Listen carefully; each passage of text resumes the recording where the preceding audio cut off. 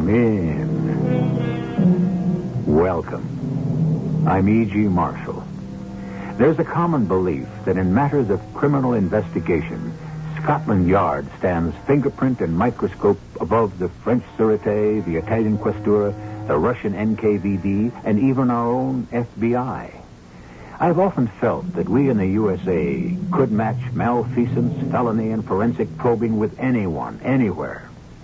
So it is with pride that we present a tale of deviousness, deceit, device, and detection in that city of American law and order, Washington, D.C. Have you no faith, Inspector? No belief that I, Andrew Wolfe, could have gone straight? Andrew, you wouldn't know how. After 40 years of embezzlement, bank robbery, every con, swindle, and heist in the book, how could you go straight? Oh, I have a surprise for you, Inspector. I have not only become a law-abiding citizen, but I'm going to help you solve a murder that hasn't happened yet.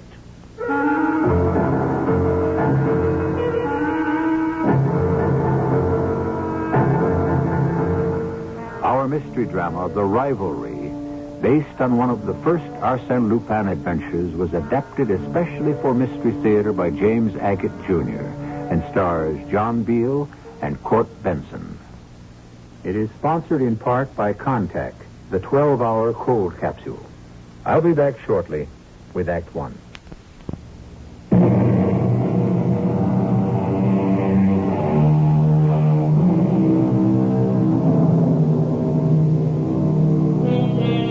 To those of us who are connoisseurs of criminal cunning, it's an axiom that patterns of wrongdoing repeat themselves.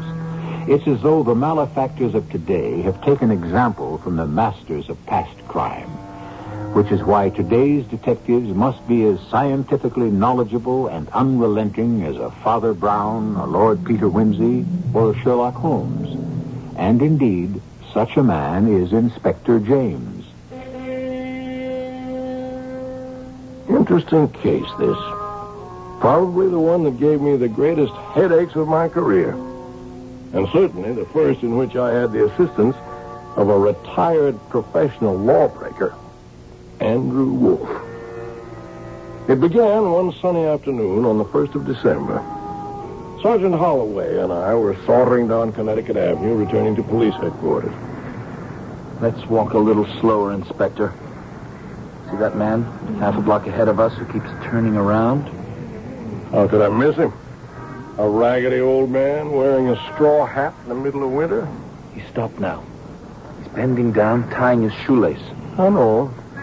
I've been watching him. Watching us. Let's duck over to this store window and see what he does. Look. Now he's moved over to that hardware store. He's looking into those mirrors on display.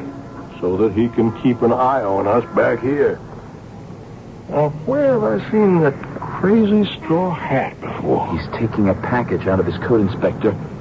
He's put it on the sidewalk. Oh, I'd like to see what's in that package. Oh, hold on. Isn't what he's doing a little obvious? Obvious? It's not the package on the sidewalk that's important.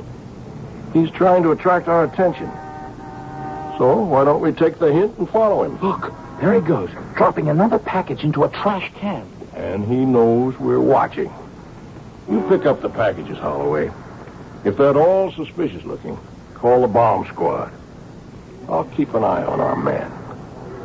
There's something about that straw hat he's wearing that really bothers me. But if he's up to something, why would he want the police to know about it? Sergeant, that's exactly what I'm going to find out. The old beggar hailed a cab, and I followed in another, as far as a doorway on M Street in Georgetown. Then up a flight of stairs over a bookshop. You'll forgive me for not knocking, won't you? My little room is honored by the presence of Washington's finest. I hadn't expected you for another 10 minutes, though. Andrew, when I saw your scroungy-looking friend here wearing that particular straw hat, I said to myself, that's the hat. I've seen that hat at every racetrack in the country. It belongs to Andrew Wolfe. Now, how about that? You recognized my straw hat and wondered why this old bum, Louis, was wearing it. Perhaps old Louis has murdered my friend Andrew Wolf. Yes, indeed. Inspector James had better follow and find out. I admit that was about the size of it, Andrew. I'm touched. Excuse me a moment, Inspector, while I keep a promise. Louis, thank you for inducing the inspector to follow you. Here's the $10 I promised you. Goodbye, Louis. Wherever did you find that character? Inspector, in my profession, there's an army of such characters ready to do little jobs for a few dollars, and old Louis is one of them. Oh, darn, he took my straw hat. He's kind of an ungrateful fellow, isn't he? Didn't even say thank you, just left. Well, Louis can't speak. He's quite dumb, and a little deaf, too. I prefer an assistant who's speechless. Gets us both into less trouble. I thought after all those years in prison you'd retire, Andrew. What, from active service? I have. Well, then why this elaborate scheme to get me here? Does the parole board have your address? You'll never forget the past, will you, Inspector? You have no faith that I, Andrew Wolf, have gone straight. Andrew, you wouldn't know how. After 40 years of embezzlement, bank robbery, every con and swindle and heist in the book, how could you? So you're waiting around for me to stick my hand in somebody else's cookie jar, eh? Well, I have a surprise for you, Inspector. I'm not only a law-abiding citizen of Washington, D.C., but I'm going to become a friend of the police. I'm going to help you solve a crime. Andrew, will you get on with it? Have you had a report yet at your precinct of the murder of a young lady last night? Murder last night? No, things were pretty quiet as far as I know. You're quite sure? A ballet dancer or an opera singer?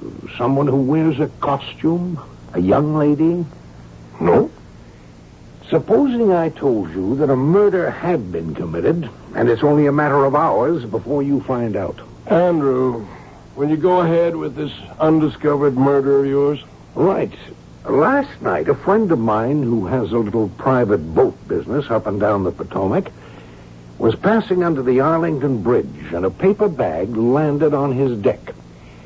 Some of the contents of that paper bag fell overboard, but I have here what my friend brought me, and I thought it might interest you, Inspector. All this has something to do with a murder? All right, take a look at what I've spread out on this table. A piece of a crumpled and torn newspaper, right? A cut glass inkstand with a silver top. Then a small piece of broken glass with a tiny hole in it. 2 folding paper boxes, a large Dixie cup, and lastly, and most interesting exhibit, an ornate kind of red-colored shawl with a gold tassel at one end. It's the kind of thing one might see on a costume. I'd say probably was part of a costume. People haven't worn brocaded shawls for over 100 years. Well, what do you think, Inspector? You get me up here for a look at this junk pile. You don't think it means anything? Well, sure it means something. Some jerk of a second-story amateur was getting rid of what he didn't want by tossing it over the bridge. Well, now, I'll tell you how I see it, my dear old friend. Yesterday evening, between 10 and midnight, a young lady dressed in some kind of a costume was wounded with a knife and then choked to death by a well-dressed gentleman wearing a monocle and interested in horse racing, with whom this young lady had been eating a hamburger and drinking a milkshake. And to think I'm listening to all this gibberish in broad daylight. Note, the piece of newspaper is a racing form. Note, the piece of glass has a little hole in it. I'd say part of a monocle. Note. Sure. No one I know's worn a monocle in 50 years. Well, that should narrow down the field then, wouldn't you say? Note the paper boxes and the Dixie cup. The well-dressed man picked up 2 hamburgers and a milkshake and joined the young female who wore a costume. Perhaps they went to his apartment, perhaps to hers. Maybe late, after the show. First, he stabs her with a knife and then strangles her with this shawl. If you look closely, Inspector, you'll see on the red material darker red stains. To me, it looks like a bloody knife has been wiped on it. After the deed, our murderer has to cover his tracks, get rid of the evidence. So he wipes off the knife, picks up a piece of his monocle, which probably broke in the struggle, takes a pair of scissors and cuts off this bloodied, stained part of the shawl. I'll bet you the rest of it is still in his victim's hands. He then wraps everything in a piece of the racing form he had in his pocket, adds a heavy cut-glass inkwell to weigh the parcel down, shoves it all into the paper bag he brought the food in, and over the bridge it goes. Fortunately for justice, it falls right into the hands of Andrew Wolf. Thank you, Andrew. But I've got to go. Why don't you take all this evidence along, Inspector? It may come in useful. All right, if it'll make you happy. The only thing I'd like to hang on to is this piece of the shawl. I know you don't believe there's blood on it.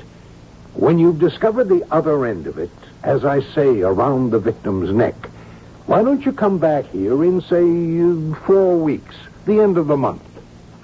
New Year's Eve. And I'll give you this part to match up with it. Oh, by the way, Inspector, when you arrest the fellow with the monocle, be careful. He's left-handed. Glad you showed up, Inspector. Chief was asking for you. You know those packages that the old bum in the straw hat left in the street? Don't tell me, I know. Empty boxes. You never cease to amaze me, Inspector James. Well, did you catch up with that old bum in the straw hat? I did. I certainly did. Well, what's with the chief? A murder at the far end of Wisconsin Avenue. Top floor. 1333, or 3313. The victim, a man or a woman? It's a woman. The visual surgeon is up there right now. Ours? Oh, yeah. When did you get the report? About an hour ago. Did you say a woman? Yes, young woman. Music hall singer or ballet dancer. Someone in show business. She was wearing a costume. I'll be a son of a gun. Hi, James. Welcome to another fatality. I'm just about finished. Lab's on its way to take pictures. You know who it is? Well, the name on the mailbox for the top floor is Jenny Sapphire. Well, there she be. What's left of her? Oh, Lord, that's awful. The poor girl. What's she got in her hands? Let's have a look, Sergeant. A piece of red shawl. It's been cut off with scissors. Oh, no. What do you think, Doctor? Isn't the inspector miraculous? Well, James, you do fast work. It is cut with her scissors. Oh, but look at the poor girl's neck. And the expression on her face. Did you ever see such fear? Well, my conclusions are that the victim was stabbed twice with a sharp instrument, knife, dagger. Well, yeah, maybe even with the scissors. Yes, and then strangled. Probable cause of death, asphyxia. Yeah, but Doctor, there's no discoloration on the neck. Well, she may have been throttled with that shawl. The way she's hanging on to it. With the hands clenched. I wonder what happened to the rest of the shawl. It's possible the murderer cut it off, Harry, because it had blood stains and fingerprints on it. Let's have a look around the apartment, Holloway.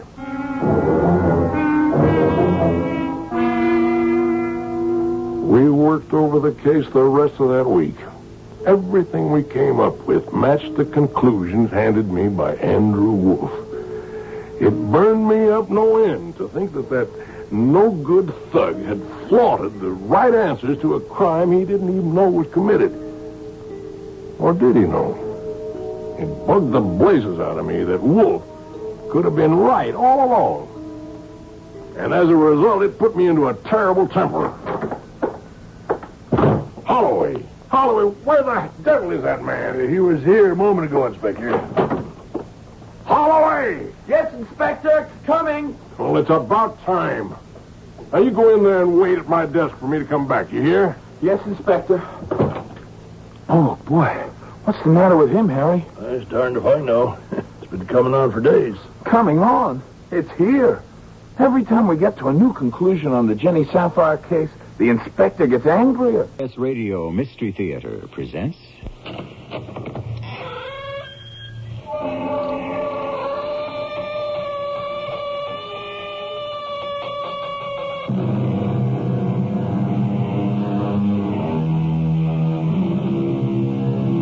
Come in. Welcome. I'm E.G. Marshall. Today, a tale of conscience. The self-accusing fear that most of us at one time or another have experienced.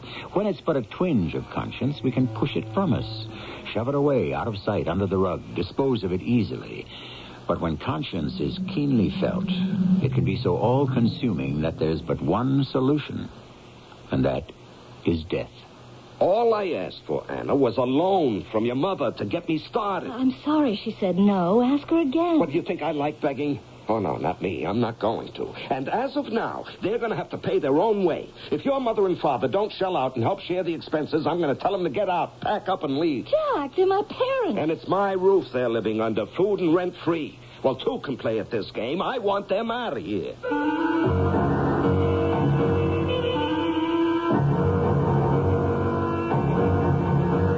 Our mystery drama, The Pardon, was taken from an original tale by Emil Bazin and written especially for the Mystery Theater by Gerald Keane.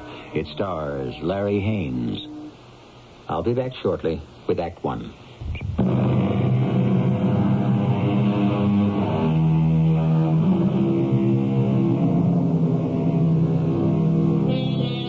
We're in a small mining town in Pennsylvania. Coal is again coming to the surface, much in demand. The town is beginning to prosper. But there are still the poor. And the family of Jack and his wife, Anna, are very poor. Jack was a miner once until his chest was crushed.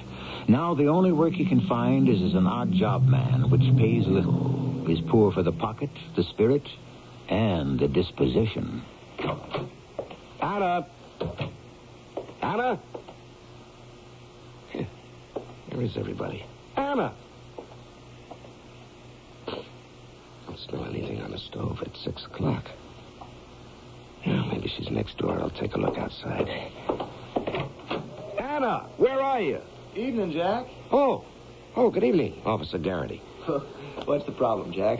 Problem? What problem? Who said there was a problem? Yeah, how many years have you known me, Jack? Oh, I don't know, since you were a boy, about 29, 30 years. Mm-hmm, and I know you and Anna and your mother-in-law and father-in-law. So you're practically family. So you only call me Officer Garrity when something's bothering you. Well, it's Anna and her mother. I come home, nothing cooking. Happens at least twice a week. You know, those two start gabbing, the world could come to an end. They wouldn't notice it. What am I supposed to do? Oh, easy, Jack. Don't get yourself riled. Just wait till you're married. The best girls have all got husbands. You don't know how lucky you are. You've got Anna. Oh, sure. I am so lucky. 45, 4 patched ribs, right shoulder dislocated permanently. Insurance I got for the accident all gone. I can't make a decent wage. Boy, am I lucky. Now, I mean to have Anna for a wife. You're also working every day. Oh, yeah, so I am, Officer Garrity. Cleaning out laboratories, sweeping floors, raking leaves. You call that work? Now, why me, Chuck? Why do all the bad things fall on my doorstep? What did I do to deserve that? Maybe you need a change. Yeah, no, I was thinking just that, you know. But I couldn't decide which Ritz hotel to go to, Paris or Harrisburg. Or maybe go to Saratoga, take in all the races. Now, you know I didn't mean that, Jack. Now, you can't know what I mean. You know, I see those guys every single day going down into the pits. Well, they've got my job. They're making good money, but the elevator falls on me. I'm out of the game. I'm washed up. Are you through crying? How would you like to take over Bill's machine shop? What are you kidding? You mean Bill wants out of his business? That's what I heard say today. I bet if you talked to him, he'd make you a good price. Machine shop? Oh, boy, would I ever love that. But I don't have a dime. Well, what about Anna's mother? I bet she's good for it. At least the down payment. My mother-in-law is the biggest tightwad since Scrooge. Now, why do you think she and Albert live with us? They made a fortune on their condominium in Florida, come up north years ago, and moved in on us. You know where she's got her money? Right in a big old trunk at the foot of her bed. Well, maybe your father-in-law could talk her into it. Bill isn't asking for big money. What, Albert? He's weak as water. Not that I can blame him, married to that. Well, you know, when you're young, Chuck, you think you're just marrying one girl. You don't know you're marrying her whole family. Yeah. I'd think it over if I were you, Jack. Bill's place would be just the deal for you. Ask your mother-in-law. You never know. Yeah, well, I know. It's hopeless. I'm pretty sure she's got a fortune locked up in her trunk. But we'll never see it. I'll tell you what. I can go talk to Herb Draper at the bank. He's married to my sister. Now, don't be crazy, Chuck. You think a bank is going to give me credit? Me, Jack Tanner, a 45-year-old handyman with a strapped-up chest? No steady job? Don't make me laugh. I sure wish you wouldn't talk like that. It's no good for a man to be as sour as you are. It eats away at your insides. You know, you just reminded me. Something else is eating away at my insides, and that I won't stand for. What's that? I came home hungry, and I aim to be fed.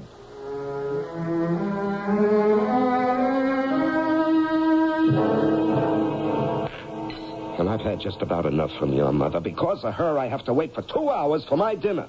And then when I ask her a civil question, I get a reply that turns my stomach. It's not that. I know what you're going to say. She's an old lady. She has a bad heart. I shouldn't ask her questions about money. I've heard all that for years. But tonight, that was too much. I asked her, Mother, how would you like your son-in-law to go into the machine shop business? It's a wonderful opportunity. I might be able to buy it if you'll help me swing the down payment. And she gives me this look. Your own mother, Anna. Flesh and blood. And she says, you heard her. She says, if you can't afford it, don't do it. It's too much for any man to take, Anna. I'm not like your father sitting here keeping quiet. Albert, you can take it. She's your wife. I can't. Dad, say something. I don't know what there is to say, Anna. No, it's not. It's not Albert's fault. Your mother's got all the money. I'm not asking for a gift. It's a loan. It's a business investment. I know the machine shop business inside out. Now, I'll never get this chance to get on my feet again. Now, maybe you can make her understand, Albert, that this is a chance for her own daughter to be a lot better off than married to an ex-coal miner who does odd jobs. This is terrible, fighting about money in your own family. Your mother's temperamental, Anna. She's always been that way. Do you think I like begging? No, I'm not going to. And I tell you this, Albert. The way I feel right now, if you and she, Anna's mother, don't shell out with something, you're going to have to pack up and leave. Jack, what are you saying? Do you think it's about time? They're my parents. And it's my roof they're living under, food and rent-free. I don't think Jack's being unreasonable, Anna. I'll talk to your mother. Now, look, I have no quarrel with you, Albert. You're all right. Now, we all make mistakes. You know what yours were. Getting stuck in a mine elevator shaft was mine. But I don't have to make things worse for myself by living under the same roof with those I can't get along with. Now, I'm sorry, but that's it. If I can't breathe easily, I might as well be dead.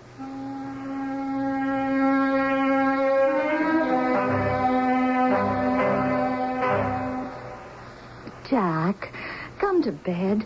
You've been standing there in the dark for an hour staring out of the window. I didn't know you were awake. Please come to bed. I'm not sleepy.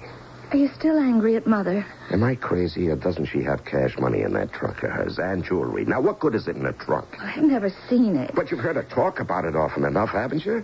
Her widow's mite, whatever that means. I guess everybody knows she inherited a lot from Grandpa, and of course she has all Grandma's jewelry. Anna, all I asked for was a loan, a business loan. She never liked me. Of course she did. She does now. No, never. And you know why? Her daughter, who went to the Philadelphia School of Music, ended up marrying a coal miner. Well, she hated that. That's not true. But that didn't stop them from moving in with us. Well, they were getting old. They had no one to take care of them. We asked them to. Well, that was all right. That was all right when I was making money in the mine. I thought it'd be good for you, Anna, having your folks here. But when I was laid up and after, getting out of the hospital, did they ever go to the supermarket with you and say, let me buy this week's groceries? No, never. Oh, Jack, please, you wake her up, and she's right next door. No, where's the switch to the bedside lamp? Oh, yeah, hey, that's another thing. Albert, you'll have to sleep downstairs. You snore, and I don't wish to be disturbed. He's on the sofa, and she's next door in the bedroom. Jack, you're all dressed. Will you turn that light off? I'm going out. At this hour? Don't, Jack. You need your rest. For what? I don't have a job tomorrow.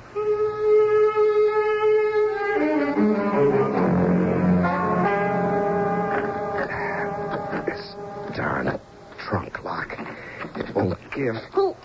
What are you doing there? Hey, let What go are of me. you doing Let there? go of Stop me, it. old Get woman. away Will you from let that trunk. go? Get away from me.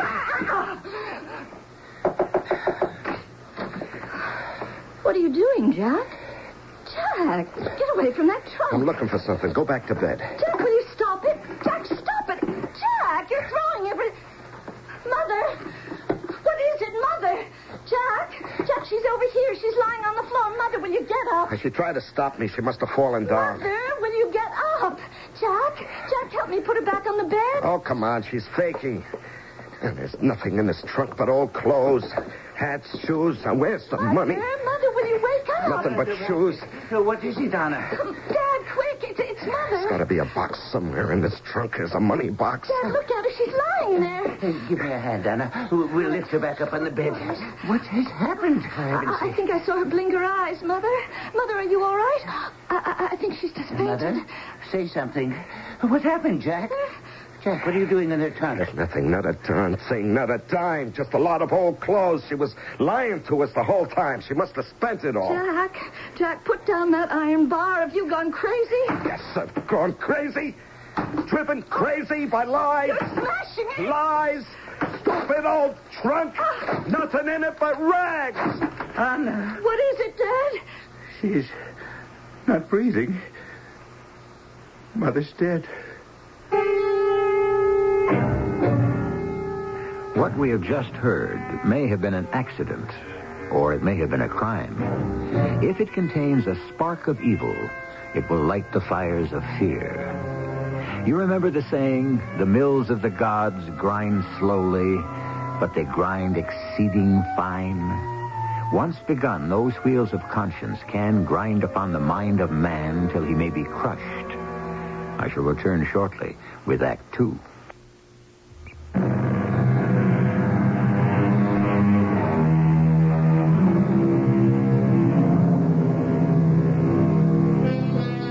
What we call the hand of fate is often powered by the hand of man. As I said, the wheels are set into motion and under their own weight gather speed, sometimes of terrifying consequence.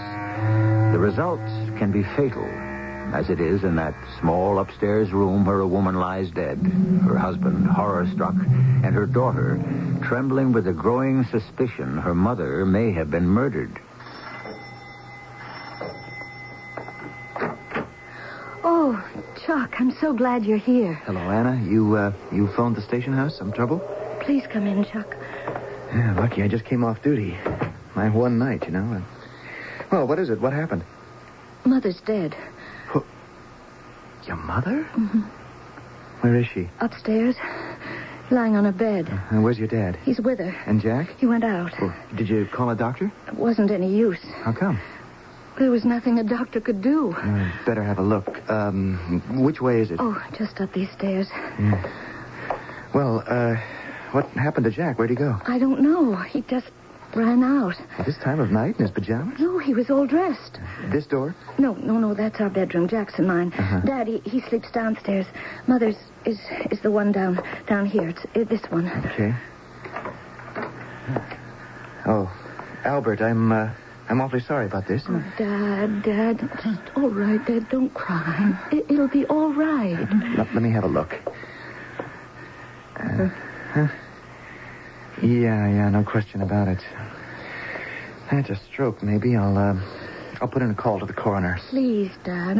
Why don't you go back downstairs, make yourself some coffee? Yeah, that's a good idea.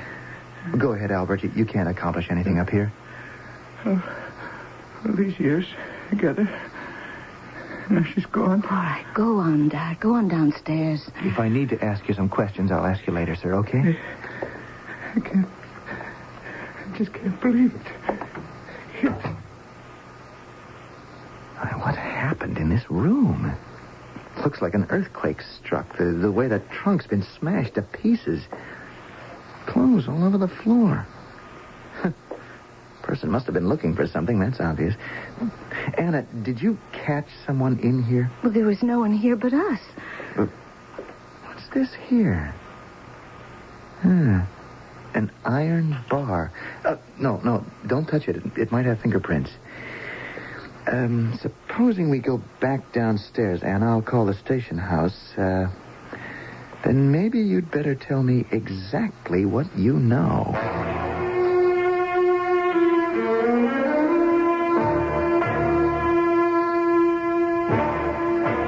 Dad, I'm scared stiff. The jury's been out 2 hours.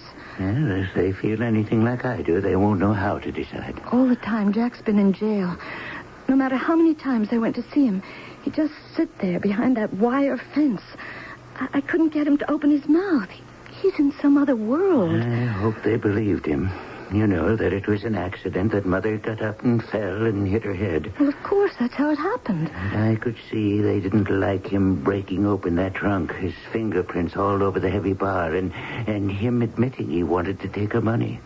Yeah, that counted against him. Jack was so angry that night. You do terrible things when you're angry. He'd never taken anything that didn't belong to him in his whole life. It was the iron bar. If they don't find him innocent, it'll be because of that iron bar. Jury. And Jack said he only used it to pry open the trunk. Did you see their faces? Of course, there was blood on it. Mother fell on it.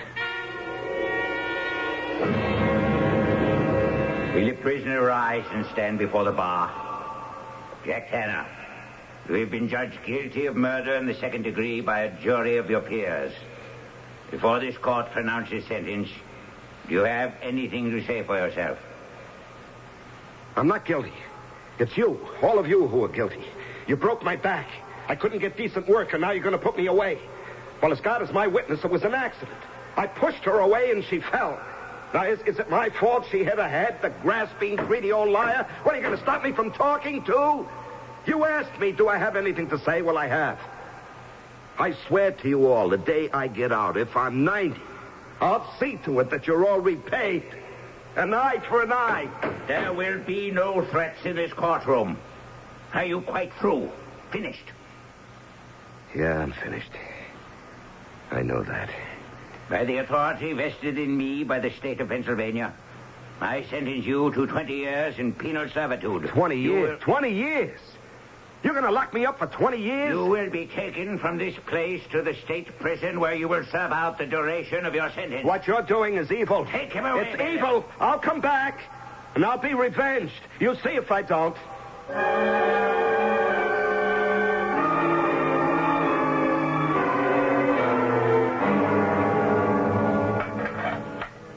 Anna, you still in the kitchen? Dinner will be ready in about 10 minutes, Dad. I hope you don't mind burned vegetables. No. I'm getting used to them. I don't know why I'm so absent-minded. Can't seem to keep my mind on anything anymore. It's hard, Anna, I know. I'll tell you something, Dad. Maybe it's terrible of me to say this. I do miss Jack. As every year goes by, it's harder, but I don't miss the Jack of the last few years before he went to prison. The man he became after that mine elevator crushed him. I miss the husband he was before that. Yes. And you take a big, strong man and cripple him, Anna. You cripple his spirit as well. He changed so much, you have no idea. And I still, after 5 years and 3 months, I still lie awake at night thinking about what he threatened to do when he got out. Anna, don't do that. You've got years ahead of you. 20, less 5. You could get married again. How could I? I'm married to Jack. I think I read somewhere that you can divorce a man who's in jail for murder. Oh, I can't even think about that now. Oh, did I tell you, Dad? I'm almost finished with my typing course. Glad to hear it. That's what you need. To get out of this house and make new friends. Glad you're going to quit the store.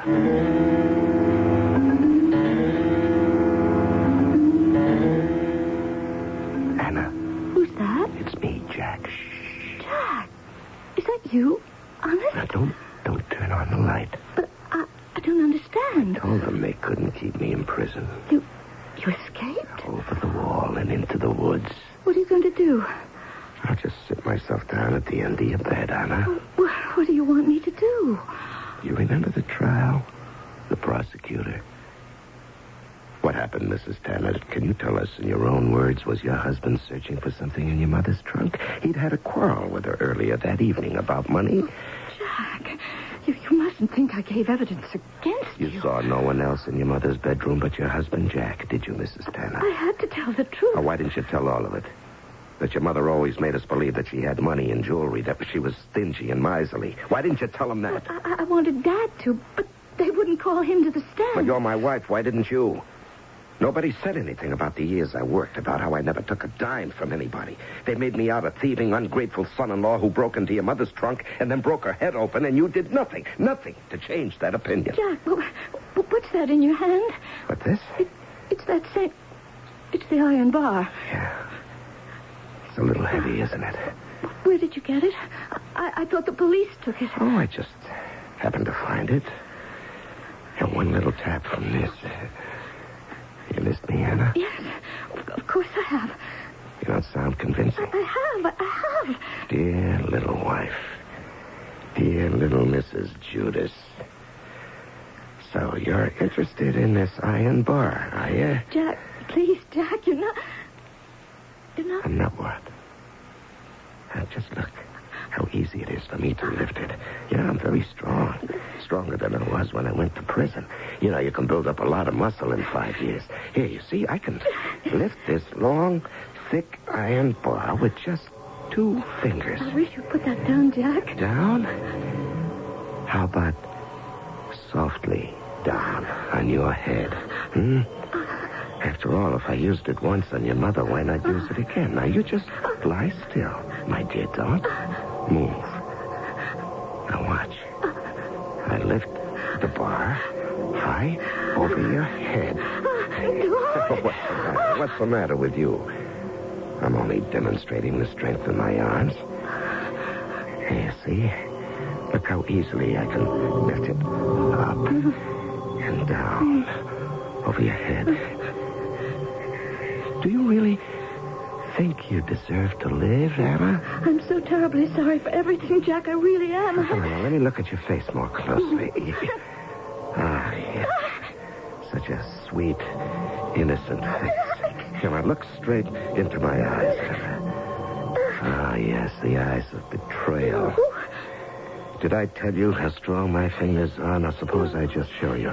I can just place them on your throat. No, Jack, Here, no. Look how easily, even with one hand, 5 fingers can circle your throat. Now, if I place 2 hands here and here, you like my hands on your neck, Anna, so close to you? You'd like to scream, but the words stick in your throat. Please. Oh, you're begging now, aren't you? Now, what is it you're begging for? A life? Forgiveness? Wouldn't you prefer death? Ah, yes, I think you would. A nice squeeze. Ever so gently. Tighter. Tighter. Tighter. Can you still breathe, dear Anna? I'll let you have one more breath, and then...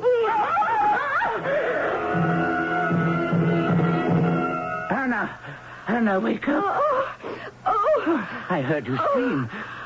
You were having a nightmare. Father, you won't believe this. Jack was here. No, he wasn't, child. No. It was a dream. Is there Dad, that iron bar on the floor next to my bed? Iron bar? Of course not, Anna. There's nothing here at all. Then it was a dream. Oh, Dad, it was so real. It was Jack. He'd escaped from prison, and he was here in this bedroom. His hands were around my throat. It was horrible. No. I'll heat you a glass of milk, and then you try to get to sleep. For what's left of the night. Sleep? No, I'd be afraid to sleep. Why do I have these nightmares, Dad? Jack blaming me, trying to kill me.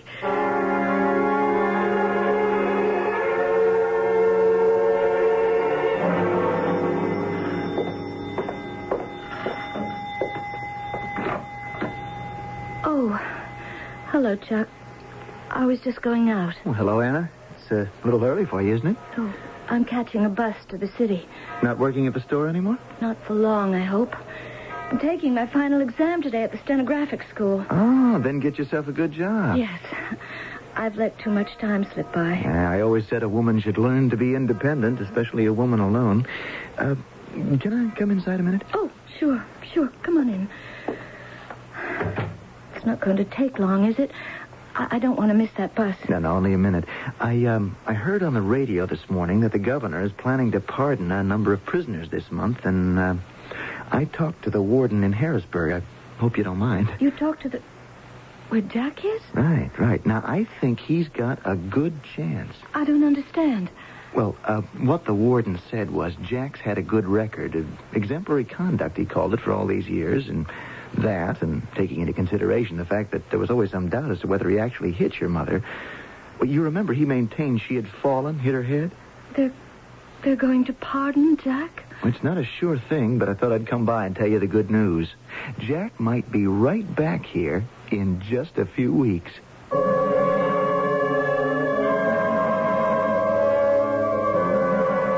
Good news? Is it? Or is it perhaps the most threatening news Anne could hear? Be not afraid of sudden fear, says the good book, neither of the desolation of the wicked when it cometh. But it may take more than the comforting words of the Bible to reassure this woman that freedom for her husband means safety for her. I shall return shortly with Act 3.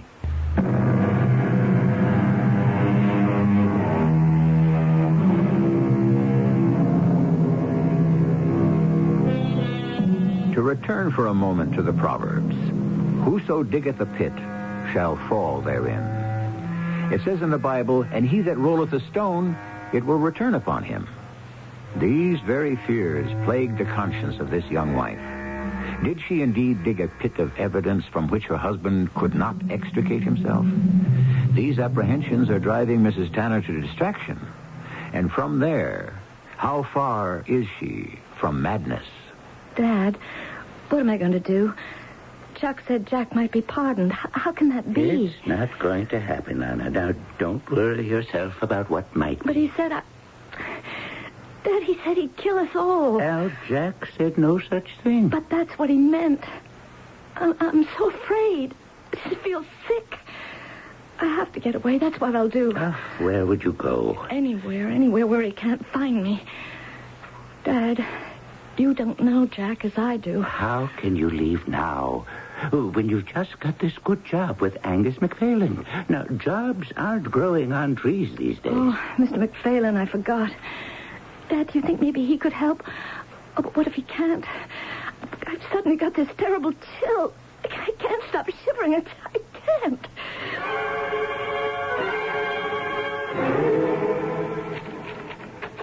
Anna, I saw your note on my desk when I came in this morning. What is it you wish to see me about? Oh, I'll be finished with this letter in a second, Mr. McPhalen.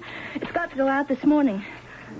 Oh, Anna, I have told you to call me Angus. Now, this is a family business. Yes, Mr. Yes, Angus. Here, there you are, for you to sign. All right, now, child, tell me what's troubling you. Well, I've been told the governor may give Jack a pardon. Well, now, that is fine news. You must be very pleased. No, you don't understand. When they found Jack guilty, he yelled out in the court. It was awful. He said someday when he got out, he'd get even with those who put him in prison. I see. Do you? Do you really? Well, I do remember reading about it, Anna, in the papers. It was a long time ago. 5 years. But if he gets out, I'm afraid that he might hurt my father and me. Oh, but why would he harm you, his own wife? Jack was the most wonderful husband any woman could ever want. I loved him, and I know he loved me very much. But after he was hurt in that mine accident, and they wouldn't take him back, well, he changed. He was full of anger all the time. You don't have to say any more, Anna. He said, I'll get you. That was me, he meant. That's why I have to go away. I had to tell you, Mr. McPhalen, in case you have any advice. Anna, before you do anything hasty, I'd like you to see a friend of mine. He's a very, very good attorney. You know, the law is created to protect the people, and you have rights. Anna? Anna, what are you doing? I'm packing my things. I'm leaving, Dad. Where are you going? I don't know exactly. Someplace where I can feel safe, and then I'll come and I'll get you. I thought you were going to see Angus McPhail's lawyer to see how you could be protected in case Jack was released from prison. I saw the lawyer, Dad, and it's no use. I'm trapped. Now, just slowly. What did the lawyer say? He was a very nice man. I said to him, "Can I leave, Jack?" And he said, "Yes, you can after you get a divorce. But unless there are very special circumstances, it takes a long time. And in order to get that divorce, I'd have to prove that Jack ill-treated me." I can see the problem. Yes, that's what the lawyer said, too. He said I'd need clear proof. But the awfulest part of it is that if Jack comes home, I have to live with him in this house as his wife. Dad, what am I going to do? He will kill me as soon as he sees me. I know it. I'll go and have a talk with that lawyer myself. He said, very special circumstances, huh? Well, that's what these are. It'll be all right. Anna, don't look at me like that. Anna, what's the matter? Stop staring.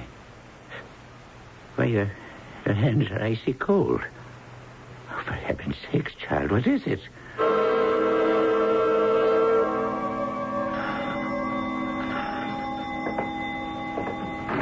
Yes, sir? I'm Angus McPhail. Are you Anna's father? Oh, yes. Come in. Come in by all means, Mr. McPhail. Thank you. I've heard a lot about you. I thought you were the doctor and that you'd come back because you'd forgotten something. He was just here. Well, I stopped by because I hadn't heard from Anna in a week, and then the news... I was beginning to get worried she hasn't been to work. Well, it's all my fault, Mr. McPhail. I should have let you know. You say the doctor's been here? Is she very ill? Well, it's been a week of horrors, I tell you. She hasn't spoken one word in 7 days. The poor child, not one word? When she came back from that lawyer that you sent her to, she got bad news. She was packing to leave. Get herself a new place to live. Another identity. She was that frightened of her husband. It's a sad thing. Suddenly, and just as she was packing, she went into a kind of seizure. Hardly knows me anymore. Speaks to no one. I had no idea what it was, why she didn't come to work.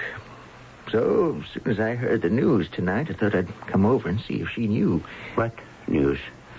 You didn't hear it on the radio? No, I haven't had it on. 6 o'clock news tonight. I came right over. I feel about Anna the way I would about my own daughter. What news, Mr. McPhail? He's dead. I heard it twice on the radio at the beginning and again at the end of the news. Who's dead? Why, her husband, Jack Tanner. Died in prison last night.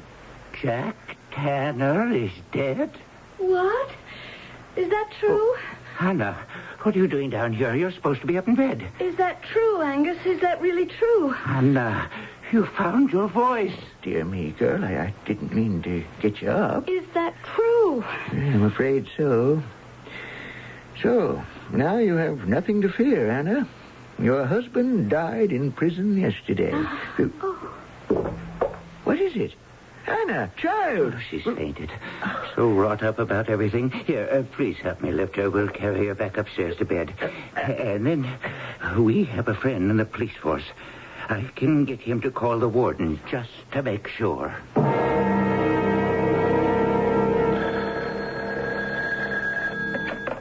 Hello? Oh, yes, Chuck. What's that? Say that again. No, I didn't hear the radio, but somebody told me. It's not true. Mistake? You mean Jack isn't dead? Still in prison? False rumor. Oh, how these things start. Okay. Yes, I understand. Thanks for calling, Chuck. Another man died with a similar name. Do you really believe someday he'll come back and revenge himself on the two of you? It doesn't matter what I think. It's what Anna thinks. What was that noise? The front door. Yes, maybe somebody came in. Oh, somebody went out. Hey, wait here, Angus. I'll just go upstairs a moment. Mr. McPhail. Angus. She's gone. Anna is gone.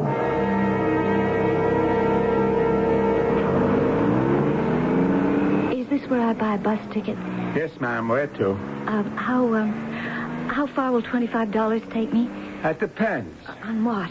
Well, I could book you to Providence, Rhode Island, or south to Baltimore, or west to Columbus, Ohio. Providence. That's certainly what I need. Maybe it's a good omen. That'll be $24.15. Here. When does the next bus leave for Providence? In exactly half hour. She'll be pulling in about 20 minutes. You can board her then. Say, aren't you Mrs. Tanner? Mrs. Tanner, come back. You forgot your change. Another 85 cents for the poor box. Hiya, Mike. Hello, Chuck. Caught any speeders today? I want you to look at this picture. Has this girl come by here in the last hour trying to buy a bus ticket? Well, she sure did. Just a moment ago. That's Mrs. Tanner, isn't it? Uh-huh. Where was she headed? Providence. Just left my window. Hey, is she in some kind of trouble or something? No, but I'll be in a heap of it if I don't find her.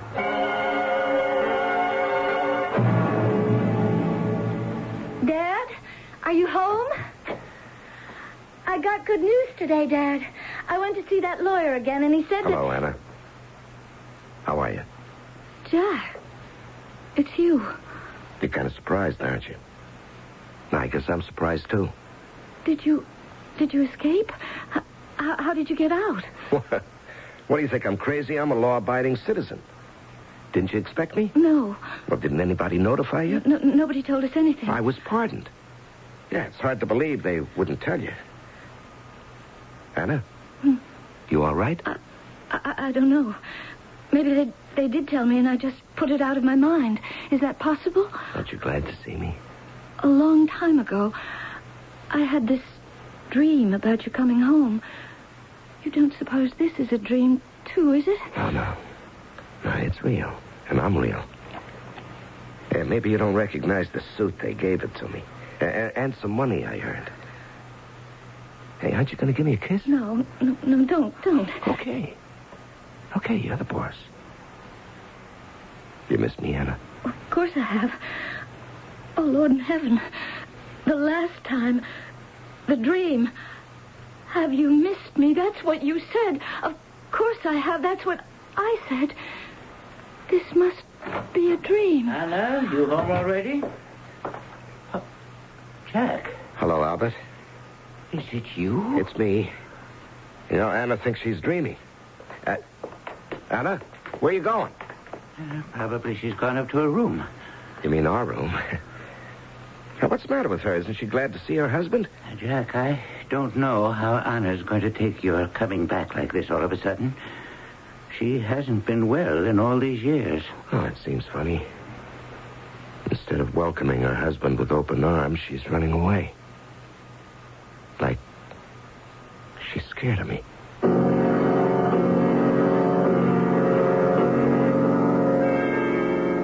Anna, aren't you coming to bed? It's midnight. Hey, what are you doing standing there in the dark? I'm not sleepy. Well, what if you aren't? You're going to stay up all night? No. There isn't room in that bed. What are you talking about? You go to sleep. I'll go down to the living room. There's a book I want to read. I don't understand you. Are you afraid of me? Do you hate me? I'll see you in the morning. You come back here. You understand? No nonsense. Hey, what is it with you? Hey, your hands are as cold as ice.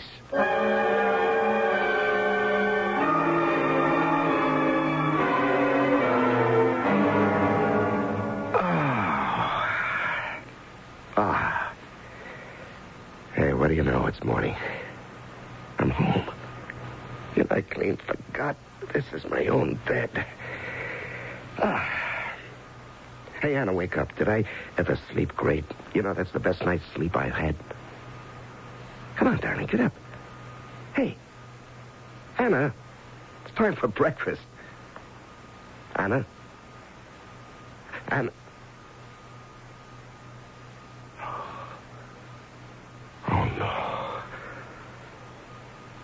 right, Lord Land. Anna.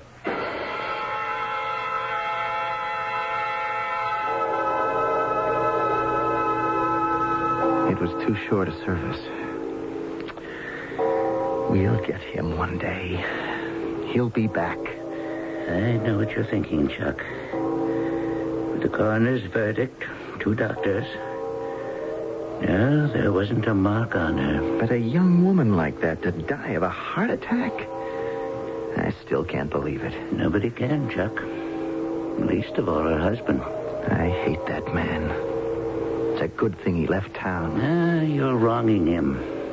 He was crying like a baby when the doctor said her heart just failed her. Now, look, I'm her father. I felt just like you did, Chuck. How could it be? I said to Jack, she died of fear, that's what. He couldn't understand it. What fear, he said to me. Of you, I said. Of me? Why, I loved her.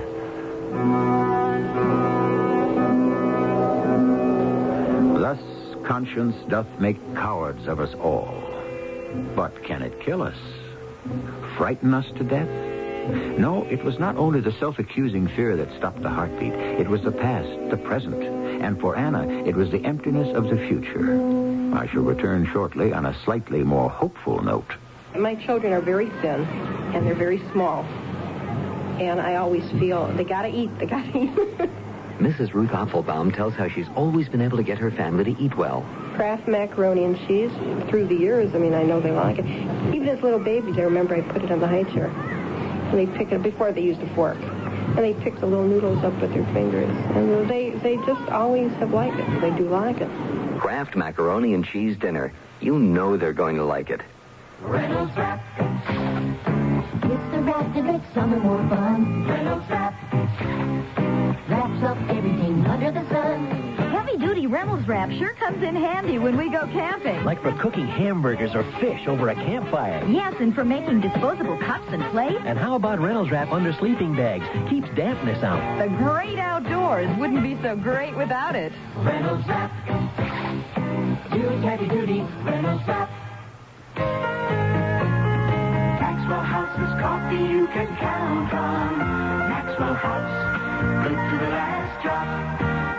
Maxwell House. Good morning. Maxwell House. Good company. Good to the last drop. Maxwell House. Maxwell House.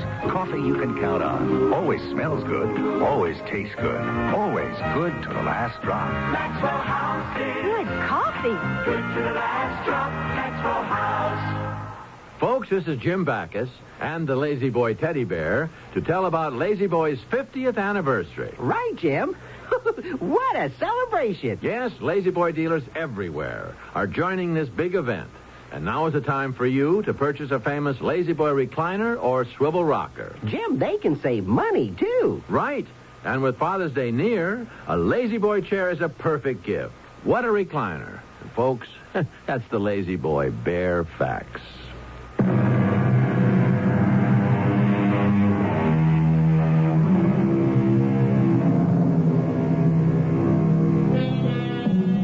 That little voice of conscience in us, often called the inner voice, acts like a guardian, reminding us of the truth we already know, nudging us to observe our better instincts, warning against misconduct or misdeeds. Indeed, where would we be without that voice? Renounce it, and the devil is your guide. Listen to it, and you are safe on the side of the angels. Our cast included Larry Haynes, Carol Teitel, Russell Horton, and Ray Owens. The entire production was under the direction of Hyman Brown. This is E.G. Marshall inviting you to return to our Mystery Theater for another adventure in the macabre.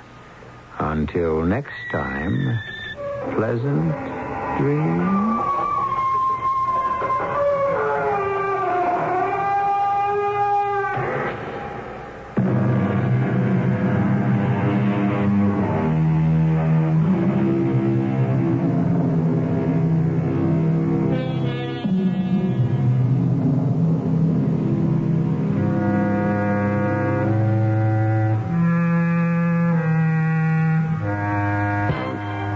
is the voice of the Rocky Mountain West. Radio 85, KOA Denver.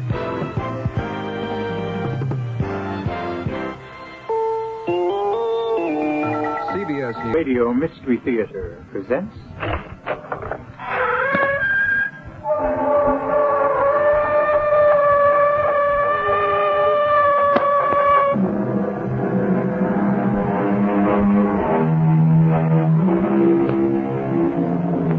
Come in. Welcome. I'm E.G. Marshall. Do you believe in monsters? They exist, you know. The Irish giant in the Museum of Trinity College, Dublin. Dwarfs, which are stronger and live longer and usually have strong passions and acute intellect. The fabulous monsters of Guyana near Lake Parima, sketched in 1663 by Joost Segelman in his collection of voyages. Those are just a few examples which will lend credence to the story we're about to hear. I saw it, Billy Lee. I saw it. I saw the thing. Take it easy. You're shaking like an aspen leaf. How come you even went near Dead Lake? Well, you know better. Things disappear there. What got into you? One of my heifers wandered away. I saw him grazing down toward the lake. I just plumb forgot about the stories and went after him. When I got within 100 yards of him, the heifer was on the shore, drinking. And that's when it came out of the water and grabbed him. The heifer disappeared. He bellowed, Billy Lee. It was horrible.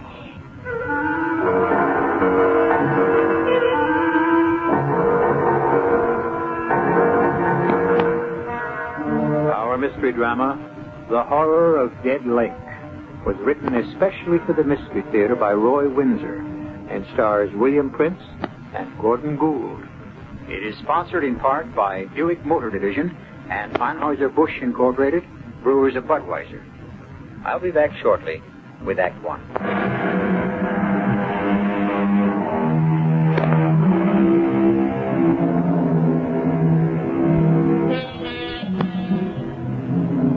Since the earliest times, monstrosities have attracted attention and have engendered the cloying fear we experience in the presence of the unnatural. The Loch Ness Monster, for example. Is it fact or fiction? The search for it still goes on. Cyclops? The monster with one eye? Oh, there undoubtedly was such a creature because there still are. Really. At a point where the nose sticks out from the forehead, there's a single orbital cavity with an eye in it. Well, in this tale, we encounter another deviate from nature when we discover the hideous thing that inhabits the dead lake. Claude, Yes? was it all right? Not too grim? No, it was all right. I know how much you loved your father. He lived a long life, and he didn't suffer. The lawyer went over things and assigned them to me. The savings, the old house, that kind of thing.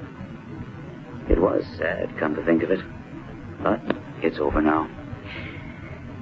You know, Polly, there's something I never told you because I'd forgotten about it. So had my dad, for that matter. Oh? A castle in Spain? A map where the treasure's buried? You know, you're not so far off at that. My dad left me 50 acres of land near a small town in Florida, Orisville. 50 acres? Mm-hmm. And with land down there selling for a fortune? Well, not this land. There's something funny about it. A long time ago, back in the early part of the 18th century, a certain Silas Baxter, an ancestor of mine, was, I kid you not, a pirate. Claude. He must have run a pretty good ship, because when he left the sea, he bought those 50 acres and built himself a castle. He called it the Captain's Doubloon. A castle? Oh, not a great big one, but big enough. The history of the Captain's Doubloon has been handed down from one Baxter to another. It was among my father's papers. I see.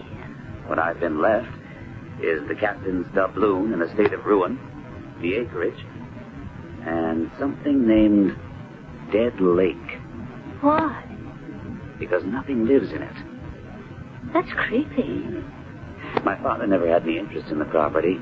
I don't know if he ever saw it. But we do own a ruined castle and 50 acres of land. With a dead lake where nothing lives. That's right. Claude, we ought to sell it. I think so, too. You know, it's funny nobody has ever wanted to buy it. Maybe they did. But my father never said anything about it to me. Dead lake. Claude. Yeah? Let's go see it. You mean it? Sure. Florida's no big trip from Philadelphia. Can you get time off from your job? I think so. I could take off Friday, and we could have most of Friday and the weekend. I can't promise anything, Polly. The captain's doubloon is a ruin. Maybe the acreage is worthless. But what about Dead Lake? I'd like to know why it's dead. Wouldn't you? Yes. Tell you what I'll do. I'll telephone the lawyer who settled my father's estate. Maybe he can give me the name of someone to see when we reach Orisville. I don't think Orisville's much more than a widening in the road. I'm so excited. A deserted old castle. A dead lake. Makes chills run up and down my back.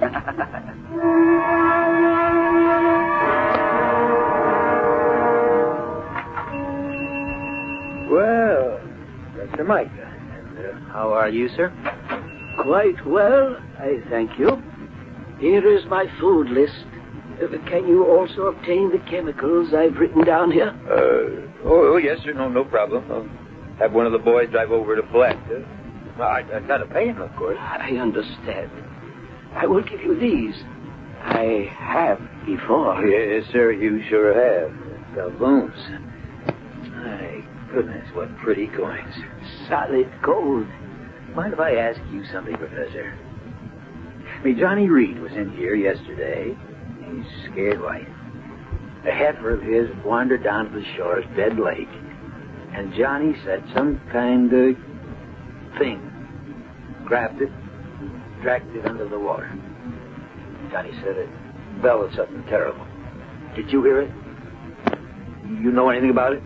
It is wise to stay away from the lake. I do not go near it. I remain in the castle and do my work. Well, maybe not for long, Professor. You've been squatting there so long, I guess you feel you own the place. But the real owner's coming to Orisville Friday afternoon, tomorrow. A fellow named Baxter. Same as Captain Silas Baxter. Stole all them doubloons from the Spanish. Like these you just gave me. I have found a few. Well, where'll you go? Baxter tells you to get out. I will have no choice. I would leave.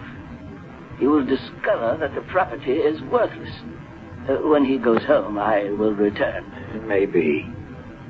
You got this idea of developing the land and selling it for home sites.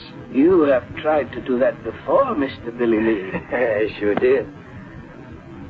Those persons I drove over to look at the land never did find their child. Quicksand. Not according to the sheriff and his men. They scoured, dredged the lake. All they found was some of the child's clothes. Yes, regrettable. The lake is dangerous. Why? There are unknown things in nature. It is better to let them remain unknown. Now, I will return tonight for my supplies. Oh, hello there, Professor. Good morning. I tell you, Billy Lee, he gives me the creeps. He may be gone soon, Johnny. Yeah? How come? New owner's arriving tomorrow. Named Baxter. I can't say I'll be sorry to see Professor Micah go. He's in league with the devil. You remember that parrot? Oh, I sure do. Grew to have a wingspan of 10 feet. Vicious thing. I remember we all went out and gunned it down. A horrible thing. Where did it come from? His experiments? That was just an ordinary little old parrot, no bigger than a crow. You saw what it became. Micah did that. He's always experimenting with something. Look here. More doubloons. Wonder how many he's got. Just a few, he says. Old Silas Baxter's supposed to have had thousands of them. But even if that old room's full of them, I wouldn't go near it with an army. You gotten over your scare? No, and I never will. That was the awfulest thing I ever saw, that poor heifer being pulled under the water by some thing. Now, what did it look like? What I saw of it was a kind of red color, round and fat, and it had horns kind of sticking out front like feelers. There ain't no such thing, Johnny. Back up on that, Billy Lee. I saw the thing. You say the new owner's showing up tomorrow? That's right. His wife. Staying in my room's upstairs. You take them over to their property? Well, I expect so. And let me tell you, stay away from the lake. And keep them away from it, too.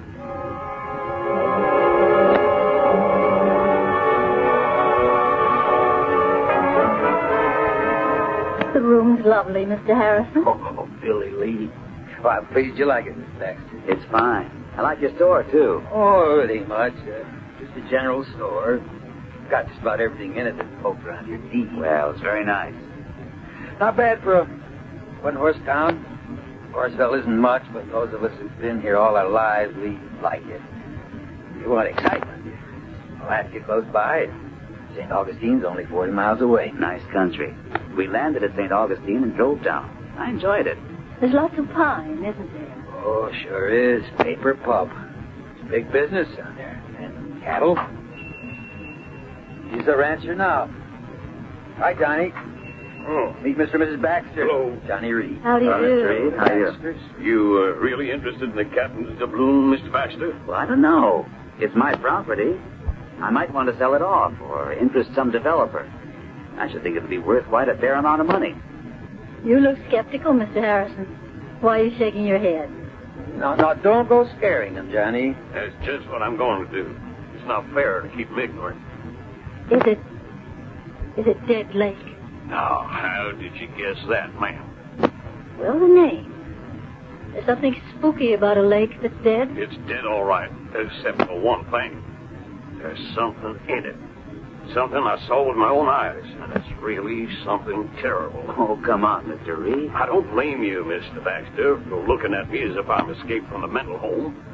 But a few evenings ago, one of our herd, a nice little heifer, went to the edge of the water of Dead Lake, and some awful thing grabbed it and dragged it under. A thing? What's a thing? Nobody knows, Mr. Baxter, but Johnny saw something. And strange things have happened down there before. Oh, and another thing, Mr. Baxter. For over 30 years, a squatter's been living in the ruins of the castle. A man named Micah. He was a professor. I'll tell you about him when we drive out. Spoke to him yesterday morning and said he'd probably have to clear out. He agreed, but you'll meet him. A professor? And he's a squatter? What does he do? You'll excuse me for saying it, Miss Baxter, but I think he consorts with the devil. Oh, that's a little hard to believe in this day, Mr. Harrison. He's some kind of scientist. Always sending for chemicals to Palatka, to St. Augustine. He's, now what did he call himself? An something or other. Embryologist? What's that called? It's a branch of science concerned with the formation and development of the embryo. Teratology is the study of deviations from the normal. By golly, that explains the parrot with the 10-foot wingspread. What? It's the truth. I can swear to that, Mr. Baxter. Half the village went gunning for it. We shot it down. Oh, it's not possible. Yeah, neither is that thing that lives in Dead Lake.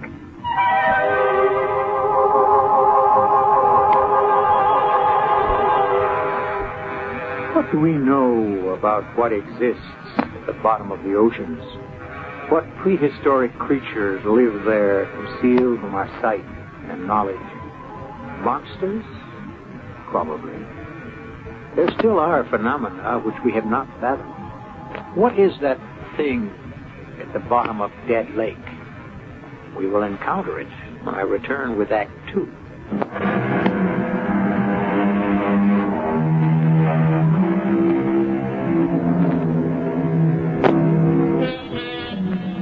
The subject is monsters.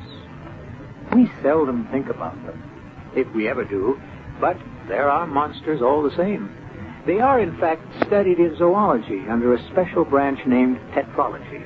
concerned with deviations from the normal in the embryo. When deviations occur, the result can be a monster. Primitive man believed that a monster was the result of a woman's pact with Satan. Nonsense, of course. But the fact of the monster remains. What beautiful little birds you are. Which one of you will it be today? I have grown attached to all of you, but it must eat. An immutable law of nature. One feeds upon another, and that is how I learn. And that is what I live for, to learn. The great plant must live, and it is a carnivore.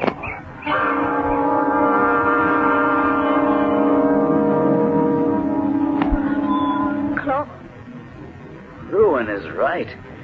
The captain's doubloon isn't a castle, it's a heap of rubble. One turret sort of standing, the rest caved in. The Professor's at home. Smoke rising from the chimney. Strange smell. Acrid. It's the chemicals. She's always experimenting with something. You been here before, Billy Lee? Oh, not to go inside. I've been around the grounds, but like the rest of us in Orrisville, I don't feel comfortable here. Well, we've seen it, Polly. Maybe we should forget it and go home. That's what the dog thinks, don't you, Binks? But we've come all the way from Philadelphia, Claude. We ought to meet this professor and see what it's like inside. And ask him about those doubloons he brings to Billy Lee for food. What do you say, Billy Lee? Well, I guess I don't have to say anything. There's the professor now. Afternoon, Professor. Good afternoon. This is Mr. Baxter. That's right. This is Baxter. Your dog, Binks. How do you do? Yes, the dog. I'm the legal owner of all this property, Professor Micah. I do not question it, Mr. Baxter. And I am an interloper. If you want to put it that way, yes. So, when it's convenient to you... Of course. I will gather my few possessions and leave. You've been here 30 years? Oh, longer than that. It is an isolated place. I do my work here, my experiments. Like that monster parrot? I told him about that, Professor. You remember how some of us in the village had to gun it down? Yes, I have not forgotten.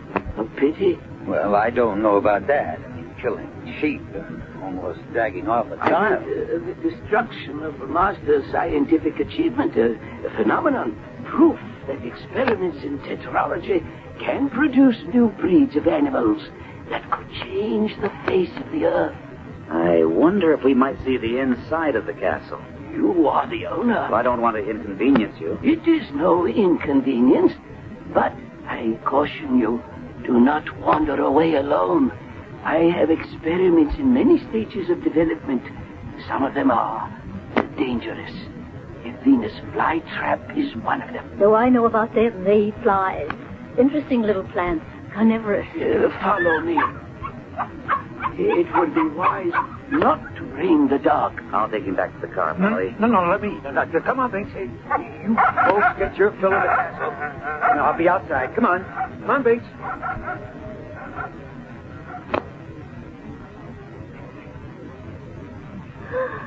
Oh, my goodness. What's that thing, Claude? It looks like a huge sunflower plant. And look at those pouches at the end of its leaves. They're bigger than a pelican's pouch. Much bigger and much more dangerous. It is a Venus flytrap. It can't be this small. But by controlling its growth from a seedling, I have created a new species. It is very powerful. Look, Polly. It's leaning toward me. And it's opening up. Claude. Do not approach it, Mr. Baxter. If it should seize your arm... Oh, that's horrible. Claude, stay back. Well, that's the first thing that will go. I'll take an axe to it. Let's get out of here, Claude. You live here, Professor? Yes, in the ruined tower. This is my plant room. Is there a basement? Yes, but except for me, the dungeon is unsafe. You've got more things like this down there? My experiments are varied. Professor, please clear out as soon as you can and destroy these experiments of yours. That's Binks. But Claude, that's Binks. He sounds like he's being killed.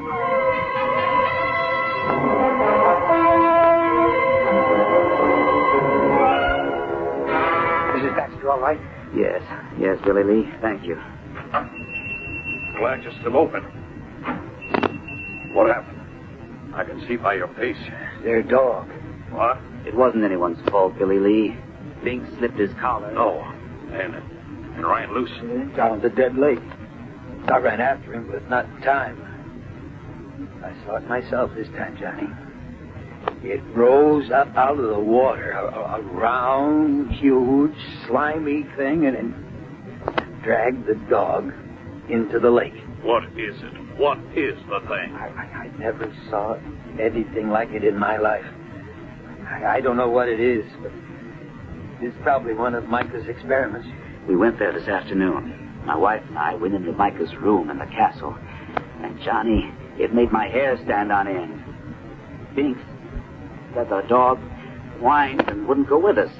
Billy Lee said he'd wait outside with the dog. I was taking him back to the car. He fought the leash so hard, he slipped his collar and he flew toward Dead Lake. Ran after him, but by the time I got within 50 yards of the shore, something caught the dog and was dragging him under. If I was you, Claude, I'd cut my losses and forget the place. No, sir. I'm going to get rid of Micah and find out just what makes Dead Lake dead. There's something in it. You caught a glimpse of it, so did Billy Lee. A big, fat, slimy thing with horns. Now, what is it? I know a man who might know. A friend who's a zoologist at the University of Pennsylvania. I've telephoned him for help. He'll be here late tomorrow. Then we're going out and solve this filthy, hideous mystery. Now that you've met Dr. Petty, let's hear what he has to say. You're on, Joe. I see everyone's well armed. Well, there's something in Dead Lake, Dr. Petty. And if we catch sight of it, we're going to blow it to bits. Binks was my dog. I'm going along. I'm not afraid, and I can handle a gun. Well, all right. My plan, for what it's worth, Joe, is for all of us to go out there now. It's 5 o'clock. We ought to get there in half an hour. Then you and I will go inside and find out if Professor Micah has cleared out. If he hasn't, I'll throw him out. Then we'll destroy that awful plant. Once Micah's gone, all of us will explore that dungeon. Maybe that's where he's got the thing. You got any idea of what it might be? You described it as about 6 feet long, fat, slimy, with horns. Colored, a reddish kind of color. You know what it makes me think of? A giant snail. But they don't eat flesh, Johnny. Could it be a giant slug? I don't think so. I don't like to speculate, Claude, but since you telephoned me yesterday, I've been doing some research, although I don't believe all this. It's true, Dr. Petty. As a scientist, it's hard for me to believe, but I accept what you've told me. Why, Joe? What do you think it could be? A member of the Hirudinai, which is a branch of the Chaetopod worms. What? It's a worm? No, Johnny, but it could be a monster leech. One of those things that attaches itself to the skin. Yes.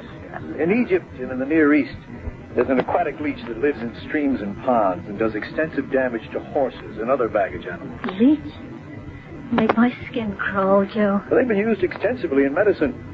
In 1832, France alone imported over 50 million of them for bloodletting. And you think that's what the thing is that's in Dead Lake? It's hard to say, Billy Lee, but you've described the leech.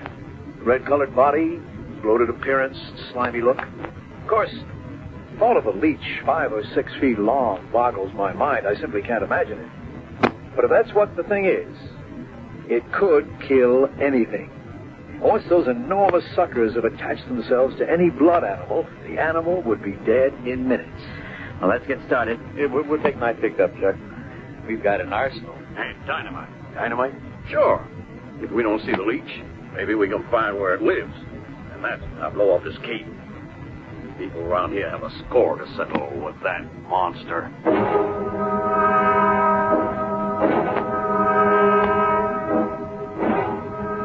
I told you to get out, Professor Micah. So you did. And I will leave now. I have not had time. Out.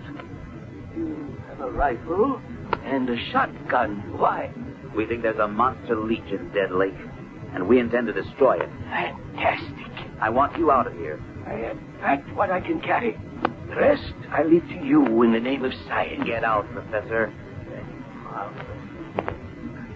I never saw anything like it, Claude. Look at those traps undulating and stretching toward us. He said it's powerful. That's the first thing we take care of. You have the shotgun, Joe. Look at it. Inching toward us. I'll release the birds. They're what he fed to the plant. Look at them go. Joe, call the others. We'll try the dungeon. Come with me. We don't want to be separated. You've got a point. What a devil's hole this is, Joe. Let's get the others.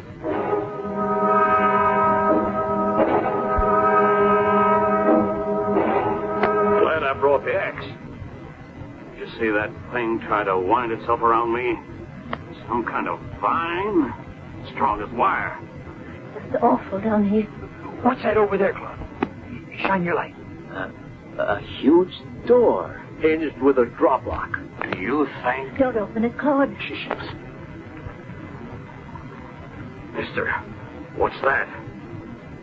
Sounds like something breathing underwater. Wet, bubbly kind of breathing. There's one way to stop that. No, Claude, don't shoot. I've got a better idea. There is something behind that door. It's the thing, the giant leech. You won't kill it with one shot. Well, what's your idea, Dr. Petty? Well, that door must open into a tunnel, and the tunnel probably leads to the lake. Now, if we can trace the tunnel from above, on the ground, and see where it leads to, Johnny here can dynamite the entrance and block the thing in. That's when we'll have it trapped, and that's when we'll kill it. Good idea. Everyone stick together. We'll go back upstairs and out. I never want to see this place again. You'll be all right, Polly, when we get out into the air. Come on. Walk between Joe and me.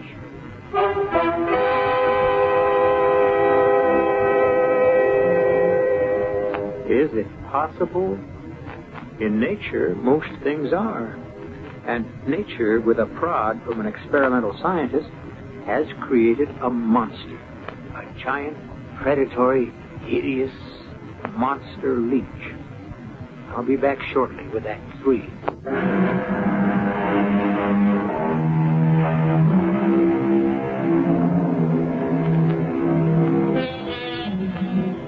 Have you ever had a leech attach itself to your skin? It happens not infrequently in many freshwater lakes.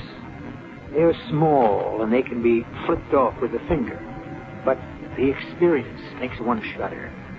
Imagine the horror, then, of speculating that what Professor Micah has bred, the thing that has made the dead lake dead, is a gargantuan leech. I'll get the dynamite. Hand me the rifle, Billy Lee. Sure. I'll grab the shotgun. Oh, here's the other one for you, Dr. Petty. Right. Joe, let me carry it for Johnny. I'd appreciate it if you'd stay with Polly. I'm all right, Claude. It's just being in that filthy basement. No way, Polly. You're going to stay by the truck and Joe. Claude? No, absolutely not. I mean it, Polly. I think he's right, Miss Baxter. I tell you what. Why don't you swing the truck around and turn on the lights and shine them on the north side of the castle? The locked basement door's on that side. Give us some light down to the shore, too. All right, Polly. Come on, hop in. Claude. No, please don't argue. You stay with Joe. Ready, Johnny? I'll lead the way. Keep your guns up. I'll be ready for anything. Joe, I feel sick. If the thing is what you think it is. Yeah, me too. Let me get the truck turned around. Black as a tunnel. I'll switch on the lights. I see them, Claude and the others. The car lights do run down to Dead Lake. Isn't that an awful name for it? It's dead, all right, if there's a giant leech in it. Joe, look.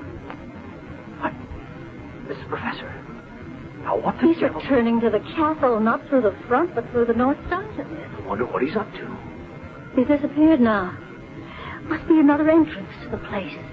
If Johnny does blow up the tunnel and the professor's in that basement... Claude ordered him out. I know that. All the same, he is a human being. And... I don't think he's a human being at all.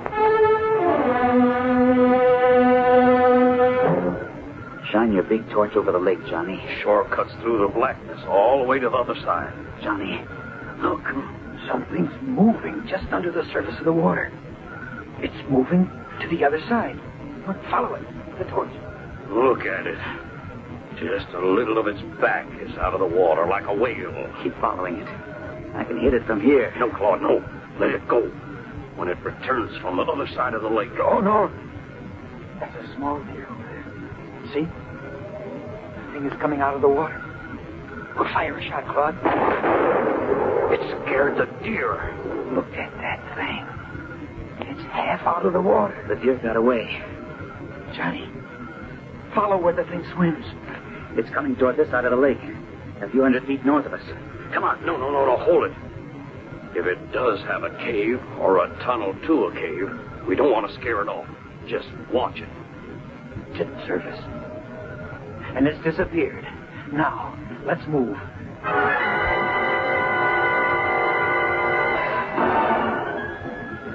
All set, Johnny? Yeah. Here. Back toward the castle. That's it. Look. Yeah. The force of the explosion in the tunnel lifted the ground above the tunnel. And now we can see its path. It does go to the castle. It goes to that barred door in the basement. We've got the thing trapped. Maybe it's dead.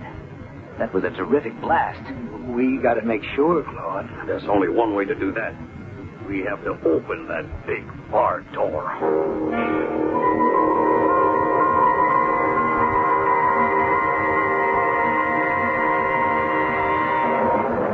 Now what, Joe?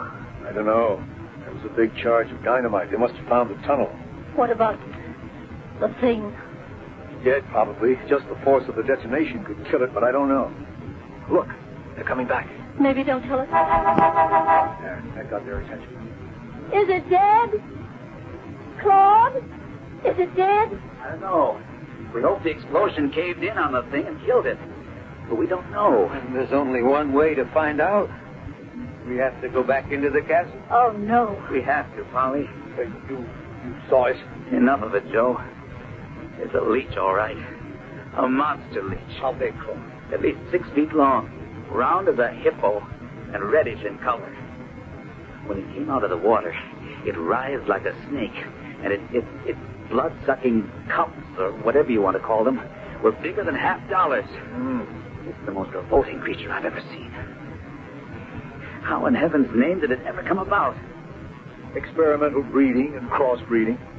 Professor Micah developed gigantism in some strain of leech until he achieved one with monster size. Well, why would he want to do something like that? All scientists, Billy Lee, are fascinated by the subject of life. How it can be controlled and developed. He's in there, Claude. In the castle. Micah? That's right. The headlights from the truck picked him out just as he disappeared through some of those big stones on the north side. Well, then, we may have killed him. The blast. If that blast blew open that hinged door... Come on. Let's see where he went in. We'll follow him. Leave the dynamite detonating box here, Johnny. Grab this shotgun. You told him to get out, Claude. Why would he want to come back? Joe, I'm afraid. Now, you stay here with me. There's nothing we can do to help. But if something should happen to Claude, and it was my idea to come down here, he didn't want to. And now if something should happen...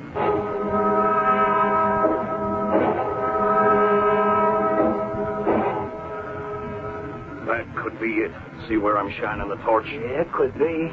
Just about wide enough for a man to squeeze through. All right, follow me. Hold it, Claude. You bring up the rear. Now, wait a minute. I'm not going to have you risk your lives any more than you already have. Billy and me have the shotguns. Much more effective close range. You bring up the rear with your rifle. Right, Billy Lee? Right. I don't know what to expect, but whatever we find, it's bound to be close range. Now, let's go, Johnny. This place is a house of horrors.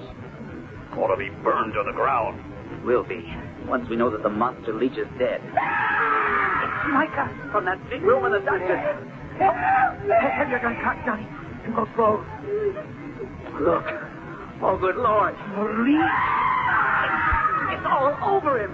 Move back, Johnny. Micah's dead. The leech is all over him. Shoot, Johnny. Blood. All over. Is it dead? Don't go near it, Claude. Some of the suckers are still working away. We have to get Micah out from under. Dead, Claude. Let's get out of here. You can come back when it's daylight. Get Micah. Hack that thing to pieces.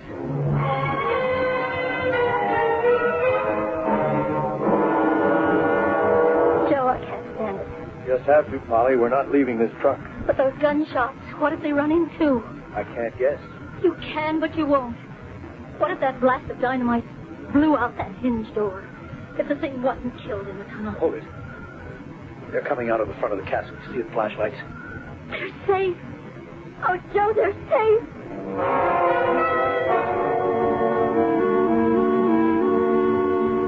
Are you all right, Polly? Still feel a little faint. When you saw Claude's safe returning to the truck, you passed out. I remember. Joe was right.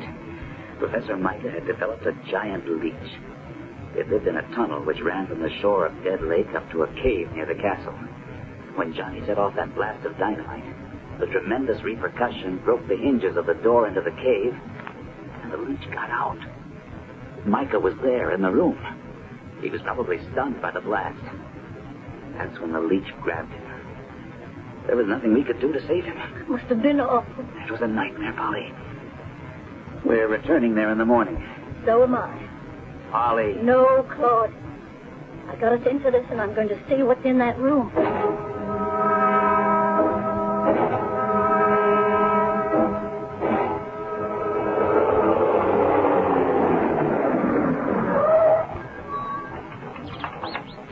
Listen to the birds.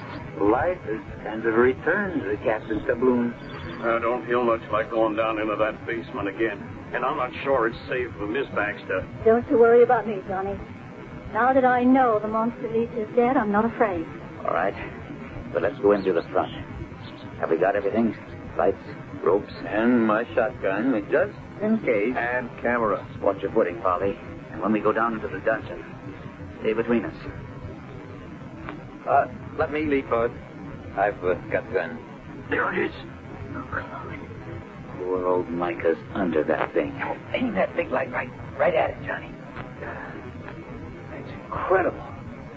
It's 6 feet long and 4 feet thick. Micah let out one scream, and then he was dead. Hardly frightened, maybe. Keep the light trained on him, Johnny. We'll try to pull him free. Let me take a few pictures first. No one's going to believe this horror. Claude, what about Professor Micah? What happens to him now? We give him a decent burial. And Joe wants to find out, if he can, why Micah did all this.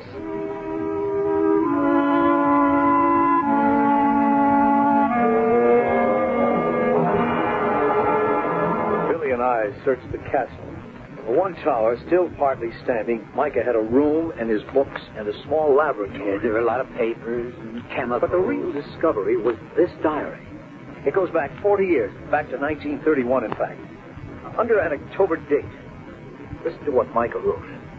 Today, I was discharged as an assistant professor of zoology because I was consulted by a friend whose son was certain to die from acutitis. I urged the man's doctor to attempt a transplant. The doctor was repelled by my suggestion. I explained that in zoology, I had conducted many experiments in which I have saved small animals with various organ defects. My suggestion was rejected, and so was I. I have left.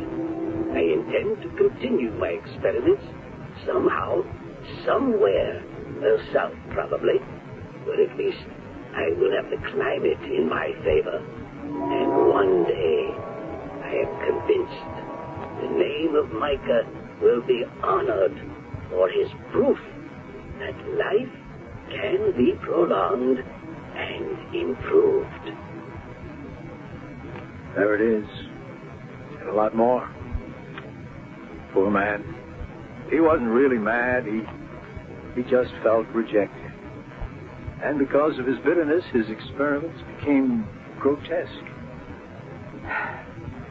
Through that huge parrot, for example, he intended to prove to skeptics that man's magic, science, could reshape mankind and his environment. He was an intellect, and far ahead of the time in which he lived. And the giant leech? Like the parrot, another proof of what Micah maintained, control of life. And both got out of hand. I'm going to publish Micah's papers, Claude. And I'm going to burn the captain's doubloon to the ground, make that land habitable again, and stock Dead Lake with fish. That horror is gone. Nature, with a little help from me, will restore it.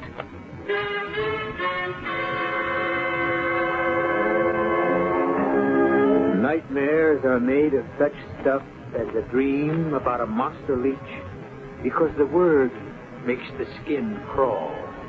And when in sleep a fiend or incubus oppresses you, wake up. It will go away.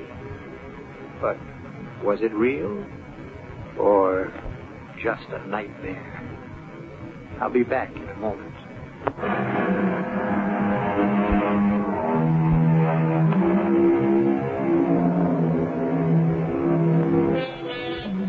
It is foolish, I think, to dismiss anything.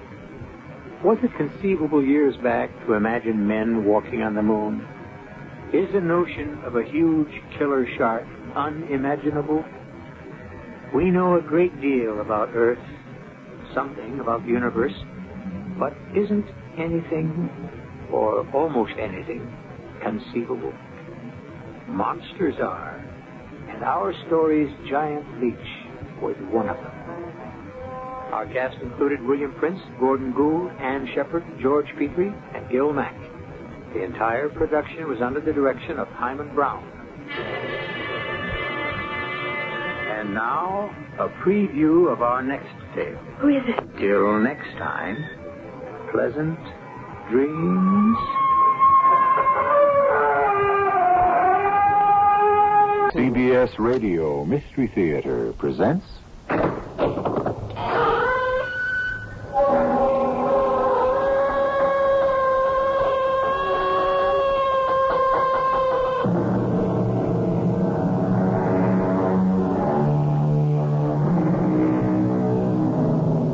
Come in. Welcome. I'm E.G. Marshall. Art is the accomplice of love, we're told. Therefore, it should follow that the art of love is the highest art of all. But is love an art? Is it something to be developed, nurtured, practiced? Or is love something that just comes naturally? Obviously, there are two sides to that question, which is why we have a story. Mr. Crawford, this painter Kurt Strelitz, have you ever heard of him? No. But the paintings you bought are worthless.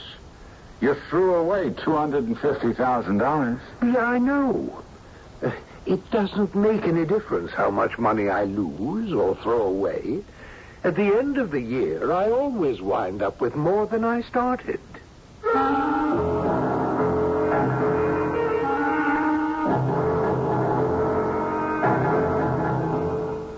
Our mystery drama, The Spaces on the Wall, was written especially for the Mystery Theater by Sam Dan and stars Kevin McCarthy.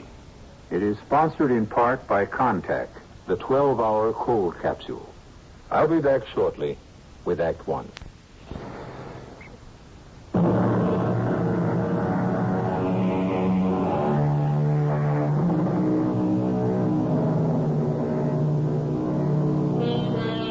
Let's consider something. Your little daughter, age 6, daubs a few colored lines, blobs, circles on a piece of paper. But nobody says, hey, let's declare a national holiday. Then you happen to pass by an art gallery, and there in the window, spectacularly framed and dramatically lighted, is what's purported to be a most fantastic masterpiece. The price tag is $150,000. You're no expert, but why is it any better than your daughter's? The art world, my friends, is a weird world indeed. We're invited to a cocktail party being given by a very rich art collector. We weren't exactly invited, but neither were at least half the people here. We might as well crash just as they did. Hello, Hal. Ursula, we cannot waste so much as a single moment. Come with me at once. This way. Where are you taking me? Into the sanctum sanctorum. Wait and see. See what? Oh, don't tell me you're up to one of your old tricks. Oh, now. Isn't this an anniversary? Now, Ursula, whatever are you talking about? Of course it is. It was just last year at this time that you bought the Mona Lisa. That was a youthful indiscretion. Last year you were hardly a youth. As I recall, this person convinced you that he'd been able to make the switch one night in the Louvre. A cleverly made fake had been hung in her place, and you could have Da Vinci's very own original. Oh, Hal, how could you have been so immoral. Stupid. Yes. Certain people have no business being rich. When I get an impulse to do something wrong, I have the means to gratify it.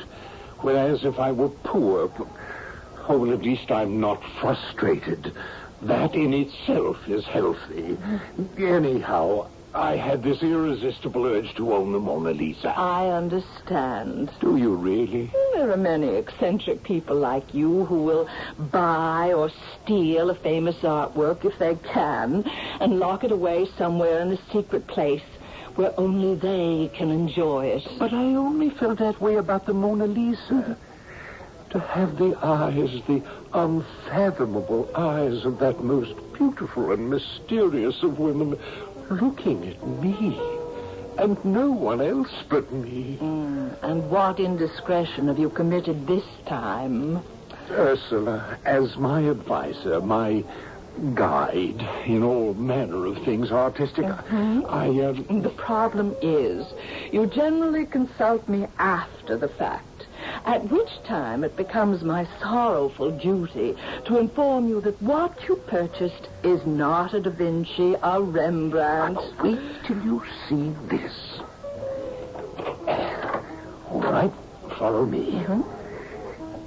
Now, before I turn on the lights, I must swear you to secrecy. I was afraid of something like this. A condition of the purchase was that it would not be made public for 5 years. If the deal was legitimate and above board, you have my word. Then, voila. There should be light. See? It's impossible.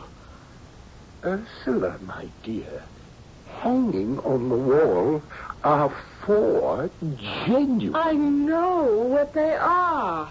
Strelitzes.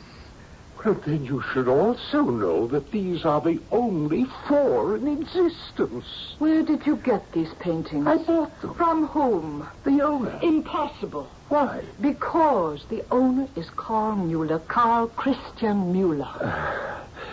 My dear, the owner was Carl Christian Mueller. But Carl would never... Wait, he promised. He gave me his word. If he were ever to sell the Strelitzes, he would sell them to me. And you believed him? Carl Mueller is a gentleman of the old school. My dear, the school seems to be out. These can't be Strelitzes. They can't be genuine Strelitzes. Oh, I invite you to examine them closely.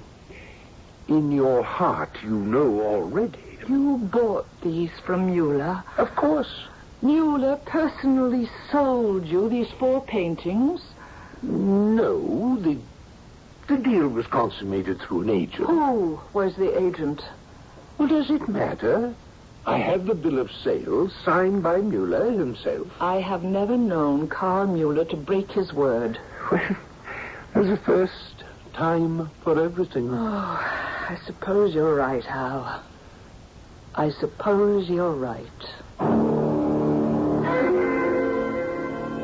But Ursula, my dear, what you say is just not so. Carl, I saw the paintings with my own eyes. The Strelitzes? Yes, all 4 of them. You sold them. You broke your promise. I'm sure it must have been a most fantastic offer, but you might have had the courtesy... Ursula, I am sitting in my study high in the beautiful Berkshire Mountains of I forgive you, Carl. I know things haven't been going too well. I am sitting here in my study with a glass of an excellent local white wine and enjoying my paintings, especially my four strelitzes. What four strelitzes? My four strelitzes, the only ones in the entire world. But you sold them. How could I sell them? And here they are on the four walls of my room. And I just saw them and... Could it have been an illusion, my dear? Are you saying that you did not sell the strelitzes? This breath of life in my body.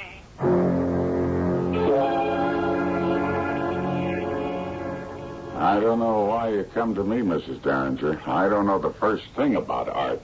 I don't even know what I like. I've been told you're an excellent private eye, Mr. Westerly. Private investigator. Excuse me. I resent being called a dick, a flatfoot, a gumshoe. I would like you to find the thief, or thieves, who victimized my friend. Who is your friend?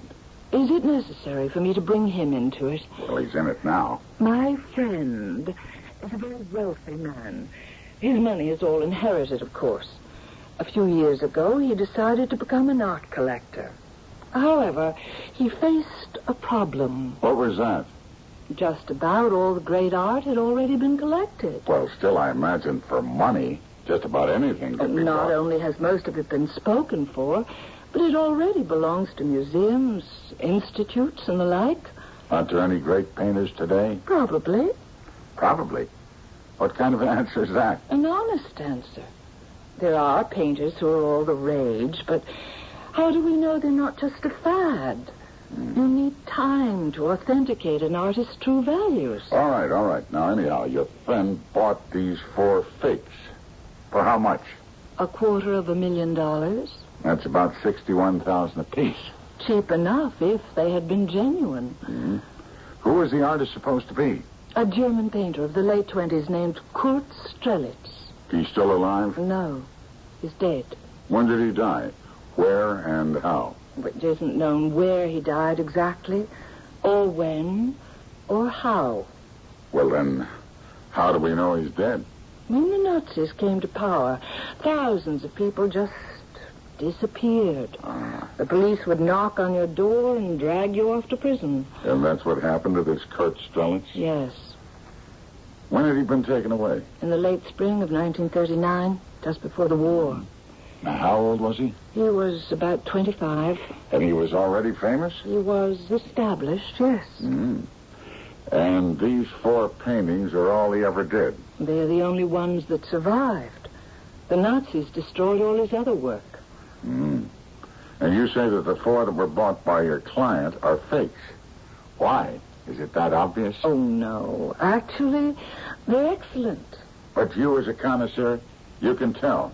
Is that it? Well, the fact is, the owner of the paintings, a Mr. Carl Christian Müller, promised that he would sell them to no one but me. Well, you know, men have been known to break promises. Not Carl Müller, and certainly never to me. Why not? He's a man of irreproachable ethics. Besides, when he was in trouble himself with the Nazis, it was my father who made it possible for Müller to come to America. I see. The Strelitzes are still in Müller's possession. And so, naturally, the ones my client purchased must be fakes. You know that Müller still has the originals? I spoke to him. You mean you went to his home or wherever? No. He's become a recluse. Doesn't see anyone. Where is he? You ask a great many questions. Well, that's what you're paying me to do. But it does seem to me that so many of them are, irrelevant. And then you spoke to this Mr. Müller on the telephone? Yes. And he told you that he hadn't sold the paintings, that they were still in his possession. And therefore you assumed that the ones that your client had purchased had to be fakes. What other conclusion could there possibly be? But how do you know that you were speaking to Müller? How do I know? I've known him since he came to this country. I've known him practically all my life. But someone could have imitated his voice. Isn't that possible? No, not well enough to fool me. And even if it could be done, there would still be Erica, Who's Erica? His daughter. She keeps house for him. And she was there, too? Of course. Carl couldn't possibly live alone. And you spoke with Erica also? Naturally, she answered the phone. I wish I knew what you were getting at. Mrs. Derringer, in certain wild desert countries, if your wife is sick, you call a doctor. However, he's not permitted to touch her. He isn't even allowed to look at her.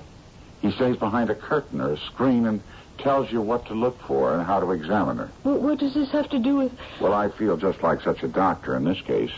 I'm being kept from your client. I'm being kept from anyone who might have personal knowledge of these paintings. But from a detective's point of view, it's a relatively clear-cut situation. Treat it as you would any other type of forgery or counterfeiting or confidence game. That's exactly what I'm doing. And I already have 4 prime suspects. 4? Certainly. The first is your client, whoever he is. The second is this Mr. Carl Christian Mueller. The third is his daughter, Erica. The fourth is you. Me? That's right. You. And there's a fifth. The artist himself, Kurt Strelitz. But he's dead. How do you know? Have you seen the body? A death certificate? No, my dear Mrs. Derringer. You, too, are like some poor doctor in one of these wild, desolate, primitive desert countries. All your information is gathered secondhand. So she has called in a private investigator, Tom Westerly. Mr. Westerly seems to have a technique, a modus operandi that's very interesting. Quite simply, he appears to suspect everybody, even his own client. A great many wheels seem to be turning within wheels here. But we'll see where they all go in the second act.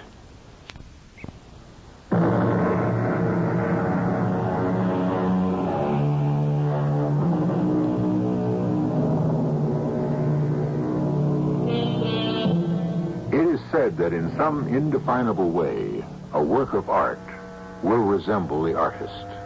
Not in the external aspect so much, but in a sort of inner glow that illuminates the painting and imparts an essence of life itself. Perhaps.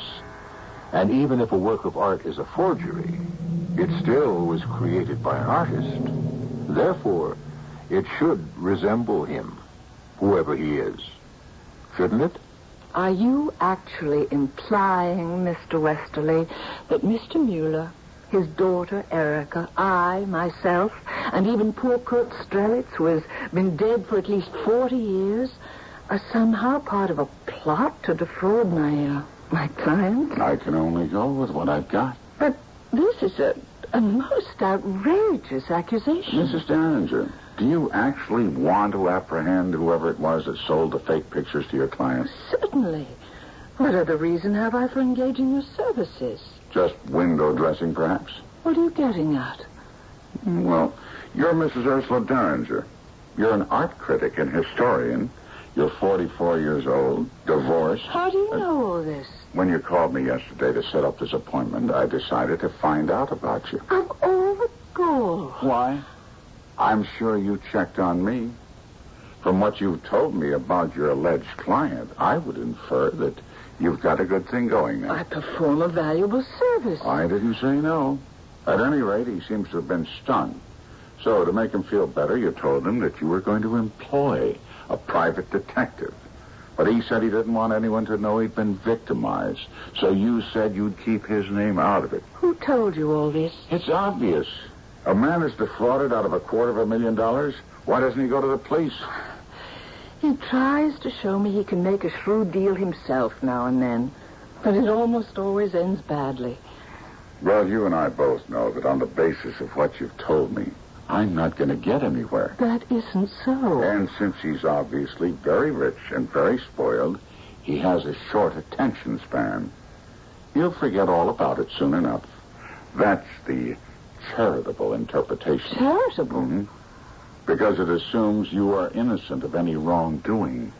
How do I know that you, Mueller, and his daughter didn't rig this kind of a swindle among yourselves? That's the second time you've made this monstrous accusation. Miss Derringer, you're less than candid when you refuse to give me the information I asked for.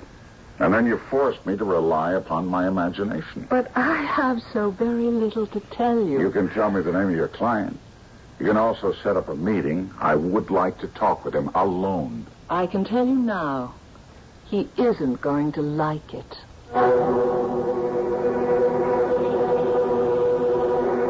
I distinctly told Ursula I didn't want any publicity. Well, assuming that we apprehend the criminal, Mr. Crawford, the story will have to come out. Well, in that case, it won't be so bad. You see, I have this problem. Which one? With my image. Everyone believes that I'm spoiled and stupid. And that isn't true. Oh, it's true enough. But I'm trying to change it. You read the papers and see where I'm always being taken by this one or that one. Well, I've decided no more. This last thing with the Strelitzes, that was the straw which broke the camel's back, you might say. Well, I can see why you dread another spread in the papers. Why don't you just forget about it? If the media found out about it now, the headlines would read, "Gullible Halsey Crawford duped again." However, if you can apprehend the thief, that would be something else. Why? Well, it would sort of demonstrate that you can no longer pull a fast one on Halsey Crawford and get away with it. In other words, what I want you to do is to keep the investigation secret, unless, of course, it happens to be successful. Well, if I start moving around and asking questions, the word will have to come out. Well, you simply have to be discreet.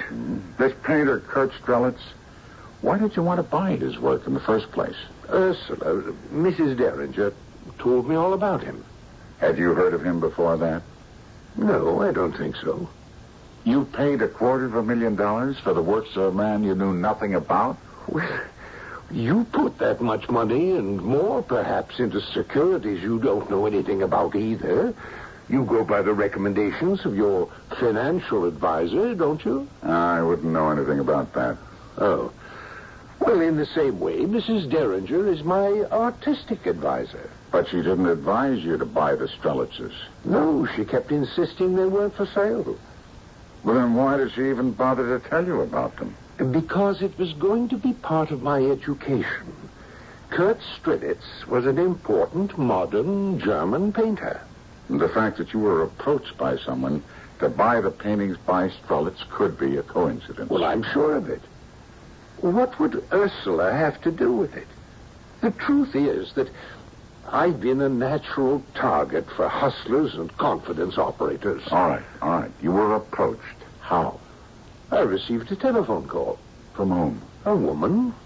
She said her name was, Smith. Helen Smith. And since I was known as a man who was interested in buying art, she had 4 valuable works. The Strelitzes? Yes. She said that the present owner, Mr. Mueller, was interested in selling them. Well, that statement sounded half true and half false. Why? Well, I knew that a Carl Mueller did own the Strelitzes. But I also knew that he'd promised them to Ursula. Shouldn't that have alerted you to something suspicious? But the woman said that was no longer true. Mr. Mueller needed the money. He was now embarrassed by the promise he'd made a long time ago, which was why a condition of the sale stated that I was to keep the purchase secret for 5 years. By that time, Mueller would surely be dead. So you agreed to buy them? Yes. And you went up to Massachusetts to see Mueller and make the deal? No. I was told Mueller is a recluse who refuses to see anyone, even his oldest and best friends. But you were ready to pay $250,000 to him. Well, it didn't matter. He wouldn't see me. How did you arrange it, then? Well, we met halfway, this woman and myself, in a motel on Route 7 in Connecticut. She was waiting in the room. The paintings were on display. And you went there prepared to pay all that money without bringing someone along who had some expertise? Well, I couldn't very well bring Ursula, could I? Besides, I just looked at those paintings and I knew they were real. It's a good thing you have the money to go along with your silliness and naivete. Well, that's true. I don't suppose I really hurt anyone but myself. And I don't even hurt myself. No matter how much money I lose or throw away, at the end of the year, my accountants tell me my fortune just keeps getting bigger. And now, describe this woman. Well, she had flaming red hair. But it could have been a wig. Probably was. She was about 5'5" or so. She was heavily made up. Could you recognize her again? If her hair color were to be different, or if she wore a different wig, and she had no makeup, I don't know if I would be able to. How did you know that you weren't buying stolen goods? She had a bill of sale for me, and it was signed by Miss Mueller. But how could you be sure that that wasn't a forgery? Yes, I know. You're discussing all those routine take-it-for-granted rules on how to do business, but I saw the paintings, and I said, I have to have them. I simply have to have them. How'd you pay for them? Cash. And then what? We went our separate ways. May I have the bill of sale? All right. And the motel room that she was waiting for you in, does that mean that she engaged the room? Well, I suppose so. What was the name of the motel? Oh, it was more like those old-fashioned tourist cabins. It had a name like, Cozy Rest. Cozy Rest, that's it. All right. I'll see what I can do with all this. I know what I did sounds, well, we've been through all that. When I went there with the money, I wasn't really sure I'd go through with it, but I looked at those paintings. There was something in them. I can't describe it. By the way, why did you violate this agreement? You were supposed to keep it secret for 5 years. Had you done that, at least you'd still believe that they were genuine Strelitzes. You'd be happy with your secret. Yes, I know, but I suppose you can't really be happy with keeping a secret unless other people are in on it. Where's the fun? I simply had to see Ursula's face when she saw the Strelitzes. She's a very fine lady in every way, but she knows so much. I just had to get the better of her once. Better luck next time. What's your first move? I'm going to try and find your mystery lady. Will that be too difficult? It'll either be ridiculously simple or absolutely impossible.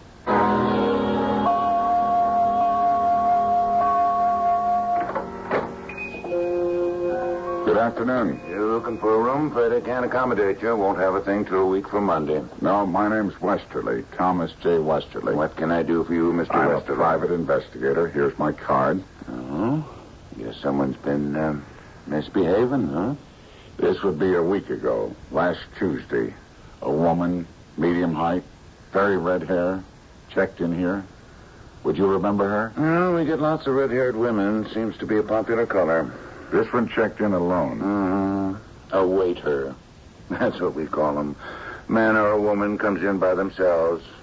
It means they're waiting for their friends to show up. Well, I'd like to know about this one. I'd like to help you, Mr. Westerly. You look like a fine, upstanding gentleman. However, don't know if I can see my way clear. Why not? Well, is this going to be used for a divorce action? Absolutely not. You see, lots of folks stop by here ain't married. That's where my business is today. No, I understand your position. I'm not just selling folks a room. I'm also selling them some discretion. See what I mean? You will not be compromised in the slightest. I remember the redhead. I seen her come in from the road. She'd been driving down from the north. She checks in as Miss Barnes. Barnes? No, why not? It's more original than Smith. I says to her, you got cabin 7. She registered? Mm-hmm. Let me turn back these pages here. Yeah. Here's the date, and here she is. Miss Helen Barnes, 1187 Constitution Parkway, Boston, Mass. I bet you look it up. There ain't no such address. Most likely. You notice here where it says car registration, make, model, license, plate, and so forth? Well, it's blank. Now, they're supposed to fill it in, but they somehow managed to forget. She didn't fill it in either. No, I don't fuss at them for it. I understand they want to leave as little compromising information here as possible, so I just quietly take a look for myself and make a note of it on a separate sheet. And this is hers, huh? Mm-hmm. This is hers, this Massachusetts tag number? Now, this is just between you and I. I understand. And I can always deny you got it from me. Thank you. Sergeant, this is Tom Westerly. I need your help. Thanks. I have to check out a license tag.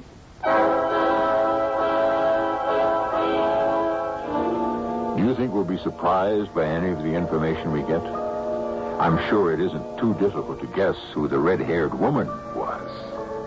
Or is it? It's all falling into place so quickly, so neatly, so easily. Well, this is the time to start questioning basic premises while we are waiting for Act 3.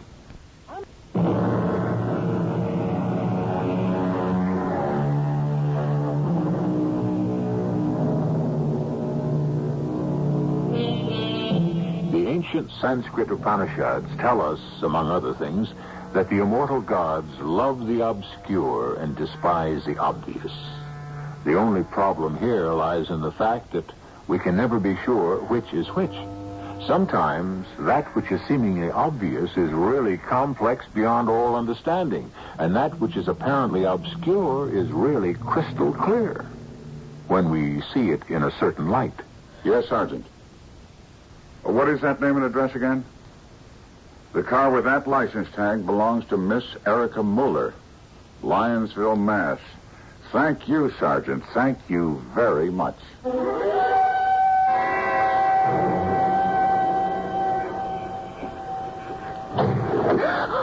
Miss Erica Muller, did you enjoy the movie? Who are you? What are you doing in my car? My name is Tom Westerly. I'm going to call for the police. Why? I warn you. The sheriff is parked in front of the theater. He'll hear me scream. Well, it's possible I'm making a mistake. I'm sure you are. Now, you just get out of my car. Perhaps your name isn't Erica Muller. Could it be Helen Barnes? What did you say? Oh, but you couldn't be Helen Barnes. 2 reasons. A, Helen was a redhead, isn't that so? And B, there is no such person as Helen Barnes. Therefore, you have to be Erica Muller. What do you want? Who are you? A private detective. And what are you thinking right now? It should be obvious. You worked out a little scheme to raise some money. You had some fakes made of this fella's paintings. You knew about Hal Crawford, how he could be sold a bill of goods. As a matter of fact, you're quite friendly with Ursula Derringer. She may even have told you about him. That's what you're thinking? No, there's more. You even forced your father's name on a bill of sale. That's not true. Technically, I guess not. You probably handle all your father's accounts, constantly pushing all sorts of papers at him for his signature. He never could be bothered with details. I verified his signature at the local bank. It's genuine. What are you going to do? I'm going to claim the original paintings. You made a mistake. You should have forged it. This way, I have his signature on a bill of sale. And so, armed with this document, I'm going to claim my client's property. No, please. Please what? It was the most amateurish, the flimsiest scheme I've ever encountered in a lifetime of chasing down crooks. I'm not a crook. Well, you're certainly not a very good one. How could you ever expect to get away with something as rickety as this? Can I ask you to do something? Probably not. Just for a little while. Reserve judgment. Reserve judgment? No, I've already made it. No, please, just listen to me and go to see my father. Your father? Well, I've been told that he's a recluse. He refuses to have any visitors. But he'll make an exception in your case. Why? Leave it to me. But promise. Say nothing. Think nothing. Decide nothing until you have heard everything.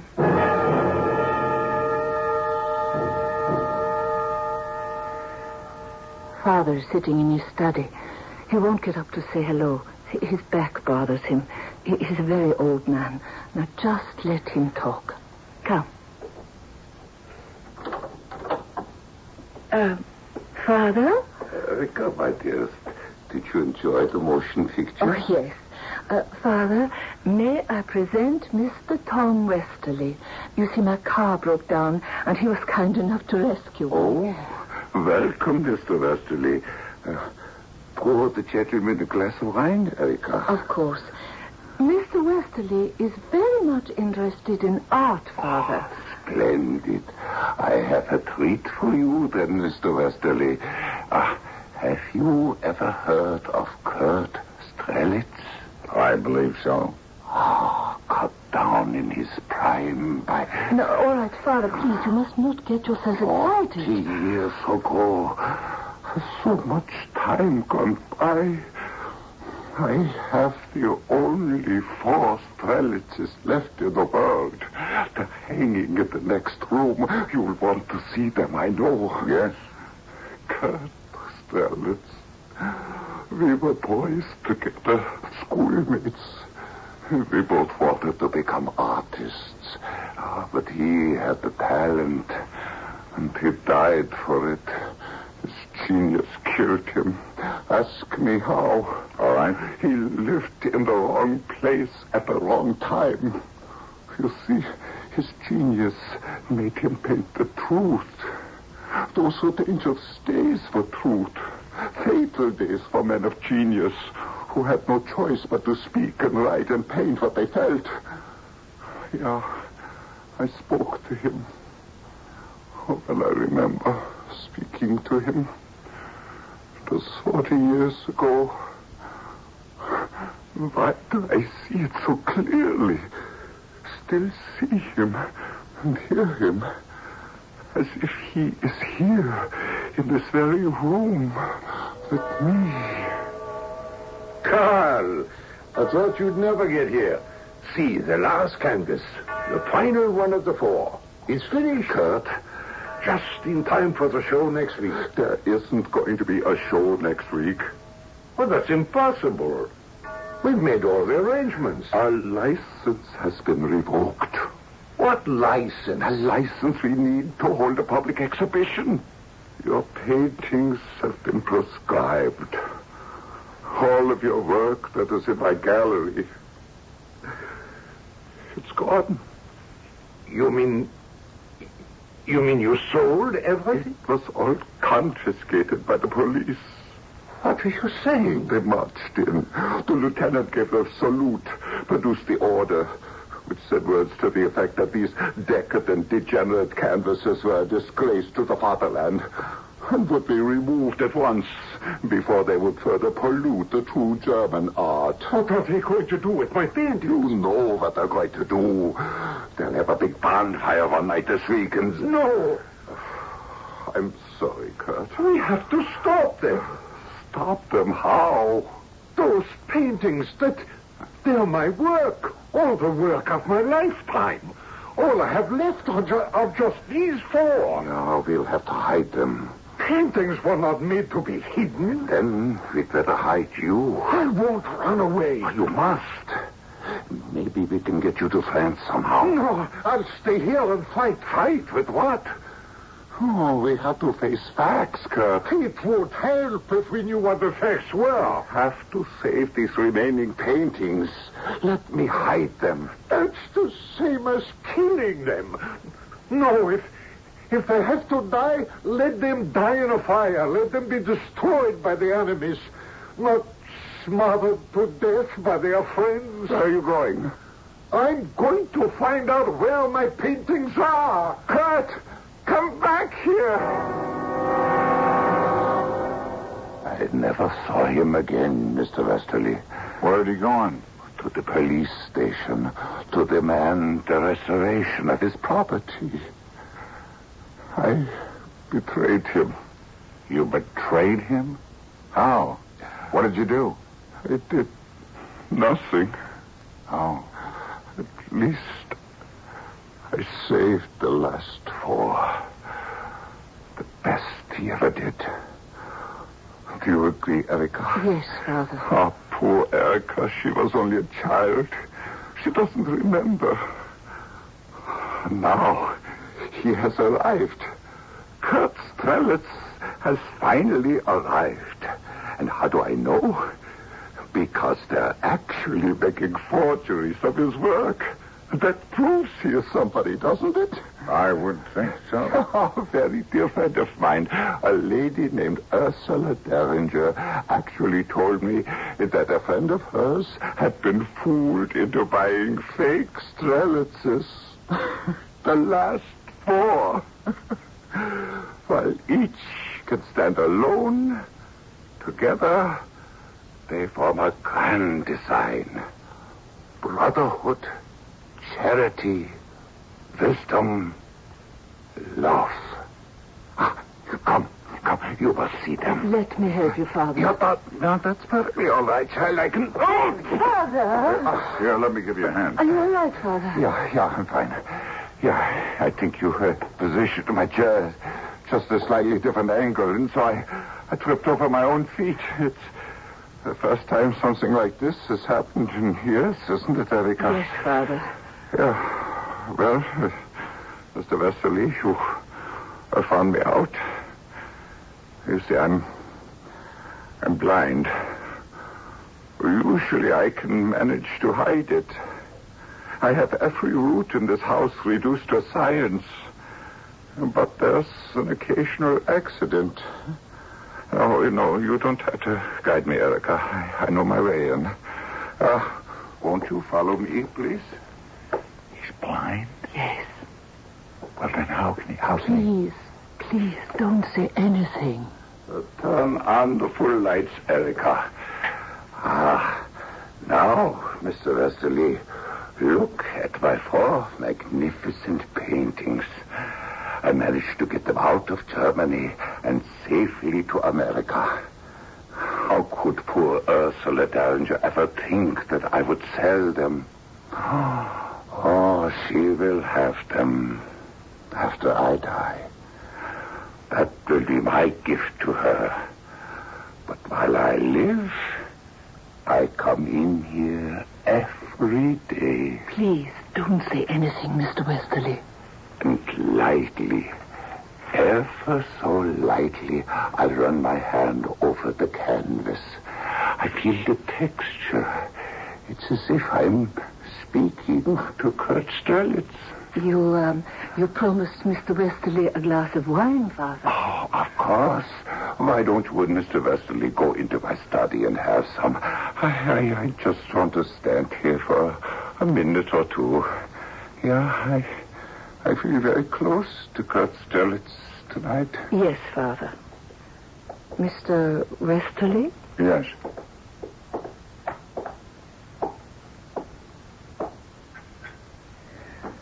What are you going to do, Mr. Westerly? I don't know. All of my life, I worked and I lived for my father. Yes, I'm sorry. No, don't be. It was a choice I made freely. But he's ill. The doctors say he can't live much longer. Then I'll be alone. I'll still have a considerable span of years before me. But I'll be alone. Well, we went through all of our money. I always felt I would have the Strelitzes to see me through after he passed on. But then, last week, he said, "Dear, because of all the wonderful things her family has done for me, I would like her to have the Strelitzes after I die." And what did he think would become of you? He doesn't really think in those terms. He sees himself and me as people who serve others. Since I always saw to his needs, he assumes that someone will see to mine. And that's when you decided to sell the Strelitzes? Yes. I have to have something to show for my life. Oh, I understand. And he doesn't know the difference. He doesn't know that what is hanging in that room is a fake. What are you going to do? Well, I'll be darned if I know. After all, what crime has been committed? My client was told he was buying genuine Strelitzes, and that's what he got.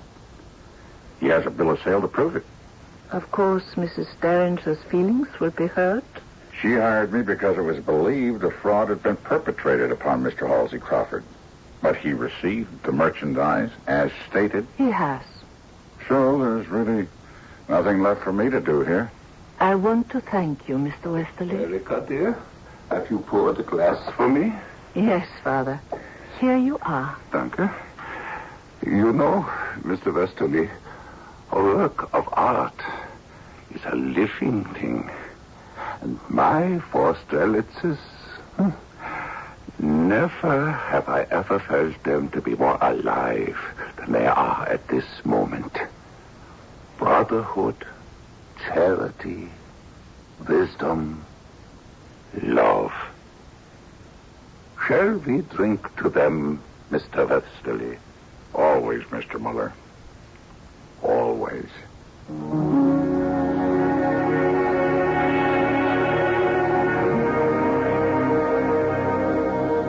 And why not? From time to time, in the whirlpool of our frenetic existence, one or more of those 4 seem to fall out of fashion for a while. Indeed, it happens so often, and with so many people, you'd actually think that things can be replaced with something better. Don't even think about it. There is nothing better. I'll be back shortly.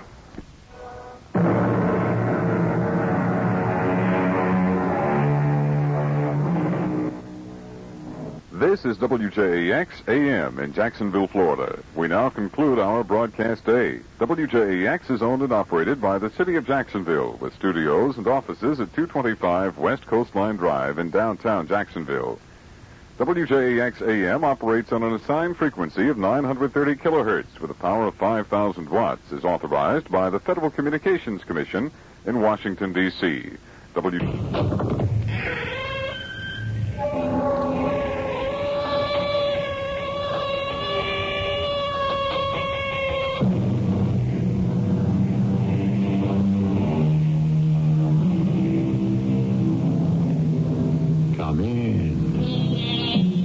Welcome. I'm E.G. Marshall.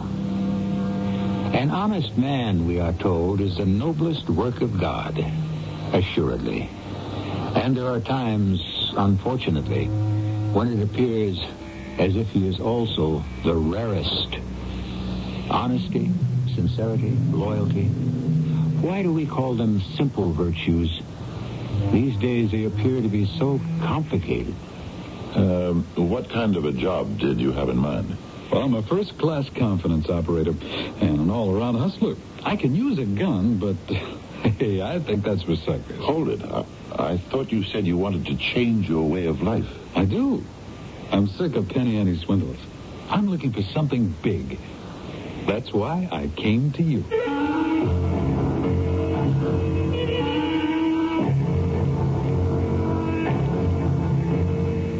Our mystery drama, Willie and Dilly, was written especially for the Mystery Theater by Sam Dan and stars Fred Gwynn. It is sponsored in part by Contact, the 12-hour cold capsule. I'll be back shortly with Act One.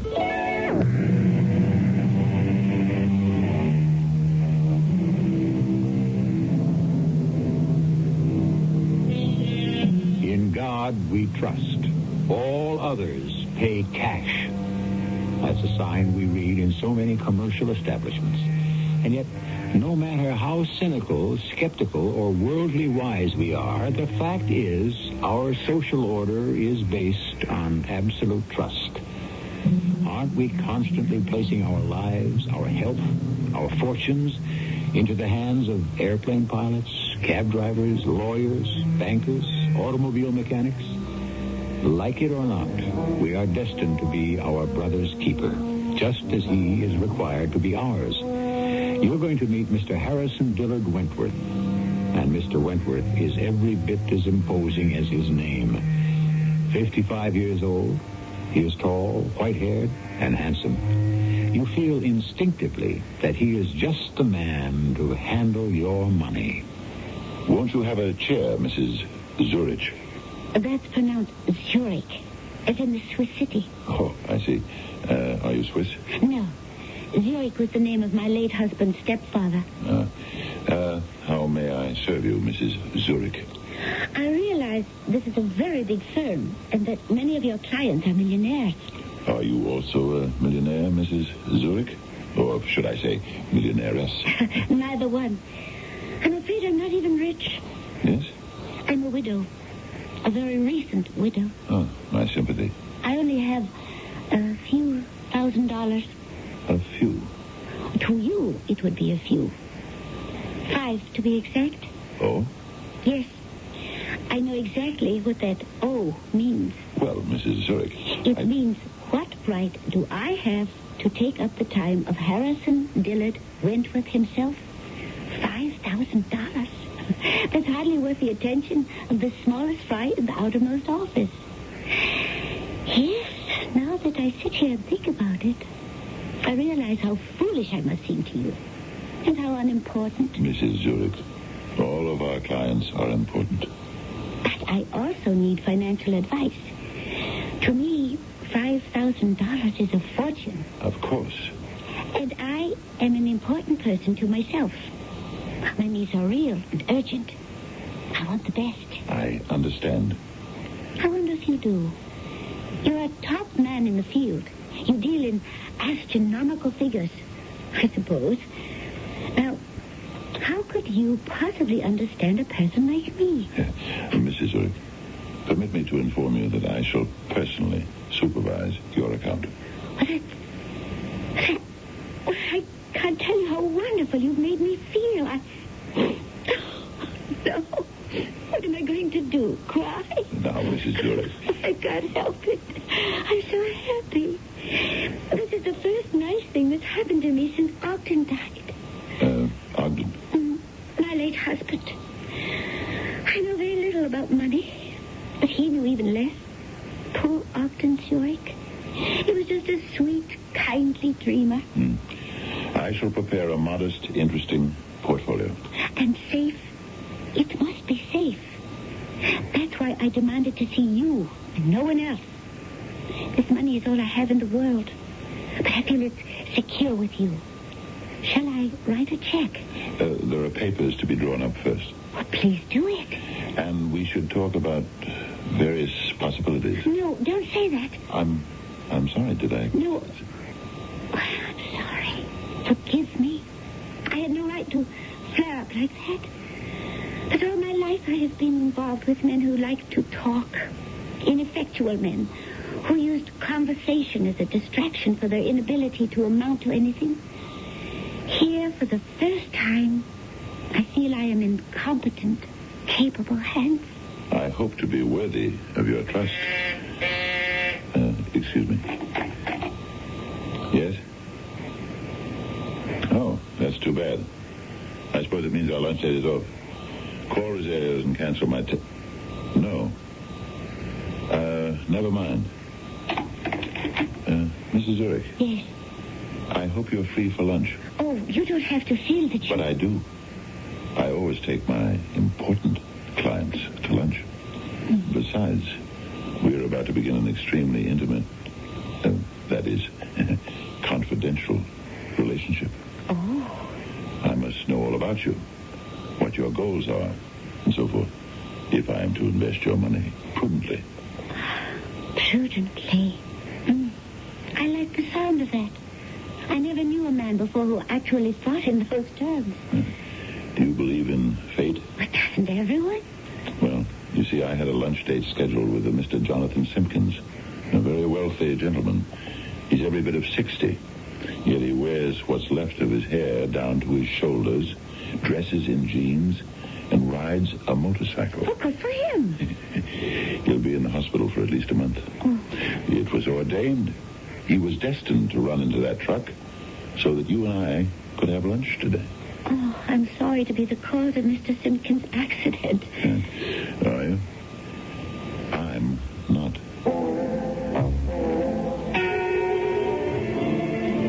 what a fabulous restaurant. You only see places like this in the movies. To think, I am actually lunching in a place like this. Do you know what I feel like? Oh, champagne. Let me order some. Oh, no, that's not what I meant. I don't feel like having champagne. I feel like champagne. When you look into the glass and you see it fizzing and bubbling, that's me. Your eyes are glowing. I want to thank you. You want to thank me? Why? You've just taught me a lesson. What kind of lesson could I possibly teach you? A lesson in how to live. You know, I've forgotten something very important. How to extract joy from the moment. I lunch here quite often, and I've been taking it just as a matter of course. If you'll pardon the pun, it's become just another eating place where food is merely an adjunct to a business conversation. But now you've reminded me why I came here the very first time. For the decor, the magnificent cuisine. You do enjoy things, don't you? Oh, yes.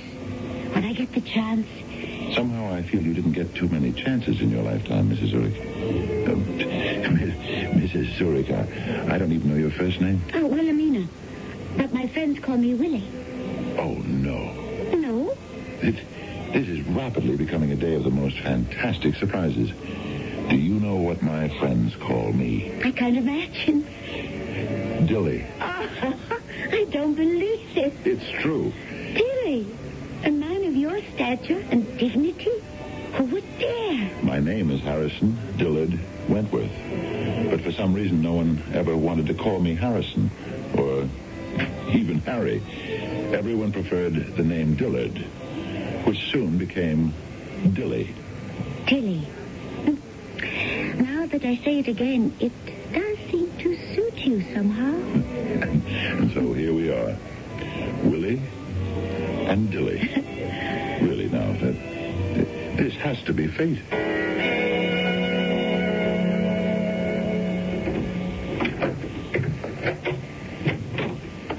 Willie? It's Willie.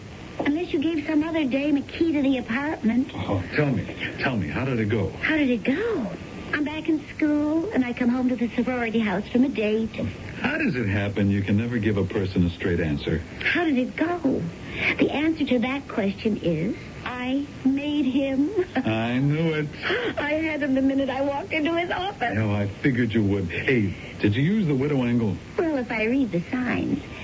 In about a week, he'll want to set me up in my very own little apartment. Oh, that's great. Great, huh? Why are we doing this? I told you. To make $1 million. Maybe more. I don't see it. Oh, yes, I can get him to spend some money on me, but nowhere near $1 million.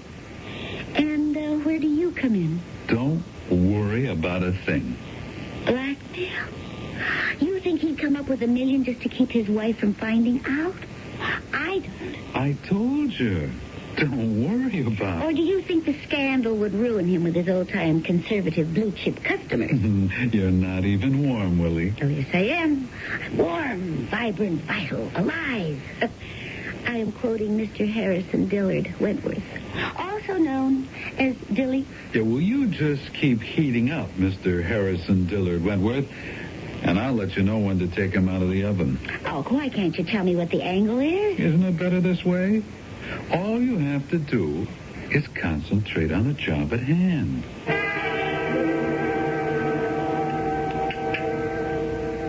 More coffee, dear? No, thank you, darling. Oh, that's right. You've decided to cut down. Sorry I tempted you. Actually, I don't have time. I must return to the office. Billy, you haven't worked nights in years. My dear, the heat is on. These are volatile times. Who knows where the economy is headed? Yes, that's true. And there's so much information to digest. We simply don't have the time to do it during the day. But is it necessary for the boss to go in at night? It's when the boss comes back at night that everyone starts to take things seriously. Oh, you poor darling. I hope you didn't have anything planned. No, I didn't. But you did. Didn't you say Frank Miller was going to stop by for a chat? That's right. He's in town for a while, and thoughtlessly, I had asked him to drop in for a drink. He's such a bore. Always moralizing about something. But Frank is one of your oldest friends. Actually, we've outgrown each other. Only Frank doesn't realize it. I hate to hurt his feelings. Well, I could give him a drink. Would you, dear? I know he's dreadfully dull. Well, I'll manage to get through the evening somehow. Will you be late? I don't know. I hope not. But don't wait up for me.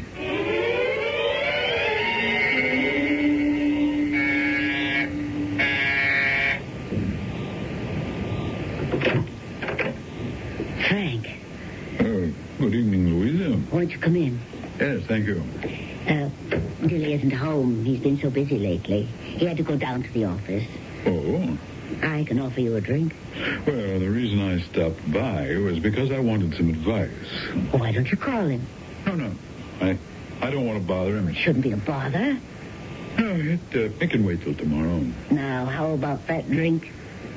Although, I'm on a morning flight to Chicago, and I should speak with Dilly about this first. But then, by all means, I'll get him on the phone. Are you sure that it's no trouble? Well, actually, I'm glad of an excuse to call.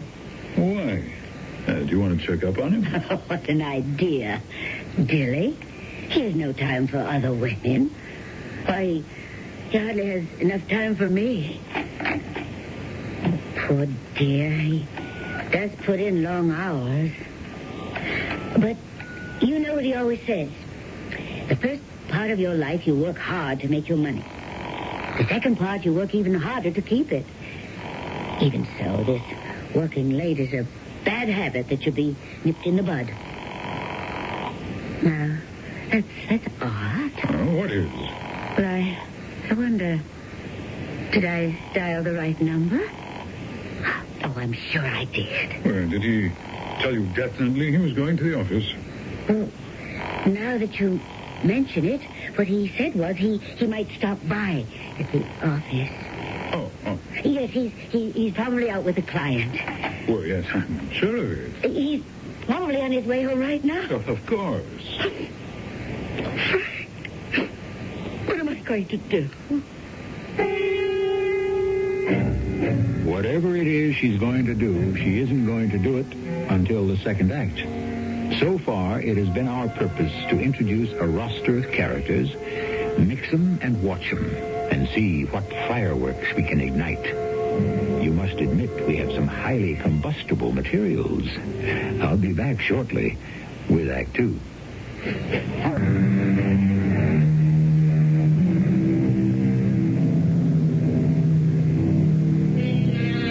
I have been faithful to thee, Cinera, in my fashion. Yes, trust a poet to justify his roving eye with such a prettily turned phrase. But has he touched a universal nerve here? Is there such a thing as complete and absolute and unwavering faithfulness? Or is each of us faithful in his or her own fashion? Well, you know what Professor Einstein said. Everything is relative. Well, Frank, sit down. Well, yes, thank you, Dilly. Sorry I missed you that night last week. Well, I wonder how to go about this. Go about what? Well, I might as well just dive in. What's her name, Dilly? Whose name? The girl you're having an affair with. Now, see here, Frank. You have no right to... I'm your oldest friend. I have every right. This is the most ridiculous accusation. You weren't at the office that night. Louisa called you. She called? Why? Because I wanted to speak with you. And there was no answer. Does she suspect? Well, she doesn't want to. Well, Lily, what are you going to do about it? What am I going to do? I say cut it short. And let it end right now. Listen, Frank. Stay home. Be with her. And after a while, Louisa will believe that all her suspicions are groundless. Because that's what she wants to believe. Now give up this woman, whoever she is. I can't. You have to. Frank, I'm 25 years old all over again. Now, that's nonsense. Don't say that. This girl makes me feel like a boy. Oh, sure. I'm enjoying life. All of life. Come on. I have young ideas. Young reactions to things. You and I, Frank, we become old and stodgy and set in our ways. You should get yourself someone, too. Be surprised what a new outlook on life it gives you. Well, what about Louisa? Louisa? You still love her? What a question. Of course. What does one thing have to do with another? Oh, where does a thing like this end? Why should I think about that now? I'm only at the beginning.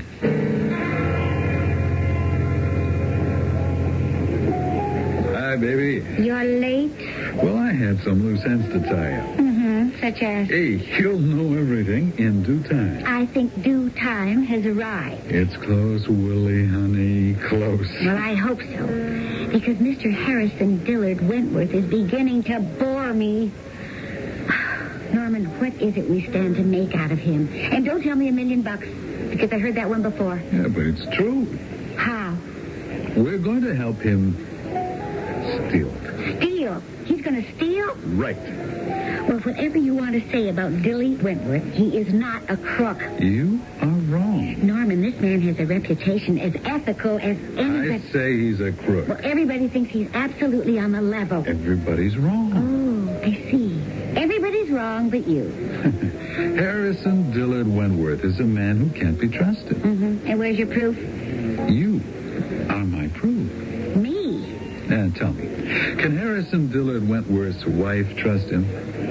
I mean, should she? Well, So if she can, who else can? It's not the same thing. Why not? A guy can be trusted, or he can't be trusted. If he can be trusted, anybody can trust him all the way.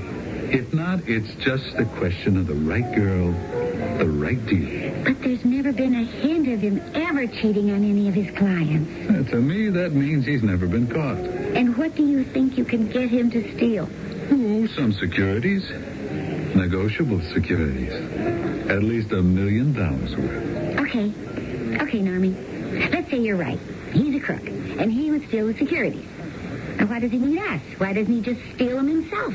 Look, if he just puts the stuff in his pocket and walks out, he has to keep walking until he gets to a place somewhere in this world where there's no extradition treaty with the U.S. Such places are usually very rural and very dull, and not all Mr. Wentworth's idea of a good time. However, let us assume that the stuff is stolen from him. Do you see? Oh. Then he's in the clear. His hands are clean. You think he would listen to such a proposition? He'd be all ears. If you're right about him, it sounds like a great idea. I am, and it is. Now let me tell you how we're going to work it.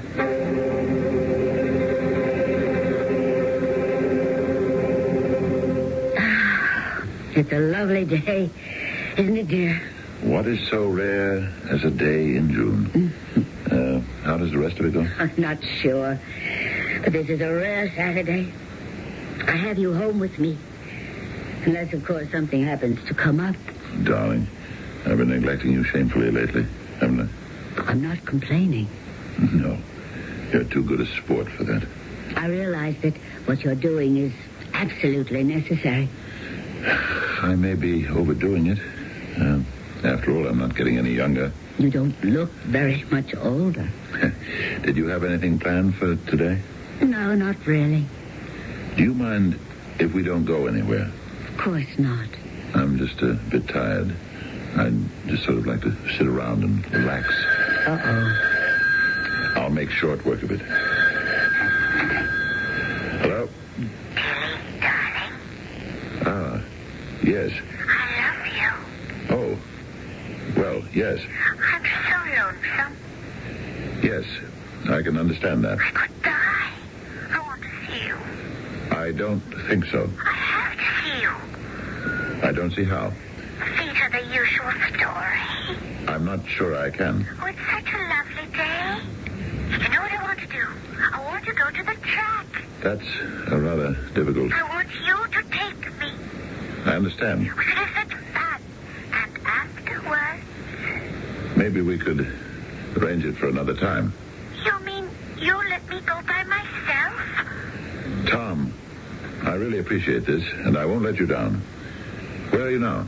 You know where to find me, sweetie. All right. Goodbye, Tom. That was Tom Wesley. I don't know if you met him. We play squash at the club. Oh.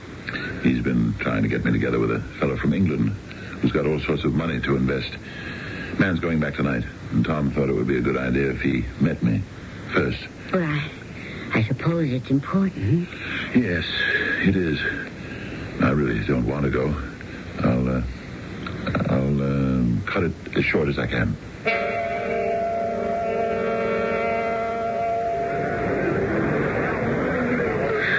And that's another loser. Oh, well, lucky in love. Do you love me? Of course I love you. You know, the minute you walked into my office, I knew you were the one I was looking for. Oh, you admit you were looking. Well, yes. Louisa is a good woman in many ways, but she's dull. Oh, and so from time to time you look around for someone else to sort of liven things up? None of the others ever meant anything to me. Is that what you told each of them? No. After a while, I told each of them goodbye. And after a while, you'll say goodbye to me, too. No. I never want to say goodbye to you. What do you want to say to me? I want to buy you an apartment. A lovely, luxurious apartment. Is this a proposal? I can't divorce my wife. Why not? I don't believe in it. If she finds out, she'll divorce you. In the first place, she won't find out. How can you be sure? Because she doesn't really want to find out. And what's the second place? She can't divorce me. Who says so? Practicality. The basic facts of life. She has no money of her own. Really? Didn't the papers say you married an heiress? She did come into some money when we were married. She gave it to me to go into business. How much money? About $1 million. And you never gave it back to her? No. Why not? She never asked me. Suppose she does ask you. She can ask, but there's no paper anywhere to prove it was a loan. She just gave you the $1 million. What could she do? She loved me. And now she's stuck. You could say that. Tilly. Now I really know why they call you Tilly. Hello there, Willie. Tell me who you like in the next race. Hey, what's the matter, Willie? Don't you know me? Do you know this person, Willie? I never saw him before in my life. That's a laugh. Sir, please, you're annoying this lady. Well, that's another laugh. Well, you're giving me a choice. I can either ask that police officer to come over here, or I can handle you myself. Oh, that'll look great in the papers. Even greater on the 11 o'clock news. Broker gets into fist fight over woman at the racetrack. Just what are you after? I'll notice all the neat little time bombs in that headline. Woman, racetrack. I'll ask you again. What do you want? What do I want? Don't listen to him. I want maybe a little human warmth. Maybe a hello. Maybe even a little kiss from my own sister. That's what I want. Willie, is this person your brother? If she's my sister, I have to be her brother. Can't you let me alone? Do you always have to ruin things for me? Is that a way to talk to a brother who you haven't seen in 10 years? And why haven't I seen you in 10 years? Because you've been in jail. Oh, Willie, dear, we can't have a scene. That's why he's here. Unless you give him money. How can you say that about your own brother? You're no good. You never were. And you'll never be worth anything. You're just a crook. Oh, that's behind me. Oh, sure. From now on, things are going to be different. I heard that before. I mean it. I really mean it. I had 10 years to learn my lesson. I don't want to go through that again. I don't believe a word you're saying. I'm still your brother. All right, Normie. How much do you want this time? I don't want money. I want a chance. To do what? No, dear. He does seem sincere enough. You don't know him like I do. Look, give me a break, will you? All right, I will. Come up to my office first thing tomorrow morning. Don't start anything. Just give him a couple of dollars and you'll get rid of him. Please, Willie, I'm a changed person. Don't you believe me? No. Well, I do. Don't. My dear, I am an excellent judge of character. I have faith in this man. If he has, he has. What can we do about it? Things are proceeding apace. Our little web has been spun, and our spider steps aside temporarily to allow the fly to enter. However, who is the spider and who is the fly? This shall be unraveled in Act 3 shortly. No one cooks but me, and so no one's in the kitchen. No one sees the package. Mrs. Donna Doynek talks about buying food that's sure to please her family. When I buy Kraft macaroni and cheese, I know that it's something that we're going to be satisfied with. My family doesn't know what I put on the table. I mean, they see it in the bowl, and they see it on their plate, and the only way they tell the difference is when they put it in their mouth. It just so happens that they've always been satisfied with Kraft. Kraft macaroni and cheese dinner. You know they're going to like it. Maxwell House is coffee you can count on. Maxwell House, good to the last drop.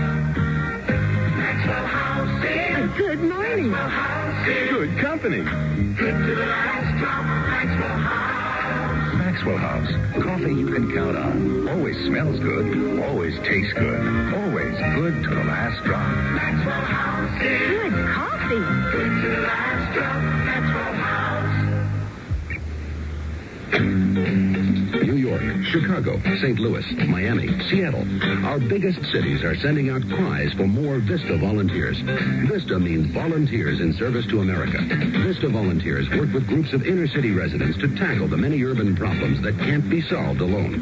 By working together with local leaders, entire neighborhoods can be restored. Job training centers can be created. Educational programs, health, and legal services can be expanded to reach all who need them. VISTA means working through the democratic process.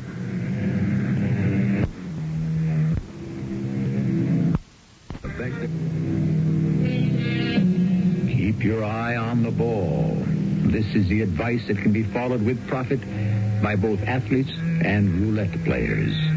Yes, sometimes the mouth works quicker than the mind. And we all know the hand can be faster than the eye. And therefore, since lightning outpaces thunder, by the time you hear the crash, the flash has already done its job. Yes? Who? Oh, send him in.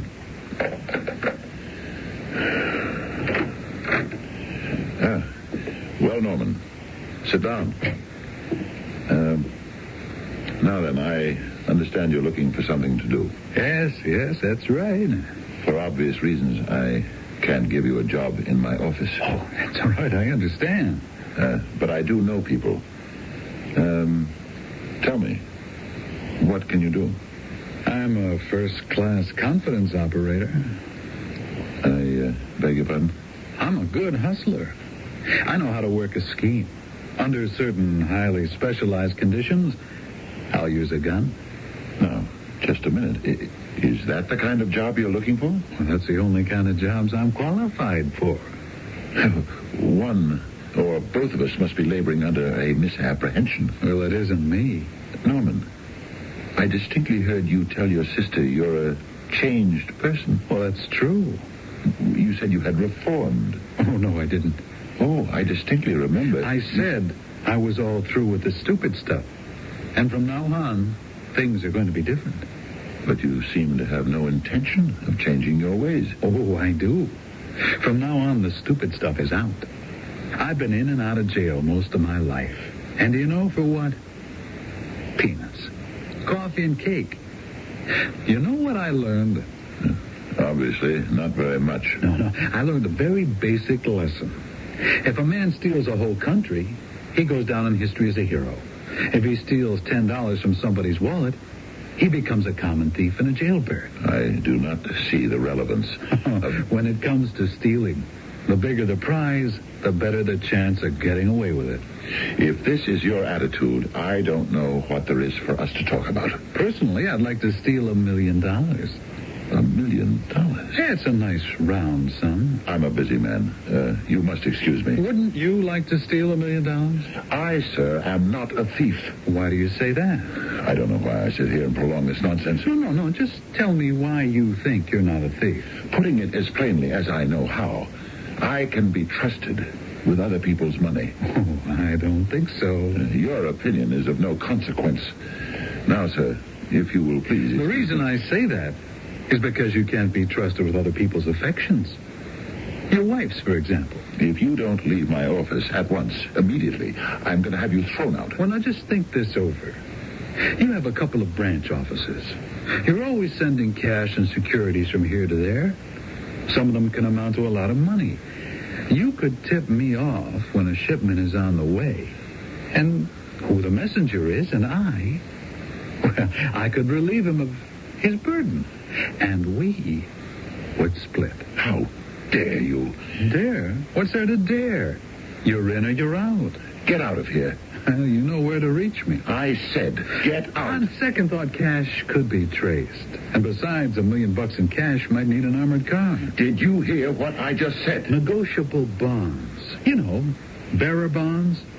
You could get about $1 million worth in an attaché case, couldn't you? Do you want me to throw you out of here? Oh, no, I'm leaving. But you know where to reach me. Just ask Willie. What did you say to him? I never heard a man rave like that in my life. I gave him the proposition. I told you he wouldn't go for it. Oh, he went for it. Are you crazy? Another 5 seconds and he would have thrown you out the window. Now, Willie, let me tell you what's happening. It's churning and turning and burning around inside his brain. Oh, come off it, Norman. He sees a chance to get away with $500,000. But he's rich. Why should he steal? You think only poor people steal? He has all the money he could ever need. Stealing is something you do because you're a thief in your heart. Hey, I ought to know. And behind that dignified, white-haired front is a guy who's basically a hustler. But he doesn't need the money. Sure he does. $500,000, tax-free, that he doesn't have to account for.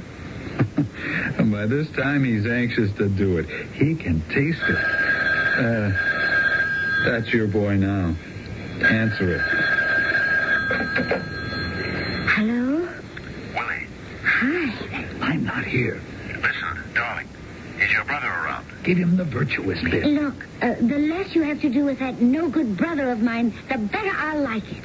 I think I have a job for him. Oh, don't bother. Now, darling, please. We do have to give him a chance, don't we? Tell him I'd like to see him.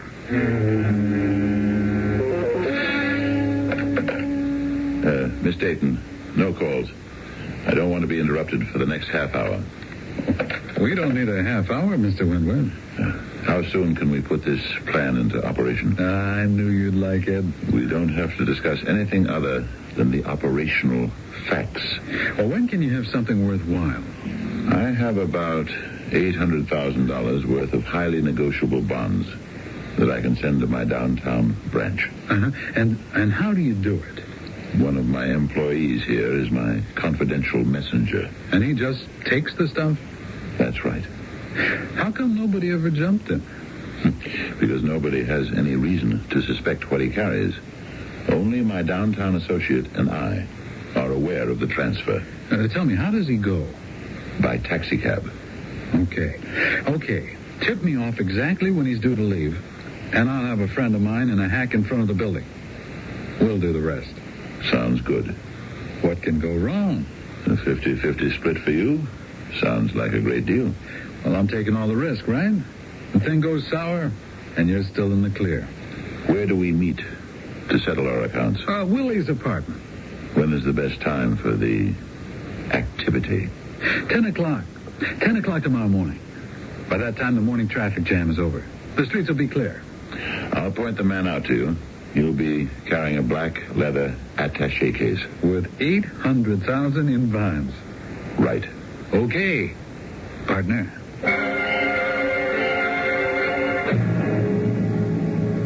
How do I look? Well, you ought to cut your hair, Willie. Plenty of cab drivers have long hair. Don't wear makeup. Dress in denims. The messenger won't know if you're a girl or a boy. Do you know him? Yeah, Dilly gave me a good look at. How much time do we have? We better get going right now. Listen, Normie. It's the first time since I've known you that you're using a gun. Hey, I'm not using it, just carrying it. But, Normie, if something goes wrong... Come on, baby. Positive thinking here. Positive thinking. Oh, please don't, for any reason, fire that thing. The gun is for show and tell. It isn't even loaded. Miss Dayton, have Snelling come in here, please. Thank you. What's that? My wife's on the phone. Tell her I'm rather busy right now and that I'll call her as soon as I get a chance. Snelling. Yes, sir. The bonds you brought in from the vault yesterday, they're ready. Very good, sir. They're in this attaché case, and they're needed downtown right away. I understand, sir. It's 10 o'clock. Can you leave now? I don't know why not.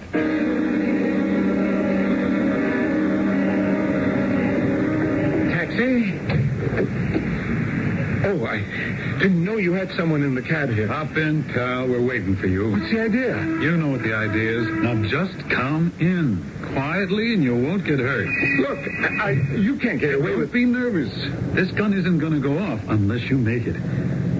What are you such a sweat about? Hey, it isn't your money. Please, don't shoot. Now, come on. Just put that nice attaché case on the front seat next to the nice young man driving. That's it. And now we're going to slow down at the corner. And you know what you're going to do? You're going to open the door and hop out. Yeah. Now open the door. Out you go, pal. Now, okay, Willie. Around the corner. We'll dump the cab and get into our car.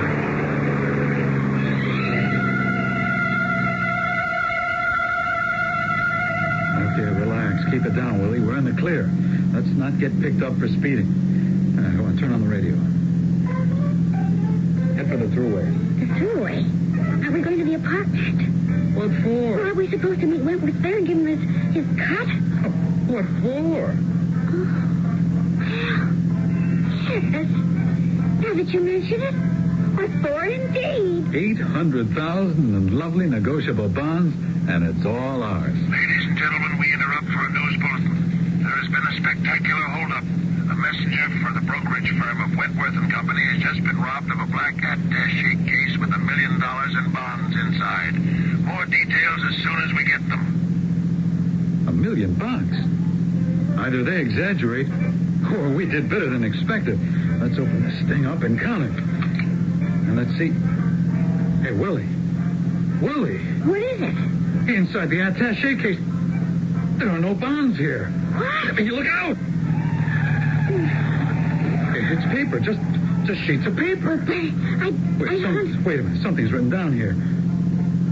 One good turn deserves another. Isn't it a dilly? He wrote that. He was wise to it all the time.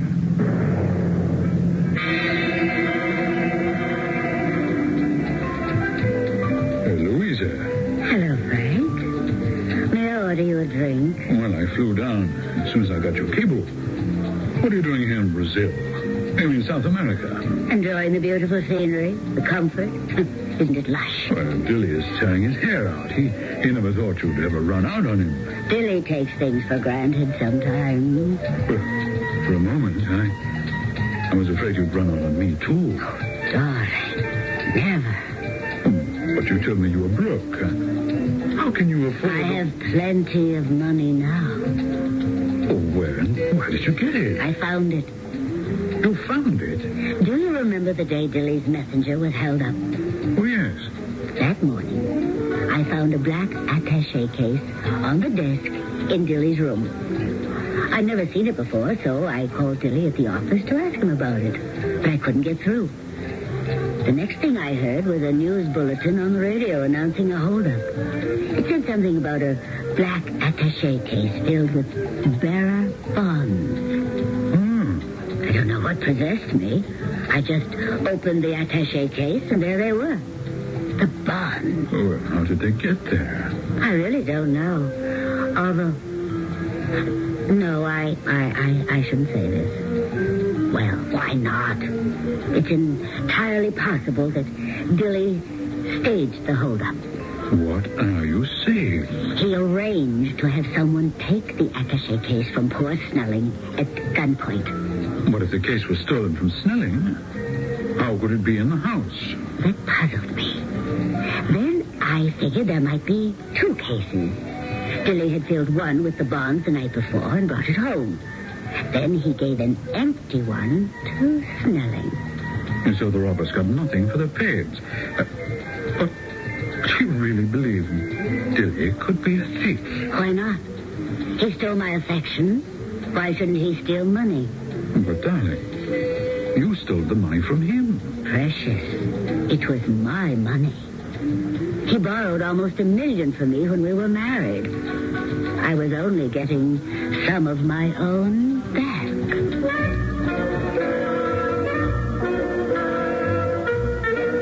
Yes, indeed. That is the sweetest thing a woman, or a man for that matter, can do. Get some of your own back. And the longer you wait, the better it tastes. I'll have another tasty tidbit for you, and you won't have to wait too long for it either. Reynolds Wrap. It's the wrap that makes summer more fun. Reynolds Wrap. Wraps up everything under the sun. For barbecues, I use strong, heavy-duty Reynolds Wrap. I line the grill with it. Seems to make charcoal heat spread evenly. And it beats all for cooking potatoes and corn, and for juicy grilled chicken. When you wrap in Reynolds Wrap, you zip through barbecue cooking. Easy. Reynolds Wrap. Doing heavy-duty Reynolds Wrap. Discover the Dermasoft formula for hard, callous skin. Apply Dermasoft cream to feet, hands, and elbows as directed. Dermasoft gives you the same callus-removing ingredient that doctors use most. Now you can soften and remove hard, callous skin without painful cutting or scraping. Dermasoft cream. Dermasoft. Laxatives work in different ways. X-Lax pills gently stimulate your system's own natural rhythm. That's the difference. X-Lax pills, for occasional use only as directed. Fellow Americans, if you're still shopping here and there and everywhere for shoes, hold it right where you are. Put your feet together, stop running around. Just step around a Kinney and you'll cover the ground. Anywhere you want to go, head your feet in our direction. Kinney's got it all and more. Wow, what a store, what a great American shoe store. Take your contact, take it now. Give your code to contact.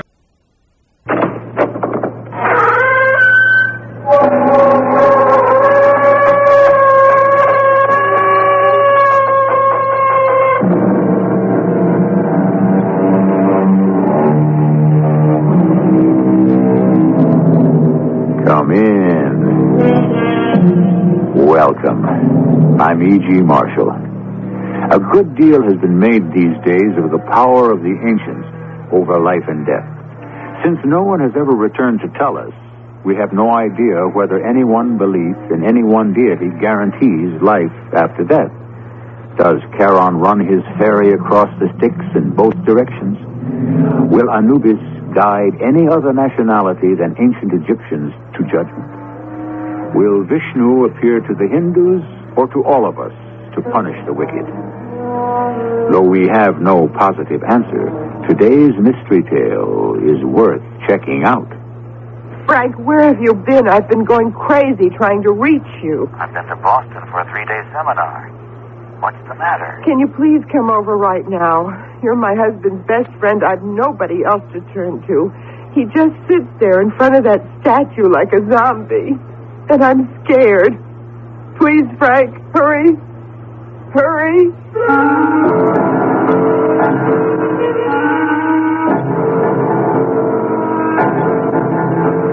Our mystery drama Messenger from Yesterday, written especially for the Mystery Theater by Gerald Keane, stars Norman Rose.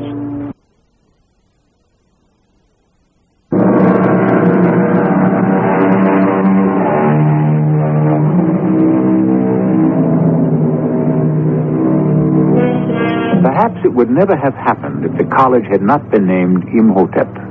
But there it was, christened Imhotep College, after the Egyptian god of knowledge, in a small New England town.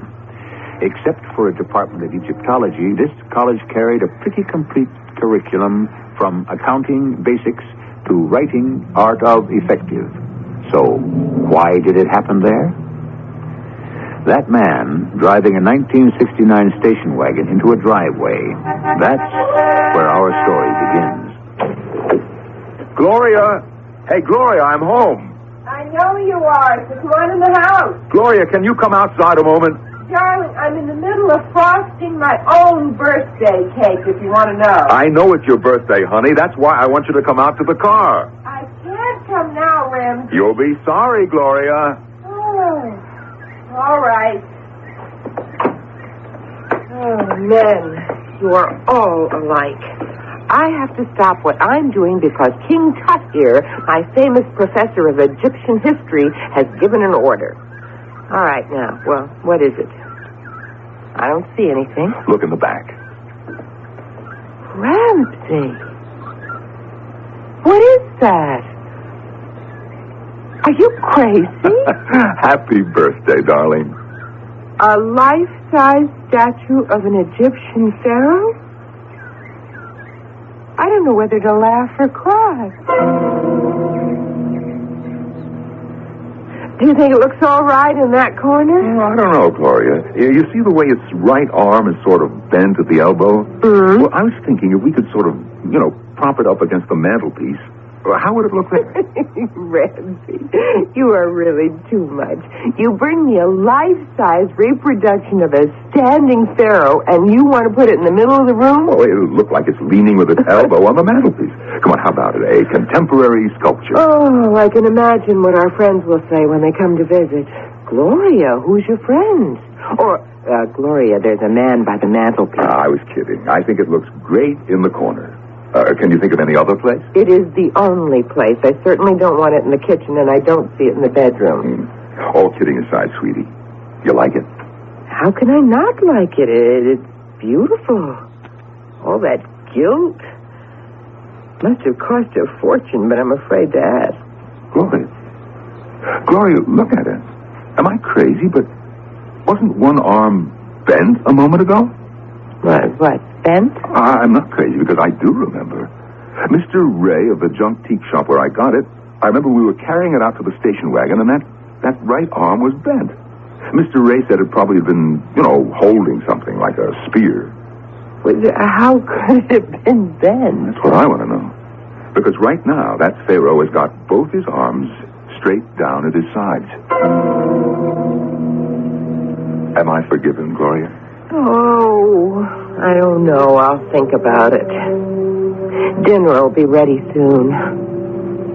I don't mind cooking my own birthday dinner or baking my own birthday cake, but in all the years we've been married, you have never come home without champagne. I will never forgive myself for forgetting it. I've got no excuse whatsoever.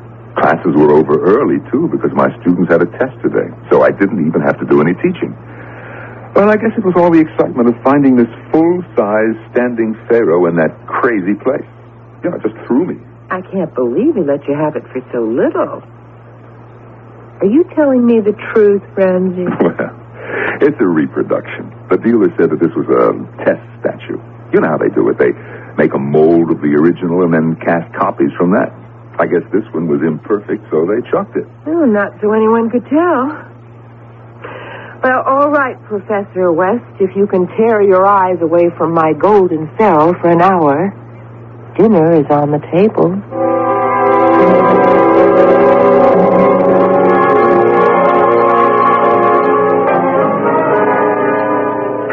Oh, boy, that was some feast, Gloria. Well, I gotta loosen my belt. That chocolate cake. Some more coffee, darling? You bet. Look, can I have a second piece? You cannot. I'm putting the rest of this cake in the fridge where you cannot get at it.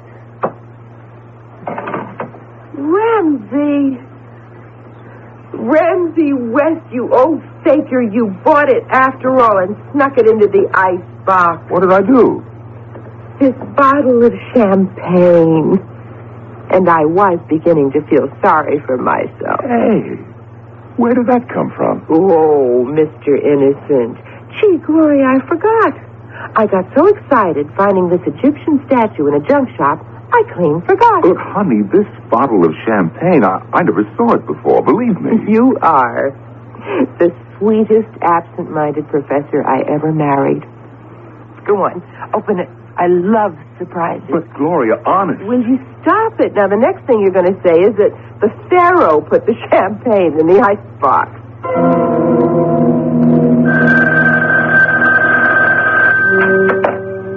Hello? Ma. Oh, gosh, it's good to hear your voice. How's Dad? Mm-hmm. How's life in Florida? What? Oh, she is. When did that happen? Oh, my gosh. Well, now, look, if Sis is ill and there's no one to take care of the kids, sure, I'll go. Which hospital? Uh-huh. I'll take the next plane to Chicago. Don't you worry. No, Ramsey can't come. It's exam time at college. Now, listen, don't you worry about Sis. And call you when I get there. Okay. And love to Dad.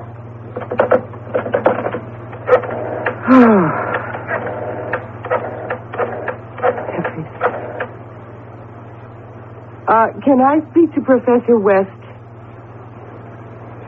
Well, this is his wife, and it's urgent. Oh, I see.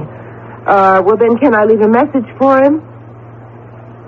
Okay, tell him that my sister is sick, and I'm taking the next plane to Chicago to help take care of her kids. Will you see he gets that? Thanks a lot.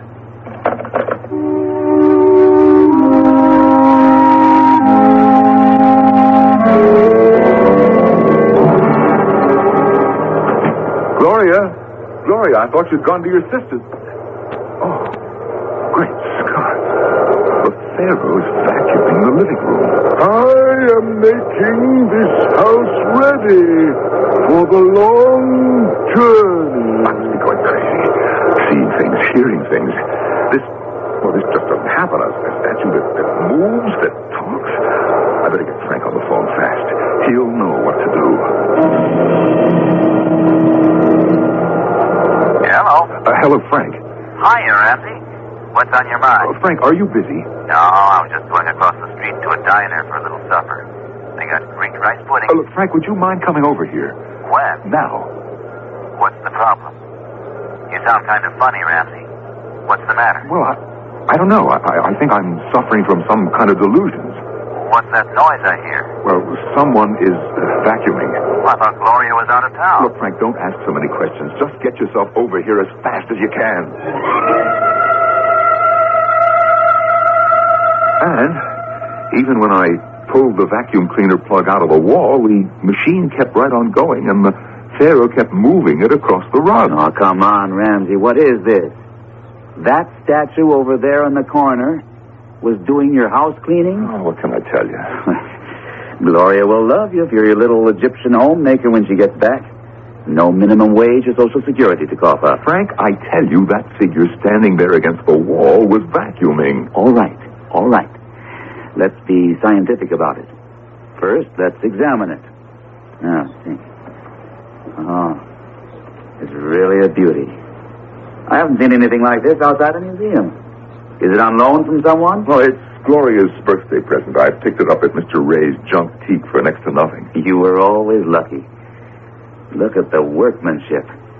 This must have been made by one of the master carvers. And the age of it. 19th dynasty, am I right? The original probably was.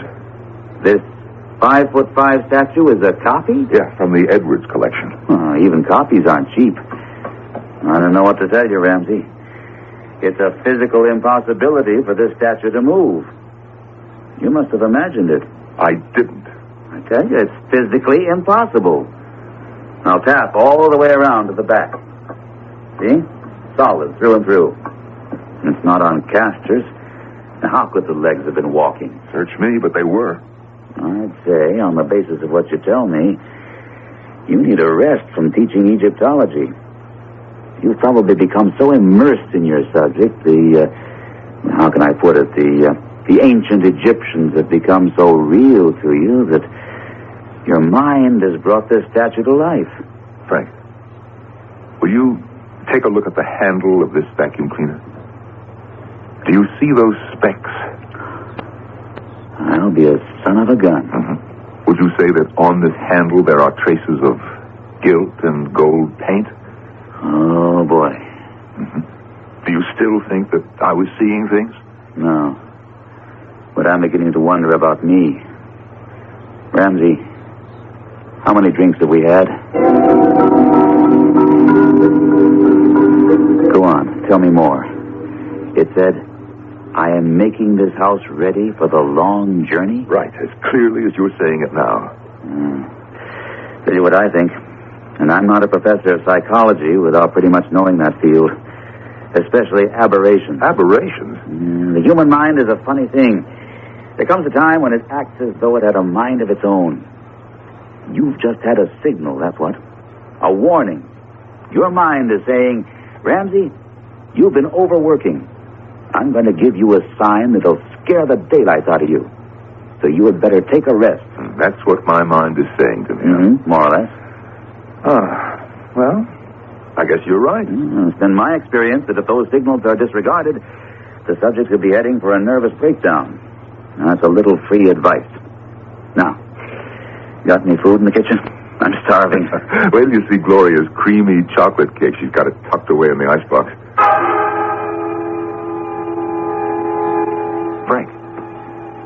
Frank, look at all that food on the kitchen table.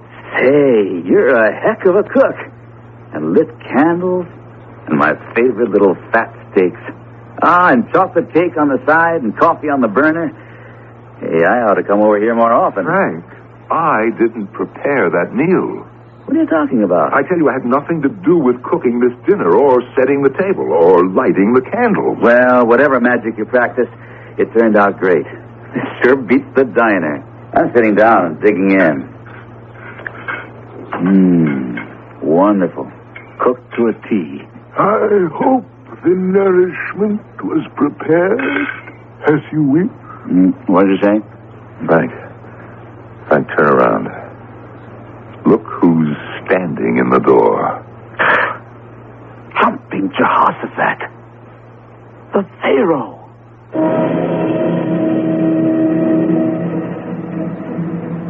When faced with extraordinary or unexplainable phenomena, the first step is to assess what you know. Better than most other people, Professor West knows the ancient Egyptians believed that life continued after death. Whether there is fact in such a belief, who can tell?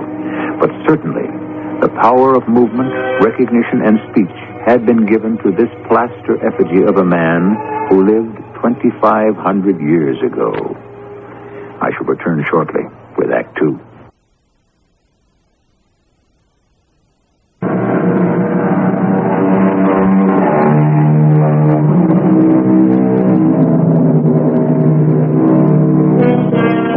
Is there a link between the past and the present? Some theorists believe we are all linked in a chain, an endless belt of humanity, destined to go round and round, which might explain why generation after generation seems to make the same mistakes.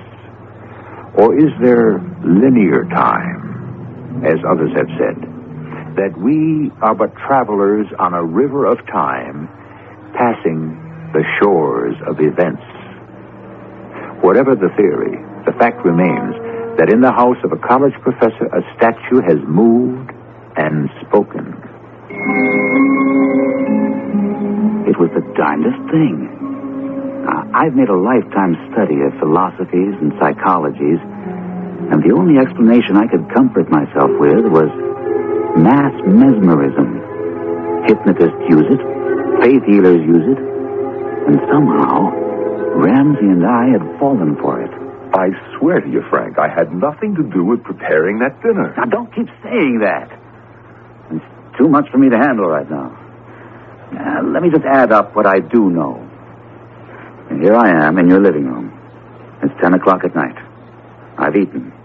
I'm sitting in front of your fireplace. You're 6 feet away. I'm standing upright. Leaning against that mantelpiece is a 5'5" reproduction of a 19th dynasty pharaoh. Now, how far would you say I am from the pharaoh? Oh, 2 feet, 3, somewhere between. Mm-hmm. It's made of plaster, has 2 feet that are well balanced on the ground, no platform, covered with gold paint. What any scientist would call a totally inanimate object. Yet I saw it move, and I heard it talk. Glad it's you too, Frank. We might get a raid on twin straitjackets. No, wait a minute. I never said you were disturbed. What I said was, you may be under a strain. So we're both under a strain. Now, let's keep pulling it apart. Do you mind if I smoke? I'm trying a new tobacco, and when I see you turning blue, I'll stop. There are matches up there on the mantelpiece. Yeah.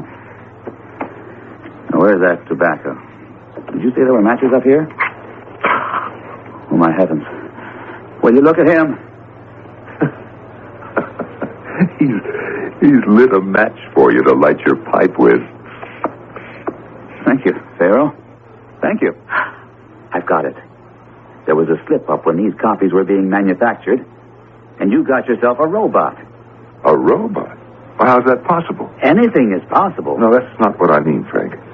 A robot has to be programmed, like a computer. My Pharaoh acts independently.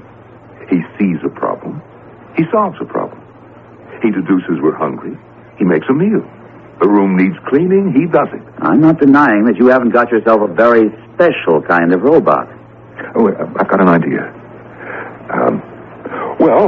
Thanks a lot for coming over, Frank. I'll see you to the door. But I don't... Come on. Do you think the Pharaoh can listen and understand us? Who knows? But I'm not taking any chances. Let's go outside. I'll walk you up the street. Look, I'll fix the latch so I can get back inside. Okay, shoot. Oh. I've got to find out who made that Pharaoh. You got something. Who indeed? Well, after my 10 o'clock class tomorrow, I've got the rest of the day off. I'll go to the junk-teak and find out where he got it and keep tracking back. How about you? You want to come? Can't. Big day for applied psych. I'm free in the evening, though. A horrible thought that crosses my mind is maybe some manufacturer is turning out a whole army of robots, and all of them may not like to do housework.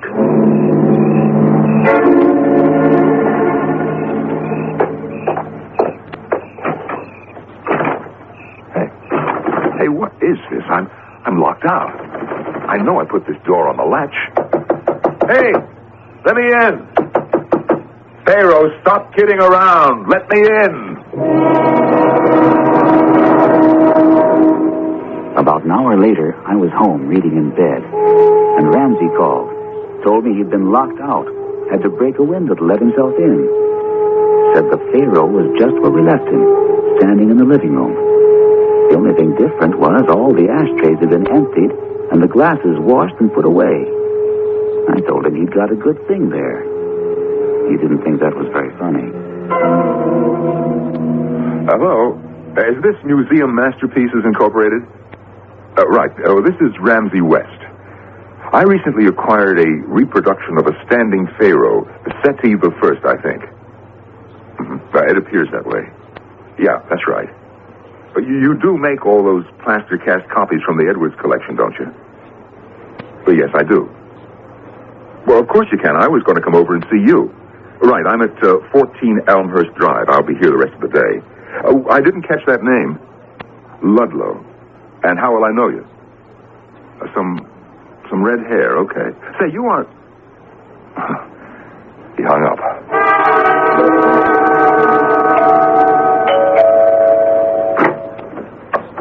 Mr. Ludlow? Mr. West? I thought you were. I know you.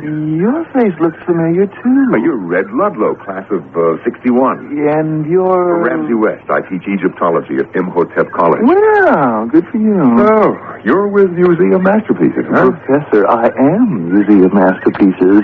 There's my truck in your driveway. Oh, yes, so it is. It's a nice job.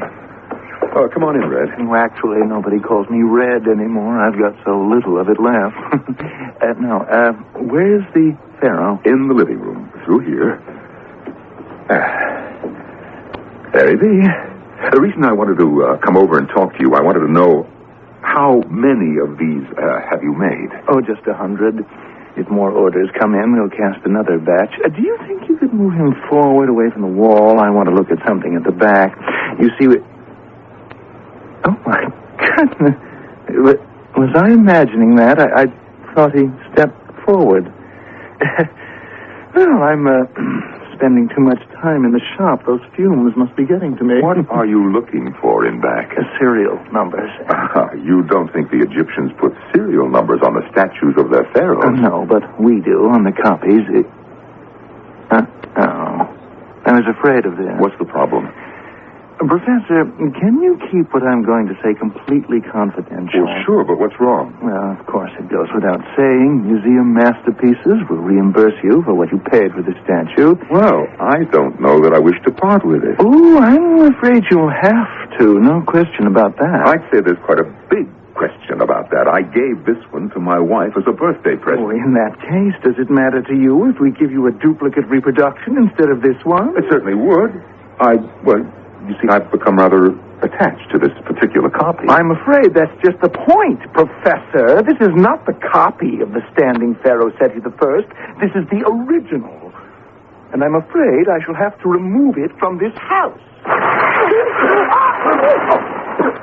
I'm blinded. I went off right in my face.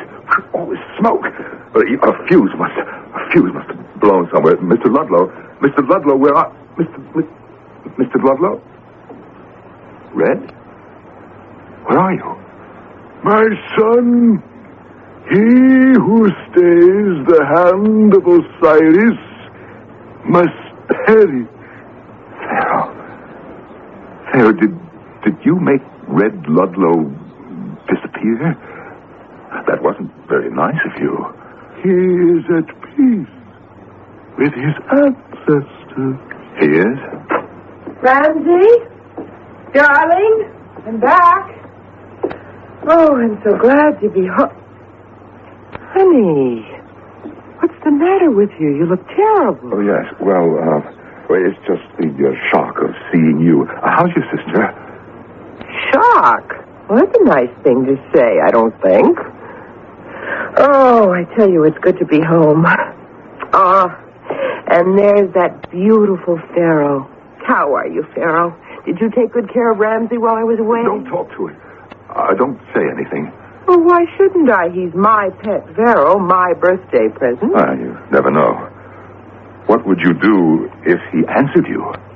Well, depends. I guess if he spoke 19th dynasty Egyptian, that would knock me out of the box right away. Well, so, let me look around. Well, I congratulate you. The place is spotless. Ramsey, you are a marvelous housekeeper. Well, I had help. And the first thing I knew, Frank, there was this flash, and that was the end of Red Ludlow. I don't know what to say. And 2 minutes later, Gloria shows up. Her sister suddenly got well and came home from the hospital, so Gloria took the first flight back. Did you tell her what's been going on? Are you kidding? I don't even know how to explain his truck in our driveway. And what happens when Museum Masterpieces comes looking for the boss? They'll ring my bell, and the next thing you know, the police will stop by. What am I going to tell them? You sure can't tell them Red was atomized by a pharaoh reproduction. They'll haul you off to the loony bin. That's another problem. It's the original. Lord knows what it's worth. It's probably priceless. First thing, get rid of that truck in your driveway. Well, how can I? When Red disappeared, the truck keys disappeared along with him. Then you're in the clear. No corpus delicti, no crime.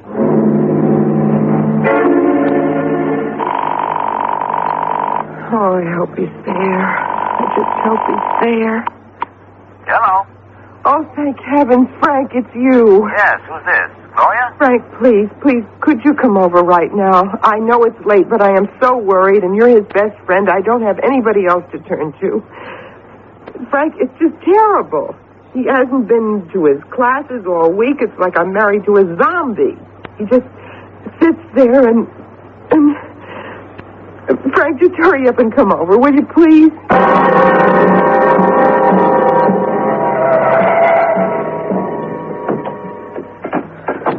Well, I've been waiting for you out here on the porch. I didn't want you to have to ring. Come on in. Okay. What is it, Gloria? Well, I told you he hasn't been to his classes for days. I don't know if he's ever going back. Where is he? In the living room. You won't recognize it, Frank. He's turned it into a tomb. What? He got some floor-to-ceiling photographic murals of the inside of some Egyptian's tomb from some museum, and they're on the four walls. The fireplace he turned into an altar.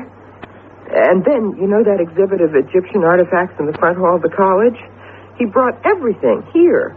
All those funny statues of dogs and jackals and snakes and masses of dried flowers and tall grasses, and he just stuck them in jars all over the living room. But why? I don't know. It's something to do with that Egyptian statue he brought me for my birthday. Gloria, get rid of it. He just sits there like a king on a throne with this stunned look on his face. I'll go in there right now, Gloria. I'll do what I can to snap him out of it. And the worst part of it is he just won't let me near him.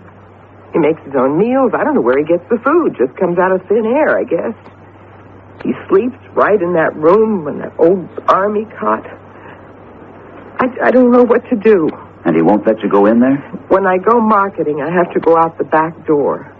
Then I hear him talking, Frank, and I don't understand a word of it. You just leave him to me, Gloria. Go up to your room. And if I need any help, I'll holler.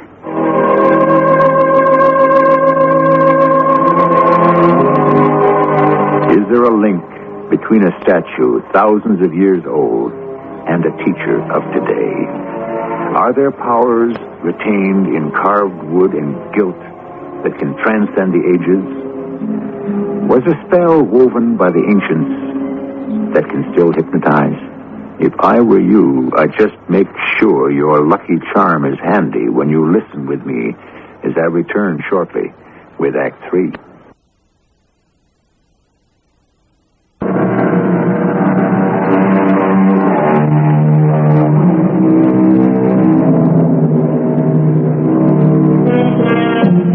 In a perfectly ordinary average house on 14 Elmhurst Drive, in a room transformed to a replica of an Egyptian tomb, there is a statue, the Pharaoh Seti I. It speaks, it performs tasks, it seems to perform miracles, like making people disappear.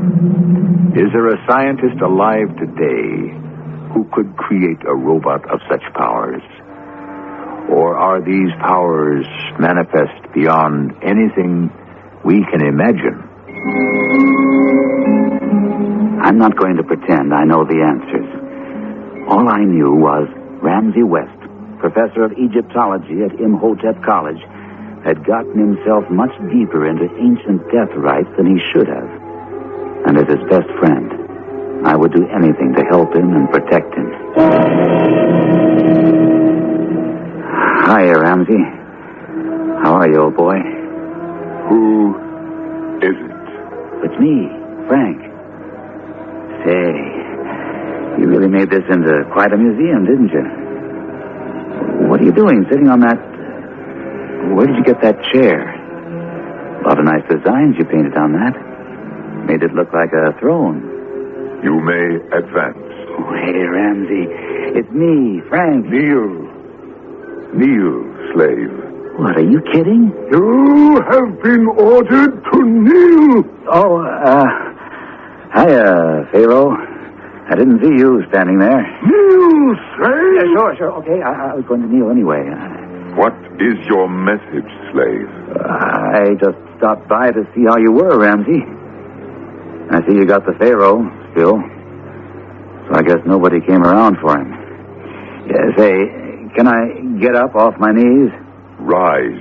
Oh, Ramsey. Ramsey, snap out of it, pal. What's with you? What's the matter? Ramsey, come on. Get up off that chair, will you? What? Frank? The least you could do is offer me a drink. Frank, is that you? Ramsey, you got to snap out of this. Now, give me your hand. I'm not going to hurt you. Attaboy. Now, slowly, I'm going to pull you off that throne. Here we go. Come on. Come on. Stop. Father, stop him. Darn it. I must have tripped. How dumb can you be? I can't get up. What's the matter with me? Bring me my crook and my flail. Ramsey, somebody stop playing games with me. Let me up off the floor. Ramsey? Are you all right? Ramsey? Frank, are you hurt? I don't think so. I just can't get up. Gloria, go, run, get out of here if you value your life. The next 5 hours in Ramsey West's living room were about the most terrifying I'd ever known. It made me realize that, indeed, all those forgotten dynasties of ancient Egypt, all their beliefs that the dead and their families and friends would continue life after death, were no mere superstitions. But why Ramsey West should be caught in this web, I did not know then. At about 2 a.m, I had talked myself hoarse. Ramsey fell asleep in his chair, and even the Pharaoh's eyes seemed to close. I crept out. Frank, is that you? I didn't expect to find you still up. Been sitting here in the kitchen all this time. Oh, Frank, what am I going to do? Let's begin with a cup of coffee. I've got the water on. You want strong, regular, or weak? How many spoonfuls? Strong, please. I just couldn't connect with Ramsey. I talked, but most of the time he just didn't hear me. He's in some spell of some kind. I don't even want to know what it is. But how can we get him out of it? What's that? It's just the tea kettle. Cooped up in that mausoleum sure made me jumpy. I don't know if I should tell you this. I guess I have to. Somehow, that Pharaoh, somehow it talks. It really does. Oh, Frank. Not you, too. I am perfectly sane, Gloria. It doesn't always say things that make sense to me. Right after you got yourself out of there, I was lying on the floor, remember? Ramsey said, "Father, let him live." But let who live? Me. Now, there are 2 ways we can go. I can pick up the phone and call the hospital and tell them to send over the men in the little white coats. No, I couldn't do that, Frank. So let's try the other way first. Once during the evening, I heard Ramsey call the statue Father. Maybe that's the key. Get rid of that statue, and we're okay. Now, have you got a hammer or a hatchet or something heavy like that? I think so. Don't know if we have a hatchet. Ramsey keeps all our tools in this drawer. A screwdriver and an egg beater. Oh, how's this? That's a pretty good-sized hammer. Thanks. This ought to do the trick. Plaster is plaster, and if you hit it right, it ought to shatter like glass.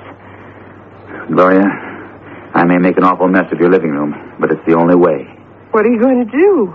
You know, he's sitting in the dark now. May even be asleep. Well, I'm going to walk into that living room, turn off all the lights, go over to that plaster Pharaoh, and I'm going to break it up into little pieces. Frank, it's not a copy. It's the real thing, an original. Gloria, no matter how valuable it is, believe me, it's not worth having above ground. Well, couldn't we call a museum and have them take it away? It must be destroyed. Look at the damage it's already done to this house. To Ramsey, to you, to me. You want to put this There's only one word I have for that statue, this evil thing, into a museum where it might affect thousands of people who come to look at it? I never thought of it that way. I'm going in now. You stay here. No, I can't. I have to be with Ramsey. He may need me. Okay. Yes, this hammer's a good weight. Let's go before we lose our nerve.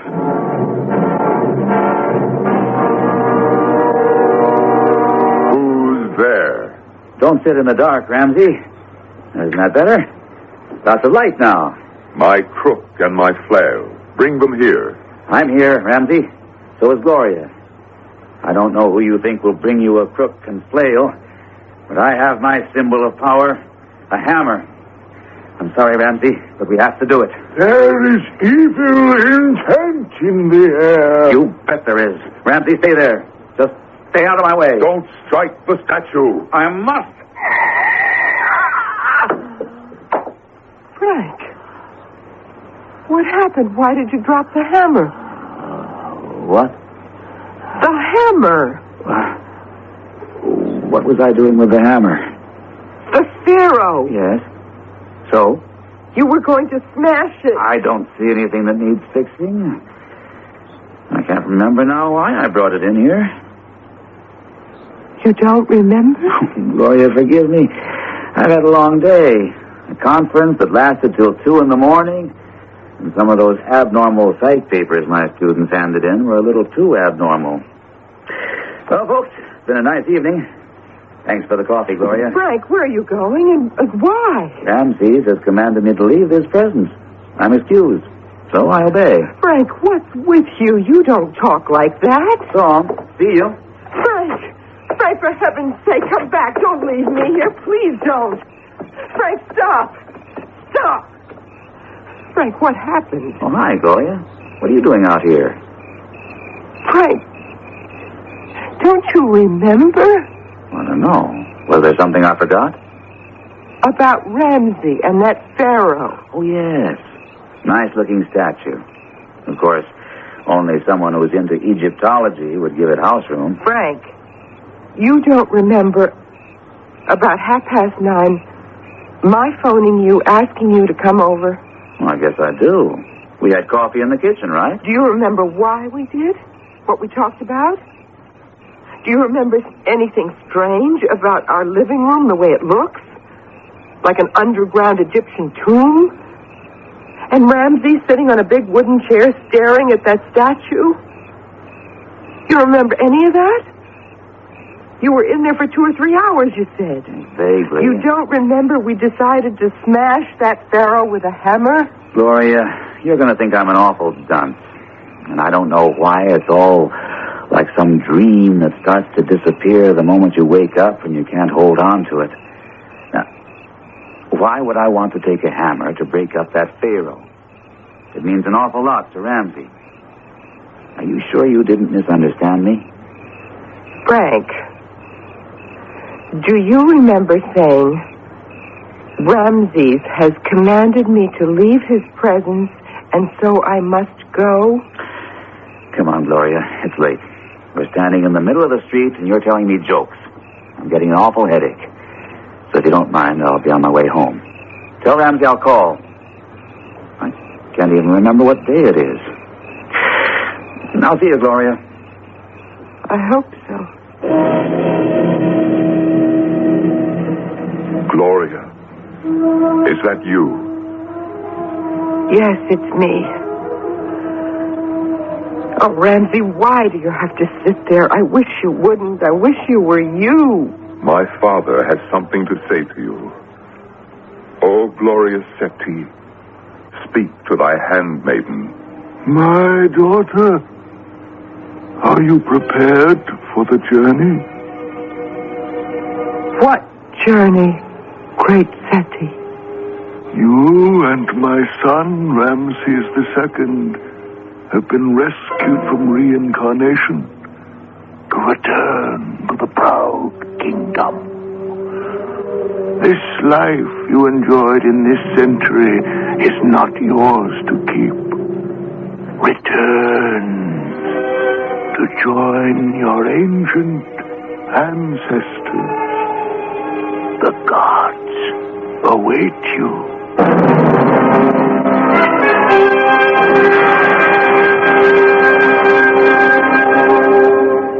Didn't I tell you, darling, this was a perfectly lovely house? Yes, the real estate agent said we could spend as much time as we liked here and then bring her back the key. It's completely furnished. Oh, really?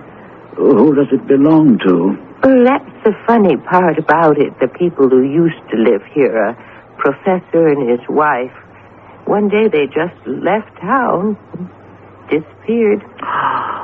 Will you look at what's standing in that corner? A pharaoh. Yeah, they just left it here. That might be worth something. The most curious coincidence is that he was the professor of Egyptology at the college, the job you're going to be taking. Well, come upstairs with me, darling. I want to show you how big the closets are. My son, my daughter, I shall be sending you your servants very soon.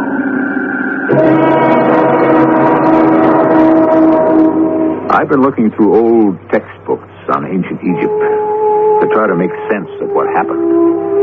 Of course, I was struck with the similarity of names, Ramsey and Ramses II. Then I read all that about reincarnation, and I wondered, had they found themselves in the wrong century and had to go back? Your guess is as good as mine. Which reminds me to tell you what is inscribed over the tomb of Ramses' father at Abydos on the Nile. Death does not end all things.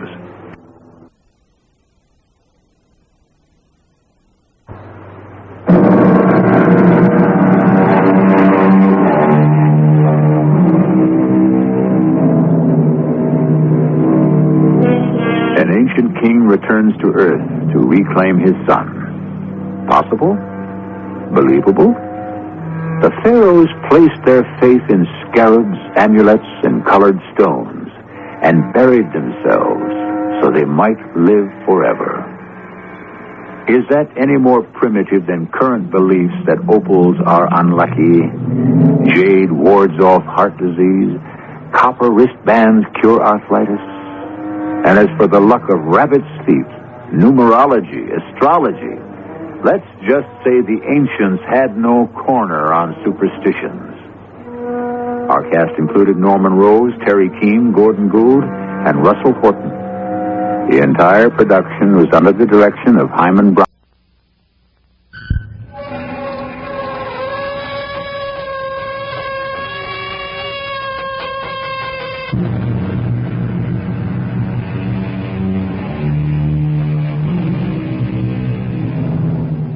Come in. Welcome. I'm E.G. Marshall. Why, asks Mr. O'Hara, are we so afraid of loneliness, since it must become, eventually, the ultimate condition of us all? And yet loneliness is the most private and prevalent of all the sorrows in our society. Never in history has the world been so noisy, so crowded, and never have so many been so silent and so alone. Just a minute. I'm coming. What's the rush? Yes? Oh, do you... Oh, no, please, don't. Why do you want to shoot me? No!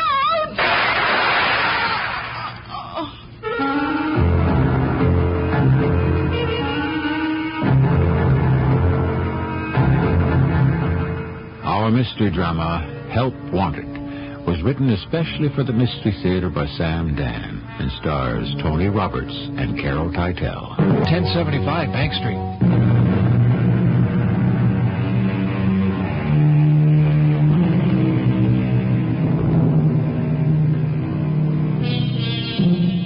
They say you're only as old as you feel, but like so many other generalizations, this one, strictly speaking, isn't true either. The fact is, You're as old as society perceives you to be. And so if you live in a youth-oriented world, you can be put out to pasture much sooner than you ever thought possible.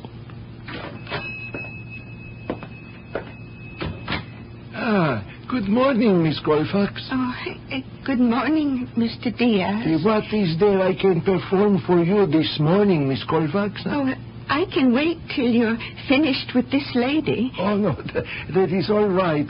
She is thinking. Well, I don't mind, my dear. As a matter of fact, I'm trying to remember what it was I came in here to buy. Oh, if you're sure you don't mind. No, not at all. Oh, well, Mr. Diaz, do you suppose...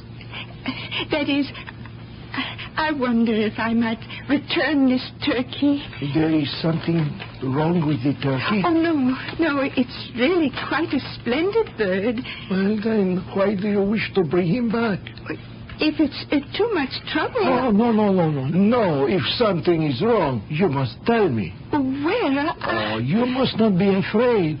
Because I call up the wholesale man, I raise hell.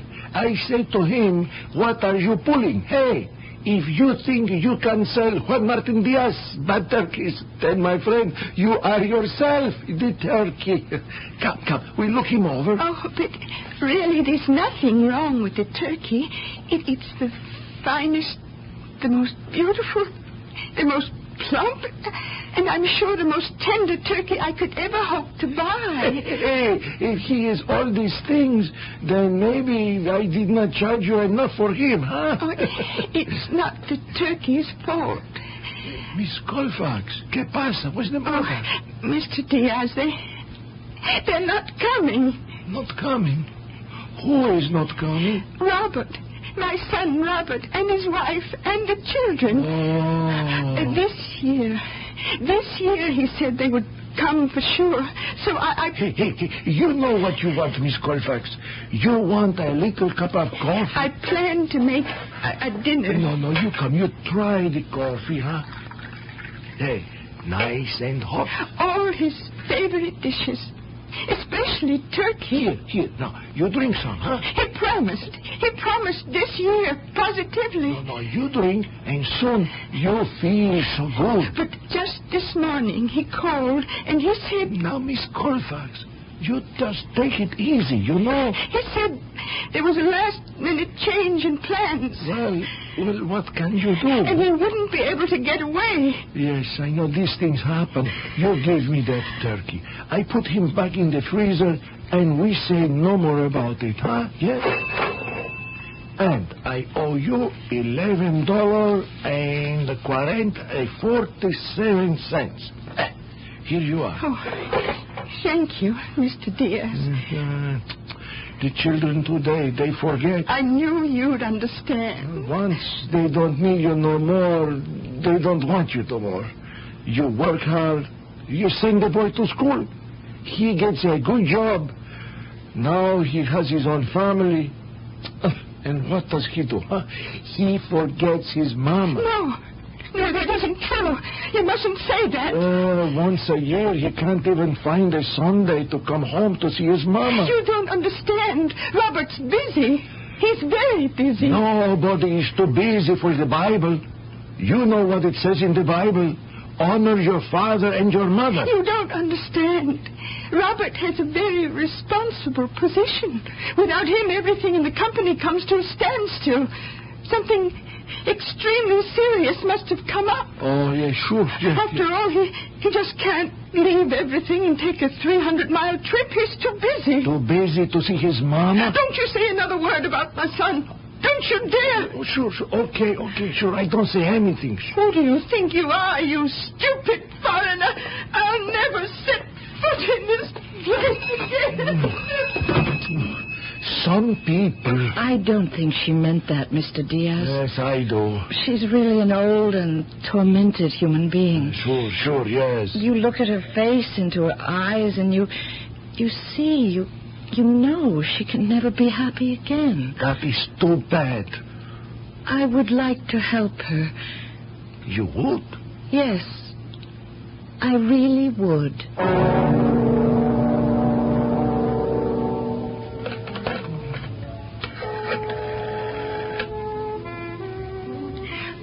operator, I want to place a person-to-person call to Mr. Robert Colfax in Carter City. The number is 555-8585. Thank you. Oh, I'm sure if I could just talk to him again. Oh, I'd better turn that music down. After all, maybe I could go visit him, even if Evelyn doesn't. Oh, what's that, operator? Oh, well, just keep ringing. I'm sure he has to be home. Well, all right. I'll place the call again. Thank you. Oh, just a minute. I'm coming. Yes? What do you... Oh, no. Oh, please, don't. Please, don't shoot me. Why do you want to shoot me?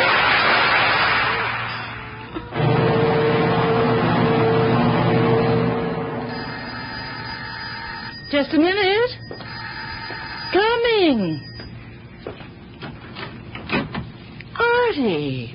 Hello, dear. Aunt Millie, you're doing it again. Doing what again? How many times must I tell you? Really, Artie, dear, where are your manners? You haven't even said hello. Well, this is more important. Nothing is more important than plain and simple everyday courtesy. Do you know what you did, Aunt Millie?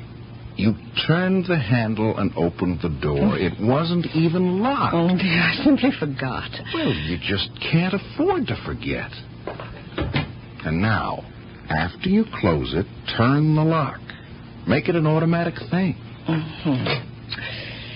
I spent most of my life in a place where people never bothered to lock their doors. Well, those days are gone forever, I'm afraid. Oh, I suppose so. Let me make you a nice cup of tea. Oh, thank you, Aunt Millie, but I'm here on business. What sort of business could you possibly have with me? Well, police business. Oh, my goodness. Have I done anything? I guess it has to do with what we were just talking about. Keeping your door locked. Evidently, another lady in this neighborhood didn't do it, and so she's dead. Murdered? Yes. Are you saying that someone just walked into her apartment and shot her? Oh, Artie. We have another murder of an elderly woman. It's the 5th in less than 2 months. Oh, no. Well, she lived just down the street. Her name was Colfax. Mrs. Anna D. Colfax. Well, why is that name familiar? Well, it turns out you're one of the last people to have seen her alive. Colfax. She lived all alone, a kind of short, thin lady, about 70. Just a minute, Artie. Well, I was checking the neighborhood, and I went into this little grocery store. The owner, a man named Diaz, said that... Yes, of course. That's where I saw her. Yeah, you were there when she came in. This was an hour before she was murdered. Oh, I feel awful. Mr. Diaz says she was very angry when she left. Well, I suppose you might say she was, on the surface. Actually, she was hers. How well did you know this, Mrs. Colfax? Well, on the one hand, I didn't know her at all. But on the other, you could say I knew her very well. Well, for just a few minutes, Aunt Millie, forget that I'm your little nephew and talk to me as Detective Lieutenant Arthur McCrae, who is charged with solving a very serious homicide. All homicides are serious, Lieutenant. Yes, but this is even more serious because somebody's going around killing elderly ladies, and the police department is being accused of negligence, inefficiency, callousness. You name it.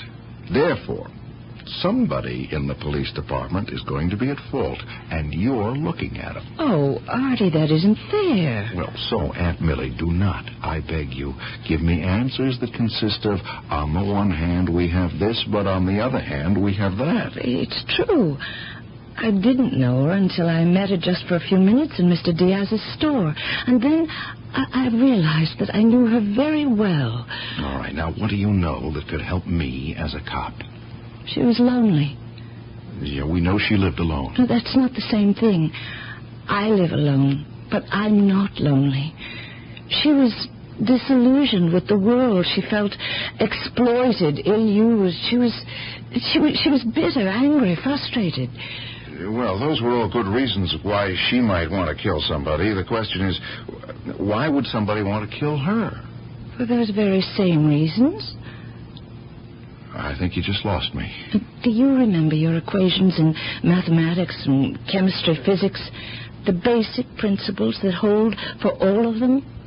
Remember? I don't think I ever learned them. Both sides of the equation had to balance. Dear Aunt Millie, what has this got to do with... You must look at murder as an equation. Okay, what is this now? Stated this way.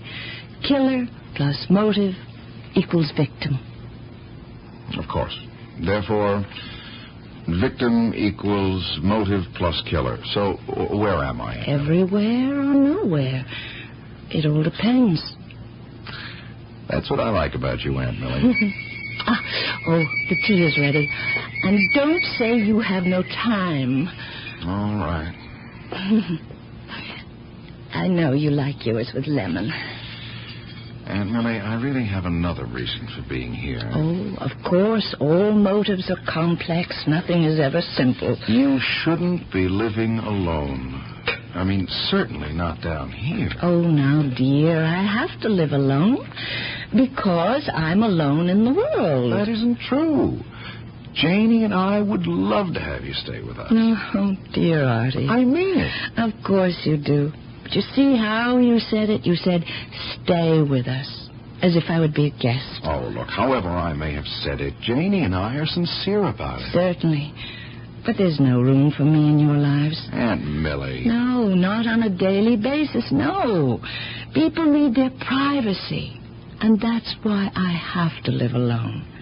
Also, I have to live in this neighborhood because it happens to be the only place I can afford.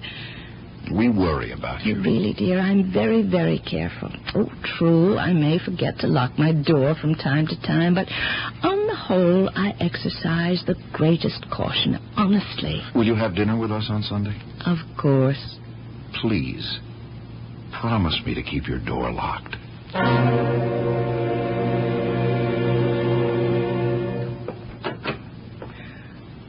Artie, I'd better talk to you. Aunt Millie, I've got work to do. It's Sunday. There's no such thing as Sunday for a police officer. But there is for a police officer's wife.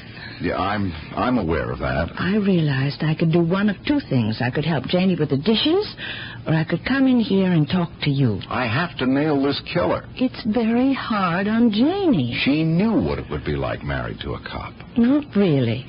She only discovered afterward. Well, I'm doing the best I can. I wish I could help. Aunt Millie, this isn't exactly your field. It's more mine than yours. Oh. Well, with all due respect, what do you know about police work? And what do you know about old ladies? That's what this case is about, isn't it? Someone in the neighborhood hates little old ladies. Hates them enough to commit murder. Wait a minute. Hold on, Aunt Millie. I just think I may have a clue. So soon?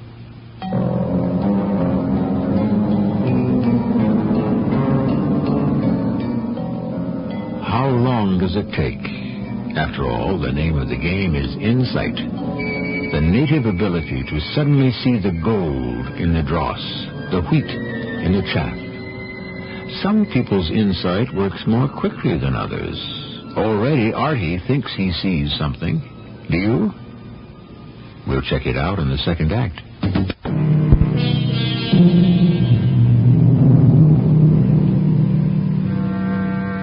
Murder. We speak of it as an aberration.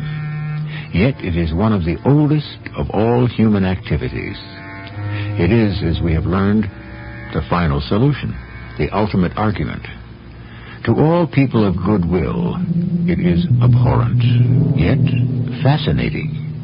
Why do people kill? Is the reason simple or complex? It all depends. Aunt Millie, I'm scraping the bottom of the barrel, but I'm thinking back to what you said the other day. You know, when I first spoke with you? Well, I'm sure I said a great many things, Artie. All right, let me sort this out. I was looking for leads, and I walked into this little grocery store. Yes, Mr. Diaz's place. It turned out she shopped there. Well, most people around here do. He's very accommodating. And I asked him when he had seen the Colfax woman last. He replied about an hour before. And I asked him if anyone else had been in the store. He mentioned you. Now, in talking with him, I got the impression that he didn't care much for Mrs. Colfax. Why?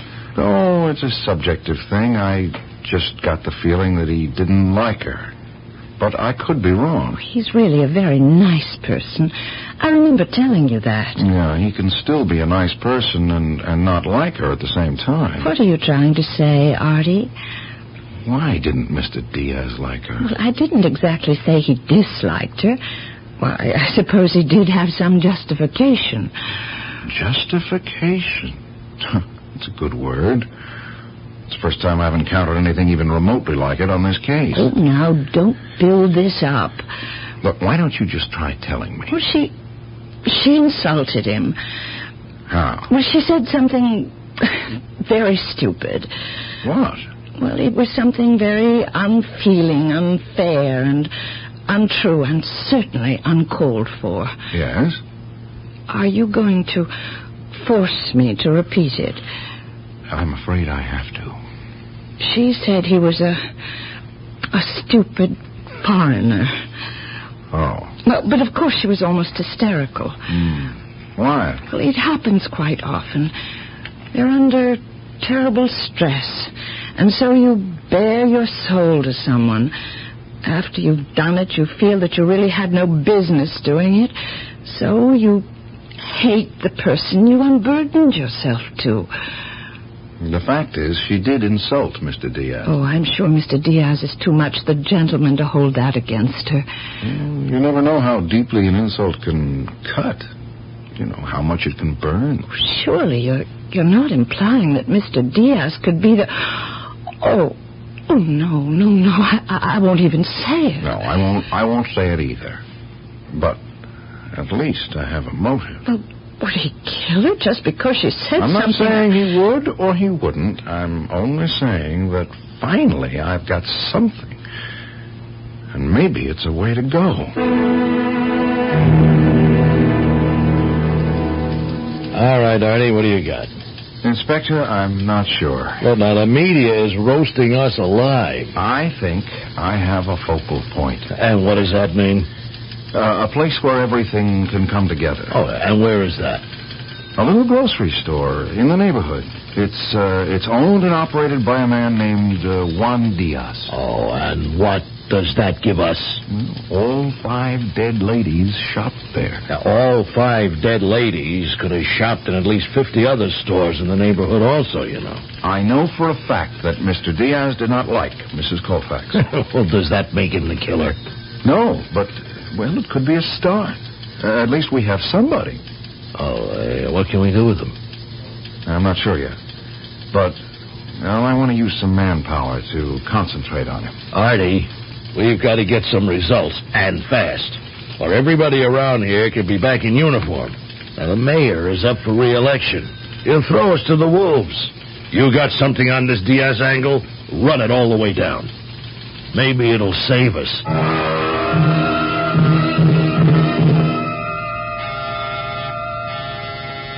Who is it? Mrs. Jankowitz? Yes? I'm a police officer. Yeah? How do I know that? Well, just open the door on the chain and I'll show you my badge. I got no chain. Chain's no good. Bandits reach in and snap lock. I have a card with my name on it. Let me slip it under the door. You see? It says Police Department. Detective Lieutenant Arthur McCrae. All right. You wait.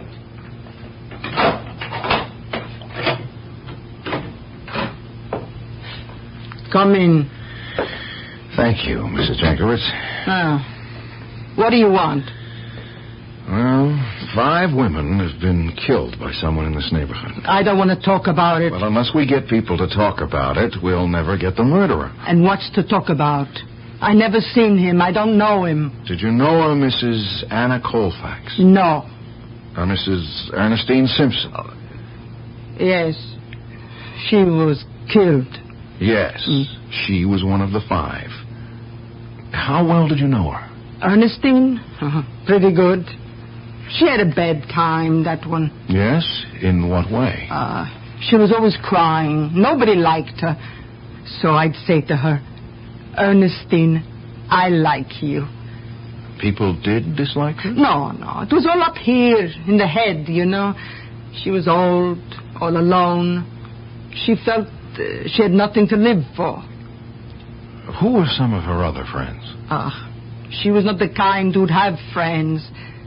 Maybe I was the only one who understood her. Her problem was she was always flying off at the handle. Why? I guess she didn't trust nobody. I don't blame her. You know, her husband run off with somebody else. Her own son cheated her out of every cent she had in the world. So she took it out on everybody. I says to her, Ernestine, you can't live like this. Then what would she say? She'd get mad at me. Did she shop at Diaz's store? Diaz. Oh, the groceria. Yes, she did. Then she stopped. She stopped? Why? They have a fight. She say he cheat her. How did he cheat her? Well, I remember. I go into the store. I have to buy milk. And they're having a big argument. About what? What people argue about these days. Money. Don't you tell me I owe you money. Oh, to Miss Simpson, I have it right here in the book. I don't care what you have in that book of yours. I don't owe you a nickel. Perhaps you do not remember. What do you mean? I do not remember.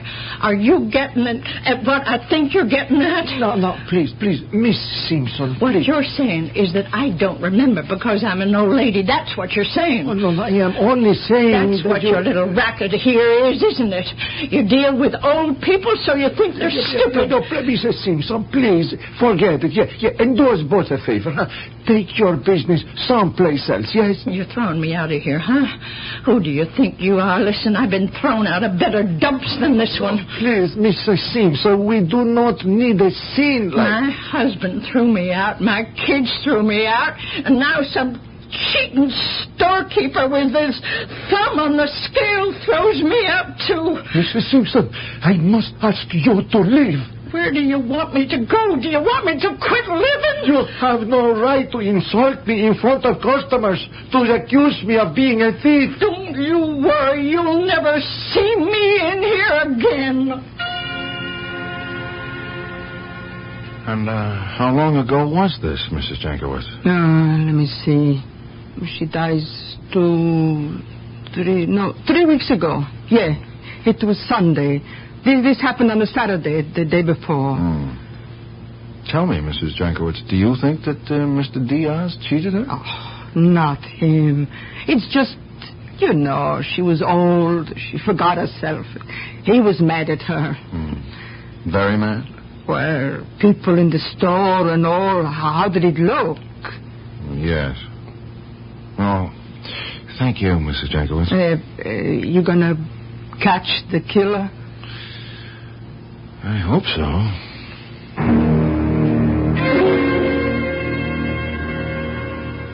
Mr. Diaz, isn't the fact that you had a violent argument with Mrs. Ernestine Simpson the day before she was murdered? Violent? Why, what is violent?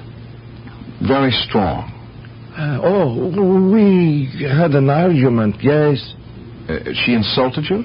Well, Do you deny that she insulted you? Well, a man like me, I get insults every day. She called you a thief. It's America, a free country. Each person is allowed to have an opinion. Oh, come on now, Mr. Diaz. You had a pretty violent argument. Well, you know, she says something, I say something. You ordered her out of the store. Oh, no. No, never. You didn't tell her to take her business elsewhere? I think I said, Miss Simpson, if you do not trust me, you should take your business someplace else. Mm-hmm. And you didn't order her to leave? No. You didn't say, I must ask you to leave? No, I only said, maybe you better leave and come back when you feel better. You deny there was a fight? No, there was no fight. Me? Fight? No. How can I afford to fight with customers? And so you deny that there was a violent altercation? If that means what I think, yes, I deny it. And I got witnesses. They tell you the same thing. I remember, sure. There was another lady in the store. She heard everything. You remember her name? The same lady who was here when the other one, that Miss Colfax, get angry also. You talk to her. She tell you it was peaceful. I wasn't angry. The same lady who was here the other day? Yeah. She's a good customer of mine. Miss Millie McCray.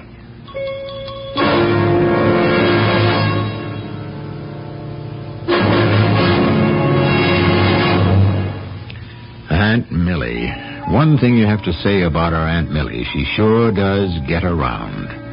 But the pattern is emerging. We have a Mr. Diaz who runs a food store. He has an argument with an elderly woman customer, and shortly thereafter the woman is murdered. Are we dealing with coincidence? A third act is en route with the answer.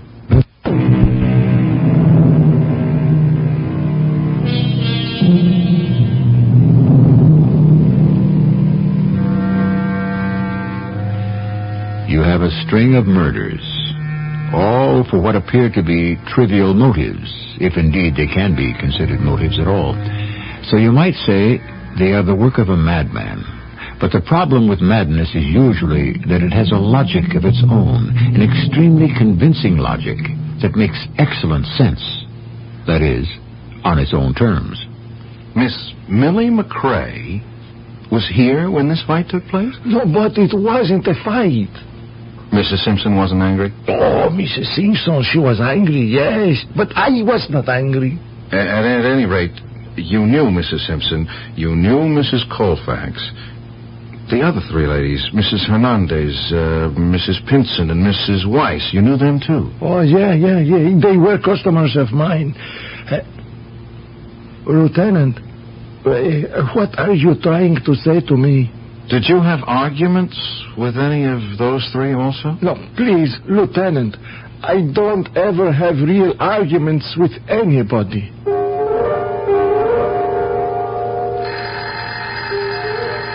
Just a minute. Artie, dear. Once again, Aunt Millie, you didn't lock your door. You're right. I forgot. Do you know what's going on in this neighborhood? I'll remember. I promise to remember. 5 women.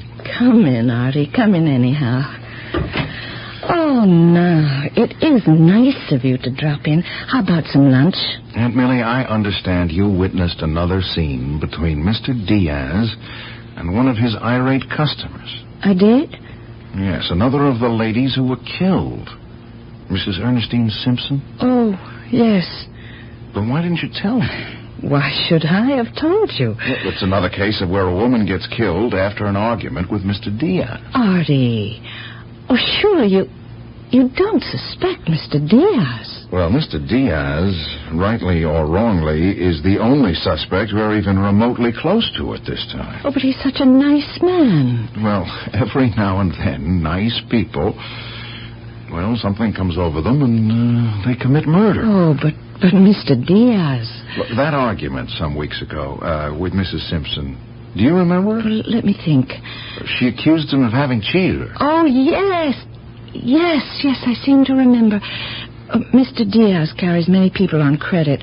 Otherwise, there'd be no reason to buy there. I mean, a customer could do better in the chain supermarkets on many items. Yeah, well, now tell me more about Mr. Diaz and Mrs. Simpson. Well, when he charges an item, he writes it down in a book. And she denied one particular entry? Oh, she absolutely refused to acknowledge it. She became furious. I suppose Mr. Diaz took it as an attack on his integrity, which I suppose it was. Was he angry, too? In his own way. Which is what? He doesn't raise his voice. He just turns a bit pale, bites his lip, and somehow you sense he's seething inside. So it was a rather violent scene, huh? Well, it was a particular kind of violence. I'm afraid many of us do give Mr. Diaz a rather difficult time of it. How? Well, so many of us are alone. Oh, not me, Artie. I have you, and I have Janie. Just as much of you as I need to sustain me. I'm lucky. I'm not like so many of them. Them? You get old, Artie, and maybe you never had much money, but it didn't matter because you had other things. Well, now those are gone, and it's lonely. You don't know how lonely, especially for women who are always dependent on others for everything. Yeah, I understand, but what is that Well, got to do? it's an empty world, Artie. It's an empty life. And trifles suddenly assume unbelievable importance. And that's because life itself is now nothing but a series of trifles. You yourself are made to feel like a trifle. Would you do something for me, Aunt Millie? Of course. After each of these two incidents, you were in the store with Mr. Diaz afterwards. Can you remember what he said? Afterwards? Let me think. Try. I must establish his state of mind. Try the most recent one first, Mrs. Colfax, after she walked out. All right. She walked out, and he said, Mr. Diaz said... Oh, some people to say such things. I don't think she meant it, Mr. Diaz. Oh, I do. She's really a terribly tormented human being. Yes, but still and all. But you look at her face, at her eyes, and you can see she could never be happy again. Well, that is too bad. I would like to help her. You would? Yes, I really would. And? That was all. Okay. Now, that's what happened with the Colfax lady. After the incident with the Simpson woman 3 weeks ago, what did he say then? Well, let me try to frame that once more. There was another lady in the store at the time, evidently a friend of hers. I've seen her around. Oh, no, I think her name is Mrs. Jankowitz. And when Mrs. Simpson stormed out of the store, Mrs. Jankowitz went out after her, obviously to calm her down. Well, I just stood there looking at Mr. Diaz, and finally he said... Why do I put up with this? Oh, now, Mr. Diaz. She has no right. But the poor woman is troubled. She knows how to give trouble. Isn't it better to forget it? How can I forget it? I'm human. Mrs. Simpson obviously needs help. Perhaps I could help her. Nobody could help her. And that was the conversation? As far as I can remember. All right. All right, what?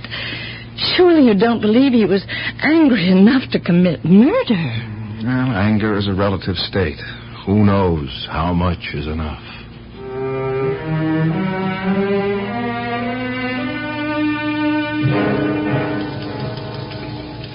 Why, here's how it lays out, Inspector. We know for a fact that all these ladies kept their doors locked. Nobody broke in.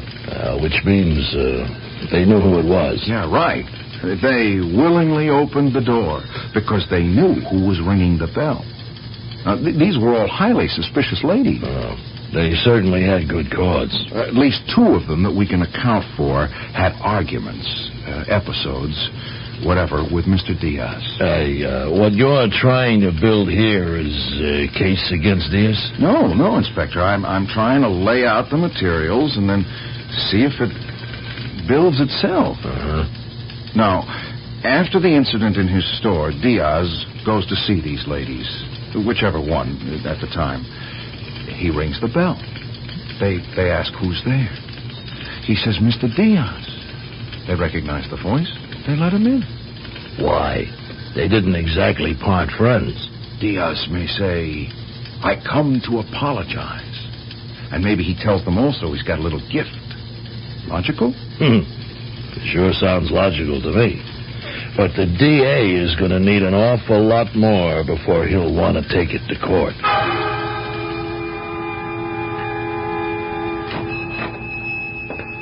Hello, Mr. Diaz. Oh, yes, Lieutenant. Do you own a gun? No, Lieutenant. Mr. Diaz, I'm really very sorry for you.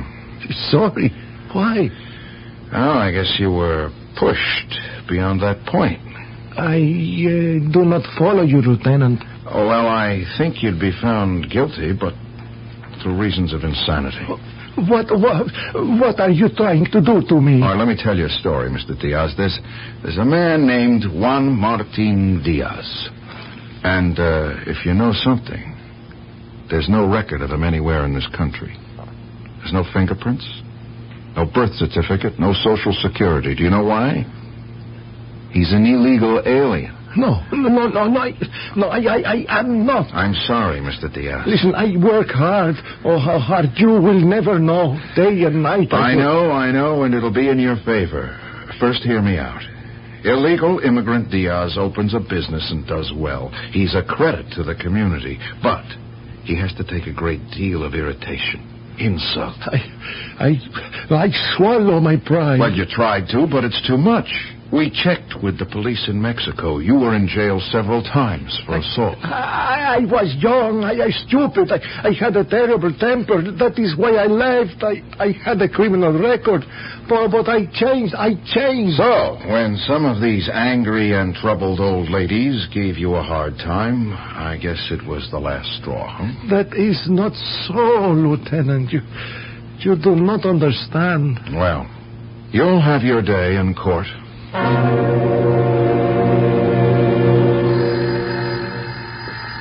Just a minute.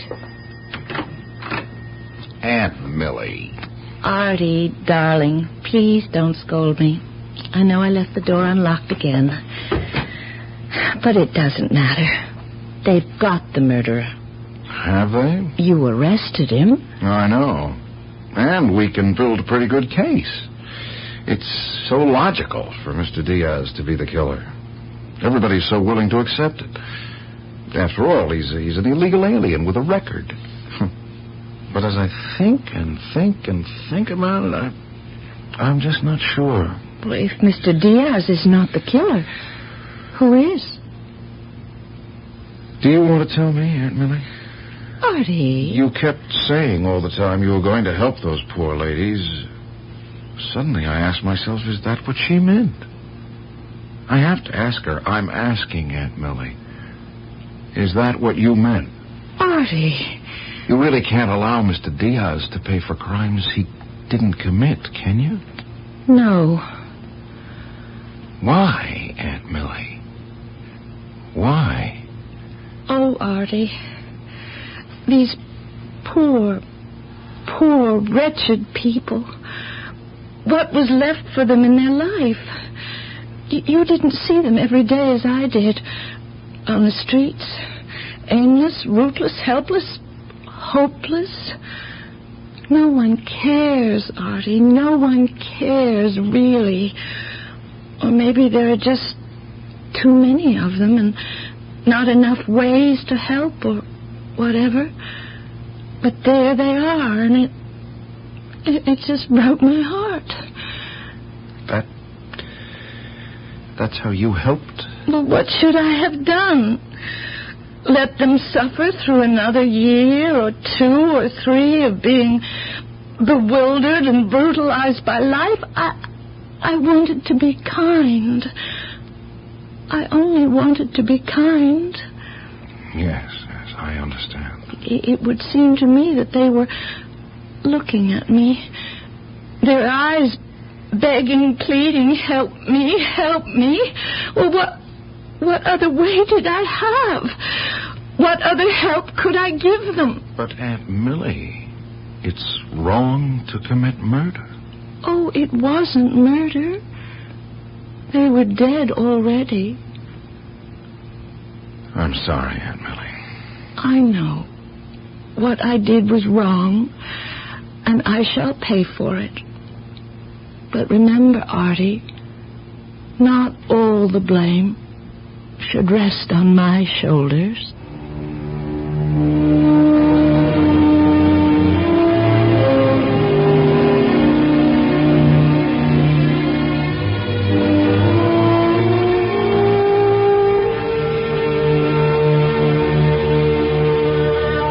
Of course, she was put away for what will certainly be the rest of her life. Mr. Diaz was released and will be allowed to remain here. Under no circumstances can we condone what she did. After all, no one among us can be permitted to play God. Yes, and it would be a much better world. Tune for Mystery Theater.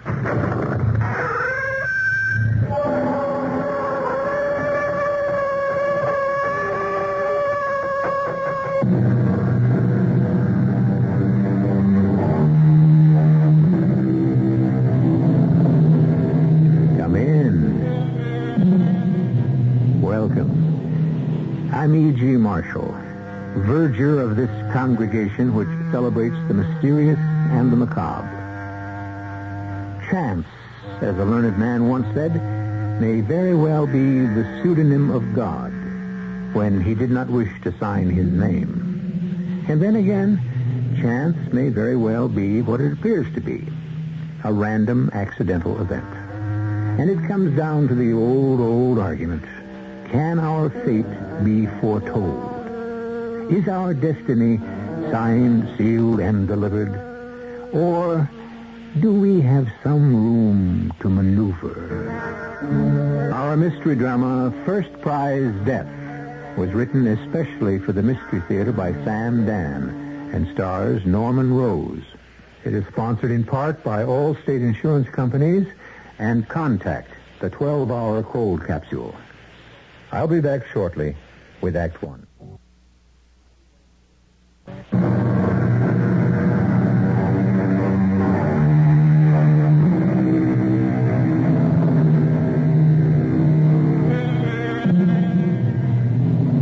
No living creature suffers from such poor public relations as the snake.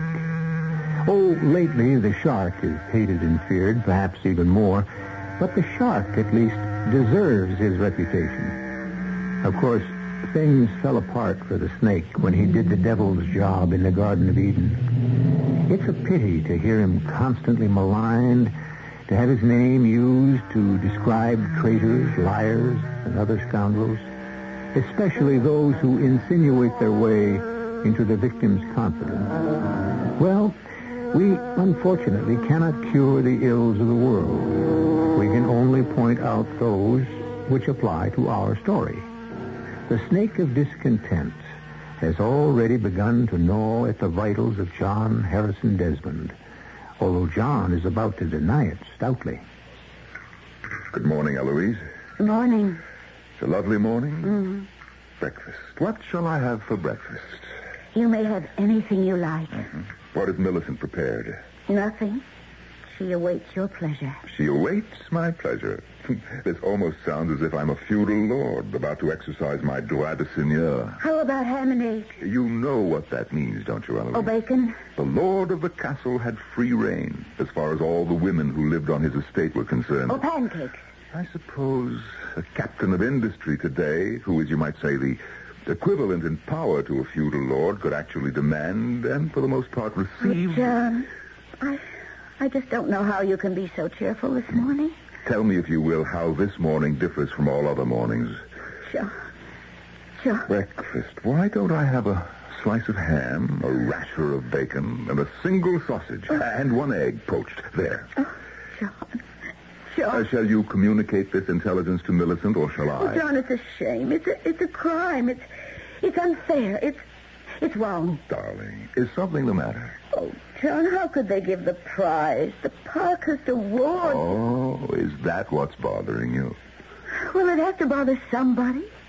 Elwood Downard is such a nincompoop. Elwood Downard is an excellent sociologist. Oh, John, next to you, the man's an illiterate. Now, darling, you must listen. Please, none of your self-sacrificing nobility. Happy is that man who, being content with his work, his wife... Oh, no, please, no more of that dime store philosophy. The next thing you'll be doing, you'll be reciting, "Let me live in a house by the side of the road and be a friend to man." I think that's an excellent attitude. I give up. You are the victim of the most flagrant political maneuvering. You know, I may also have pancakes. Well, everybody knows it. It's rather more calories than I'd originally decided to invest in breakfast, but, I can skip lunch. And I give up. All right, let me just say this. Elwood Downard is a man of substance and stature. He's not in your class. That's not true. He was in my class. Oh, John, I was really? teaching at the university. And since he was my pupil, his receiving the award is a compliment to me. You taught him everything he knows. You know, this is a silly and fruitless argument. Oh, you're too good-natured. Would you rather I was ill-natured? I give up. This time I hope you mean it. And furthermore, what's the use? Yeah. Now, have you finally subsided? Good. Darling, I know my worth. I know my value. No, you must listen to me. But I know what you're going to say. Fine. And there's no need for me to say it. You're going to say, "I don't care for the opinions or the Well, if we both know what I'm going to say, then... It is enough for me that I do my work. History shall assign me my place." Yes, that's about what I was going to say. But by the time history gets around to you, you'll be dead. Well, then it won't matter very much, will it? The Parkhurst Award, it's even more prestigious than the Nobel Prize. Yes, and I never won that one either, did I? John, you have to get in there and fight. Darling, I am not a pugilist. I give up. Please do, even if it's just for a little while.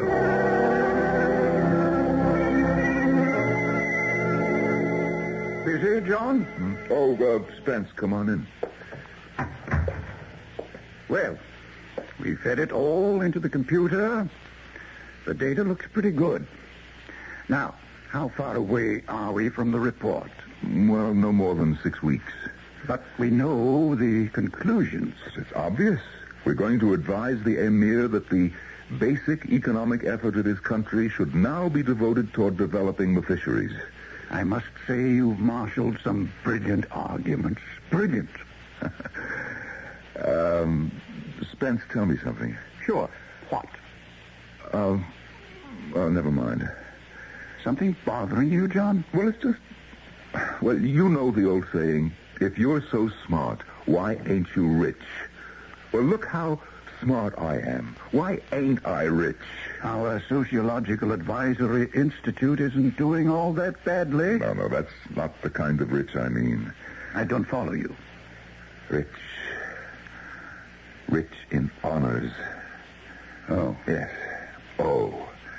Let me put it to you this way. I've been missing out on the Nobel, and I should have made the Parkhurst this year.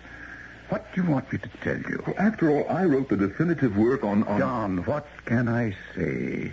I never thought that... You never thought what? That these awards meant anything to you. I'm only human. But you always gave the impression that prizes and medals were never really important. I have forgotten more than Elwood Downard will ever know. Look, in the long run, what does it mean? You can take that magnanimous attitude, Spence. After all, you have got a Parkhurst. I'm also 10 years older than you, John, so you've got plenty of time. No, I've been pigeonholed. I've been passed over too many times. It's the younger men who'll be considered from now on. John, what does it matter? What does it matter? 50 years from now, 10 years from now, next week, will it make any difference? I am the top in my field. Nobody who really knows would dispute that. Then why have I been constantly overlooked? It simply isn't fair. No one ever said the world or life itself is fair. And there are times when virtue must be content to be its own reward. Oh, thank you. You're a great help. I never would have dreamed you felt this way. Well, now you know. Tell me something. You're saying all this in confidence, I assume. You still want to maintain your public image as a modest, self-effacing... Spencer, I have had it up to here. I have to let off steam in front of somebody or I'll blow my top. That's what wives are for. Oh, not mine. But I thought you and Eloise... If I ever spoke this way in front of Eloise, do you know what she would say?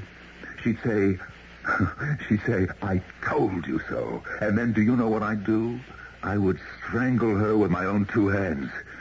Well, you've got it bad.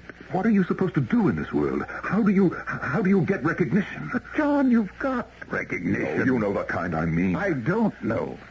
I wish I could tell you, but I just don't know. Spencer, I want that Parkhurst Award. To me, it would be the culmination of my life's work. You scare me, John. You sound as if you'd be willing to sell your soul for it. I would. The problem is I don't know who would want to buy it. They say the devil deals in that commodity. If there is such a thing as the devil and he, she, or it is listening, I am willing to make a deal, my soul for the Parkhurst. What's supposed to happen now? A puff of smoke and a cloud of sulfur and a sudden materializing of Lucifer himself? Yes, but obviously no such thing exists. John, don't let this thing get to you. Spence, it has gotten to me. I can't help it.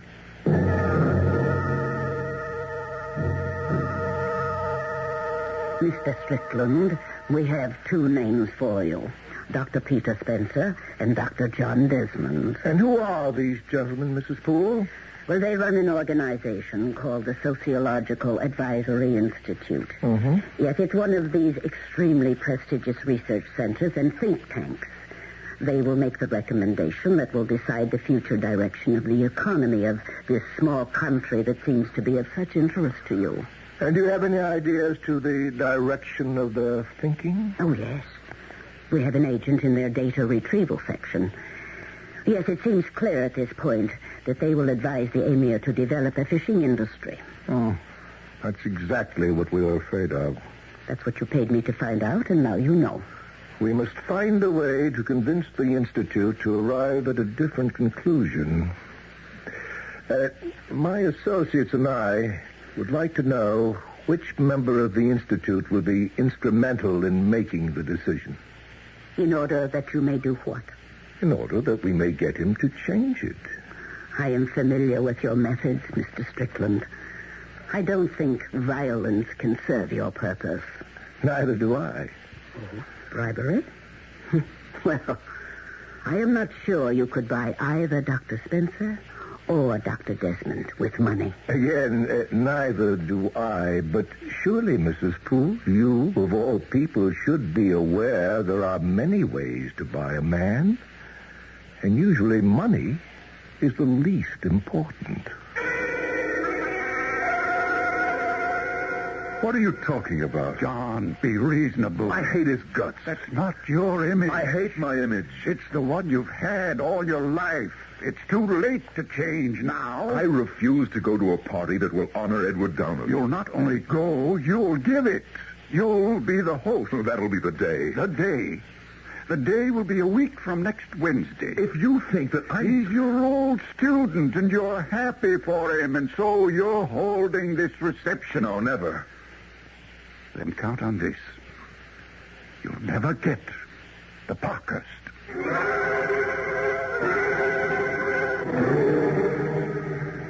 You asked us to discover the kind of coinage one must use to bribe Dr. John Desmond. Mm-hmm.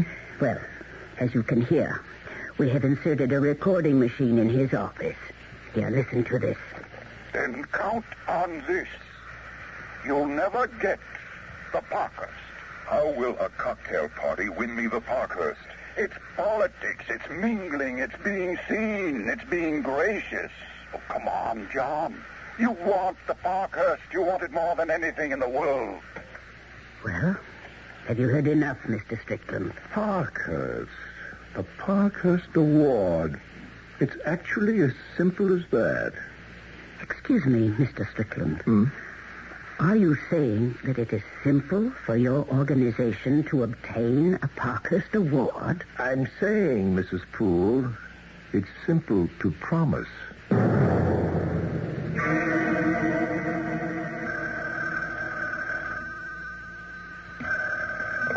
Yes. Who? Well, does he have an appointment? No, I can't see anyone today. Besides, what is there that I could do for him? He says he was advised to call on me by Dr. Elwood Downard. Well, I suppose so. Send him in. Now, why would Downard send anyone to see me? Dr. Desmond? Yes, come in, please. Thank you. Have a chair. Now, sir, your name is Everett Strickland? Correct. What may I do for you? For starters, do not advise the Emir of Rashal to develop a fishing industry. What? Oh, now, see here. I believe in getting to the heart of the matter. And Elwood Downard sent you to me? No. I don't know the gentleman. I used the name because I knew you would have to grant me an interview. The interview is over. Of course.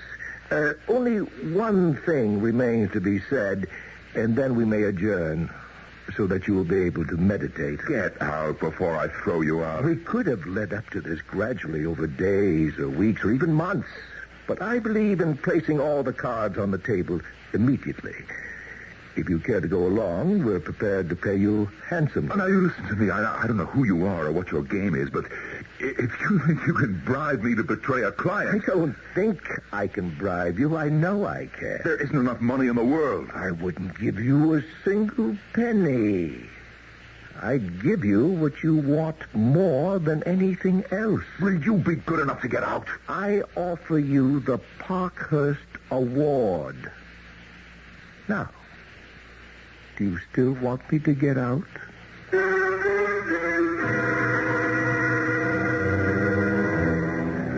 man of few words, this Mr. Everett Strickland, but every one carefully chosen, like a precious stone. And further, like a precious stone, each is highly polished. I offer you the Parkhurst Award. 6 words that shine like 6 gems. And does Dr. Desmond buy? You should know by now that you don't find out things like that until we arrive at the second act.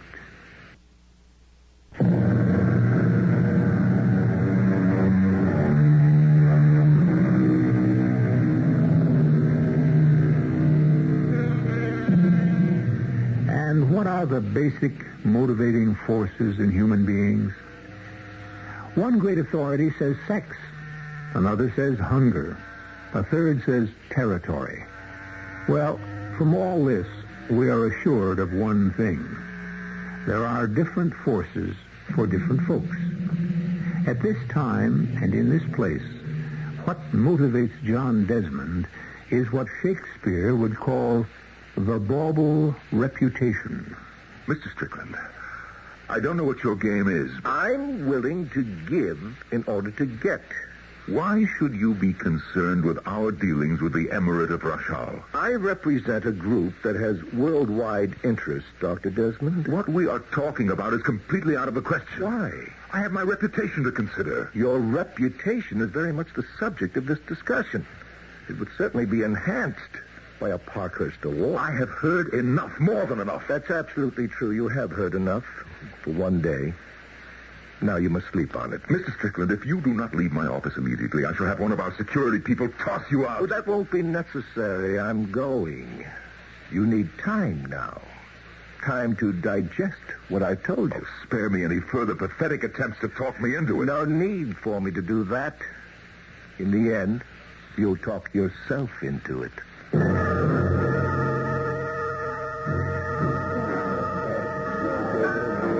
This party should have been for you, Joe. darling, why don't you have a canopy and a drink and just enjoy yourself? That speech of yours, that eulogy to that nitwit Woody Downward. His name is Downard. Oh, Downward, I have a husband who's content to play second fiddle to his inferiors. Oh, here comes the great man now. No doubt he intends to patronize you. I'm going to get lost in the crowd. Eloise. Oh, well. John? Oh, yes, Elwood. Thank you for this very cordial affair. It was my pleasure, Elwood. There's a plan afoot to establish a series of seminars to be held in Washington, the Elwood Downard Research Series. It would be attended by top people in government and education. The Elwood Downard Research Series. Mm-hmm. Of course, my name guarantees the success of the project. Oh, yes, I'm sure. I'm assembling a panel to run the thing, and I may have an opening for you. An opening? You could do yourself a lot of good, John. Actually, being on my faculty would be quite a boost for you. Yes, it would. It'll prove that you're back in the mainstream. I never thought that I left it. Well, of course not, John. It's just that there seems to be an impression that, will you think about it? Thank you, Elwood. Yes, I'll think about it.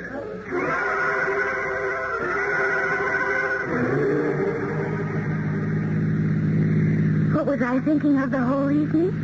I'll tell you. I don't believe I asked you, Eloise, dear. You should have been the guest of honor at that party. You should have been the Parkhurst medalist.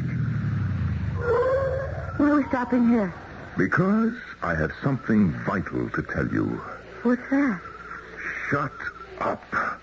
John. I don't know any other way to put it.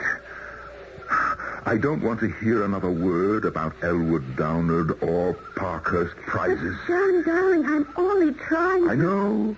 You're only trying to inspire me. Well, is that bad? In this case, it can lead to a catastrophe. John. You want me to have recognition, fame. Well, is that so terrible? These things are not to be, and they're not for me. I won't have you talk that way. Well, I must. Do you understand? I must. You have no right to give up. Eloise, do not weaken my resolve. What resolve? I am willing to accept the hand that has been dealt to me. Please don't make me dissatisfied. But I'm only trying. You keep saying that you're only trying. And I must tell you to stop. Just stop right now, right here. Never, Eloise, never say another word to me about winning an award. But I don't understand. Let's just leave it at that. Don't push me. I'm having a hard enough time as it is. John, what do you mean you're having a hard time? Eloise, the discussion is over. For good.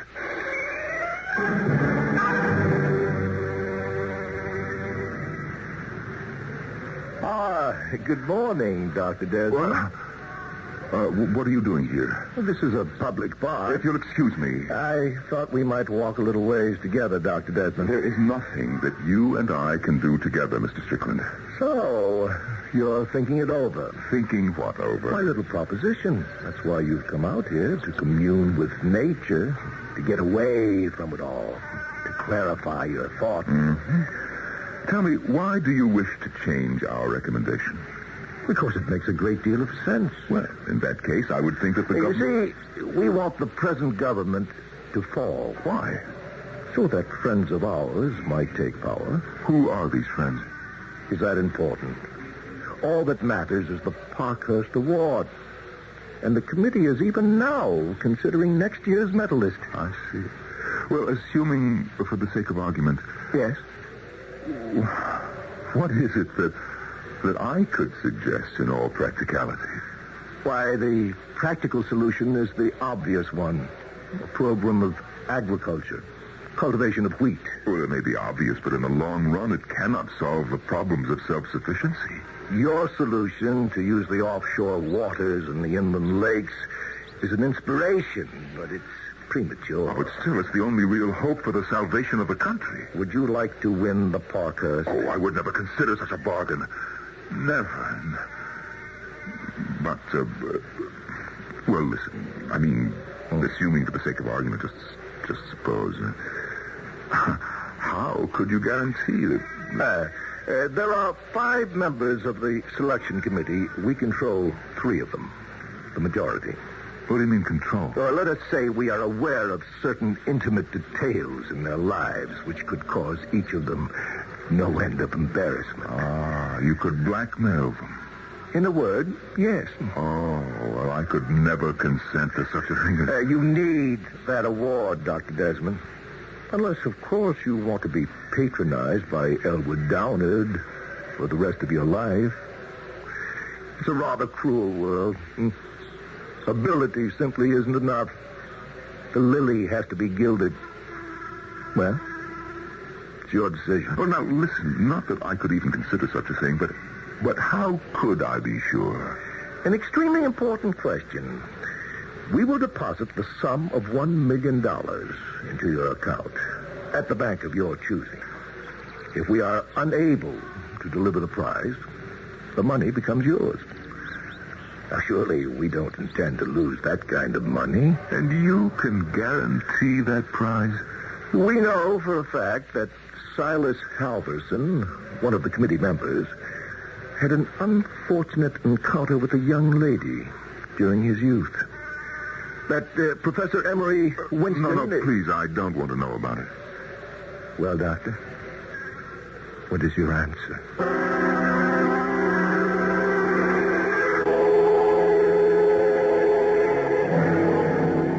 We may be back to ground zero on this project, Spencer. We may have to shift the entire direction of our recommendation. Why? Well, because other factors have suddenly...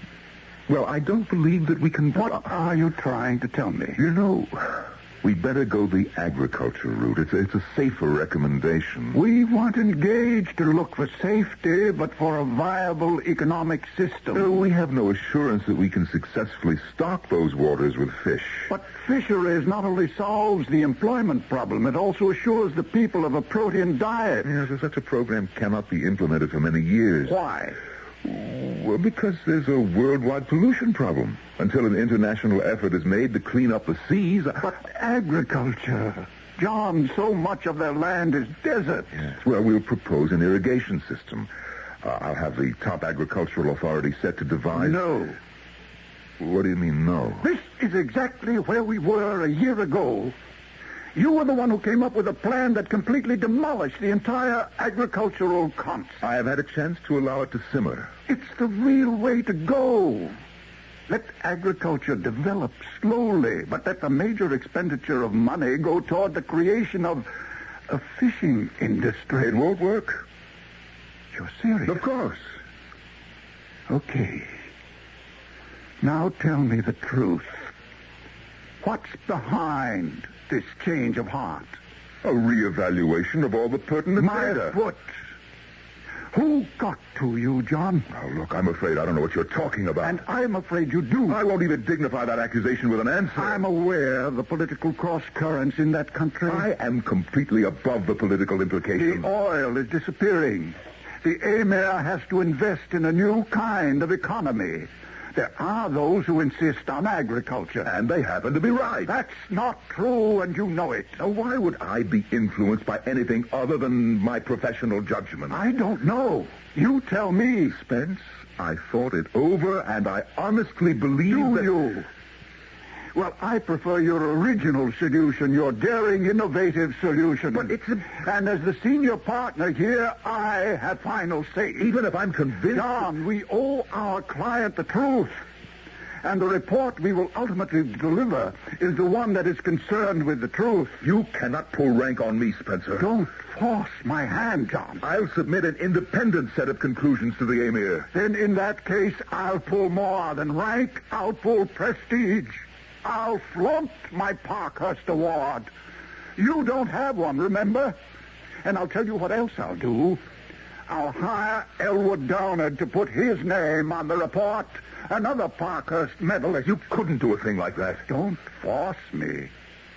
And, of course, Downard will get all the credit for the fisheries idea. Anyone who may have thought he lucked into the prize before will now admit he's a genuine genius. But, Spencer, I am sincerely convinced... you're not. Somebody got to you. Who and how, I don't want to know. But I'll save you in spite of yourself.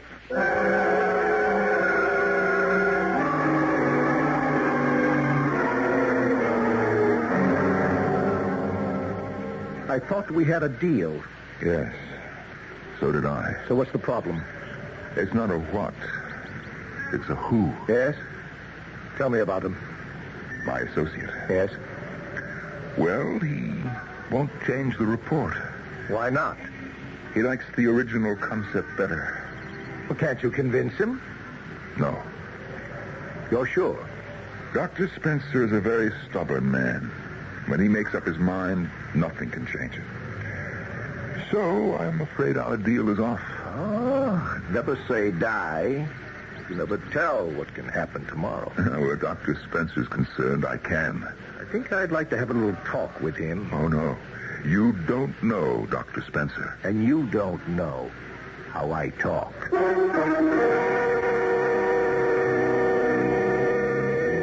How does he talk? So far, he always seems to have what everybody wants. He has no trouble selling his programs. A most persuasive man is this Mr. Everett Strickland. But what has he to offer Dr. Spencer? We shall find out when I return in just a few moments with Act 3.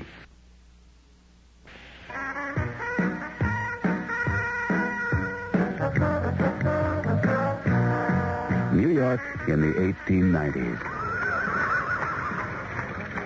The bold figure of Diamond Jim Brady makes his way toward Louis Sherry's, the most elegant restaurant in the city. Good evening, sir. Mr. Sherry himself escorts Diamond Jim and his attractive lady friend to their table. The highlight of the meal was Mr. Louis Sherry's ice cream dessert. Louis Sherry's ice cream still has that old-fashioned flavor, yet none of today's additives. Made from real cream, milk, pure cane sugar, egg yolks, natural flavor, no artificial anything. You'll see that we haven't lost our taste for old-fashioned elegance. Mr. Louis Sherry's ice cream, the natural flavor of the 1890s in the 1970s.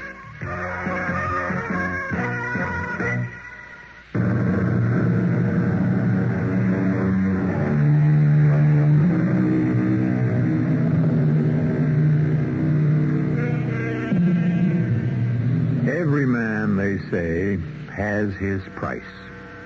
The tag on Dr. Desmond has already been displayed. It is the prestigious Parkhurst Award. Now it has become necessary to buy Dr. Spencer. How much does he go for in the marketplace? Well, Mrs. Fool, what can you tell me? Nothing, I'm afraid. I can't believe that. Oh, why not? Every man has an Achilles heel.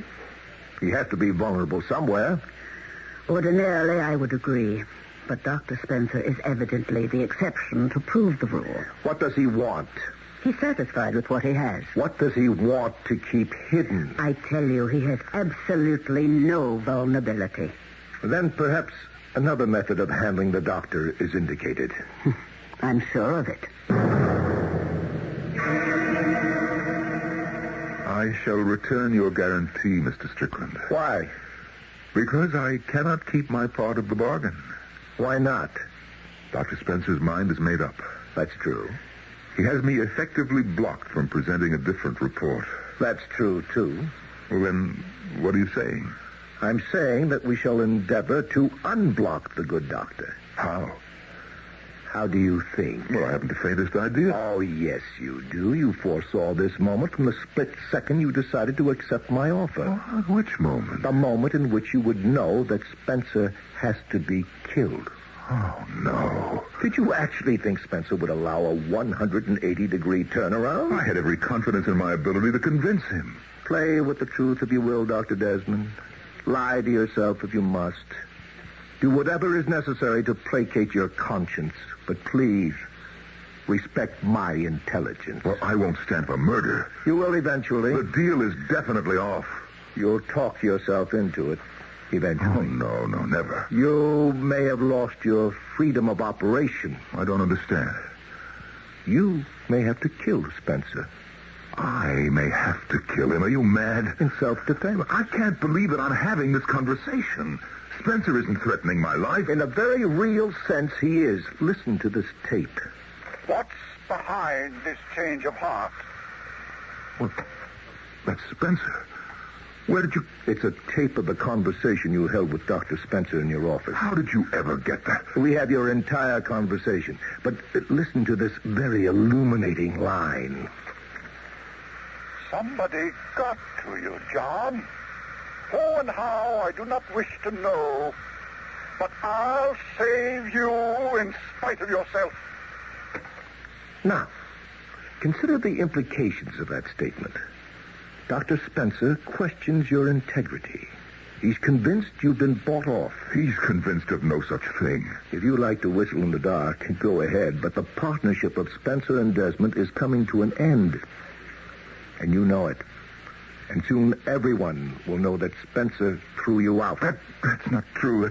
Now or later, Dr. Desmond? Now or later what? When do you intend to accept reality and see what it is that you must do? Oh, I could never agree to murder, to the killing of anyone. Go ahead. Tell yourself. For any reason. That's a noble sentiment. At any time. Once again, take a while. As long as you need to talk yourself into it. How's that final chapter of the report coming, John? Well, I'm working on it. I'm sorry. We had those words. Well, Spencer, it was just a review of the facts of life. What facts? Oh, there's an old Civil War saying, them as has gets. Meaning what? Meaning it's not what's in the brain, it's decorations on the chest. I see. The fact is that I know more than you and Downard put together. But what do brains have to do with it? You have the credentials, and that's enough to put me in my place. I never realized that credit, honors, prestige mean so much to you. You mean you never thought that I was human? I'm sorry, John. So am I, Spence. So am I. How sorry, you'll never know.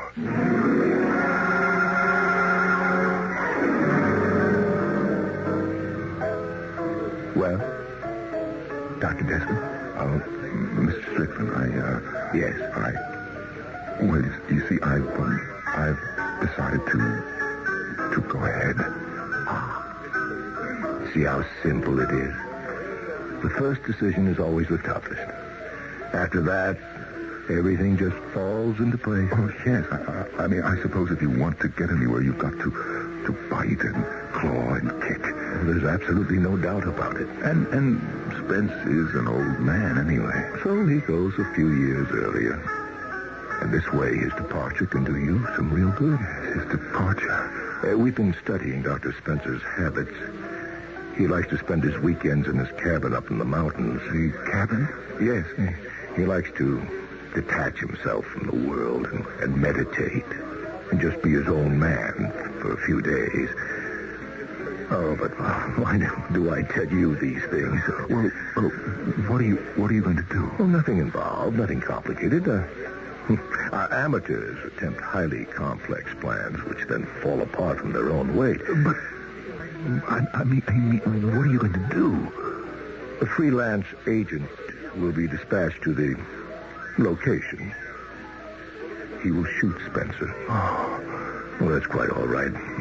Be shocked, be horrified, show all the human reactions. It's expected of you. Yes, but The place is miles from any human habitation. The good doctor requires solitude. And so a prowler robbed him and killed him. But that's an eminently logical event.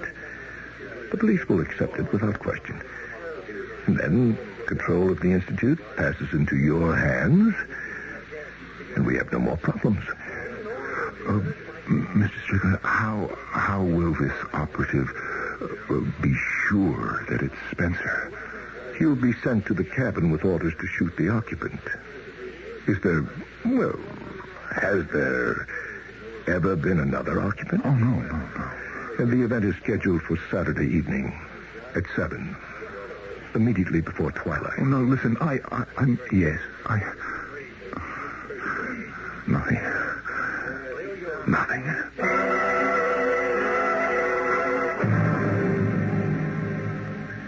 Eloise, what time is it? 3 o'clock.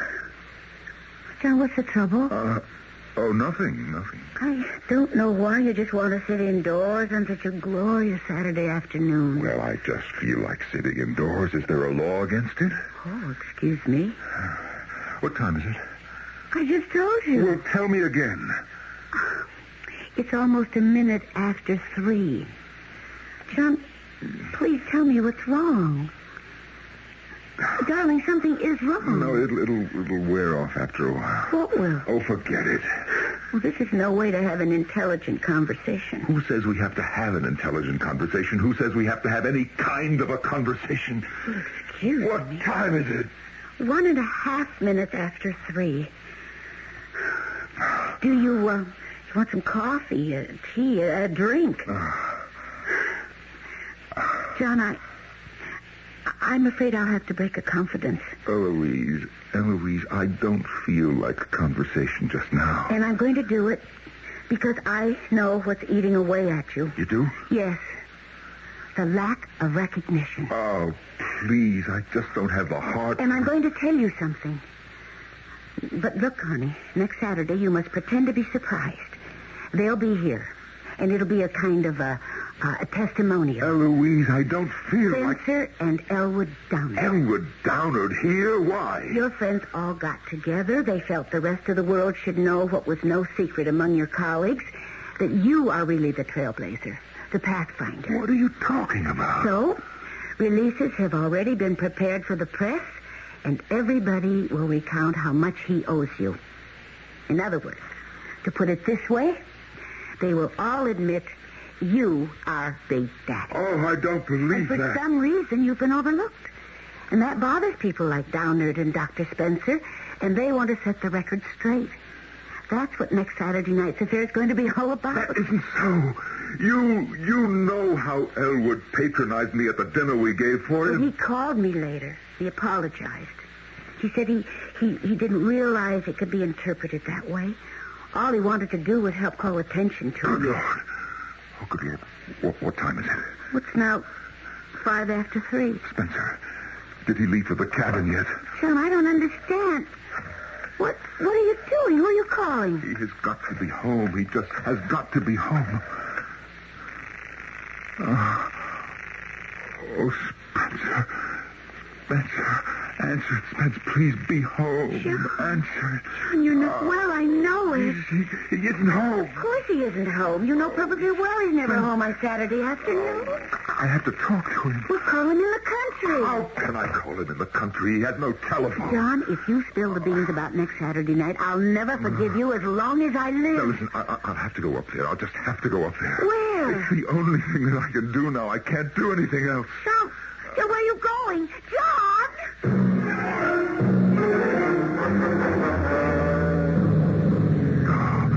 Oh,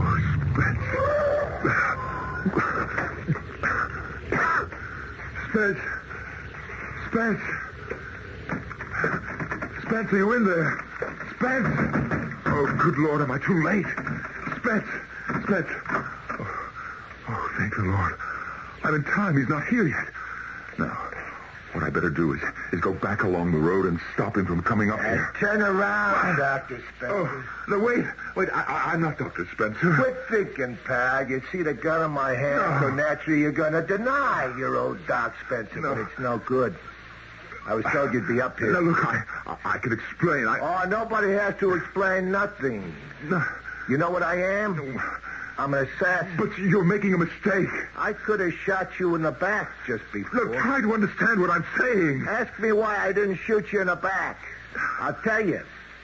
It's because a man should make his peace with it, whoever, whatever he believes in, just before he goes. No. Now, you got 1 minute. No, please. It's the tradition of the profession. But I tell you that I am not. Is that how you want to spend the last minute you got in the world? You're making a mistake. Don't look at the gun. Just close your eyes. I'm very good. Oh, please. I'm very professional. You won't feel a thing. You won't know a thing. Hit the ground! John! I'm not dead. Spence. This man, who? I'm afraid he's dead. But he was going to kill you. Oh, Spence. The first prowler, the first robber we've ever had out here. I'm afraid to look closely. He's dead, isn't he? Yes. Yes, he's dead, Spence. Lucky I was out hunting and I had my rifle. Oh, Spence. Can you ever forgive me? Forgive you for what? Well, you see, I had a moment, a very bad moment, but it will never happen to me again. No, never again.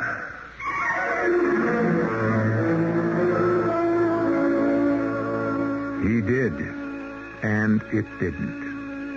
And the following year, the committee nominated him for the Parkhurst Award.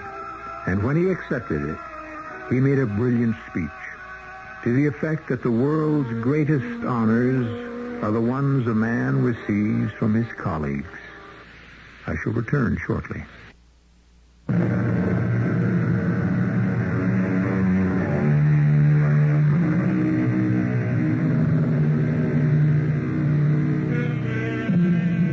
It's a thin veneer, this coating we have of civilization, and sometimes it can be rubbed off quite suddenly. We want something very badly, and before we know it, one thing will lead to another, and there we are, thinking the unthinkable and performing the impossible.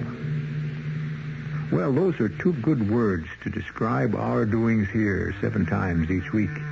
The unthinkable and the impossible. Join the fun. Our cast included Norman Rose, E.V. Juster, Roger DeKoven, and Sam Gray. The entire production was under the direction of Hyman Brown.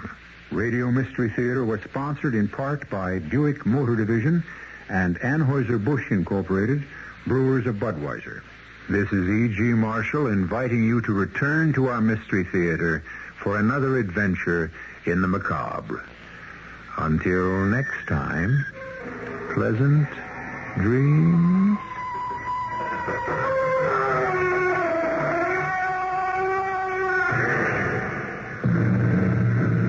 Tonight's Mystery Theater was also brought to you in part by ShopRite Supermarkets, where you get a lot more. CBS Radio Mystery Theater presents...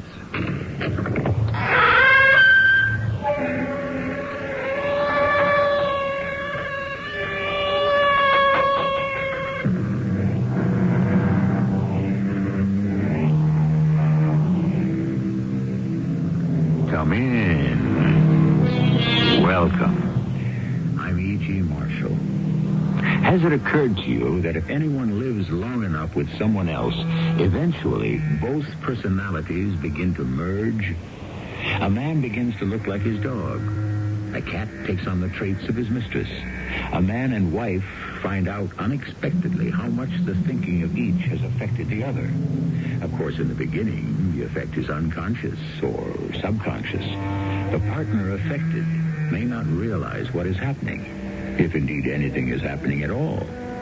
Contradictory? Yes, but then this is what this story is all about. Hello, Earth. I know you can't reply, but I hope you read me. Hello, Earth. Playgor, what are you doing? What I must do, Gondrick. I'm trying to warn them. Who? Earth. Before they are invaded, they must know the truth. For the safety of the whole universe.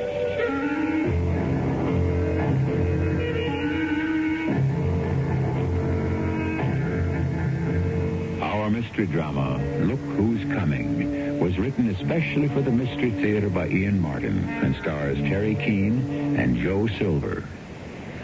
It is sponsored in part by Contact, the 12-hour cold capsule. I'll be back shortly with Act 1.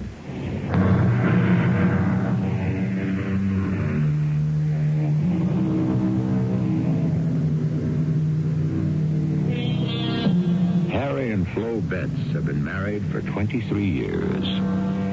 Harry and Flo have argued for 23 years.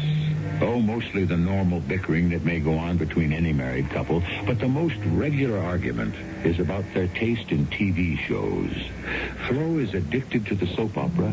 Harry is a certified sucker for science fiction. Both of them would scorn the idea that either could influence the other in their preferences. And yet... That you, Harry? Yeah. What kept you up so long? Well, I had to see the end of the show, didn't I? Hey, you should have stayed. Oh, I couldn't. That science fiction stuff makes me nervous. Yeah? How come? You know. It would be so scary if it was true. But it isn't. It's just entertainment. Boy, the end of it was a real thrill. When that super spacecraft came down out of the sky with all the special effects, and then those people came out. What people? The planet people. You know, the ones from a different dimension. It was really mind-blowing. I mean, they didn't mean any harm? No. They always come in peace. Well, they scare me. I mean, the whole space thing scares me silly. All those funny people with their machines, and we're helpless to do anything about it. I mean, you know, they could take over the world tomorrow and pour it down the drain. There you go. Shove over, will you? Let me sit down here next to you. Look, it's only a pretend world, Flo. Not the way you take it, Harry. It's very real to you, and you make it awfully real to me. You don't believe that I really go for all this sci-fi stuff. What are you talking about? You eat it up. Yes, entertainment, sure. Harry, you're trying to tell me that you don't believe there are all kinds of little men and things floating out in space? Well, we're ready to take over the world and destroy it, huh? Flo, I just enjoy the shows, that's all. Well, you wouldn't if you didn't think that's how it really is. Oh, that's silly. You like the stories in the afternoon, right? Yes. Well, you're not about to tell me that's the way life really is. I mean, the way it's lived on the average daytime serial. I think they are very true to life. Oh, come on. By and large. By and large? How about this dame on your favorite? Married 3 times, widowed once, divorced twice, 3 children, 1 illegitimate. That isn't true. She thought she was married to Drake, but her former husband was supposed to have died in Brazil, only he didn't. And that was how Margaret came to marry Drake, thinking her husband was dead when all the time he wasn't. Well, the point I'm trying to make is you watch the serials, I watch science fiction. Well... It doesn't mean either one of us has to swallow it all whole. Come on, Flo. They're shows, not life. There's a lot of difference. Okay, if you want to think so. Well, Harry, you've got to see it. Yeah, maybe I do. Maybe I do. You hammer away at me hard enough telling me all these crazy plots, so maybe I think I'm wrong. Maybe that's the way life really is. It is. I mean, the soaps are true to life. Okay, Flo. Okay. You win. I'm too tired to argue. I gotta turn in. Okay, honey, you do that. You need your sleep. Oh, what time do you have to be up in the morning? Same old drag. 6:30. What train are you catching? I'm riding with Mark tomorrow in his car. Oh, Dr. Tolley? Yeah. Well, you're getting to be quite good friends since he moved up here. He's a good guy for a shrink. Yeah, these days you can never tell when a psychiatrist might come in handy. What is that supposed to mean? Oh, nothing. It's just a bum joke. Good night, Phil.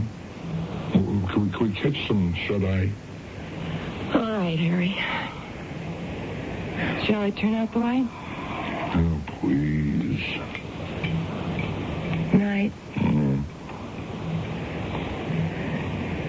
Harry? How did the show turn out? Did those, robot things come back and plant that green, slimy vine that smothered everybody? Oh, Flo. What's the difference? It's only a story. What do you care? Will you let me sleep? All right, I'm sorry, darling. I know you need it. Will you stop fussing over me like I was a mental case or something? We both need it. Yeah, of course we do. Well, for Pete's sake, can we say goodnight? All right, I won't say another word. You just rest. And relax. And stop worrying. just like she knows exactly what to say so I can't relax. That sticky, patronizing, understanding tone of voice that makes me grind my teeth and think of murder. You think I'm kidding? But it's a situation that recalls all sorts of parts of the mixed-up plots Florence is forever telling me from her daily shows. I mean, I'm 45 years old and entering what everyone wants to tell me is the dangerous age, you know. You know, in all the soaps, the men start chasing young women, the marriages break up. Or if there's some way they can't, well, then the guy starts thinking of how else he can get rid of his wife. And that's when they get on to the murder trials in the story. But you don't do that. I mean, I guess there isn't a husband in the world who at one time or another hasn't been ready to murder his wife. In his mind. What the heck? You don't do it for real, do you? So, maybe I do talk to him too much about my shows. Well, they're all I have. And I'm stuck out here in the suburbs. We could never have any children. Talked about adopting. Now we've left it too late. What do I have to talk about except other people's lives? The ones I can live vicariously on the TV. It is just a step from being real. It's not like the shows Harry watches. Now, they scare me. He can shrug it off. I'm always afraid that someday one of these crazy stories will turn out to be true.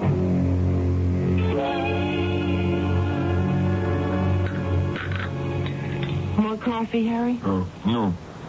No, thanks, Flo. I gotta get moving. Will you be home in the regular train? No, I guess not. We're doing the Heminger Trust books today. I expect to be tied up till pretty late. Why? Well, you're not driving to the station, so I thought you might want me to pick you up on the way home. Oh. No, I'll probably be real late. I'll grab a cab.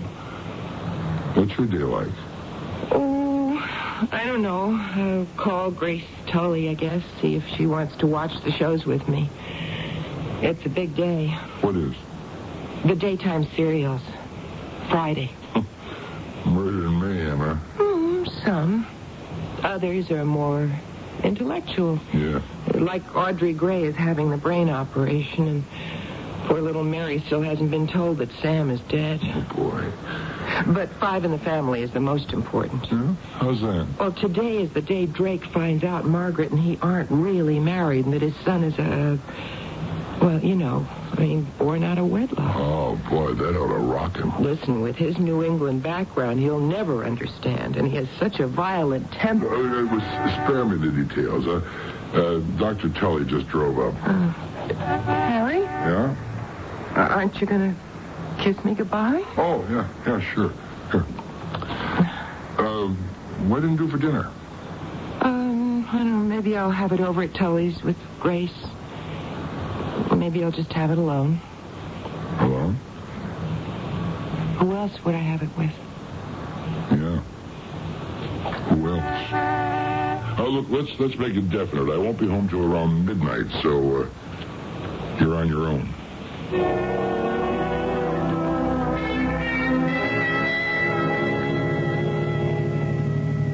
What? Let me ask you a question. Why not? I can't promise an answer. A psychiatrist? We only listen to problems, Harry. We don't solve them. We leave that up to the patient. Well, I'm not a patient. In that case, you're lucky. You've just saved yourself $50. Go on, ask away. Mark, is there any such thing as male menopause? Well, what are your symptoms? Well, look, don't get me wrong. Flo and me... Well, no, I mean, all in all, it's a good marriage, and the sex thing is, I was thought it's okay, but recently I don't like myself for it, but I get to noticing girls and kind of, dreaming how it'd be if, Why don't you join the club? The ancient order of the wahoo bird. What? Yeah, the bird that flies backwards because it doesn't care where it's going. It just wants to see where it's been. And it regrets all the lost opportunities. Oh, no, it's not that worries me. Oh, even if the ladies were willing, the ones who catch your eye, that is, you're afraid you'd turn up wanting. Forget it, Landybug. Just stick to the dreams. It's normal. Well, it's not so much my dreams that worry me. It's Flo. I'm gone all day. Lots of nights. Now, how do I know she isn't mixed up with somebody? Well, how do you know she is? Well, I don't. There's your answer. Don't borrow trouble. I can't help it. Our marriage is coming apart at the seams. Mark, I need help.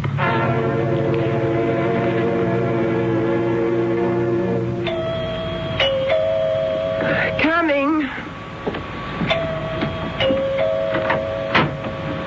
Hi, Flo. Oh, Grace, you're early. Come on in. Only for a sec, honey. I've got to cancel our date for today. Oh, you mean we can't watch the soaps together? Not today, Flo. But, Grace, today's the big day. Don't you want to know if Drake's violent temper will push him as far as murder? Oh, they'll probably hold that out till Monday. Anyways, you can always fill me in. Yeah, but that isn't the same as living through it. Well, I've got something else to live through. Tommy went on strike, and the principal is fit to be tied. He's making noises about expelling him. A 10-year-old? What's he got to go on strike about? Something about a substitute teacher who doesn't know how to handle the class. Tommy and 5 other kids walked out and locked themselves in the second-floor storeroom. What did they do that for? They issued an ultimatum that unless they get their regular teacher back, they won't go back to the classroom. And you think soap opera heroines have got trouble. Well, I'm on my way to the school now as an arbitration committee of 1. Oh, kids. Well, listen, it shouldn't take you long, should it? Who knows? But the sooner I get there, the sooner I find out. Well, if you can, get back. I'll try, but don't count on it, honey. Oh, hey, your program's on now. You better make tracks. Oh, okay, I will. Bye, Grace. And where does the time go? Already nearly 5 after. Oh, no. Don't tell me the TV's going to break down. Let me see. I have the right channel. Yeah. 2. Oh, please, don't go out on me now, TV set. Darn it, I could just stop it. Hello, Earth. I know you can't reply, but I hope you read me. Hello, Earth. Playgor, what are you doing? What I must do, Gondrick. I am trying to warn them. Who? Earth. Before they are invaded, they must know the truth. Our dictatorship would give them no warning. It's up to us to reach them and give them the choice they face for the safety of the whole universe. Puzzled and annoyed, Flo Betts pays little attention to the words that are spoken. The images on the screen are all that concern her. A man and a woman in strange and unfamiliar clothing against a background of complex instruments. For the moment, it all means nothing more than that some science fiction show has preempted her favorite soap opera. Perhaps that's all it is. But supposing the explanation is not so simple, I shall return shortly with Act 2. Fellow Americans.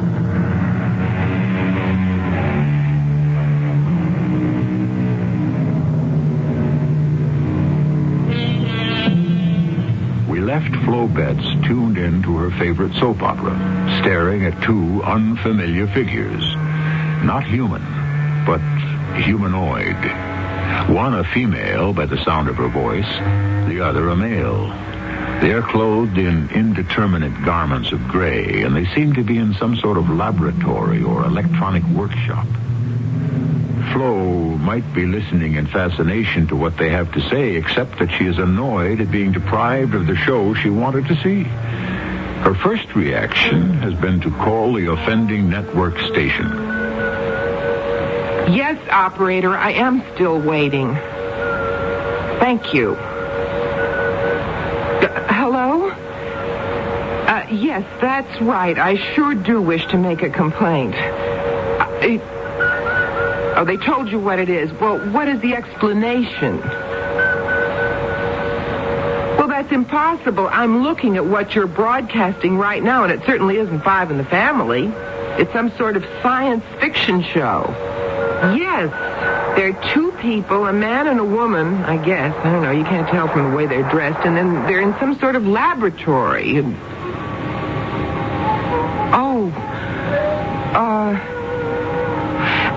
Excuse me. I guess I have to apologize. The regular program is on now. I'm sorry. It must have been some sort of accident. Of course, it had to be. It must have been cross channels or something. Do me a favor. Except, I wish I really felt that was the answer.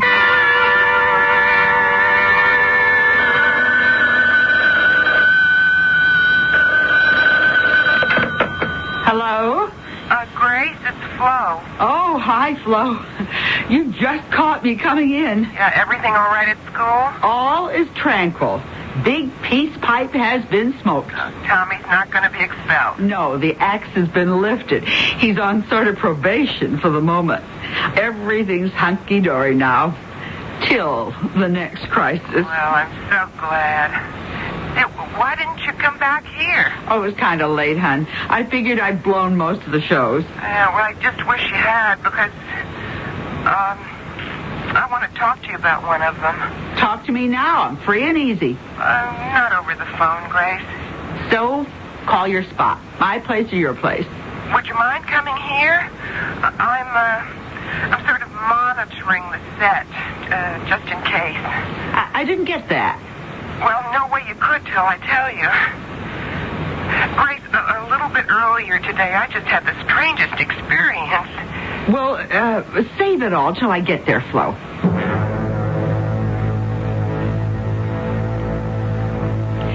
You're sure you saw these gray people or whatever they were? Of course. And the station didn't know about broadcasting any other program? No. But while you were talking to them, there was suddenly this buzzing, scrambled kind of noise, and the regular picture came on. Yes, like I told you. It must have been some sort of an accident. Well, what do you mean? Someone pushed the wrong button or something, and like as soon as you called attention to it, they got busy and pushed the right one, and bingo, back on comes Five in the Family. Yeah, you think so? But what was this other show? Who knows? Ask Harry. He's the big science fiction bug. Maybe he knows. No, I don't want to ask Harry.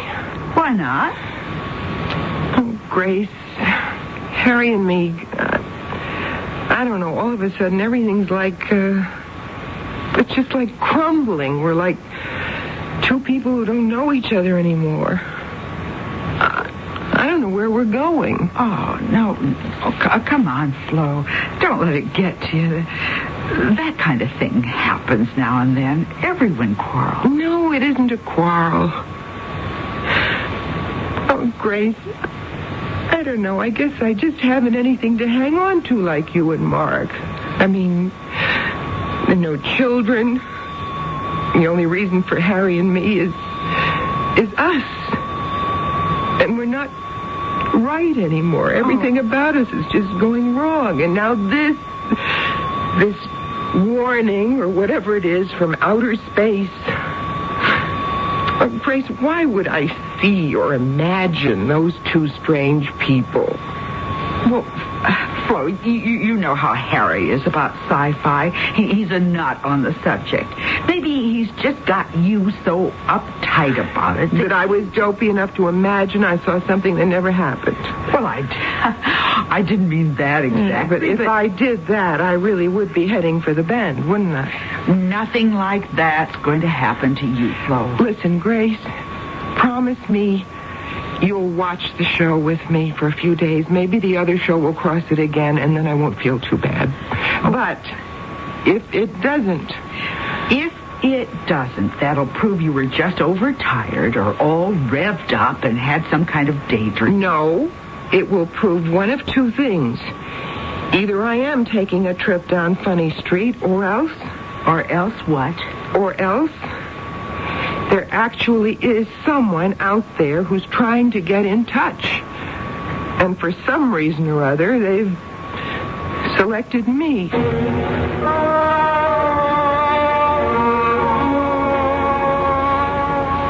Mark, what could I have said to her? Just what you did, Grace. Only it puts me in an awkward position. Why? Because Harry is going to start some sessions with me. You see, he feels he needs some adjustments. The same kind of thing as Flo? No, nothing like that. Just the run-of-the-mill anxieties at his age. Well, is that what's the matter with Florence? Well, I don't know that without clinical observation. But this hallucination of seeing space people, hearing... Well, who knows? A technical accident, probably. And if not an aberration, a sort of a waking dream to placate Harry's special interest, to cover up some sort of inferiority. No, look, I'm not going to get caught up in hangnail psychology. Now, let's see if her delusions persist. Now, stick with your friend for a week or so, Grace, and, see how it develops. Okay. I'm sure it's a storm in a teacup, and Flo's first encounter with the world beyond will be her last.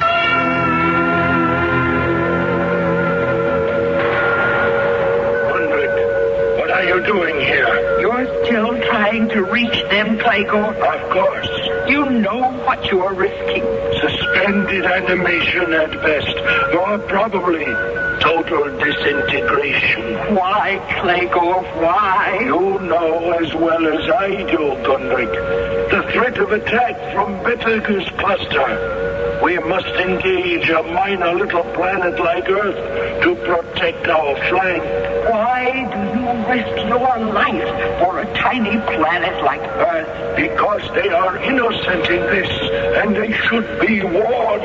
How can they stand against our arms? One mother ship could wipe out all resistance. If they try to resist, but if they welcome us as friends and allies, we still could coexist together in peace. We must warn them not to resist. But how can you reach them, Clayco? They don't speak like us, even think like us. The same way we reach all other units, through the linguistic transcomputer. Where did you get the infinite box? This one I built for myself over a long period of time. If I can only adjust the circuits and the frequencies without the master equation log, I should be able to reach them before it is too late. Who is it? You just come in. It's Grace. I can't. The door's locked. Oh, just a minute. Sorry, I'm late. Never mind that. Come in, quick. You can see. See what? The outer space people. They are on now. Quick. I don't know what you're talking about, Flo. But that's Margaret from Five in the Family. She's going upstairs to her bedroom. I recognize the house. It's the Graves' house. No. It can't be. They were there. Clegor and Gundrick. Who? The ones who want to help, to warn us. Funny names. What are they? New characters in the show? No. They're space people from some... Grace, they were there. And now they're not. No. Grace, hold on to me. I think I must be going crazy. Oh.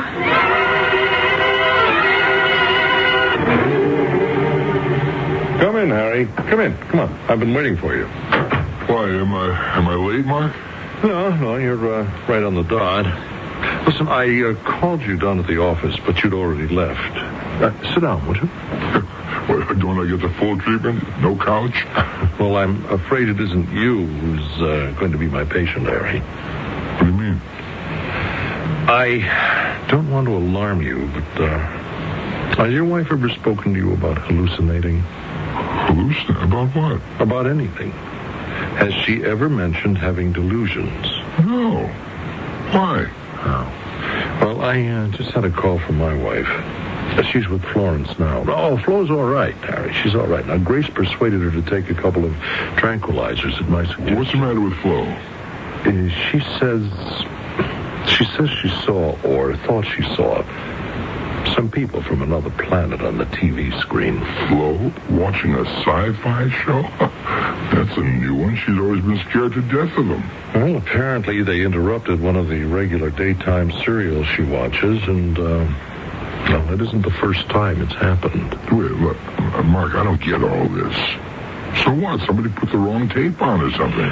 Florence checked the station the last time, and Grace double-checked again today. Nothing like that happened. Oh, no, wait a minute. You're not suggesting these two jokers from Saturn or wherever they come from were for real? No, hardly. But Florence is. What's the matter with her? Is she nuts? Well, that is not exactly the scientific term, Harry. But I think there's enough evidence of psychiatric trauma present to suggest that for her own sake, she should be examined by a competent psychiatrist. Oh, so that's what you meant by saying she should be your patient instead of me. No, it doesn't have to be me, Harry. But my urgent advice is that it should be somebody. And I believe that Florence herself would welcome it.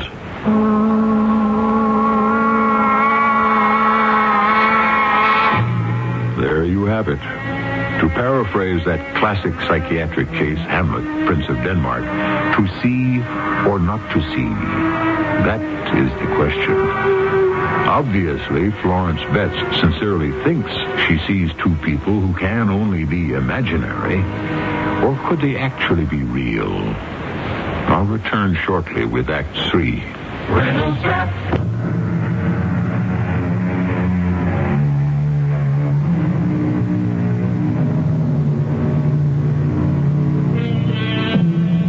There is probably nothing in the range of human behavior or beliefs that could shock or surprise a psychiatrist. Yet, for once in his life, as he examines Florence Betts, Dr. Mark Tully finds himself half believing her nonsensical story of these two creatures from outer space. And since all the evidence of his trained mind has to reject the story and probe for the roots of her delusion, he finds himself involved against his will in trying to talk her out of it, rather than permitting her to argue it out for herself. You realize that these two people must be fantasies, Florence.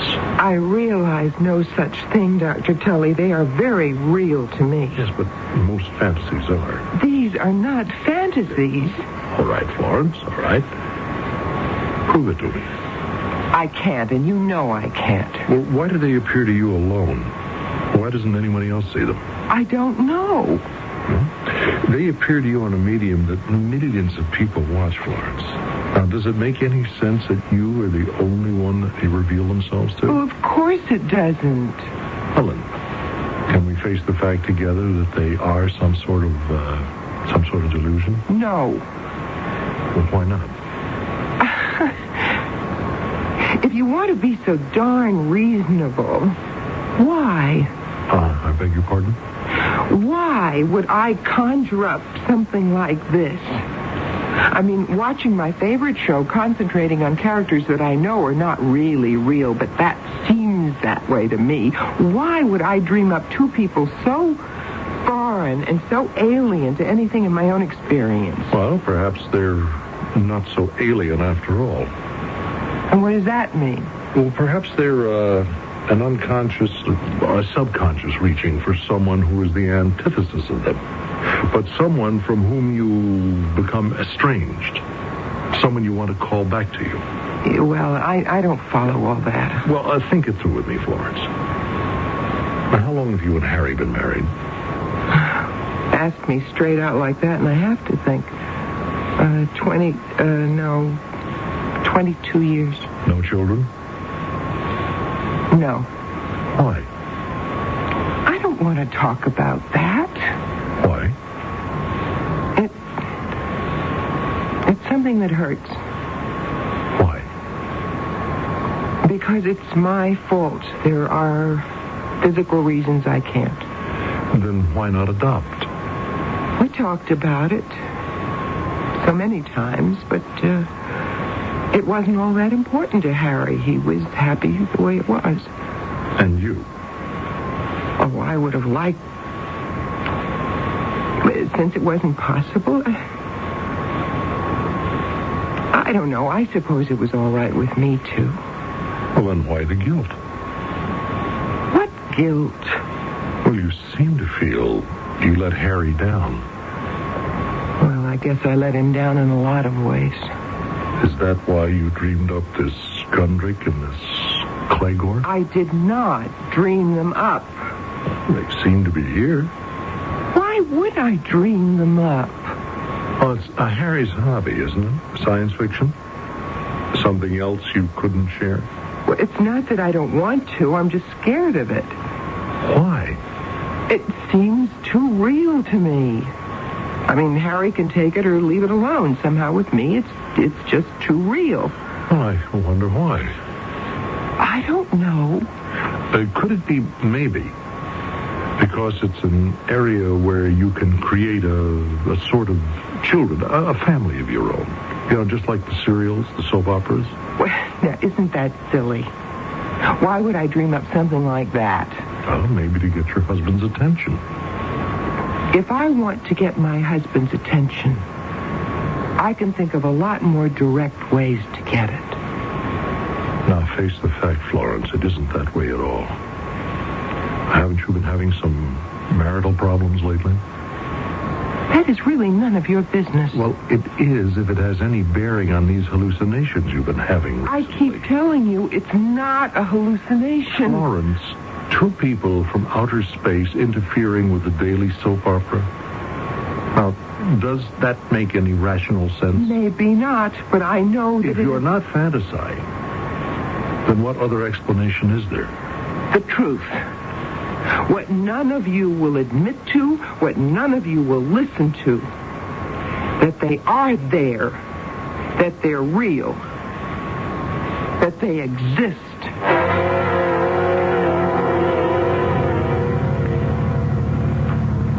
So I thought it would be a good idea for us to drive in together again today and talk the whole thing out. There's not much to talk about, is there? You think she should be put away, don't you? Did I ever suggest any such thing? No, of course not. Well, what then? Well, I think she needs some pretty extensive therapy. Huh? Who'll handle that? I will, of course. Grace will keep an eye on her like today, and with any luck, I think we can bring her around. Huh? With your personal help? Well, it's the least thing I can do for a friend. Maybe I'm glad I never got to be a patient of yours. Well, that would never have worked out. Besides, you see, you don't have any real problems. Oh? All right, it's your wife that needs me. Oh, sure, Mark. Sure, you don't have to draw any pictures. I can do that myself.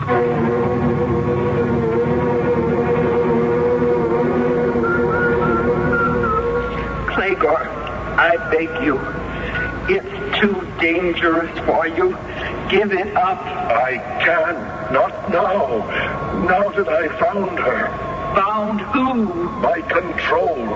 A true sensitive. Someone I know will receive my message. How can you know? The response is strong, Gundrick. I can even hear it think its name. Florence. An earthling. A female. Are you in touch with her? Yes. There was some alien presence with her, but it is gone now. I must reach her quickly before it is too late for her planet or for you. If you should be discovered, it's worth the risk to avoid galactic war.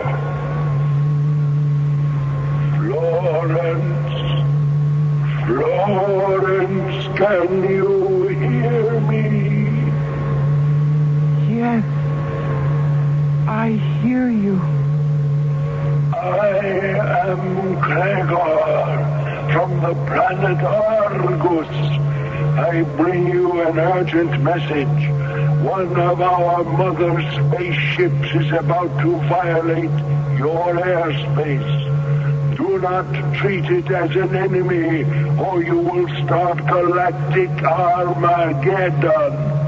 Treat it as a friend, and we can make a contact to preserve the universe. Go to your leaders. Keep them from taking action against us as an enemy craft, and we can have peace. I can only hope you read me, for if you don't, the peace of all the universe I made us a nice cup of coffee to have while we're watching. Oh, you have the show on already. The ending of the first act, huh? What happened? I don't know. I didn't see 5 in the family. You don't mean you thought you saw... Oh, now, wait a minute. Don't turn the set off, Grace. Flo, it isn't good for you to watch. You thought you saw those creatures again, didn't you? I didn't think. I did see them, and you must have seen them, too, when you came in. All I saw was Drake storming out of the room, and then a big close-up of Margaret crying with the music. You didn't see. Didn't you hear? Hear what? The warning. What warning? From Clegor about the mothership. The mothership? The spacecraft that's coming to land here. From where? From somewhere out there. What's it coming here for? To negotiate. What? There was something about bases, defensive ones. The point is that we can't consider them as an enemy and fire on them, or else they'll wipe us out. When are they coming? I don't know, but soon. Very soon. Where are you going? I'm going to call somebody, anybody who might believe me. Who? I don't know. The FBI, the CIA, the president. They have got to know what I know. Did she actually call or try to call any of them, Grace? She got the White House, Mark, and a polite brush-off. The CIA she had no way of reaching. She's calling the FBI now on the other phone. Well, is she rational? She seems to be, except on this one subject. I'm afraid she'd better be hospitalized. Stick with her, darling, until I make what arrangements I can with Harry. Well, gee, Mark, you couldn't have called me at a worse time. What's the matter? Well, I was just leaving for Washington on an audit for the biggest client we have. I can't let him down. How long will you be gone, Harry? Well, tomorrow and maybe the following day. 3 days at the most. Well, all right. Look, don't worry. I'll handle things. Will you hospitalize her? Well, that might be a little difficult unless it's a real emergency. But Grace will be with her. We'll look out for her. I don't know. Thank you, Mark. Let's hope by the time I get back from Washington, I'll have my head screwed on again, and the Flo will, too.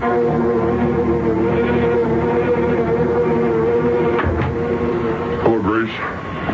I came straight from the plane. Oh, it's good to see you, Harry. Where's Flo? Upstairs? No, she's in the living room. How is she? Well, she's all right.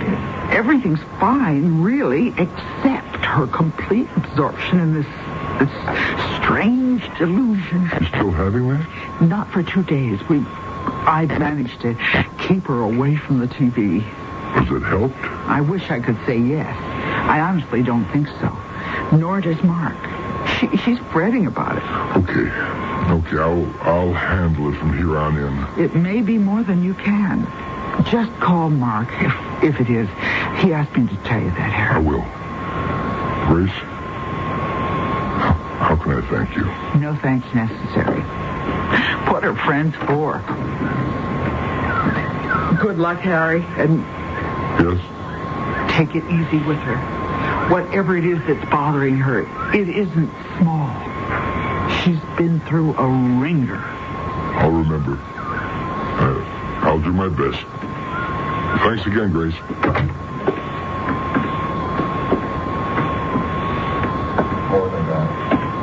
Hello, Flo. Oh, Harry. How are you? Oh, Harry, we don't matter very much. There's something a lot bigger going on. Honey, Mark and Grace have told me about... About my hallucinations. Yes, I know. No one believes in them, not even you. But you see, they are not hallucinations. Oh, Harry. If only I could convince someone that... Maybe now I can. There it is. It's coming at last. What? Can't you see it on the screen? The mothership from outer space. Can't you see it? Sure, I can see it. It's just another program, Flo. Yeah, it's a darn good effect. It always looks real. Harry, don't you understand? It's what I've been begging you to understand. This isn't any fantasy. It's here. What's here? Tomorrow. The new world. If you don't believe what you see on the screen, you go look out the window. All right, Flo. I'm going to call your bluff. Yes, why don't you do that? Hey, there is something in the sky. It's heading right down on us. And the terror is, where do we go from here? What do you mean? Do we allow them to land in peace? Or do we treat them as another enemy? If we fire on them, they can destroy us. If we don't, how do we know they can't anyway? It's true. What you've been seeing is true. Harry, hold me. Slow down. Flo, where do we go from here? I don't know. I don't know the answer to that.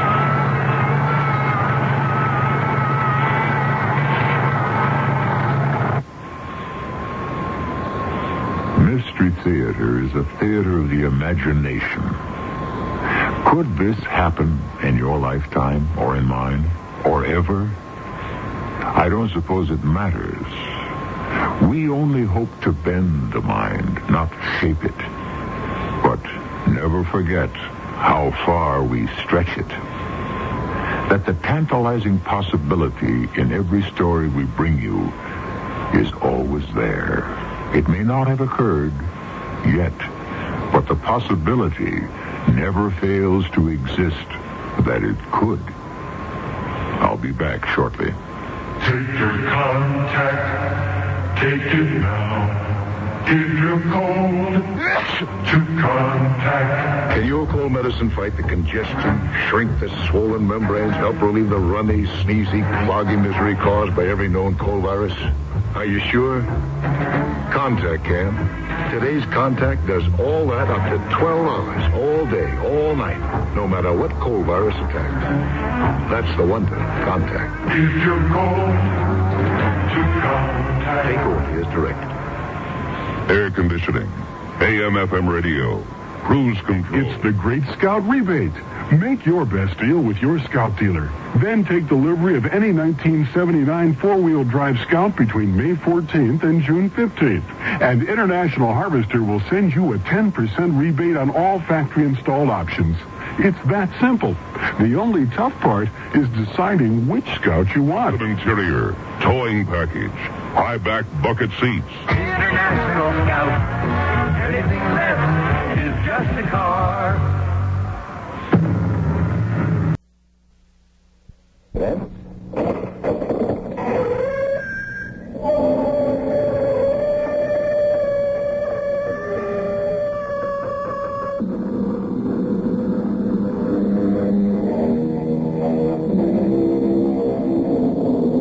Come in.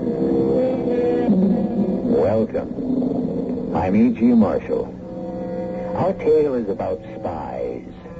Don't be fooled by the disrepute into which the spy has fallen in the news and in our estimation.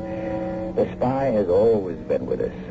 Secretly or furtively, he seeks information with the intention of giving it to a hostile party. And for every spy, there is a counter-spy. What motivates them? Greed? That is true of an informer, but not of a spy. Usually it's love of country. Sometimes it's hatred of another. Mr. Ferris, we are in trouble. You are suspected. Well, so you said, but I don't see how. The coded telephone message, it was audited. That is why our plan to destroy the tanker off Galveston failed. 2 valuable men are dead, and the plan failed. Your usefulness to us may be over. After all the information I've supplied to you? For which you are paid substantially. You are merely a paid informer. You have been useful to us. We do not want to lose you as our supplier. And I don't want to be exposed. We would not allow it. You know too much. Before you would have a chance to talk, you would be dead.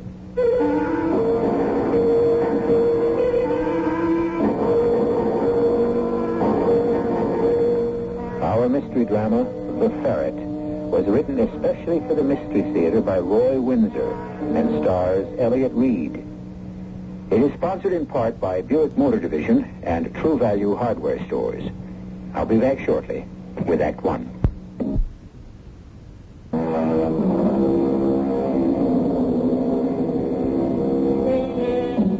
Even before history was recorded, kings and heads of clans, barbarian despots, and even the semi-civilized employed spies and paid them fortunes for secret information which might tip an advantage to them. Although we are adjured to treat our fellow men as we would treat a brother, life does not work out that way.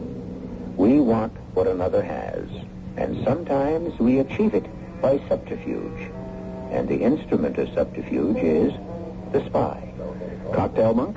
No, thanks. You go ahead, Amory. You deserve one after what happened in Galveston. Well, for once, we fixed their wagons. It is Ferris, right? No question about it. You intercepted the coded telephone call.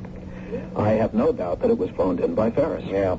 He's the only person I know of at Energy Exploration who has contact with Warren. Well, it's hard to believe. A guy on a big security job selling out his own country. For what? Money. Oh, when do we move in on him? We don't. Not yet. But No. I've had instructions from Washington. We've got Ferris whenever we want him. But we want the big fish behind him. The men paying him for the information. Warren? And many more. Mm-hmm. Well, there are ways of making Ferris talk. No good. Warren and the others would just scatter, and before they did, Ferris could be dead. They play rough. You know that. Yeah. What's the plan? Cat's paw. Mm-hmm. Who? Me. Washington's orders? My suggestion, but they bought it. All right, fill me in. I'm about to, Monk. My life will be in your hands.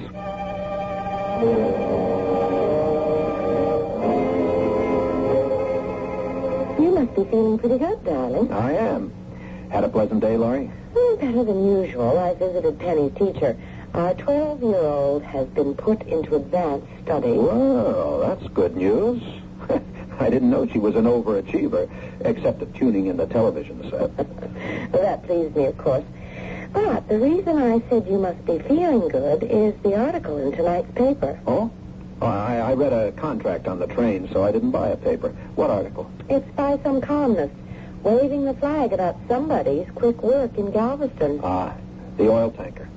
How can you be so complacent about it, Amory? I'm not. It was one of our small achievements. Small? You prevent a tanker from being blown up and you call it a small achievement? It saved our country millions of gallons of oil. 2 of the men who planned the sabotage were killed. Yes, and there are more where they came from, Loris. But we're doing something about it. For a year, all I've heard from you is that one project after another at Energy Exploration is being hindered because the information is being leaked to enemies in other countries. You've been worried about it, and so has Clem Ferris. Oh, he's been concerned, all right. Well, I should think he would be. How can it happen? Everyone at the Bureau has been carefully screened. Isn't that where the leak is? How is that possible? If we knew, darling, we'd do something about it. There must be an informer there. Could be. Security is watching every one of us very carefully. Even you? Even me. Even though I'm just the lawyer who specializes in land deeds. Oh, it's got to be some scientist. Maybe some man in geodynamics. Their knowledge of sources of raw energy would be worth a lot to anyone who wants to cripple our energy program. Maybe there's a spy. If there's an informer, Lois, you can be almost certain there's a spy. Then isn't there also a counter-spy? I really wouldn't know, darling. Sometimes you can be so unsatisfactory. There you are, working at a sensitive bureau, overrun with informers and spies and counter-spies. Oh, Lois, you read too many spy novels. You don't believe that kind of thing goes on? Oh, probably, in a very business-like way. Spying is a business, just as the law is a business. I don't want to disillusion you. But you laugh at me. Telephones are tapped. There is microfilm. And micro-recorders in tie bars and cufflinks and so on. Yes, I suppose so. But what's important are not those who play the cloak and dagger game. It's the country or the person behind them. We may have prevented one tanker from being blown up and 2 men were killed. They were only tools. It's those behind them we have to worry about. You know more about all this than you're telling me, Amory. I sense it. What is it? Who is it?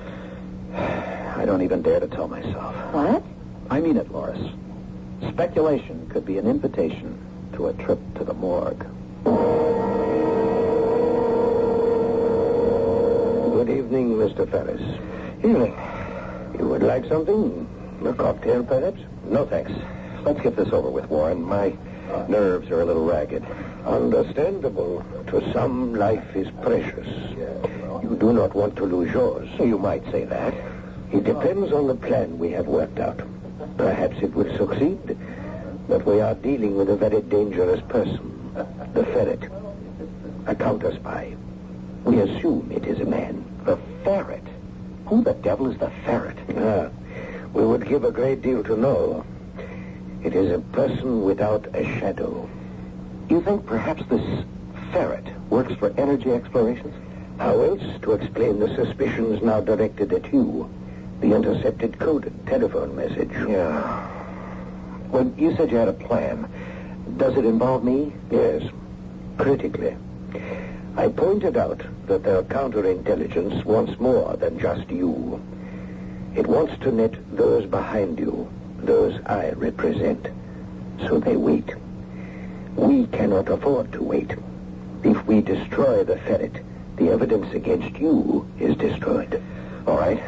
What do you want me to do? Look, it's quite simple. You are being followed, of course. Oh? Don't be naive. You come into New York by train each day, isn't that so? Yes, I board at Larchmont, an 8 o'clock train. Good. And tomorrow? Same routine. Also good. Now, when we leave this restaurant, you go to Grand Central, yes? Yes, I'll take the 6:45 home. And with you, you will take a package. All right. What's in it? A detail, and unimportant.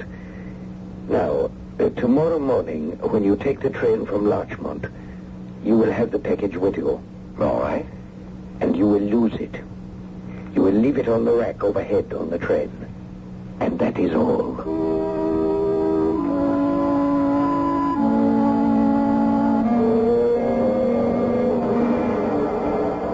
Hello there. Yeah, what can I do for you? I lost a package when I came in this morning on the 8 o'clock from Larchmont. Oh, what's it look like? Oh, it's a box about 12 by 18 and 3 inches deep. It's wrapped in brown paper. Your name on it?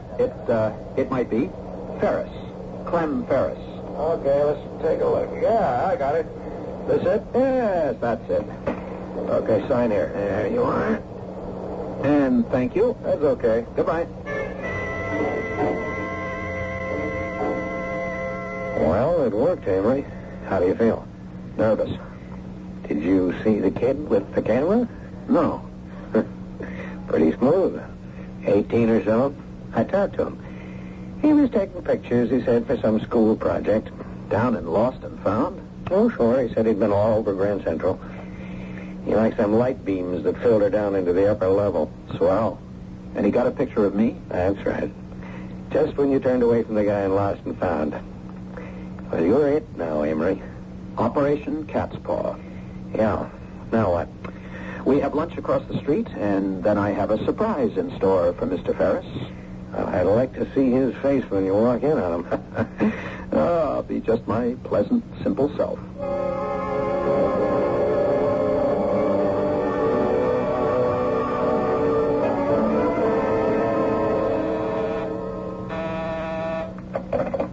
Yes, Linda.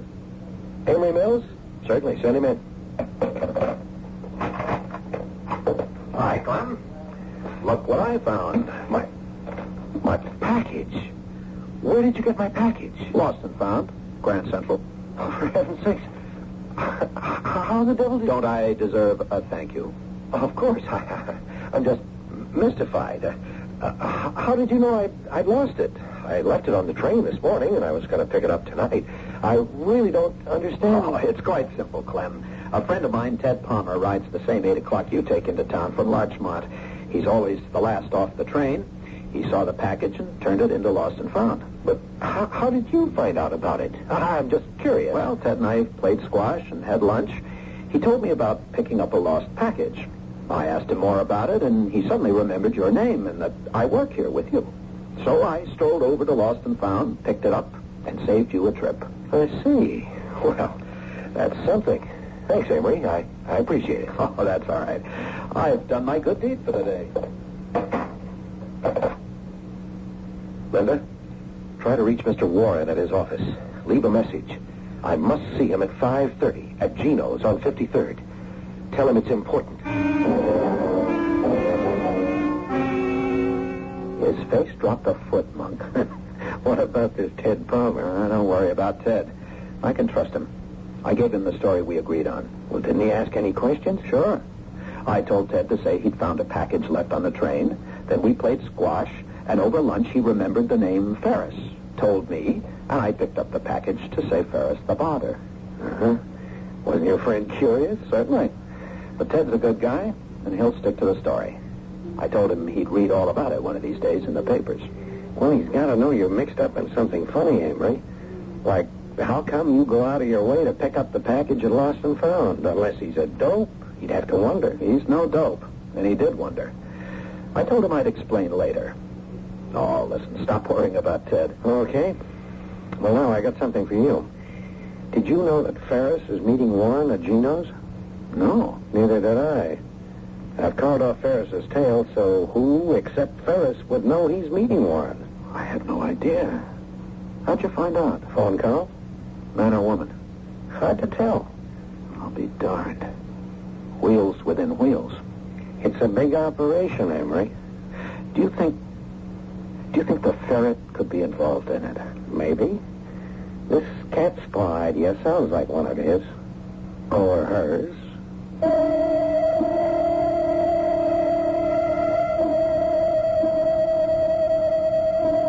In some ways, each of us leads a double life. We appear one way to those whom we report to, another way to those we trust and regard as harmless. We have two faces. Think about it. Why do we ever practice deception? For self-protection. If you're severely critical of your boss, chances are you'll be discharged. If you have reason to believe that your son-in-law is cruel to his wife, do you tell him so? Not often. Then, what about a spy? Consider his way of life as it continues to unfold when I return for Act 2.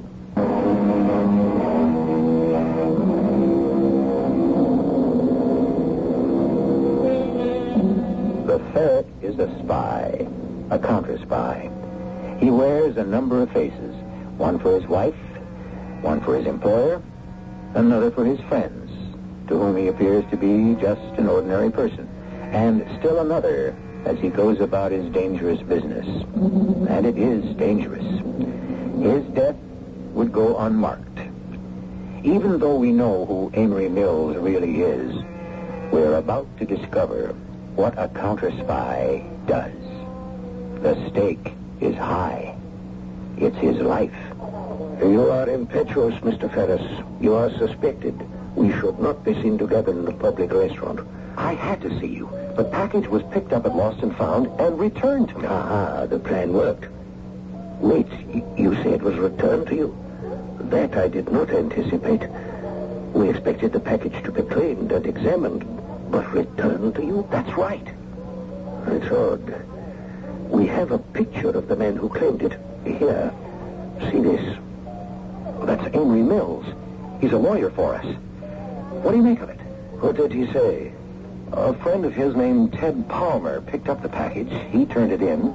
My name was on it. Palmer and Mills had lunch together. Palmer mentioned the package, and Mills picked it up to save me some trouble. That's the story. Yes, it could very well be a story. I don't like it. It sounded straight to me. I spoke to Palmer. He confirms what Mills told me. Either it is true, or your Amory Mills is the counter-spy in your company. The ferret. Mills? Nonsense. He's just a simple, competent lawyer. Works on land deeds. He's open and good-hearted. I must judge for myself.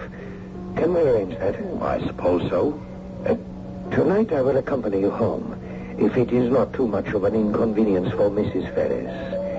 Now, this is what we must arrange.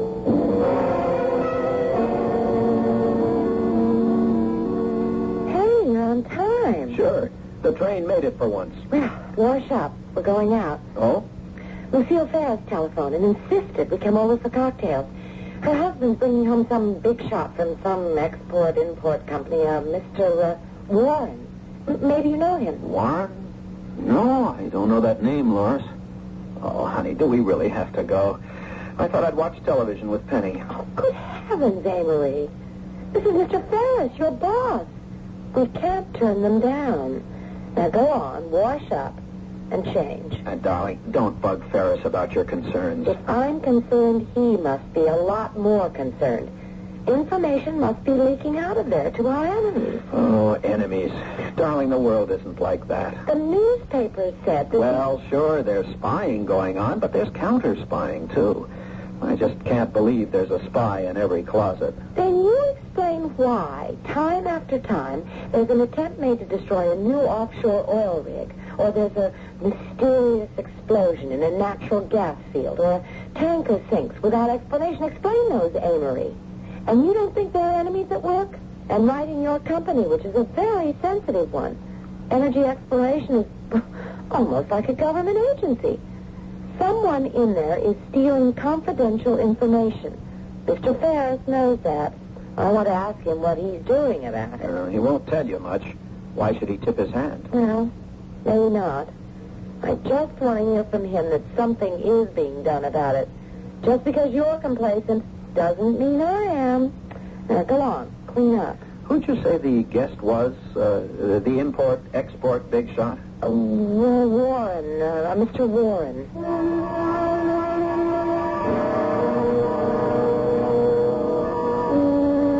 You don't mind my asking all these questions, Clem? Oh, certainly not, Loris. I'm interested that you're concerned. So is Amory, I'm sure. Oh, of course. But security isn't my line of work. You do legal work, yes, Mr. Mills? That's right. I'm one of the lawyers at the company. All those confidential documents? Oh, sure. Land condemnation proceedings. Nothing confidential about those. The suits are tried in the newspapers before we ever get to court. You proceed against the owners? We have to. It's tough on them, but if we have to have the land, the courts condemn it. Well, that is confiscation. The people are paid a fair price for their property, Mr. Warren. It's the greater good for the greater number. Oh, yes. The democratic principle. You don't believe in it, Mr. Warren? It is Warren, isn't it? English name? Yes. On my mother's side. Partly. In this country, I take her family name. Oh, I see. No, you do not see, Mrs. Mills. I am many things. My father was from the Mediterranean. My mother, English. My blood is from the desert and from France and England. It is mixed. So are my thoughts about the different forms of government. Here it is the principle of the greatest good for the greatest number. Under a demagogue, a dangerous concept. Hitler preached it. He distorted it. Now, darling, let's not get into that. Don't be a flag waver. Well, I don't know why not, Damery. Loris is a concerned American. Nothing wrong with that, is there? No, but as I was saying to Loris earlier this evening, I just can't imagine that there's a spy in every closet. But something's been going on at Energy Exploration. You said everyone was worried about it and that security had been tightened, and maybe that's why that oil tanker escaped. Isn't that so, Clem? Why, yes, I suppose so. Oh, you must have been pleased. The bureau's been ripped off so many times. Ripped off? Slang for stealing, Mr. Warren. Ah. You suspect that someone has been stealing information, Mr. Mills? Well, I wouldn't really know. As I said, I'm just the lawyer in charge of land deeds, things like that.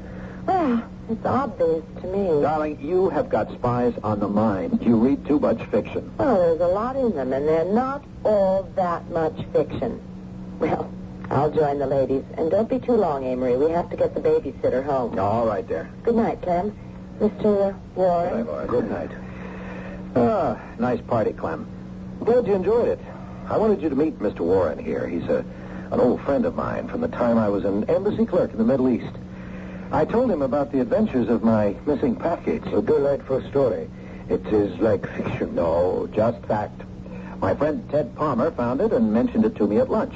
I walked across the street to Grand Central and lost and found and picked it up, returned it to Clem.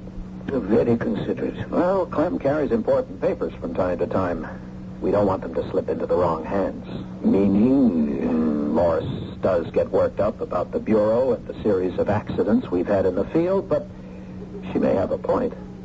It would be to the advantage of some countries to impede our plan to become energy-free. Yes, I see. It is not a nice world. By the way, Emery, I thanked your friend Ted Palmer this afternoon. Oh, that was considerate of you, Clem. It is a strange story, Mr. Mills. Not really, Mr. Warren. Just a good deed.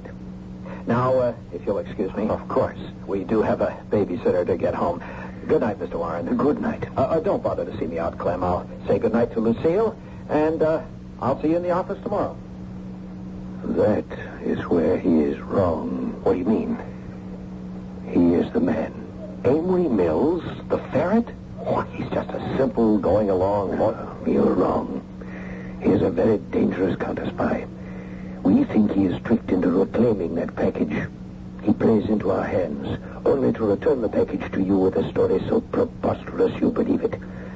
I ask you, Mr. Ferris, who would hear about a lost package and then go out of his way to pick it up and return it to its owner? I ask you also why this Ted Palmer did not telephone your secretary and say that he had the package. Why tell Emery Mills? And why wait until lunchtime?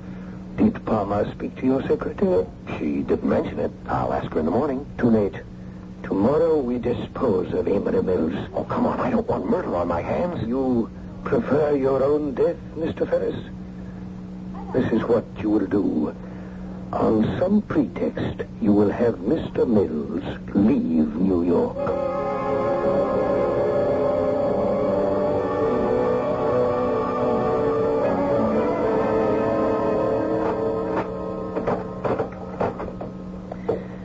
Now, wasn't that pleasant? Very nice.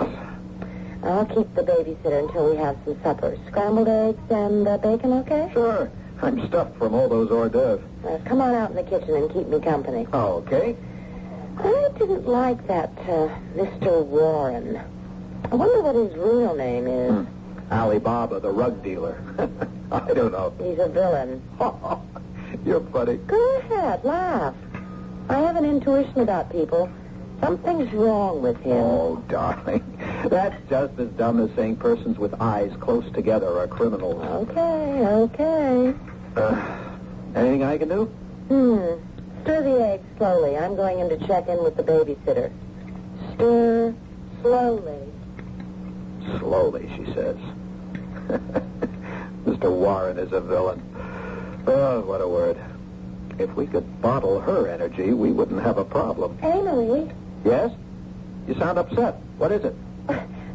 Pam's been here since 4. I was out shopping until you came home from work. The telephone rang, and Pam answered. It was Lucille Ferris. She invited us to cocktails, right? Yes. Go on. Well, Clem just remembered something else. Just after I left, a man came in from the telephone company. He said he was there to repair the phone. I see. There's nothing wrong with the phone, Amory.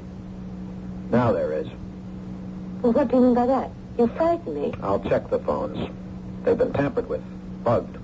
What? But why? I work in a high-security job, darling. And there are spies at EEI. It looks like it.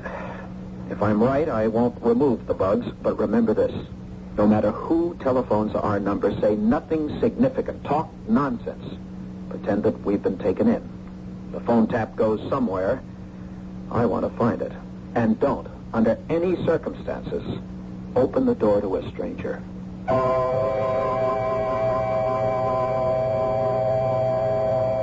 The many faces of everyone, but especially the face of a spy. The word creates an unpleasant picture. We think of a spy as someone dishonorable, and we're right. He's a thief. But the greater thieves are those who employ him. They do it to gain an advantage over others. So in the name of dishonor, the spy exists, never doubt it, and performs his furtive work, and who is to say who is the more dishonorable?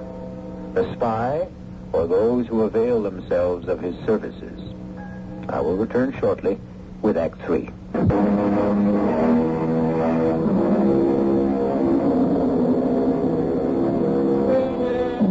Someone once wrote that a traitor never sees his danger until his ruin is at hand. History bears out the truth of the observation. Clement Ferris is a traitor. He is a powerful man in Energy Exploration Incorporated, and he has been selling information vital to our energy research to a spy named Warren. But a bland, apparently harmless young man named Amory Mills is a counter-spy, and the silent, deadly contest between the two has been joined. How it will be resolved, we are soon to discover. Good morning, Amory. Morning, Clem. You wanted to see me? Yes, this is short notice, but I've had a call from young Fisher in New Orleans, the engineer. He'd appreciate it if you'd come down there right away. Oh, well, of course. What's the problem? Well, as I understand it, Fisher's work is being held up because his inventory on steel is low, and when he ordered additional material, the price was increased on him. That can't be, Clem. We have a contract with the supplier. I'll get on the phone. No, I've already done that. I want you down there to settle the problem on the spot. Can you leave before noon? Well, sure. I'll go home and pack and head for the airport. I've already made reservations for you at the Cajun. Not the Roosevelt? Well, you like the Cajun. It's small and intimate. Good luck, and telephone me tomorrow.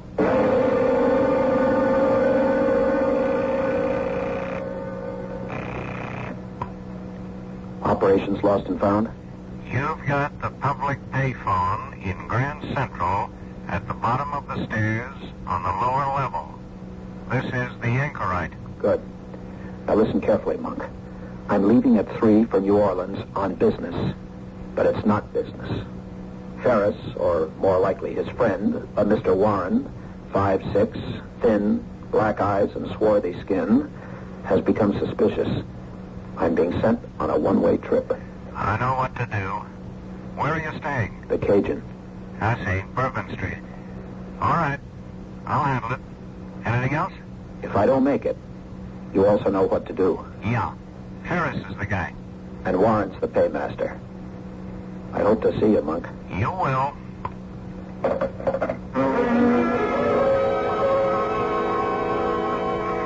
You know something, Henry? I've decided that either you're really absent-minded or that you're devious. Oh, come on. Devious. That means crooked. Me? You know me. I should. But sometimes I wonder. I mean, this trip, for instance. Well, darling, it came up all of a sudden. I told you that. We saw the Ferrises last night. Didn't Clem Ferris say something about it then? No. Why? Because I've never seen New Orleans. And with 24 hours' notice, I could have gone with you. That's why. Oh, well, darling, we'll make the trip together some other time. What's happened now in New Orleans? Oh, nothing very important. That must be important if Clem gives you a few hours' notice and sends you flying off. Darling, it's just some problem with a local supplier of steel we need to complete the installation of a new rig off the coast. Now, can I bring you something from New Orleans? Yes. You. Thanks, Laura. I don't know why, but I've got a very funny feeling about this trip of yours. Oh? I can't explain it. Just be careful. I will. And listen to me, darling. If you hear anything bad about me, ignore it. Will you do that? What? Are you superstitious, too? Not a bit. I'm just telling you. Don't worry about me. And don't worry about anything you might hear. Got that? Henry, you're holding something back. What is it? Look, darling, the work I'm in is sensitive. You know that. Even though I'm just a simple lawyer who shuffles papers all day long and draws deeds for condemning land, a lot of money is always involved, and so are a lot of interests. Guys can get hurt. You know that. I've told you that before. So be prepared not to believe anything you hear. I can take care of myself. Nothing's going to happen to me.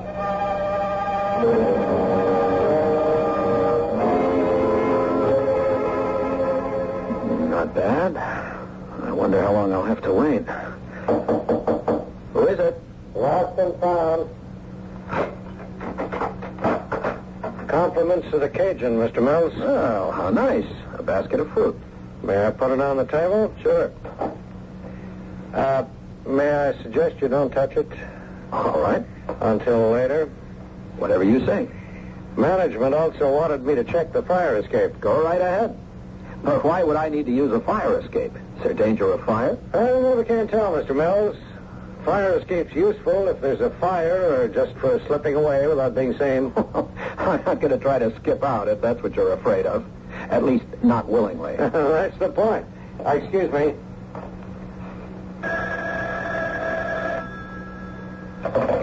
Hello? Oh, Mr. Fisher. Well, I'm here, all right. Are you the engineer? I see.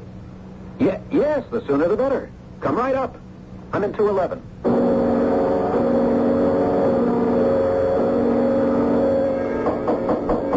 Who is it? Fisher. Hi. Mr. Warren. Sit down, Mr. Mills. I must talk with you. But I was expecting Mark Fisher. He's the engineer who... Oh, we know Mr. Fisher. I know you're a friend of Mr. Ferris's, but I am mystified. Why are you in New Orleans? And why have you come to see me? Has Ferris sent you? You play the fool. Oh, I hope not, but I sure feel like one. Ferris sent me down to check on a problem Fisher's got, and I'm supposed to try to straighten it out, solve it. Are you involved? Who are you, really? Security for EEI? You delight me. Well, that's nice to hear. Sit down and tell me how. I will do that. Have you come with some special instructions for Mr. Ferris? You might say that. I really don't understand. Well, then I will explain. Would you like some refreshment? I can call down for room service. No. That would be fatal. Fatal? Hey, what's going on? It will be fatal anyway. But my way, it is so much neater. You have been caught, Mr. Mills. I have. What's the charge? You are not Amory Mills. You are counterintelligence. Are you all right, Mr. Warren? You sound crazy. It is you who are, as you say, crazy. You know who I am, and you know who you are. Of course. You're an import-export dealer and a friend of Mr. Ferris's. I'm Amory Mills, a lawyer who specializes in land deeds. Let's take it from there. I also represent foreign interests. Oh? You play act this so well. No wonder, for so long, the ferret has had this awesome reputation for counterintelligence, but no longer. You have been found out. You really are crazy. I'm going to have to ask you to leave, Mr. Warren. I don't think so. This is my security. You shoot me? Why the devil would you do that? What have I done? Oh, yes, I will not hesitate to shoot you. What you have done, Mr. Mills, is to interfere. Mr. Ferris does not like this. I do not like this. He loses money. The interests I represent lose even more. We fail to make haste in delaying your country's search for sources of energy. You pay Ferris for information and then sabotage our... Why, that's incredible. You are marvelous. The stage lost a great gift when it lost you, Mr. Mills. Come now. We will no longer talk like fools. I am a spy. Ferris is in my employ. You are a counter-spy. You work for your own country. You have been caught, Mr. Mills, and you will die. But not before you tell us everything you know. Who is us? Oh, there are several of us. You and I will leave here and go to another location. There we ask you questions. You make it sound unpleasant, Mr. Warren. It can be very unpleasant, I assure you. Our methods are very refined. You will talk, Mr. Mills. Rather than that, what if I resist? I have this gun with a silencer attachment. I shoot you. And carry me through the lobby of the hotel and out into Bourbon Street? We take you down the fire escape, Mr. Mills. The Cajun is not your modern hotel. That is why you are here. Mr. Ferris made the arrangements at my instruction. Clem Ferris. So you've been paying him off to supply you with information which you use to sabotage our energy program. It's hard for a simple guy like me to comprehend. It's like a cloak and dagger story. This is not a story, Mr. Mills. This is a real life. Now, on your feet.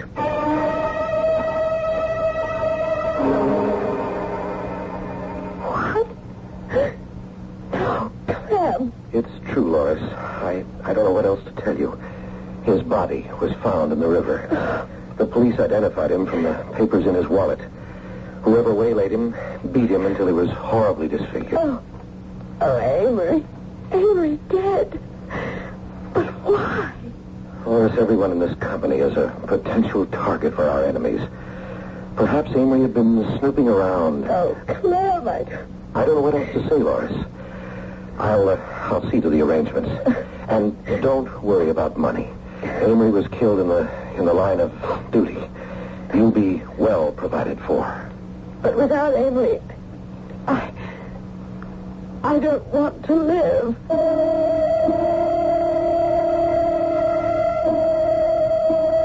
Who? Mr. Monk. Who is he, Linda? Oh, I see a friend of Amory Mills. Yes, I suppose I'll have to see him. Tell him to come in. Mr. Ferris? Yes? Who's this other man with his hat pulled down over his face? What kind of guy? Oh, Clem. Amory Mills. I thought... I've got to have a talk with you, Mr. Ferris. Amory, I heard you'd been waylaid and murdered. I told Loris. I can hardly blame you, Clem. It could have been me. Some guy slipped me a knockout drop in a saloon and stole my wallet. The police caught him and brought him in. You say this other man, the man who was found in the river with his face disfigured. He was dark-haired, about 5'6", swarthy skin, a Mid-Easterner. But why was he found in the river, disfigured and dead? I think you know why. I'm not a mind reader, Mr. Monk. And I'm not a school crossing guard, Mr. Ferris. Now get your hat and come with me. What? Unless you can prove otherwise, Mr. Ferris, you're a traitor to the United States, and you're under arrest.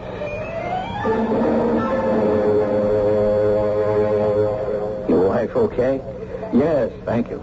And thanks for New Orleans. Good job, Amory. Also, you mean a lot to us. Well, thanks to you, we got Ferris, Warren, and a whole network of his little assassins. You saw the evening's headlines? Yes. Monk, who really was behind all this? I mean, on our side. I don't know. Some say the ferret. Why? Well, several things. First, Ted Palmer really did pick up that package of Ferris's and drop it at Lost and Found. Yeah, I know. But if it had Ferris's address on it... His Larchmont address. Well, then he must have telephoned Ferris. He did. The message never got to him. Another thing. Who found out that Ferris was having drinks with Warren at Gino's? You said somebody telephoned you, but you couldn't say whether it was the voice of a man or of a woman. Yeah, that's right. Well, who was it who pulled the strings behind our backs? You mentioned the ferret. Who is the ferret? Could it have been Ferris's secretary? Linda? No, she was taken into custody. Is she there now? Well, I wouldn't know. I see what you're getting at. The ferret could be a woman. Could be. And we'll never know.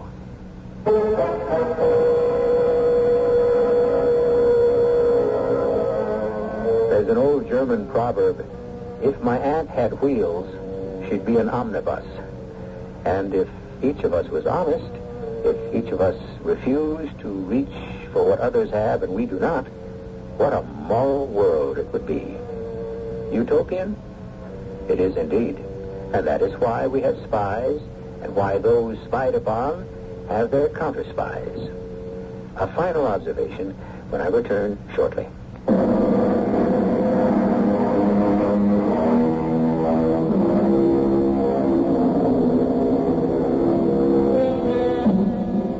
If you have any doubt about the validity of our story, I refer you to the newspapers and magazines and some of their recent reports. Can you doubt that there is a silent network throughout the world of men struggling against each other to obtain information and to invalidate it? It's rather a creepy idea, isn't it? Our cast included Elliot Reed, Patricia Elliott, Court Benson, and Robert Maxwell.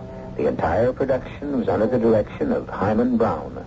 Radio Mystery Theater was sponsored in part by Jovan Collections for Women and for Men.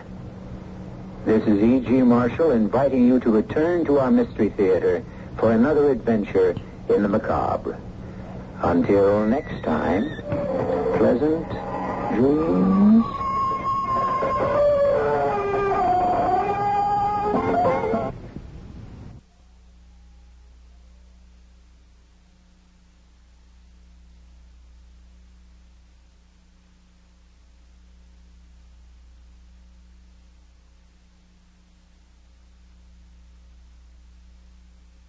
Radio Mystery Theater presents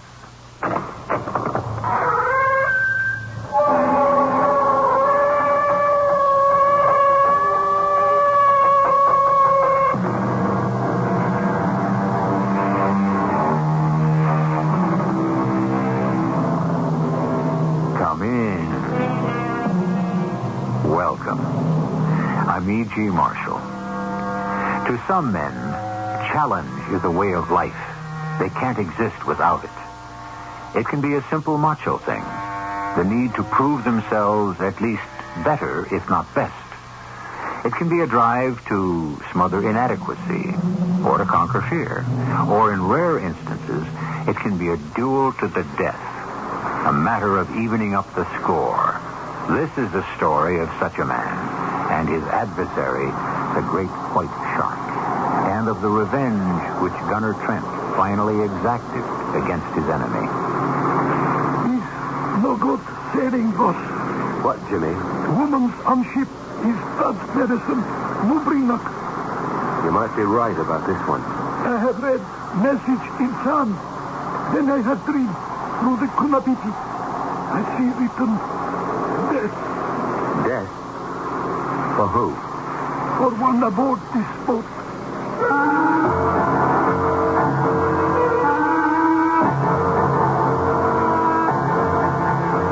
Our mystery drama, The Great White Shark, was written especially for the Mystery Theater by Ian Martin and stars Michael Tolan.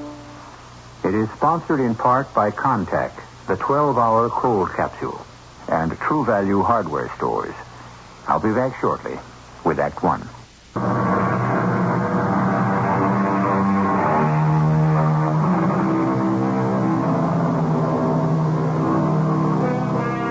She's a 50-foot twin-diesel river witch, the sport fisherman's dream. This is the boat you can't buy. You have to pass judgment of the brothers who build her first. This hull is called the Fair Dinkum, and she is moored in Sydney Harbor. She is owned and operated by a bloke named Gunner Trent, who is coiling a line as a huge, powerful man in his 50s hails him from the dock. Ahoy, the Fair Dinkum. You her captain? She's my boat, yes. Are you Gunner Trent? That's the label. What's yours? J.H. Burden. I'm looking for a charter. How many? Just me and the wife. What's your game? The big ones? Marlin. I don't want any sardines. I'm rated over 1,000 pounds. That takes a little finding. I got the time. And the money. $300 a day in expenses. Money's no object to J.H. Burden, but can you guarantee me my fish? Can you land it if we fetch it? You just let me hook in and I'll bring her aboard.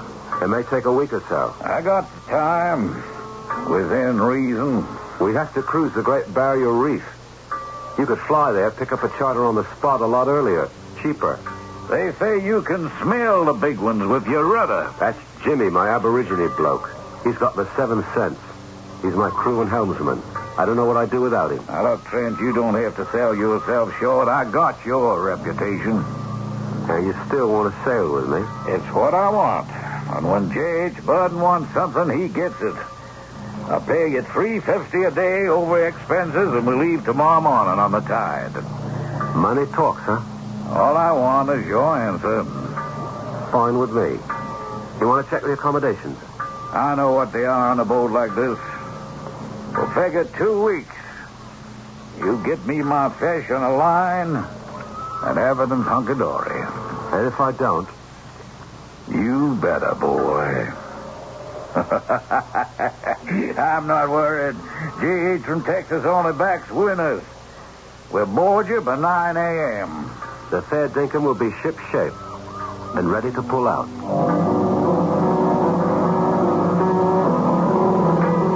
I didn't like Mr. J.H. Burden from the start. He was a blowhard and a bully. But we've been laying up for 13 days since the last charter, and we could use the do-re-mi. Besides, I had my own private vendetta to attend to. And maybe, just maybe, a run up to the barrier might dig him up for me.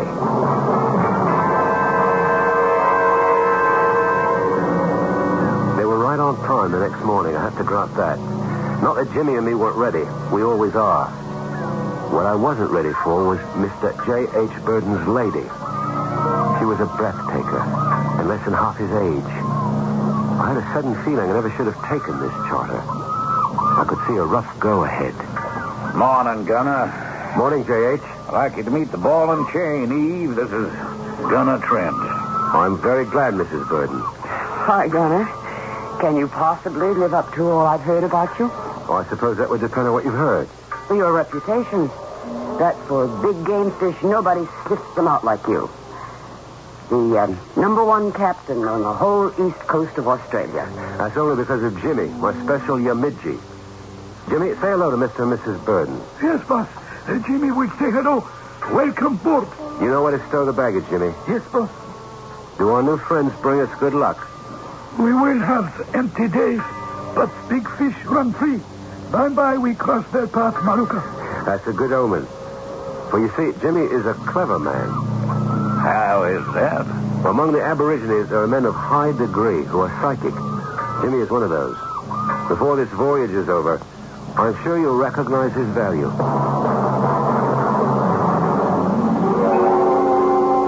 We pulled out at noon and headed for the Gap. Once we were in the open with the big swell hitting us, I had my first chance to rate my charters. Neither of them turned Gap green. That means sailor stomachs. I had a feeling this was going to be a bonza show. I was on the flying bridge, my butt settled securely at the corner of the aft rail to take the weight off my bad leg, when she came topside to join me. It's a beautiful harbor, Mr. Trent. Where are we now? Heading north by west through the Gap. The Gap? The entrance to Sydney Harbor. That's North Head off to the left, South Head on the right. It's marvelous. The spread of the town around the harbor looks like the Mediterranean. That'll be all the red tile roofs, I expect. Look back over the wake at the skyline. It looks almost like New York. So people say. You haven't ever been to New York? Oh, yes, right. In another incarnation, you might say. What does that mean? Oh, I shouldn't have said it. Forget I did. Did I say something out of turn? No, I did. We'll button it up at that. Maybe I'm intruding up here. No, it's your charter. Not mine, Dave's. Matter of fact, he sent me up to ask how soon we can break out some lines. Well, not till we're through the Gap. Then we'll ease up off DY and bait the outriggers to pick up some tuna. Well, he'll want to be in on that. Why? Anytime there's game fish. Oh, but this is not like American tuna. These are little chaps, 20, 30 pounds. We pick them up for chum is all. Chum? A bait, Mrs. Burton. I see. Look, can't we make it Eve? I mean, shipmates, after all. How would that sit with J.H.? Would you care? He pays the freight. Isn't that the truth? Well, supposing I don't care, I'd like you to call me Eve. Right. Eve it is. Oh, yes, Jimmy, what is it? Excuse me, boss. Massa asked for his visit. The master's voice. Excuse me, Gunner. I've learned when he whistles, I'd better come to heel. Thanks for the travelogue. Boss, this no good sailing. What, Jimmy? Woman's on ship is bad medicine. Go bring back. You might be right about this one, Jimmy. Jim read message in sand. And he dream through the Kunapipi. And he see written death. Death for who? One aboard this boat. What kind of death? It's not written clear. But it will be from the water, boss. Maybe the one I see. The white death is of the gods, boss. Man come up win against him. I sure put my foot in that shark's mouth the first time. But the next round's mine. I won't be a loser next time I meet up with him. Harry, death, if you do. One or other of us. I own a blister I hope to repay. It is not clear who is to die. Well, that leaves it to the flip of the coin, the way it ought to be. Even odds. But right off, before personal matters, we have to service our charter. Now, break out those outrigger lines, Jimmy. We've got to start fishing. Time was I'd have set the automatic and helped gear up with Jimmy. But since the accident, I can't move that spry, except in the water. Funny how little difference it makes there, and how much it hobbles me on land. But that's beside the point. Off DY, we trolled and picked us up a few tuna, enough to fill the bait box. We headed north for the Great Barrier Reef, and trouble showed up. Well, Mr. Charter Captain, 2 days out. Where the devil are the fish? I told you if you were in a hurry to fly north and get a charter. I have the charter I want. I just want the fish. Well, I have no magic magnets. I can't draw them. We have to go where they are. Now, do you suppose there's any chance we might get there before Christmas? We'll get there. What am I supposed to do in the meantime? That's your problem. Let me tell you something, Captain Gunner Trent. We get there and you don't show me some morning. That's your problem. Jay, that's not fair. You stay out of this, Eve. Well, we can't expect Gunner to wave some sort of magic wand and deliver you fish for your hooks just because you're impatient. Forget it, Eve. Gunner? Eve? It's grown into quite a cozy little group, hasn't it? I asked Gunner to call me Eve. It's ridiculous to be any more formal. I don't much care what he calls you by name. Just so he doesn't think he can call you for anything else. Jay. Oh, don't think he doesn't have eyes for you. What guy wouldn't? I just want to make sure he gets it straight. You're off limits to anyone but me. Maybe you ought to turn in, J.H. Now, what does that mean? You're pretty well shanked. Why stretch your luck? Oh, you explain, man. You got a big fat mouth. All the money in the world doesn't buy any rights to go too far. Or any further. You calling me out, boy? I'm calling your bluff. We want to ride this charter without coming to gutser. We better make some guide rules. Don't you try to dictate any terms to me. It's my money's paying for this trip. And any time I put my money down, I'm going to get value received. And don't you ever forget it. Yes, boy, what in the Sam Hill do you want? Excuse us. Ship shore radio. They're looking for Massa Burton. Who is it? Jimmy, don't know. Okay, I'll get it. All right with you, Captain? It's your phone call. Help yourself. I intend to. But just remember, that don't work both ways. What's yours is mine right now since I'm paying for it. But what's mine is mine all the way down the line. Come on, boy. Show me where this phone call is. I'm sorry, Gunner. So am I. He doesn't care who he hurts or who he insults. He had no right to talk to you like that. My hide is thick enough. It's you I'm sorry about. You learn to live with it. had me on the ropes from the moment I met her. This wide-eyed girl with her steady gaze and the long, lovely legs. I could feel her calling me back into the real world. And I wanted, or I realized how much I wanted to go back to it. I went up from the stateroom to the wheel. J.H. was just hanging up the ship-to-shore phone. I got some business that's going to take me back down to Sydney, Gunner. You giving up the charter? Not on your life. This won't take me over 2 days. I'll fly down and back. Well, I'll put into Cairns and drop you there to pick up a flight. Way ahead of you, son. I got a helicopter coming to pick me up and a plane chartered ready to take off the moment it drops me. Well, when will we expect you and Mrs. Burden back? Mrs. Burden, all of a sudden? My formal. Well, Eve won't be back. Oh? Because she's not going. I'm going to leave her in your tender care. I hope I can trust you, Gunner. 6 years ago, with someone like Eve, you mightn't have been able to. Since then, I have other things on my mind. I know, Gunner. I know all about you. When I look up a man, I make sure there's nothing left to know.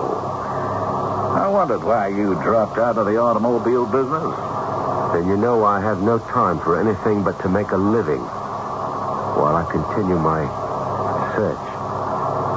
I do. That's just why I figure my wife is safe with you. Until I met Eve, he would have been right. Now I wasn't sure. I had a cold feeling between my shoulder blades, remembering Jimmy's prophecy. That old Aborigine pearl diver knew things no other man did.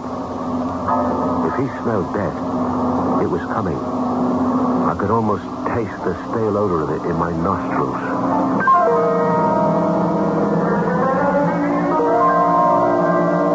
An ill-assorted quartet.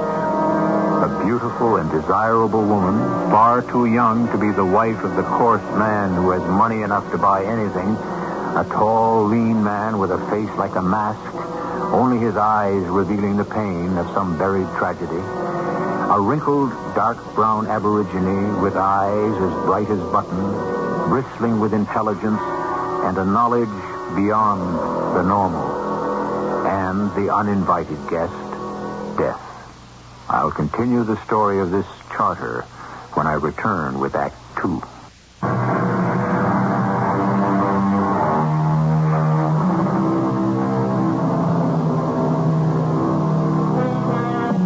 Just slightly north of the town of Cairns, off the Great Barrier Reef in Australia, the big 52-foot cruiser, the Fair Dinkum, rides at anchor. A high moon does little to dim the bright star patterns of the southern sky. Eve Burden, a long, wispy robe over her bikini, is lying lazily across the stern cushions.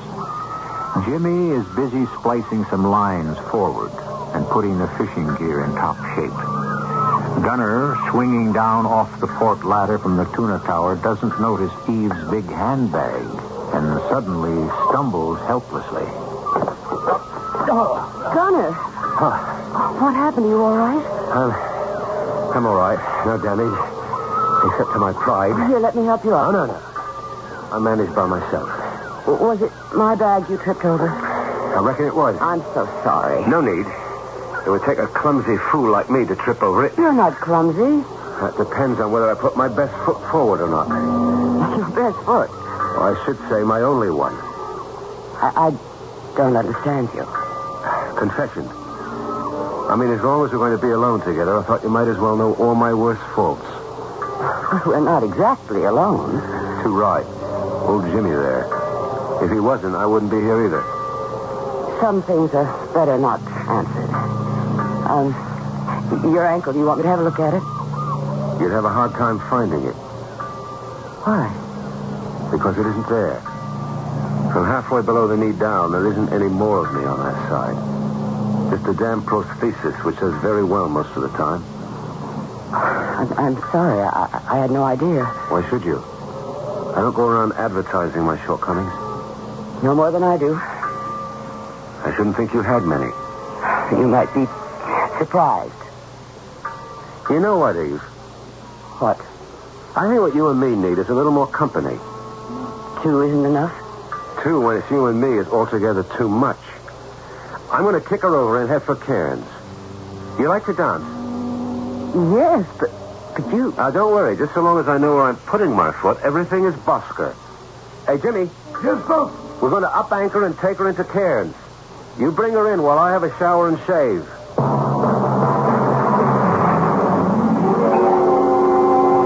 Where are we heading, Jimmy?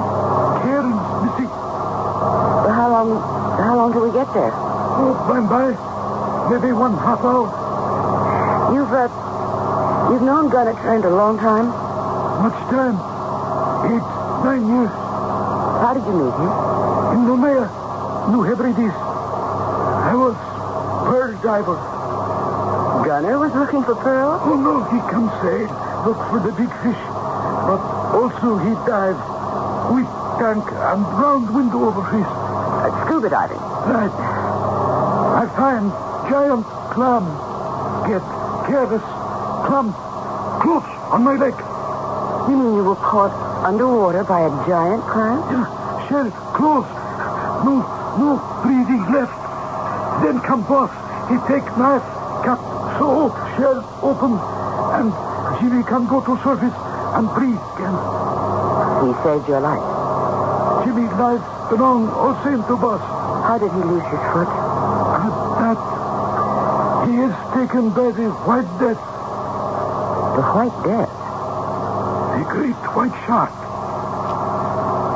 How? Were you trying to catch him? Not catch, Missy. Mark. Mark? You must ask boss about that. You must ask boss about that and other things. Jimmy, talk too much. I don't know how long it was since I'd been in right togs. The tie was tight across my throat. We went to the club, and she was the toast of the evening right on.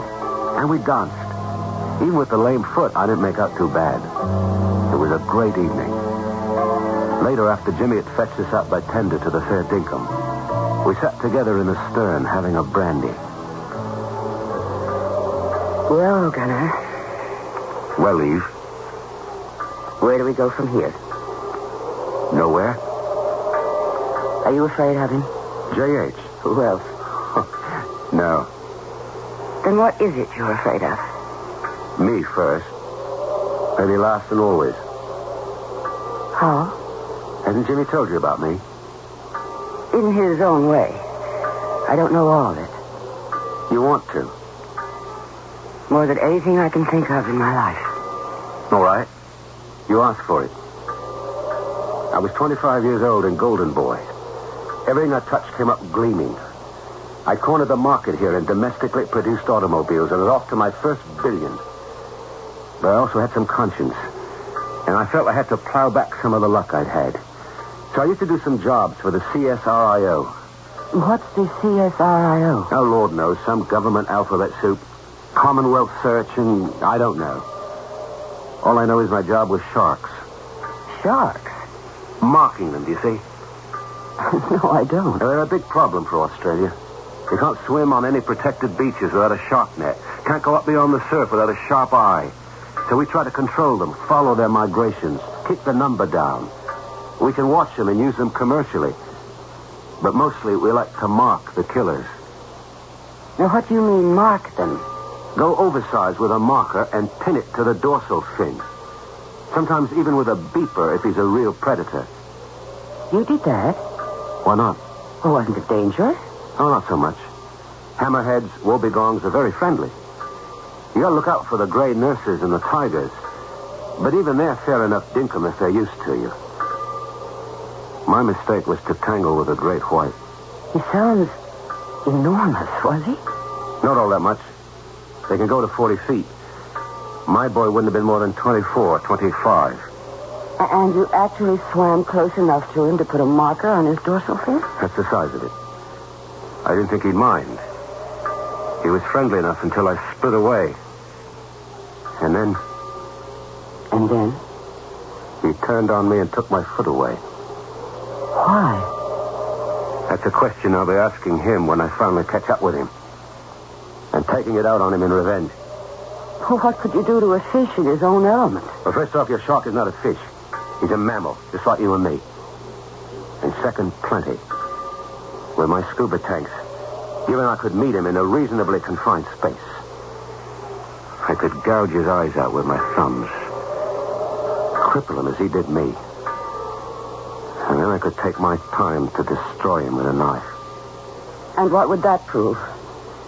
It would be my revenge. For what? When the shark injured you, he was only protecting himself. What would his death accomplish for you? Some justification for the way he lamed me. Or you lamed yourself. What? Oh, come on, Gunner. When you go up against an animal with whom you have no communication, can you blame it for acting on instinct or for the consequences to you? I don't know if I understand you. Then let me make it perfectly clear. I don't like to see the best man I've ever met in my life downing himself or turning out to have feet of clay. 1 foot. Just one. And it isn't even clay. So you lost a foot. That's the end of life? It doesn't give you all that much trouble that I can see. You can still do a man's work. Better than most men. If you were like some, you'd really have something to cry about. Like who, for example? Like Chris. Who's Chris? My brother. Or what's left of him. What happened to him? Skiing accident. He broke his back. He'll never walk again. Or use his arms. He's stuck in a wheelchair for the rest of his life. Helpless as a baby. Oh, Eve. But he doesn't go around wanting to blow up the slope he took the spill on. He doesn't want to gouge out the eyes of the beginner he had to dodge on a downhill run who was lying right in his path. I don't know how he has the guts to do it. But he's taken what life threw at him, and he still grits his teeth and faces up to make the best of what's left to him. All right, Eve. What's the difference in your life, what I do? I want to save you from yourself. But more than anything in the world, I want you. For once in my life, I want to know what it is to be loved by a real man. Remember, I'm just a hired hand. And you're a married lady whose husband foots the bills. I'm not likely to forget. But I didn't do it for anything I could get out of it. I did it for Chris. It cost a fortune to keep him living, and J.H. Burden's the only man who was able to pay for it. That's why I sold myself. And it was worth it. You're some kind of lady. Oh, Gunner, hold me close. Why didn't we meet 6 years ago? It's too late to cry over that. At least, can we have tonight? It's not enough. For us, it has to be everything. Or nothing. I'd give you everything, Eve. He wouldn't let you. How could he stop me? 100 ways. Nobody goes up against J.H. Burden and wins. I'm not afraid of him. He's as strong as a bull. 1 foot and all, I could still take him. He wouldn't meet you even up. He'd drown you in lawyers and call in his mafia. You wouldn't stand a chance. I'd like to call him out. There's only one thing stops me. What? The shark. That big white enemy of mine that stirs my bile and makes me less than a man. Until I can cut him out of my mind and my life. Are you asking me to wait for that? It's the only shot at happiness we have, Eve. Suppose I test that. How? Suppose I tell you that you have to make the choice now. Me or your white death. Which would you choose? Madoka, above. Yes, Jim. What is it? Bye, pretty soon. Here comes Dingo Man by dock. Dingo Man? Big boss, chartered, lady's husband. Better maybe you get ready to see him aboard Fair Dinkum. Jay, back already? So it seems. Maybe just in time to save us both from any more mistakes.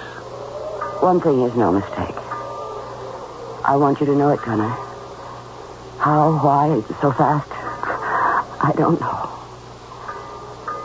But I do know is this. I love you. What do you ask from me in return? Not a thing. I guess it was just too late for us both before it began.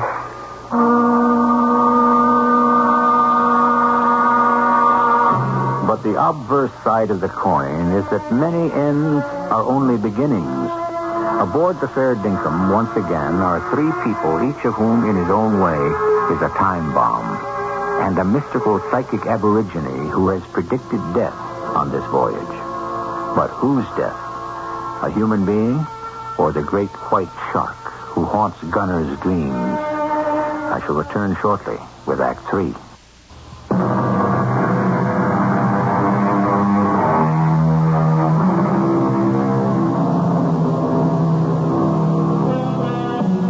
Rides in deceptive quiet at anchor, this magnificent sportsman's dream of a boat. And all is quiet aboard.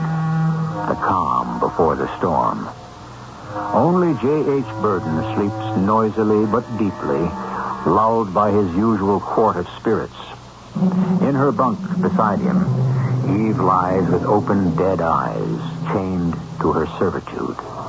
In his bunk forward, Gunner Trent is tortured by deep feelings and emotions he thought he had long ago left behind. And cross-legged on the prow deck, Jimmy, the clever man, the psychic, rocks in a private agony as he tries to part the curtain of the future.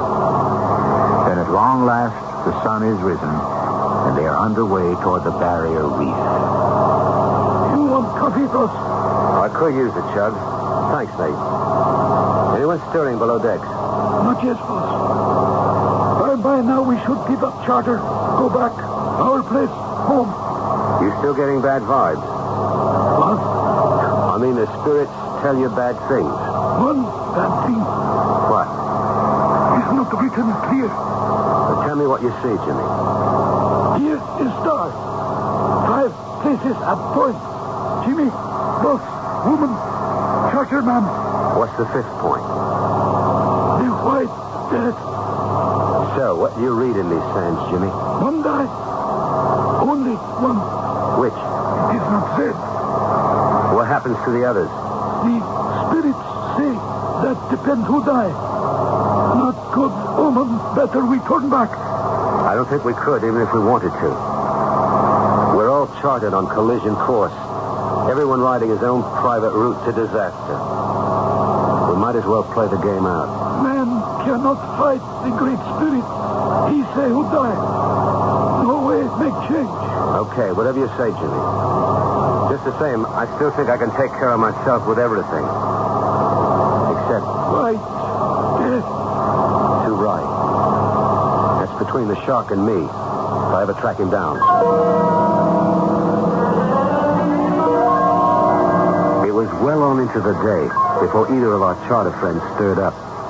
And then it was J.H. Burden, still drunk with a head to match, dragging himself up to the shark tower to sit by me. How's the Australian lover this morning? Didn't you hear me, Aussie? I heard you, J.H. Maybe I just didn't read you. Oh, we're going to play a little uptight, huh? I'll tell you what I'm going to do, Mr. Burden. I'm going to try to disregard you. Otherwise, I might be tempted to knock your head off. Drunk or sober, I can handle you, cripple. You got a foul mouth. I'm in a foul temper. What the Sam Hill went on between you and my wife while I was missing? Not one ready thing. More's the pity. You better be right about that, chum, or I'll nail your carcass to your tramp. I don't take too well to threats, J.H. If I ride you, why don't you call me? If we weren't riding some heavy sea right now, I might just do that. Then again, I might just turn around and head back into port. You will shout on me, boy, and I'll sue you for breach of contract till this boat of yours rots wide on the beach. I'll take you to get your marlin, and once you've landed him, maybe I'll take your measure for once and all. I might just look forward to that. I'm going below to fetch my own gear. When I fish, I want to be sure I can trust everything I handle. It helps sometimes to trust the crew behind you. I don't need you or your boy, except the gaff and lander. I'll pull them in. Just you find them for me so I can hook them. I was mad enough to chew nails. But I didn't want to have a showdown with J.H. yet. That would wait until after the charter and he paid me. Besides, I did have a bit of a guilty conscience. The way I felt about Eve. After all, she was his wife. I didn't want to think anymore. I wanted action. Jimmy? Yes, boss. Fetch yourself up here. Jimmy, come look at this bitch, Maruka. I'm saying here now. Is Alicia awake? Yes, boss. She sit by big fish chair. Oh, yes. Good. I want you to fix her and her man some brunch. You can bring me some food up here to the bridge. Then I want you to fit out 5 lines. 2 for stern trolling, both outriggers, and the heavy duty for the chair. Yes, boss. All right, hop to it. Better we not fish. Better we turn back. If I don't get him a marlin, we're out 1 shorter, Jimmy. I want my money. Better be right, man. And which one? What are you reading now, Jimmy? We keep go. Someone die, boss. Who? It is not give to Jim to know where to point the bomb. Or just don't point it at me or Eve or yourself. It is not my power. That all-around great spirit. Better we go back, boss. I'm sorry, Jimmy. No can do. This time I've got to pit my gut hunch against your superstition. Something tells me to go on and take my chances. Now you go fix some food.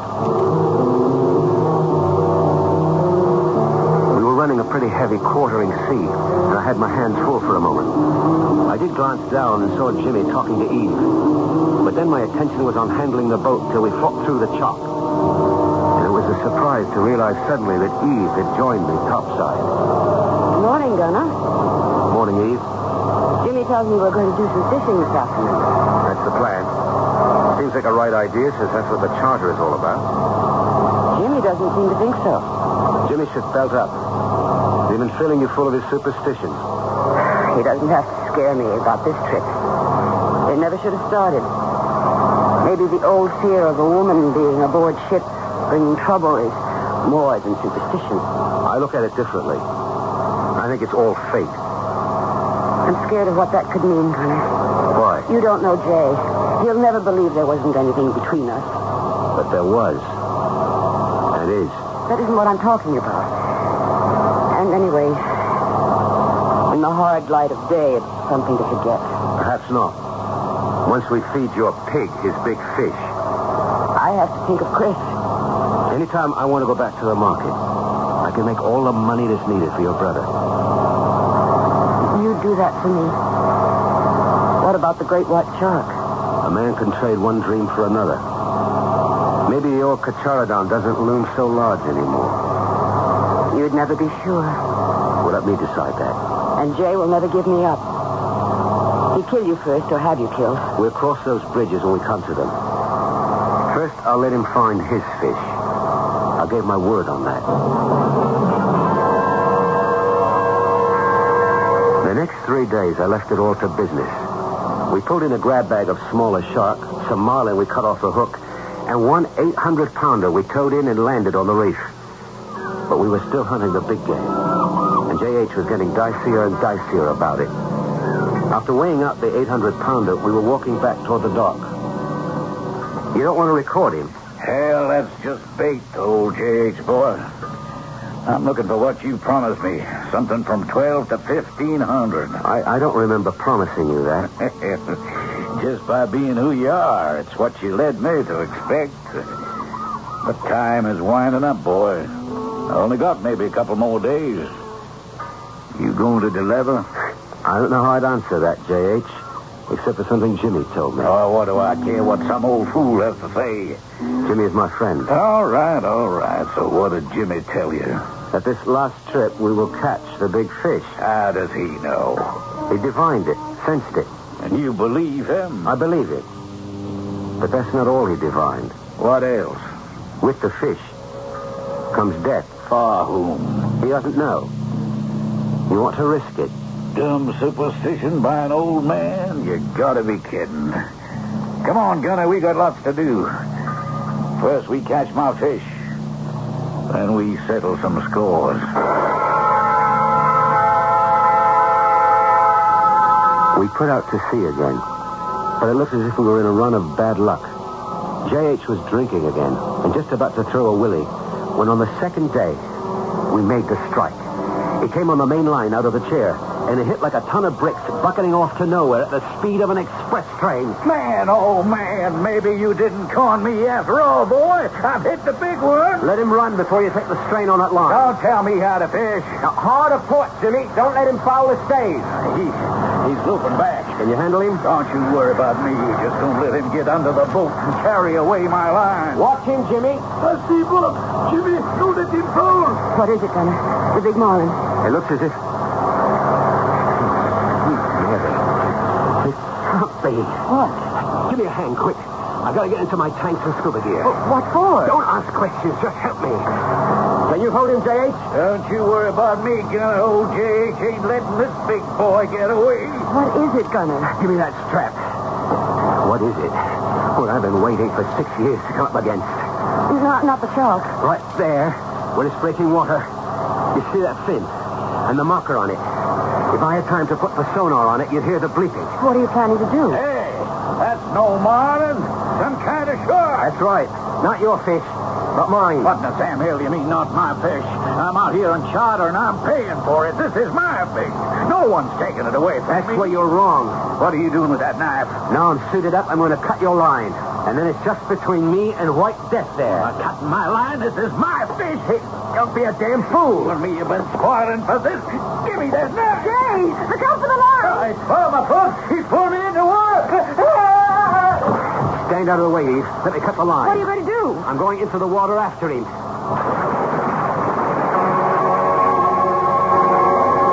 I went down into the water, the end of the cut line in my hand.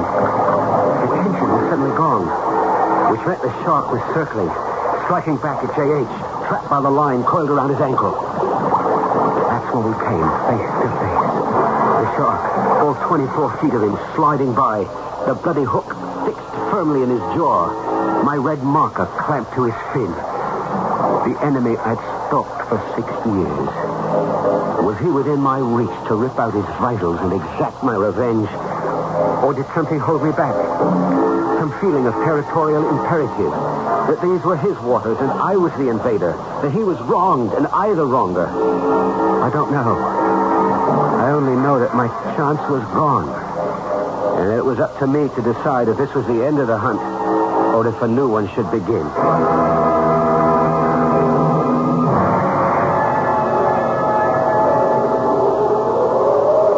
I'm sorry, Eve. But he was dead before the shark turned on him. I wish I could say I'm sorry. But it just seems like fate. Jimmy read all the signs right. What about the shark and you? We've closed our bargain. I don't want any more from him. And I hope he's had all he wants of me. I reckon I'm a free soul again. Not for a moment. You think you're ever going to get away from me? That's the advantage of being part lame. I'd never be able to run that fast. We shrink in terror from the flashing teeth, the grinding jaws. But the shark has no animus. It doesn't hate us. If we invade his kingdom, we must realize that he doesn't bring the danger. We accept it and bring it upon ourselves. So we take all precautions, of course, and protect ourselves if need be, and hope that the nearest any of us have to get to the great white shark is not in his medium, but only through the medium of a tale such as this. I'll be back shortly.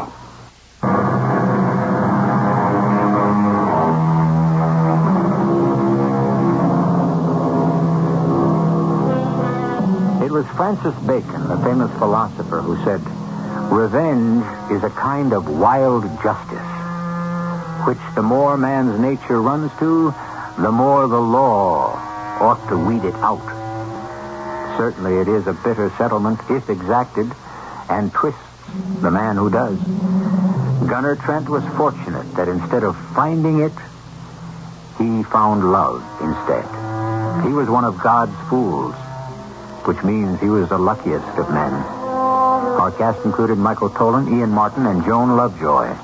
The entire production was under the direction of Hyman Brown. Radio Mystery Theater was sponsored in part by True Value Hardware Stores and Contact, the 12-hour cold capsule.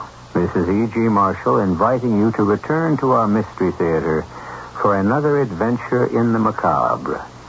Until next time, pleasant dreams.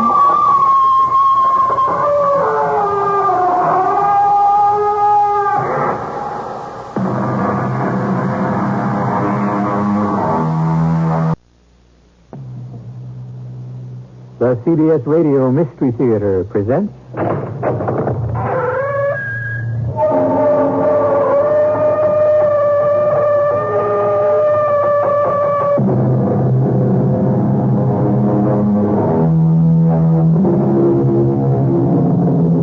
in. Welcome. I'm E.G. Marshall. It's only fair to warn you that this is very definitely a haunted house. Yes, there's a good old-fashioned ghost at large in these dark and dismal corridors. What's that? You are not afraid of ghosts? Yes. Why should you be? You've heard far too many ghost stories to be frightened by just another phantom. But be patient. We believe there's something particularly terrifying about the spirit who is about to jump out of your radio at you. We advise you not to turn off the lights when you hear this sound.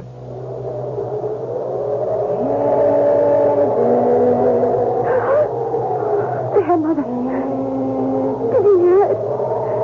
Can't you hear it calling me? No, Heather. It's only the wind. You're just hearing the wind. No, it's her. I know it is. It's Elizabeth calling me. Calling for me.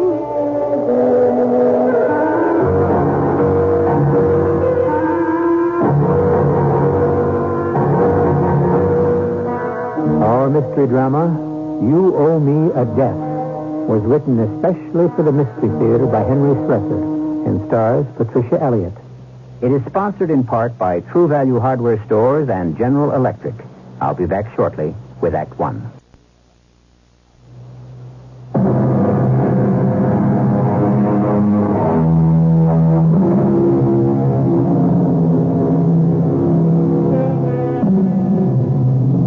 Is there any place more fitting to begin a ghost story than a graveyard?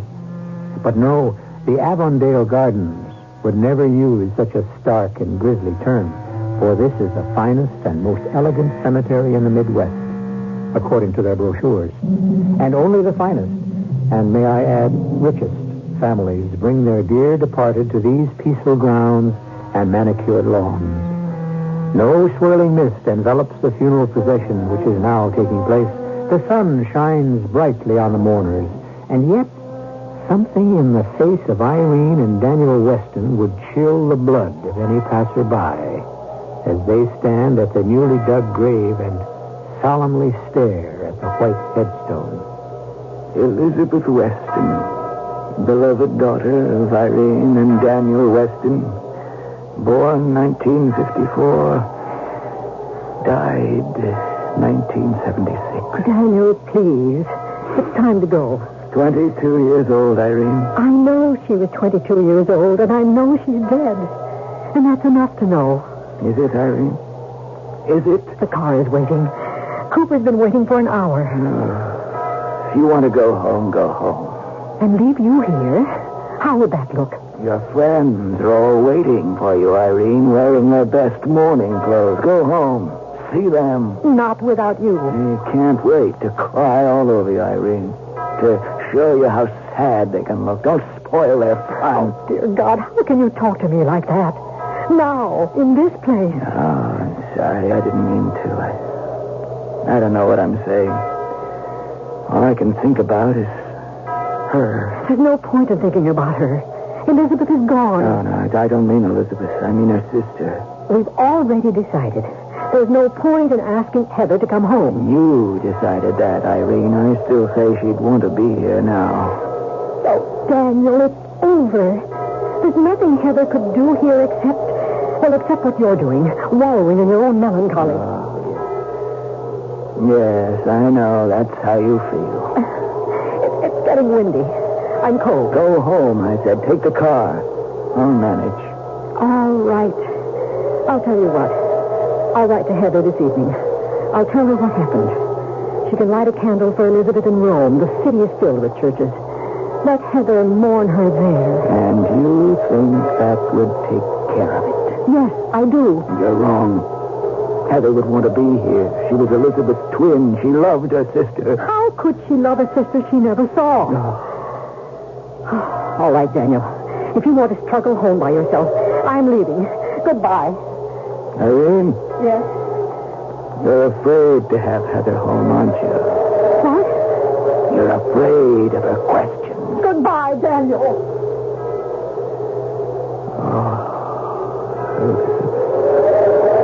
Elizabeth. My poor little girl. Forgive us. Daddy. What am I keeping?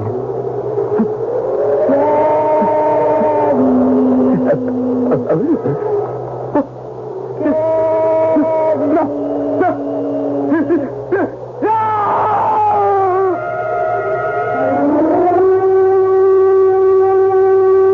I'm sorry to have kept you waiting. Oh, that's quite all right, Mrs. Weston. 1 second. I'll open the car door for you. Thank you. Isn't Mr. Weston with you? No, he decided to stay there for a while. But how will he get home? I'd say that's his concern, wouldn't you? Oh, yes, ma'am. Ma'am, did you hear something? Only the wind. I could have sworn I heard something. Oh, the wind is like that. Close the door, Cooper. I'm freezing. Yes, Madam, it's Mr. Weston. I'm sure of it. Daniel? Oh, good heavens. Cooper, hurry. Hurry. Mr. Weston, where are you? Please. Mr. Weston, what happened? It's my heart. Oh, my heart. Daniel, what is it? Mrs. Weston, I think it's another attack. Oh, dear Lord. She called me. She called to me, Irene. Elizabeth. Daniel, don't try to talk, please. Cooper, see if you can find a telephone. Get Dr. Sherman here. Yes, ma'am. It's too late. Daniel. It's too late. It's the last time, Irene. I know. Daniel, please, just lie. Now you'll have to call her. You'll have to tell her to come home. For my funeral.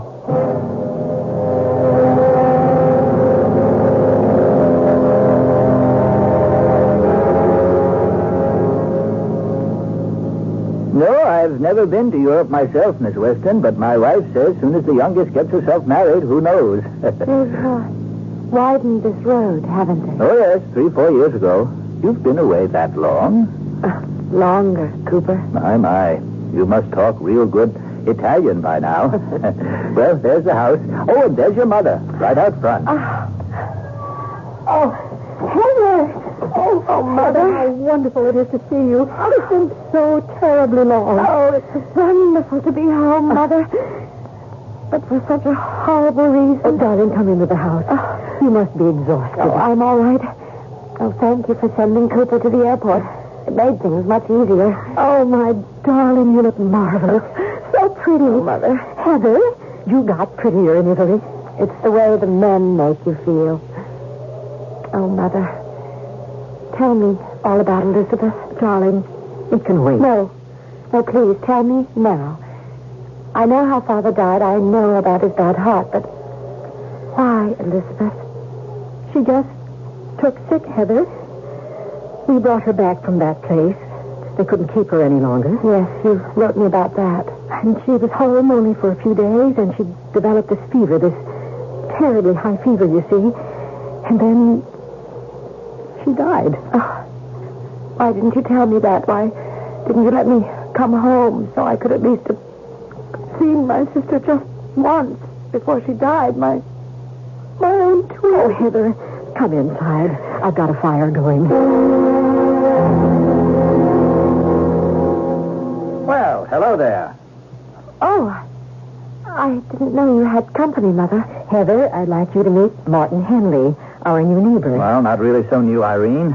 Been over a year since we bought the Verdon place. Well, I mean, new to Heather. Oh, yes, that's right. Your mother told me you've been living abroad for quite some time. Yes, I have. Switzerland first. I went to school in Lausanne, then a year in London, then Rome. Heather was with the embassy. Don't get the wrong idea. I wasn't a girl diplomat. I was just a secretary. Well, in any case, I'm sure it's nice to be home, but not under these circumstances, of course. Well, I should have been here long before, when my sister Elizabeth came home. Did you meet her? No, I'm afraid not. Your twin seems to have been ill from the moment she arrived. Oh, Heather, would you like a drink? Or do you drink now? Yes, I can use something to warm me. Some wine, if you have it. Well, no Chianti, but I think we have some sherry. That is, I'm sure Irene has some. Sherry will be fine. You know, I suggested to your mother that the four of us go out to dinner tonight. Here's your wine. Thank you. What I meant by the four of us, I have a son, David. You like David, Heather. He's very easygoing. Just out of the Navy. Just about getting his land legs back. But he's still got a sailor's eye for a pretty girl. We thought you might enjoy that, darling. Enjoy it? Why, I'd love it. In fact, why don't we have a party? We can hire a band and dance the night away. Oh, darling, you misunderstood. No, I'm just talking about a quiet evening, of course. Your mother and I just thought... I'm glad you made all these arrangements for my amusement, Mr. Henry, but my father and my sister are dead. Only 1 month. I think I can wait just a little bit longer for continental food. Heather, you don't have to be offensive. If you'll excuse me, I want to take a walk. Oh, darling, it's cold out. I want to see the grounds, and Mother. It's dark. You needn't come with me. I wouldn't want to take you from your company.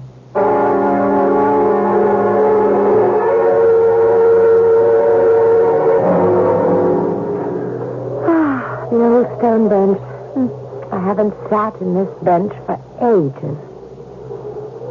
I wonder if Elizabeth ever sat here. What in the world?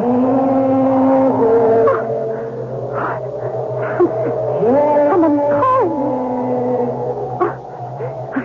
It's my mother. I'd better go inside. Hey, take it easy. You scared the daylights out of me. Well, there isn't any more daylight. Maybe that's why you bumped into me. You're the one who was in the way. Well, how did I know you'd come charging out of those trees? They're my trees. Who are you? David Henley. I was supposed to be my father here. And me. Yeah, I guess so. If you're Heather? Yes, I'm Heather. Oh. Do you mind if I went inside? I'm cold. Your mother said you were pretty. She didn't say you walked so fast.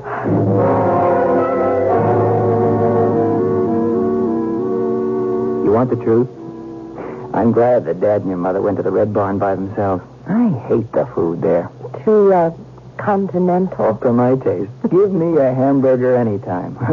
Does that bother you? Oh, I haven't seen a real American hamburger in 4 years. Oh, wait till you try mine. In the Navy, I was known as the barbecue king. Your father was a Navy man, too, wasn't he? How'd you guess? Only looks like the type. Is your father widowed? Yep. All he's got's me. So you're an only child. I might as well have been an only child. I never saw my twin sister. How come? Oh, well, she wasn't well when she was born. Some kind of congenital ailment. She had to be in hospitals, sanitariums, places like that. She didn't die in a hospital, though, did she? No. No, when she was 21, she was allowed to come home. Oh, I see. I sent her a present here. A welcome home gift. It was an antique locket I found in Naples. The kind with room for 2 portraits. Yeah. I took 2 identical photos of myself, and I placed them inside. Oh. Hey, you're pretty emotional about this sister of yours, aren't you? Why shouldn't I be? The reason's too obvious to mention. Because I never saw her. You got it. Oh, but you're wrong. I did know Elizabeth. How could I not know her? She was the other half of me. What? Well, don't you know the theory about twins? That they're the same person, divided in half. Only an accident of biology separates them at birth, but they can't ever be truly separated. Sounds pretty romantic. Like most legends. I think the legends are true. I honestly believe there were times when Elizabeth felt my joys and my pain, and I hers.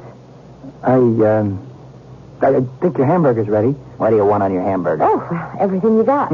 Onion, lettuce and tomatoes, pickle, of course. Ketchup or mayonnaise. Both, please. Oh, you mean it? I said everything, didn't I? Your burger is 12 inches high. I can manage it. Watch. Can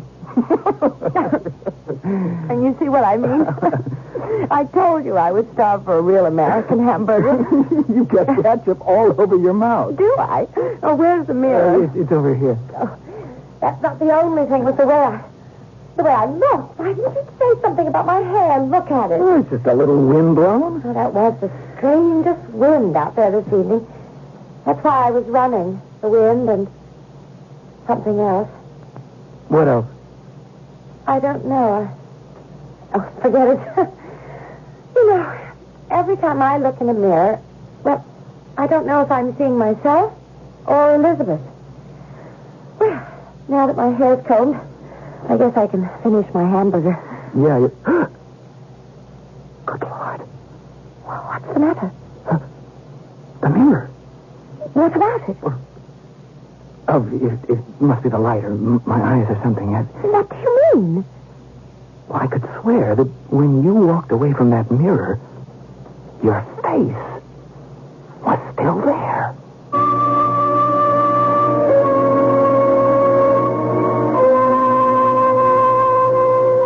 It appears that Heather Weston is being haunted, and by the other half of herself. But what does Elizabeth Weston want of her sister? They say that ghosts only return to Earth because of a deed undone, a promise unfulfilled, a vengeance unobtained. What force has brought Elizabeth's restless spirit back to her home? And is that force one of good or evil? We'll learn more when I return shortly with Act 2.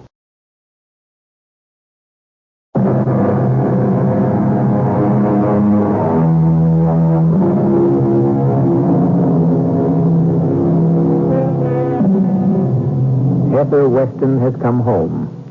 Home to a mother whose mourning period for her dead father and sister seems to have been abbreviated. But Heather cannot forget their existence that quickly. She knows that there is still a mystery to solve. And if she didn't know it, her sister's spirit seems to be determined to remind her. Heather? Are you in there? Yes, Mother.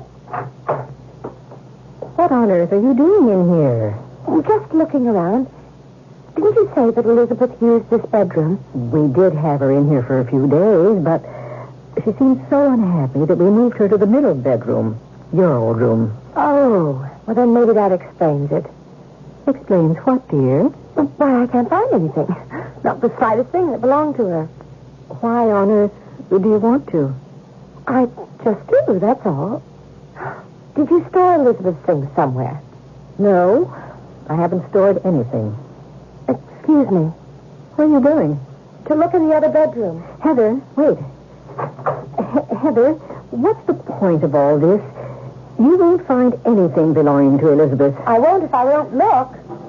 Well, darling, there isn't anything to find. She brought almost nothing with her from that place. Mother, she had to have clothes. She had to have personal belongings, books, records, a diary. Well, everyone accumulates things, Mother. Heather, let me save you the effort. There's nothing of Elizabeth in this room either. Not here, not in the whole house. But why? Why was everything taken away? There was so little to begin with. There had to be something. But she wore clothes. She wasn't an animal. Or did you have to burn them? Was it that sort of illness? No, darling. A fever. Nothing contagious. Then why is everything wiped away, scrubbed so clean of her? I mean, you'd never know that Elizabeth existed. Oh, she existed. Briefly, but she was here. Then why did you do this? Why did you remove all traces? Because there are some things in life that don't call for souvenirs. Oh, yes. I understand. Oh, what's this? Oh, the drawer doesn't close all the way. It's because something's stuck in the corner. Oh, there. I've got it loose. Mother, look. It's the locket, the one I sent her from Naples. Yes. Oh, so you did give it to her. Yes, I did, darling. Or I tried. Why? Didn't she like it? Well, for some reason, she was afraid of it. Afraid? But why? I don't know.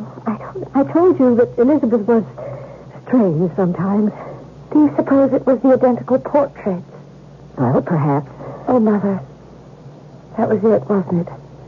Those photographs must have seemed so disgustingly healthy when she was so ill. You may be right, Heather. Oh, so the only memento I have of my sister is the one I sent her myself.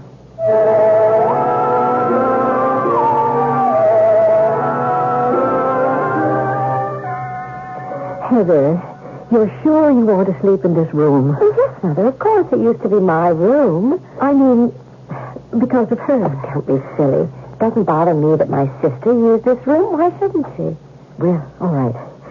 Good night, then, darling. Good night, Mother. And sleep well. Yes, I'll try. I just wish this weather would change. The wind never seems to stop. Well, it's this time of year, Mother, that's all. Damn this time of year. Well, good night, Angel. Good night, Mother. Whew. It is much too windy. I'd better shut that window.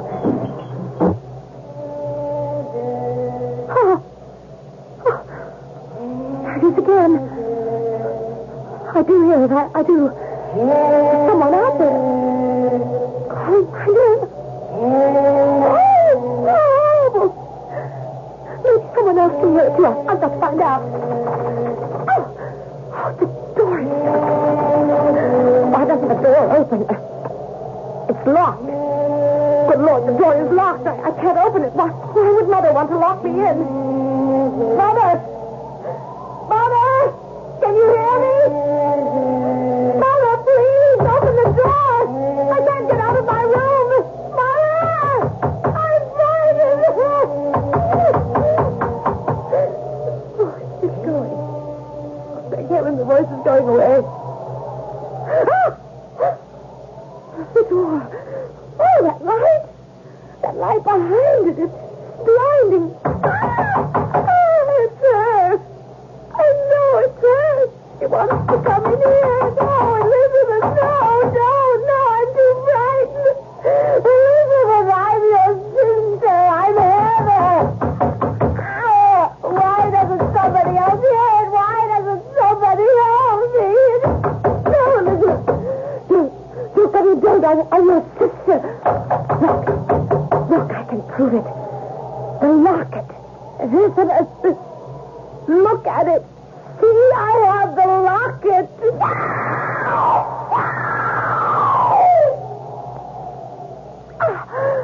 Oh, she's gone. She's gone. She was frightened of the locket. Are you all right, Mother? Open the door, darling, please. I can't. It's locked. You locked it. Of course it isn't locked. What's the matter? Was it a bad dream? I heard you cry out. That's all you heard? Only me? Well, yes, darling. That's all.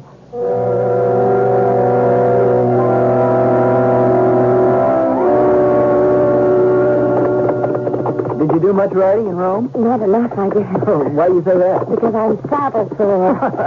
You want to walk for a while? If you don't mind. Oh, of course not. We can just walk them across the field. I'm sorry. I told you I wasn't going to be much of a riding companion. I'm just feeling too depressed. You're not depressed. You're haunted.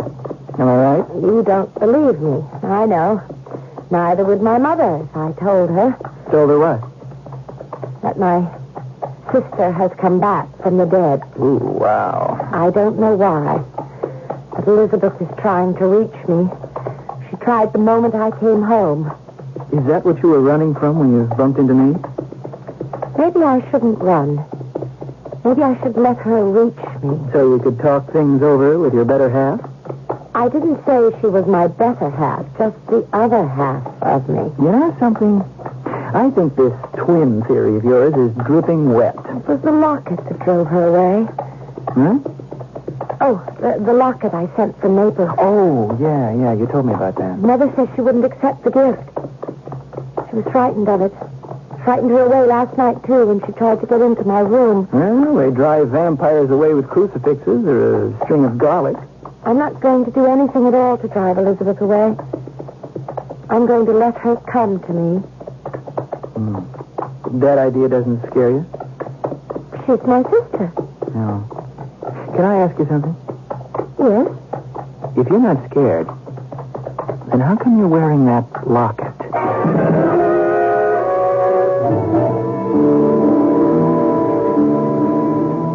I'm very angry with you, Heather. About what? Martin says you're seeing ghosts. Martin said that? David told him about your conversation. This mad idea of yours. You have one bad dream and suddenly your house is haunted. David had no right to say that to his father. So it's David's fault. This was none of Martin Henley's business. But it's my business when he thinks my daughter is capable of believing such nonsense. What does it matter what that man thinks? It matters to me. If he thinks I have another feeble-minded daughter in my family... Mother! Oh, Heather. I didn't mean to say that. I didn't mean it. It's all right. That was dreadful. I shouldn't have said it. No, it's all right. Dreadful. Did you think you were breaking the seal of some great mystery?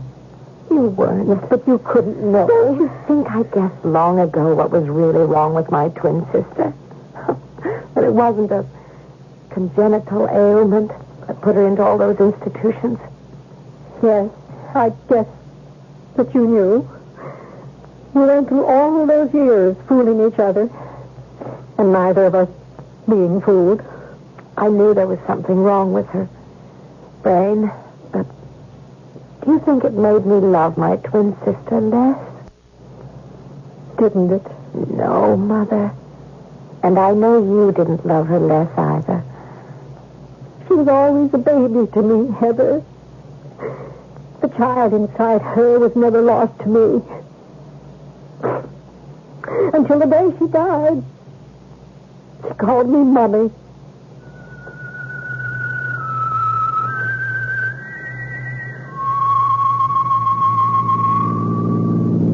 You still mad at me? I know you told him about my seeing ghosts. Mother was terribly upset about it. She thought I'd just about ruined her chances. The chances for what? Catching herself a new husband, of course. Don't tell me you haven't figured that one out. Guess I had some inkling. Well, don't worry about it. You're not about to get a new sister. The last thing I want you to be is a sister. There isn't the slightest chance. Now that your father knows what a crazy family we are. Heather, listen to me. You obviously don't know everything I told my father. You told him that I saw the ghost of Elizabeth? No, that's only half of it. And what is the other half? I told him that I believed you. What? I believed you, Heather, because I saw her, too. Remember that night you were having hamburgers? I saw your dead twin in the mirror. I thought you said it was your imagination or your eyesight. I've never believed in ghosts before. But I'm willing to have someone prove this one exists. But how? Well, that's what I wanted to talk to you about. Have you ever heard of a woman named Margaret Collodi? No. No, who's she? Well, she was a famous medium in her day. Now, I don't even know if she does this sort of thing anymore, but when I heard she'd settled as close as Fairmont Village, I thought it was worth calling on her. So that's why we're going there. Mm-hmm. Is that all right with you? Yes, I suppose so. If it's all right with Mrs. Collodi. Well, to be truthful, she didn't sound especially glad when I told her the point of our visit.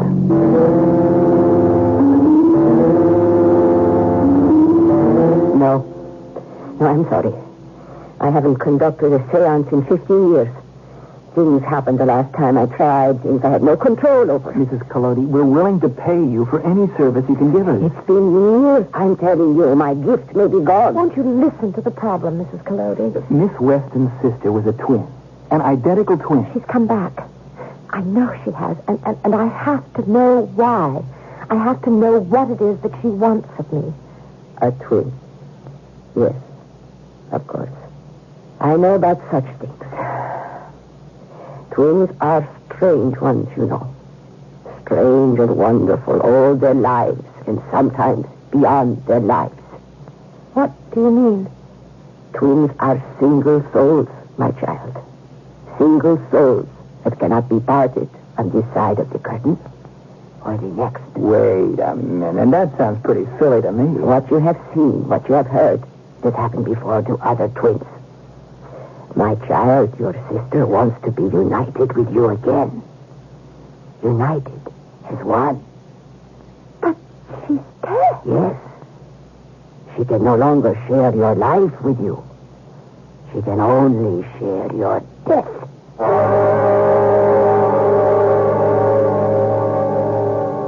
If Mrs. Collodi is right, then Heather Weston may no longer be very happy to know what her dead sister yearns for. No matter how much she may want to see Elizabeth, Heather is perfectly willing to wait another 60 years for the pleasure of reunion. The question is, will Elizabeth let her wait? We'll find out when we return in a moment with Act 3.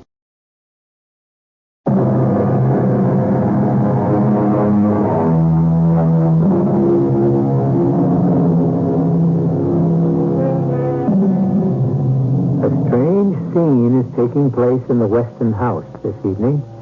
A circle is being formed in the living room. Irene Weston and her daughter Heather are sitting with Martin Henley and his son David. And all of them are watching an eccentric old lady named Margaret Collodi.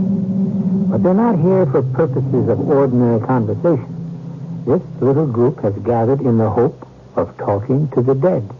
Well, let's get this nonsense over with. Mother, please. Mrs. Collodi, tell us what we have to do. Do we join hands or... First, there must be darkness. Of course. All mediums have to work in the dark, don't they? Mother, give the woman a chance. I warned your daughter. It's been many long years since I tried to contact the spirit world. And even when I had my powers, I had little control. Now, wait a minute. What does that mean exactly? Things would happen. Evil things sometimes. Oh, for heaven's sake. David, please turn off the lights. Oh, sure. Now, we decided to do this thing. Let's do it. There. And now, what do we do? Now.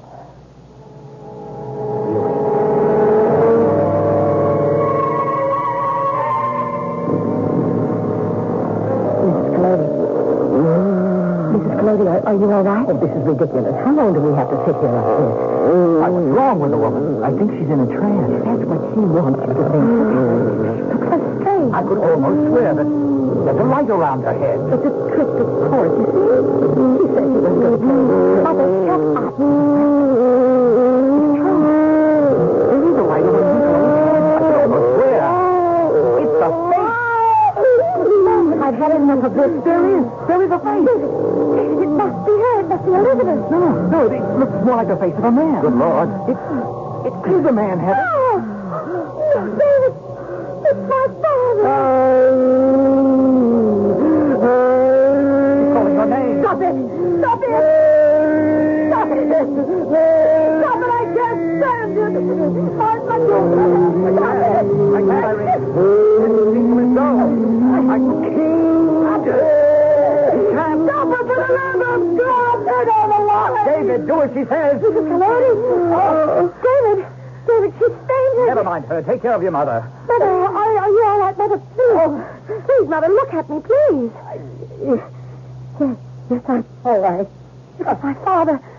He came into this room. I saw him. Well, only, what did it mean? What was it he said? He said, you killed her. What did he mean, Mother? He meant that I killed Elizabeth. What? It's true. I did it. I killed my daughter.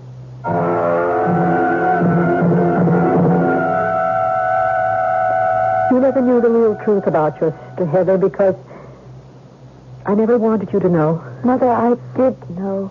I told you that. I knew that Elizabeth had some kind of mental deficiency. Yes.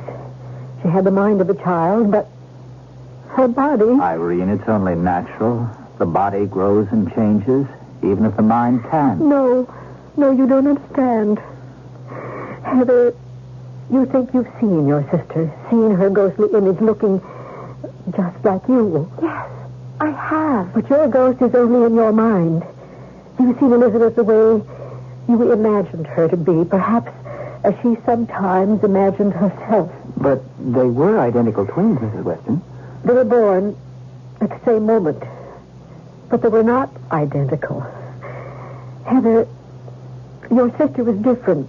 Some accident of biology. You mean malformed in some way? She was twisted, cruelly twisted. Her spine, her face. Oh, dear Lord. How you romanticized her, darling. There were times when you had me believing that Elizabeth was a mirror image of my lovely daughter. But then we'd visit her in one of those institutions, the place where we had hidden her away from the world. But what did she know of me? She thought about you all the time, with both shame and fear. That locket you sent her, it terrified her because she knew it wasn't her face. Irene, what did you mean before? You didn't really kill this poor creature. You said she died of a fever. Yes. I chose a clever weapon, didn't I? What do you mean? It began almost as soon as we brought Elizabeth home from the institution. The Montgomery home wouldn't keep patients over 21 years of age. So as a birthday present for your sister, we let her come home. We had to do it. At least until we could make other arrangements. And we gave her your room, Heather. It was there she became ill. Her fever was almost constant, and one night it rose dangerously. I knew she had to have medical attention. I knew she was suffering. I could hear the suffering in her voice as she called out to me. I knew my little girl would die without something to bring the fever down. But I just walked out of that bedroom, and I knew that I would do nothing. Elizabeth was dead by morning. Daniel didn't speak one word to me until the day of the funeral. Oh, Mother, how awful for you. I know you loved her. I know you did. As did I. But love is not enough. Mrs. Collodi, are you all right? Listen to me, my child. Love is not enough. The spirit of your dead sister is determined to have the other half of her death. You must not remain in this house. Maybe she's right, Heather. If there's the slightest danger... I'll tell you what the danger is. The whole bunch of you being locked up as lunatics. Oh, David, the whole thing is nonsense, and you know it. It's not nonsense if people are scared to the point of a nervous breakdown. What's that? What? It's just the wind, darling. What do you think it is? Your ghost? Heather, would you think of spending the night at our place? No, I couldn't leave my mother. Well, no, she can come, too. There is no place you can go. No place where the spirit of your twin cannot reach you. Look, I think that's just about enough, Mrs. Collodi. There is no place I have to go. This is my home. It was her home, too. Listen, I thought I heard something. You heard the wind, Irene. Oh, no, more than that. A voice. A voice in the wind, Martin. It's too easy to hear voices in the wind. There. I heard it. I know I heard it. I didn't hear anything. Maybe you can't hear it the way I do. Heather is calling your name. I hear it. Good Lord, you people are making me hear it now. There, it's Elizabeth. She's outside. No. Take it easy. She wants me out there, David. Yes, she wants you. She wants you to come to her. Then I'm going. Oh, Heather. I'm not afraid, Mother. Heather, come back. I'm not afraid if I... Mrs. Weston, stop her. Don't let her go out there. Heather. I'm here, Elizabeth. Heather. Come. Heather, where are you? Heather. Come to me. Oh. Make us one again. No, Elizabeth. No, that cannot be. We cannot be one. No, I'm alive, Elizabeth. Can't you see?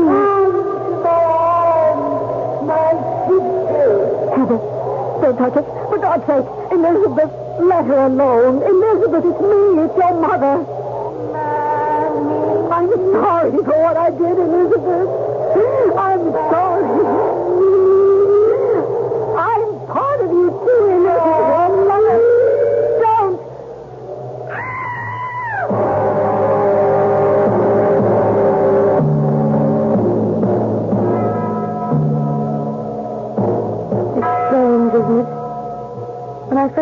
drive back home, I kept telling myself that I should go to the cemetery. It's not my favorite place, personally. I just thought that I should do it, that I should visit the graves of my father and my sister. But I couldn't do it. I'm not so sure you should be here today, Heather. Not the way you've been feeling. But I have to be here, David. This time, I have 3 graves to visit.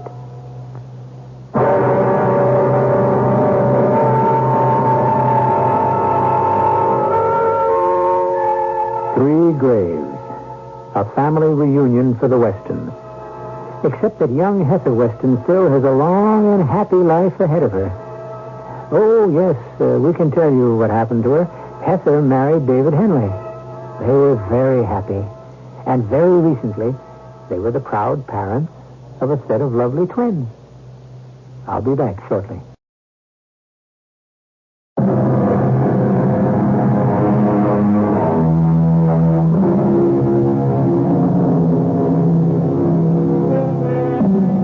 We don't know whether our little story has made you believe in ghosts, but then how can you not believe, since you have a disembodied voice in your own home this minute?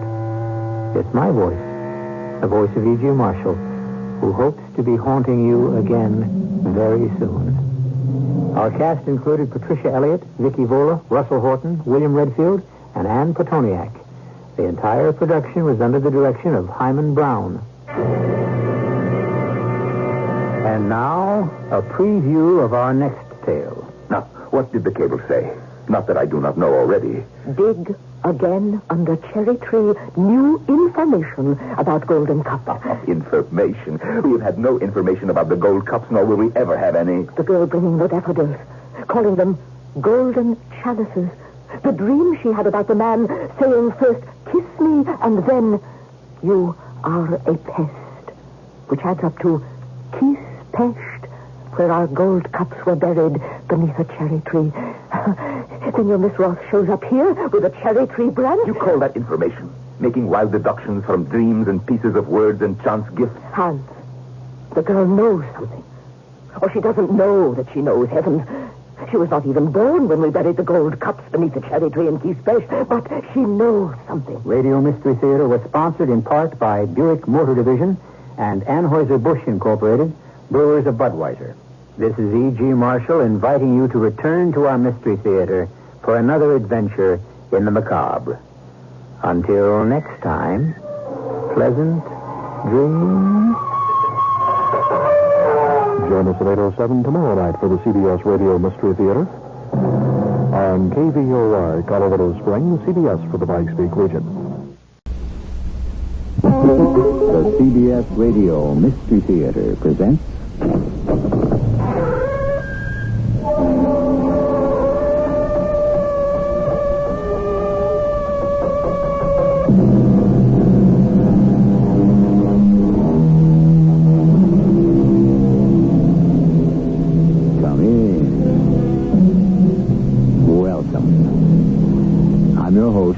E.G. Marshall. Ahead of us, walking uncertainly, is a person groping for the explanation to a vivid encounter with an apparition, or to precognition, ESP. The winter wind sweeps across the snow-covered Iowa prairies. Sergeant Small and Private Denny Malloy are on patrol a few miles from their Army base. Ben, look, a barn. Well, let's get out of this wind before we freeze to death. My hands are numb. Yeah, mine too. Anyway, that thing's probably buried in the snow. Yeah. Push the side door. Okay. Oh, man. We could have died out there. Drop your rifle. Oh, no way. The guy from space.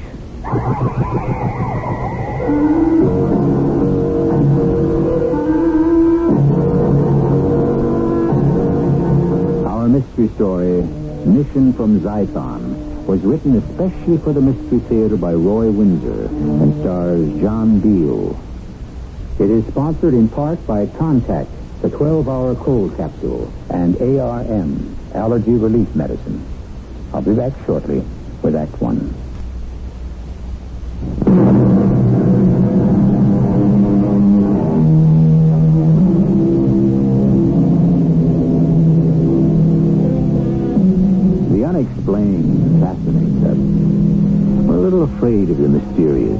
but you can't shrug off the strange experiences that many reliable persons have and are willing to disclose. One such experience is the eyewitness accounts of spaceships recently seen over Australia by Air Force pilots. Alien spaceships? Fireball meteors? Which? One winter night, John Bergstrom, an Iowa farmer, looks through his parlor window toward Timkenville. Well, what is it, Paul? Hurry up, bring your camera. You got it handy? Well, sure. What's the matter? What is it? Look, do you see what I see? I'll be so good. A UFO. Well, it sure ain't a helicopter from the Army base. Green and shaped like a saucer. How can it hang there in this gale without moving? Those white lights along its side must be like portholes. I'd better telephone the base. Hey, Paul, wait. Look now. What's the sand hill? Something's being lowered from the ship, but... Wow, look at the wind take that rope or those ladders. There's a figure of some kind. Open the door and take your pictures from the porch. I'll make the call. Sharp as a knife. And stop. Focus. Infinity.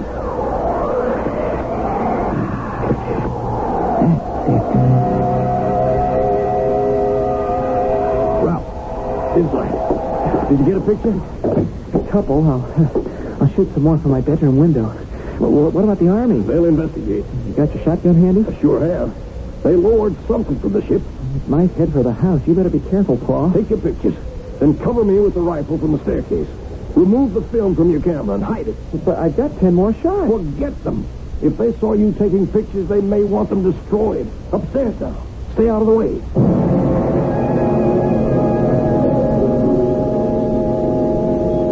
Hey, Sarge.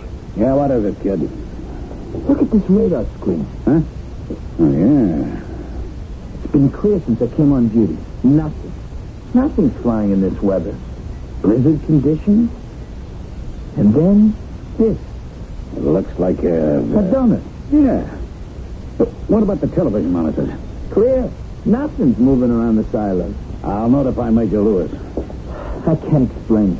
That circular thing just hangs there in that one spot. Huh? Where is it? The scanning beam establishes the spot at 100 feet above Timkenville. That's not a fireball meteor. They move and fast. Oh, nothing can fly in weather like this. Yeah, still you never know, kid. Stay alert. I'll be back. I don't suppose I have a choice, Sergeant. Sir? Well, you report that Malloy saw a donut-like thing on his radar screen. Yeah, Major. I saw it myself. Just hanging there. Mm-hmm. Is he a science fiction addict? No, sir. He's a highly trained electronics engineer graduating. So he didn't jump to the conclusion that the donut was a spaceship? Well, he didn't say. And you, Sergeant? I'd just as soon not say, Major. That means you've said it. You believe in that nonsense. So does some farmer who telephoned a few minutes ago. John Bergstrom claimed that he and his son saw and photographed a spaceship which hung in the sky a quarter mile from their farmhouse. You'd better investigate. Yes, sir. I'll take Private Malloy with me, if that's okay. Ask Simpkins to replace him in control. Return with the film. Why me? The fresh air will do you good. Oh, I'll freeze to death. I'm a Florida boy. Winter in Iowa is my idea of the pit. Oh, this is unreal, Sarge. Spaceship? Why not, kid? It could be. Could not be. Where are we going? Some farmer named Bergstrom, not far from Timkenville.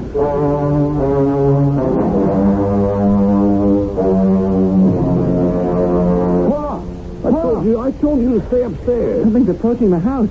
I could make him out pretty well through the telescopic lens. You got pictures of him? I hope so. It's a man's figure, but short. A kind of narrow head, skinny arms and legs, and he's brown. I don't think he wears any clothing. Big eyes, and they kind of glow around the edges. Go back upstairs and unload your camera. Go on now. Okay. I have my rifle at the ready. Just keep me covered. If he makes a move toward me, I'll fire. Ah! He's reached the porch. Switch on the light and let him in. Might as well.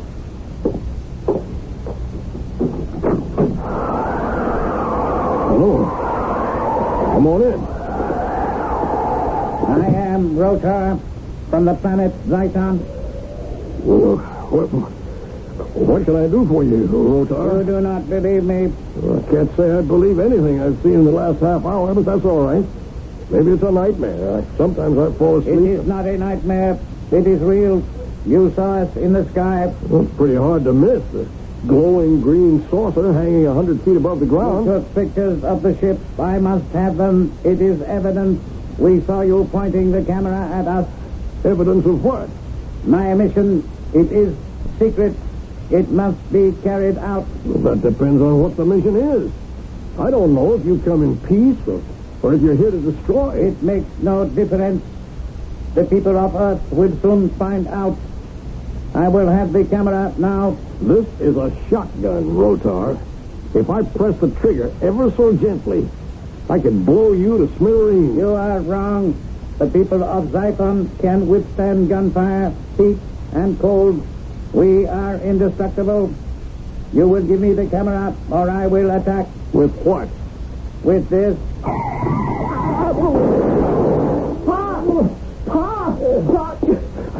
You scared me. Hey there. You cannot harm me.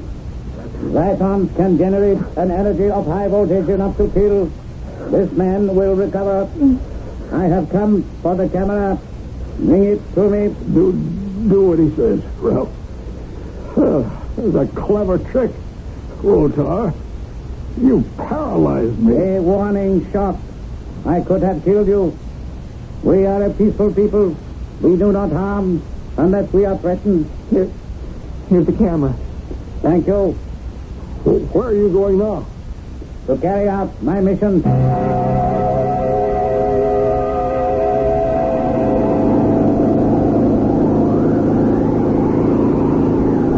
That's the place. The lights are on.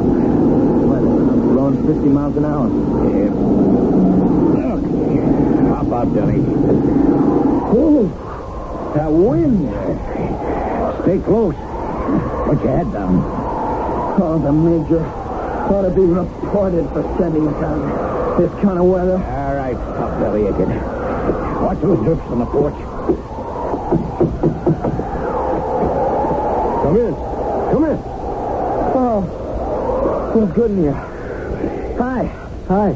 I'm Sergeant Small. This is Private Malloy. Oh, I'll boil some water for tea. Thanks for coming over, Sergeant. You reported to Major Lewis that you saw a spaceship hovering overhead? We saw more than that.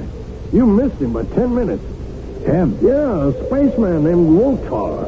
They lowered him from the ship. He came here. On the level? Word of honor. A little brown man, all skin, no clothes. Pa had his shotgun ready, but when he started to raise it... This creature mowed me down. With what? Oh, some kind of electric charge. In an instant, his eyes glowed, and there was a buzzing sound, and I toppled over. I still feel kind of funny from it. Yeah, then what? You believe that, Sarge? Go on, Mr. Perks. Well, then he left to carry out his mission. He just walked out into the night. Well, he's got to be dead. It's way below zero out there, and you can't see 50 feet. And he was naked? That's right. You said your son took pictures of this spaceship? Yeah, I did. Let me get them for you. That's what the little man wanted, the pictures. I told Ralph to unload the camera and hide the film, but Rotar walked off with the camera. What's bugging me is this Rotar's mission. Project Counter-Strike is one of the highest security bases. The silos and their atomic warheads. Hey, I'd better telephone the Major. Phone's next to that easy chair. Yeah, I see it. You have tough winters out here, Mr. Bergstrom. You get used to them. And the snow is nature's fertilizer. Warming up, Mr. Malloy? I'm Ralph. I'll live. Thank you, Ralph. Here's the film. I'll give it to the sergeant when he's off the phone. You know, I never believed in UFOs. Well, neither have I, but Ralph does. And after tonight, I'm convinced. You really saw a flying saucer?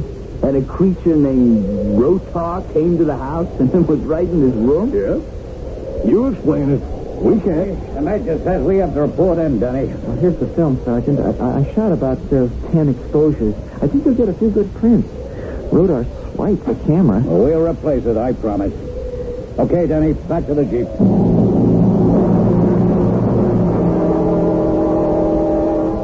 How are you, Pa? Oh, I'm okay. I felt a little shaky after being blasted, but I'm all right now. Lock up and we'll get a good night's rest. Kind of spooky with that rotar wandering around out there. Well, maybe he took off again in the spaceship. It disappeared right after he left us. I can't imagine him wandering around in the snow. Except that's your mother. Hello? Major Lewis, Mr. Bergstrom. Oh, yes, Major. Thanks for sending those 2 soldiers. Yes, are they still there? No, they left about a half an hour ago. I see. Did Sergeant Small get the film? He's got it. Is anything wrong? We don't know. But don't be alarmed if I send a patrol into the area. Well, something is wrong then. Yes. Our electrical circuits have failed. Oh, I see. Mr. Bergstrom, can you explain it? We can't. Ask Sergeant Small. He knows our story. And you can draw your own conclusions.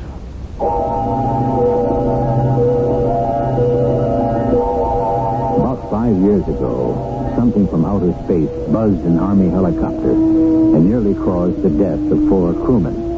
It happened over Mansfield, Ohio. The pilot noticed a strange red light to his east. It approached with great speed. The pilot put his plane into a dive. The UFO stopped overhead and bathed the plane in green light. Then the spaceship sped away. The helicopter's instruments malfunctioned. The radio went dead. And the craft was trapped in an anti-gravity vortex and rose thousands of feet into the sky. All this was attested to by the crew. Fiction? I'll continue shortly with Act 2.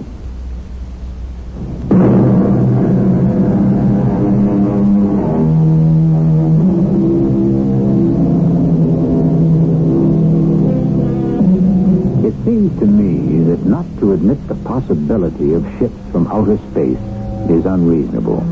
Don't forget that mankind once thought the Earth was flat. Civilization is really very young.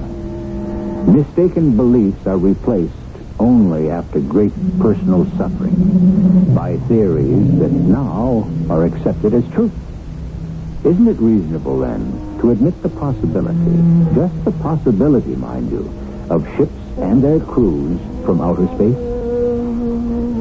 Sergeant Small and Private Dennis Malloy have reported to Lieutenant Lewis in Central Control. Unbelievable. This film cassette holds the secret. I want it developed at once. Guard it with your lives, understand? Yes, sir. Yes, sir. And let me explain why we're operating by candlelight. I was wondering about that, Major. That little playmate of the Bergstroms is... No, I simply cannot bring myself to believe it. Sergeant, Mr. Bergstrom was knocked down by an electrical charge, a blast of electricity that came from this creature's eyes. How does that sound when I say it? Crazy, sir. Thank you, Malloy. And now our electricity has gone out. No explanation. Even the emergency generator broke down. We don't know the cause. Unless it's this rotor who's short-circuited the entire base. What is this mission of his? Did he tell Bergstrom? No, sir. Only that his people on Zython are peaceable and don't use force unless they're threatened. Well, who's threatening them? Not us. We don't even know who they are, if they exist. We're on alert. General Hall has ordered patrols for the countryside within a 10-mile radius. They're on their way. Sergeant, I want you and Malloy to return to the Bergstroms. Yes, sir. This rotor might return to the farmhouse when he discovers that we have the film. If he does, capture him. But guns don't. I realize that. Wear your insulated suits and helmets. They deflect electricity. Then, overpower the devil. Clear? Yes, sir. Well, at least the walkie-talkie still works. Lewis, go ahead. Colonel Dawson, Major. Get a message through to Washington immediately. I know our power is gone. I don't know how far the cutoff extends. Half state, maybe. Send a plane and order the pilot to get the message through. This is an emergency. The guards in our underground installations were knocked out. I don't know how. And our manuals and diagrammatics have been stolen. Act at once. Acknowledge. Yes, Colonel, I'm on the double. Over. It's a catastrophe. On your way, Sergeant. It's that little monster. I want him captured and destroyed.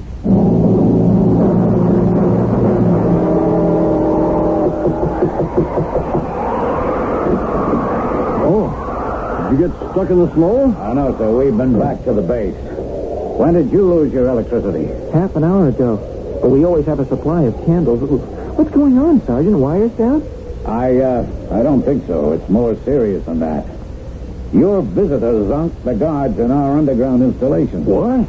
What about the warheads? Well, I don't know. We got patrols searching everywhere for this, Rotar. We gotta bring him in. He might come back here. That's why we've been sent back. Bring him in? How? He blasted me. That's why we're wearing these protective jumpsuits. And we have special headgear with a thick band of transparent material across the eyes. Nothing we know of can get through it, not even electricity. We'll jump this Rotar and tie him up. Why would he come back here, Sergeant? Looking for the film. I see. If he finds out that it's been removed from the camera... There's a roll of film in the camera, Paul. After I hid the roll I shot, I loaded the camera again. Smart, good boy. We are in danger. I think we ought to get out of here and go to the Army base. No, you can't make it, Mr. Bergstrom. It's a howling mess outside. Oh, the snowmobile will get us there. What I did... No, you worry about this nut from space. Let us worry about the snow. Where's your sidekick? In the Jeep, keeping his eyes open. We can try to drive you down to your barn. Well, we keep the snowmobile in the shed behind the house. In this kind of weather, it's the only way to get to the cattle. Get your gear, Ralph, and warm her up. I'll be with you in 5 minutes. If you want to stay here, Sergeant... No. You put out the candles. Oh, and, will you leave the front door unlocked? We may come back.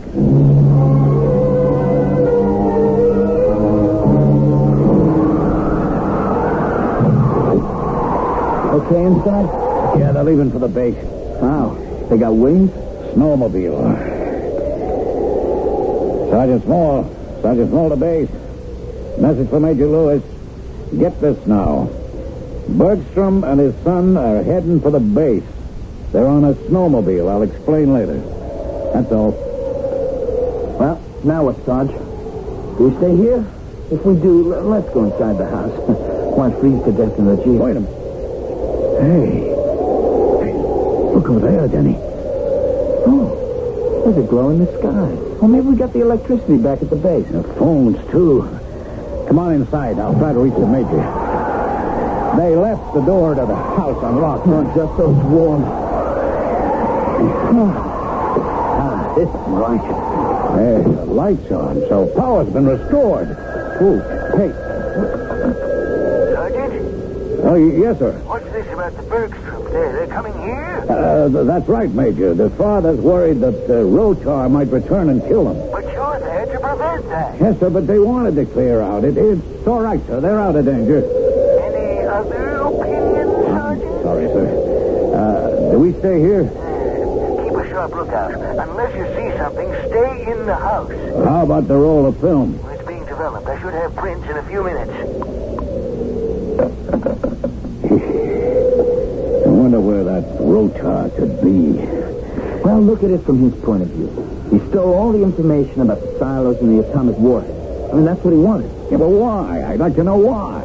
That's what he came for. So once he got the stuff, he'd take off. Maybe he has. How would we know with the radar out? No, I think he's still hanging around. He wants that roll of film. Oh, but why? What good can it do it? Look, if Ralph got some sharp pictures, no one's going to doubt UFOs anymore. We'll have to admit there's life on other planets out there. And that's going to change our thinking about defense and retaliation. Would be a whole new world. Rotar knows that.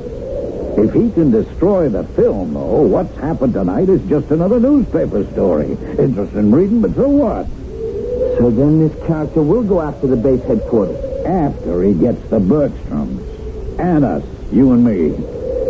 So meantime, he's just hiding out. Is that what you think? Sure. He's in no danger until he shows himself. So, you expect a visitor? Yeah, I do. I think think we'd better turn off the lights and wait.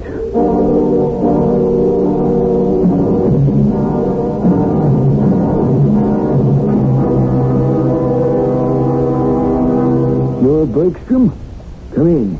I'm John Bergstrom. My son, Ralph. I gave orders for you to stay in your house. No one orders me around, Major. If you're going to take that tone with me, we'll move on to a friend's house. Calm down, Mr. Bergstrom. I'm on edge. I'm sorry. This has been a catastrophe. You're dealing with an unknown force. I didn't believe there was such a thing as a UFO, but I do now. The pictures will prove it. Have they been developed? Yeah. I received them just before you came in. Take a look. Excellent. Look at this one. The spaceship and Rotar at the end of the ladder. Oh, the color's fine, Ralph. Yeah, those slanted streaks are snow lines. Oh, this one's marvelous. Rotar. Yeah, I shot that one from the bedroom window upstairs. Well, I'm mighty glad we have a record of what happened. We thought Project Counter-Strike was impregnable. Then one creature from outer space flashes his eyes and we're overcome.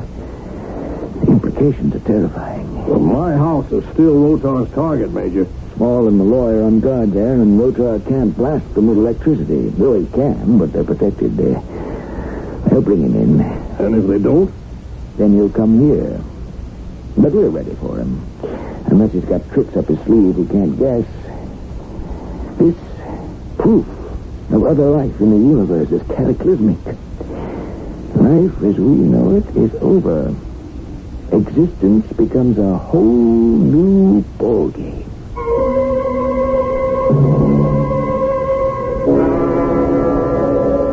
What did Lewis have to report, Sarge? The pictures Ralph took confirm what the Bergstrom saw. Great pictures. Oh, and the Major said there's a blip on the radar screen. The UFO? Might be. We better get outside. Maybe the ship is coming to pick up Rotar. I'd say that was a good guess. Come on, kid. Hey, I see something. Up there, in the sky to the east. Yeah. Hey, that's it. Just the way Bergstrom described it, like a saucer, green and glowing. Yeah. Hey, it's coming closer.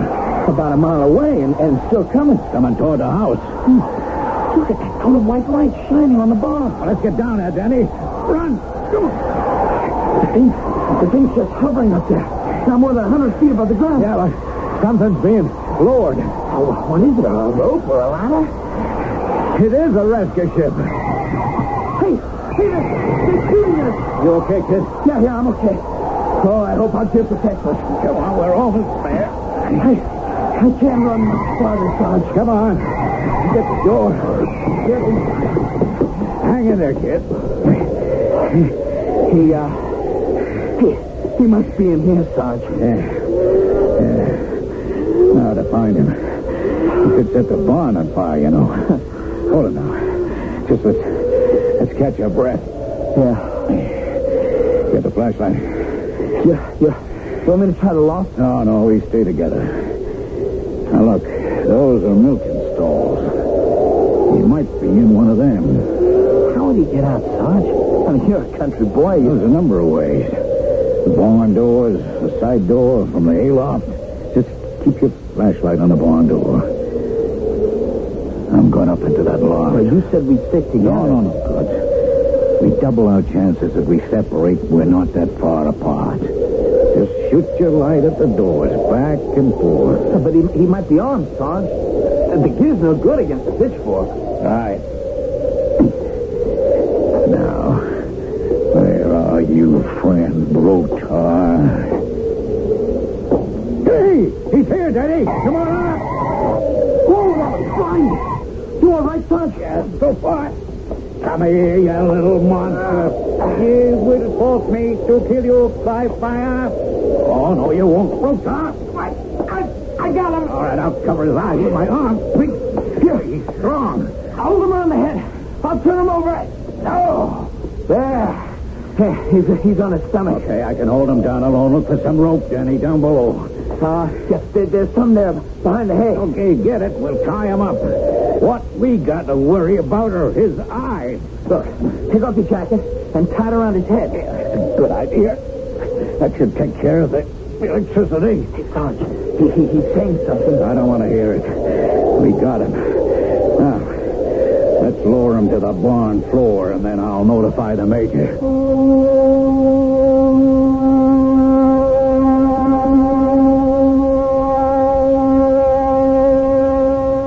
Mission accomplished, but there is much more to come. We still do not know why Rotar has come to Earth. What was his mission? Although the report of a UFO sighting over Ohio a few years ago is one of the best on record, it is only one among many reported. Since 1948, there have been reports of pilots experiencing close collisions with ships from outer space. The subject cannot be dismissed as fiction. I will return shortly with Act 3. This is WBBM Chicago.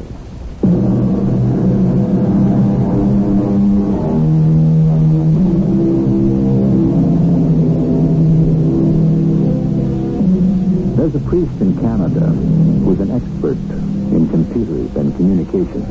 He argues that we face a cultural shock when human beings first encounter the mathematically certain existence of extraterrestrials. Their intelligence might be as far beyond ours as ours is beyond that of the chimpanzee. Incredible? Is the visit of Rotar from Zython really beyond belief? Back in Mr. Bergstrom's farmhouse. Okay. Now, lay him on his stomach on the couch. Should I unwrap his head?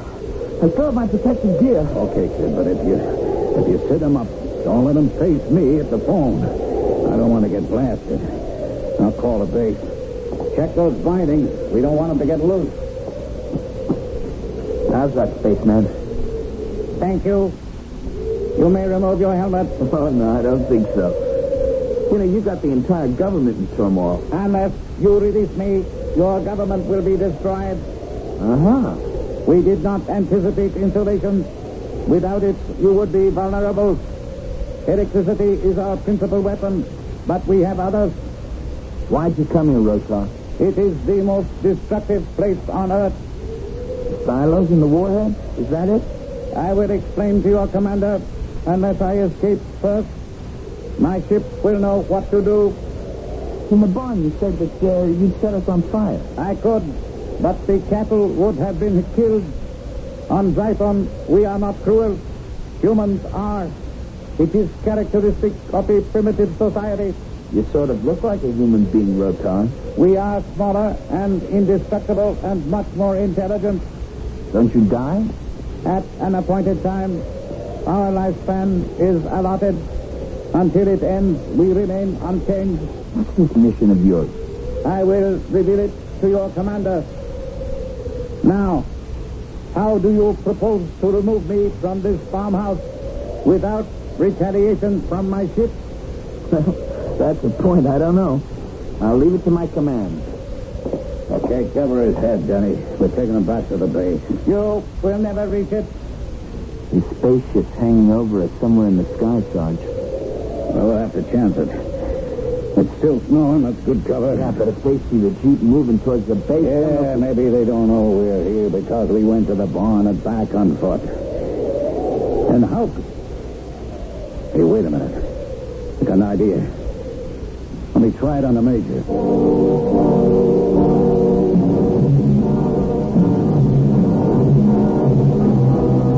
You're welcome to spend the night here on base, Mr. Bergstrom. Oh, thank you, but we have to get home to the cattle. The cows can't milk themselves. We should have been in bed an hour ago. We're up at 4. What happens now, Major? Well, we question Rotar. Small and Malloy are bringing him to the base. Well, I'd like to hear what he has to say about that mission he's on. So would I. Stick around if you want to. I'd like to, Pa. Oh, excuse me. Major Lewis speaking. Yes, sir. Sergeant Small here. Yes, Sergeant. We got a problem. Rotar said if we take him to the base and the Jeep will never get there, that the spaceship will attack and free him.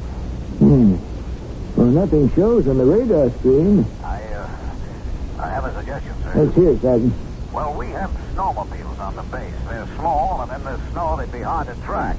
If you'd send out a few... Excellent, Sergeant. Right away. We'll watch the screen. Keep an eye on the sky.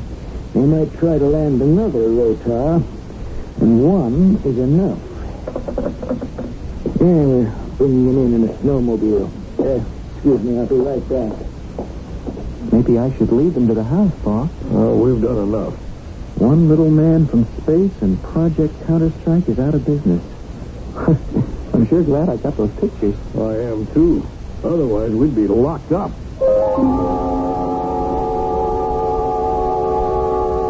Yeah. Watch the radar screen, Ralph. Yeah. See those streaks in the right-hand corner? The snowmobiles. Well, they managed to reach my house easily enough. They're returning, and I don't see anything else on the screen. They should be here in a few minutes. Uh-oh. What's that way up in the right corner of the screen? Well, it's a donut-shaped thing. Why, that's the ship. The streaks are returning from my house. The ship's just standing still. I don't think it's seen the snowmobile. What's that cone of light in the center of the screen? Well, that's the beam we saw, Pa. It lighted up half an acre. The snowmobiles have reached the base. What are you doing, Major? I'm putting on my insulated gear and helmet. You better do the same. Rotar won't harm us. We're no threat to him. You are. Yeah, look your own way. I warned you, Mr. Bergstrom. Well? No, Pa's right. No, thank you. I'll stay the way I am. How we made it, Major? Bring him here into the ready room. Put him down. Good work, gentlemen. Want me to remove the ropes? After you lock the door. Hey, Ralph, put on the insulated gear. Oh, Rotar won't harm us, Danny. You are right, young man. I will not harm anyone now. You will hear about my mission. Then you will release me. If you do not release me, Earth will be devastated. Are you the commander? I'm in charge of security, or my responsibility. You know who I am. I am Rotar from the planet Zyton. And where's that? It is an island universe like Earth, and within the Milky Way. Mm-hmm. You expect me to believe that? Then explain to me your own way. And you came here in a spaceship? You have pictures to prove it. I have been trying to recover the film. Why? To keep you in ignorance of the existence of the many worlds around you. We live in peace. You are warlike. We do not want you interfering in space. That would be disruptive. We would have to destroy your planet. And your mission was to be a warning? You have seen how easily I penetrated your high-security base. One Zyton immobilized Project Counter-Strike. You know what it is? The underground silos hold atomic warheads. Yes, it is a deterrent to an atomic attack. Which would destroy your civilization. That is of no interest to us on Zyton. It must be. You stole information critical to our safety, manuals, diagrammatics. Why? Unless you want the capability of producing your own atomic weapons. We already possess the knowledge. Within an hour, the ships from Zyton could girdle the Earth with atomic explosions. That would also destroy us. My mission was to warn you. I failed because you have photographs. I don't understand. They are evidence of the existence of other life in the universe. Your ignorance is our safeguard. Have you no idea, no concern about what you have already done to the atmosphere? You have polluted it with the residue from your atomic explosions and tests. Well, the incidence of radiation has been low. The air is not yours alone. What you do on Earth affects life on other planets. On Zyton, we have already been exposed to the after effects of particles released when an atom bomb is exploded. You have now endangered our lives. That's hard for me to believe. Accept it as a fact. You may be indifferent to life on other planets. We are not. If we cannot persuade you to use atomic power for peace, we will retaliate. And no one will be left on Earth to report it. What do you expect me to do about these ravings of yours, Rotar? You will report our conversation. We can destroy Earth in an hour, but there is an alternative plan. We will remove your ability to use atomic power. No, I really don't believe you. Must you be convinced? Yes. Everything we have said to each other has been heard on my spaceship. Now it will strike. Inspect your radar screen. Major, the ship's over the underground installation. Check the television monitor. Scions are being lowered to the ground. They will easily overpower your guards and remove the bombs from the silos. Now, do you believe me, Major? Get to General Hall at once. And now the lights will go out on the base. And don't let him get away. With a candle or flashlight, bro. I'm here, Paul. Let's get out of here. Follow me. Take me back to your farmhouse. Hello, General Hall. The installation is being destroyed.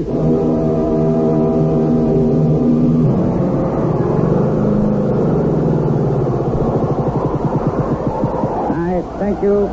You will not be harmed. Light those candles, Ralph. Come in, Rotar.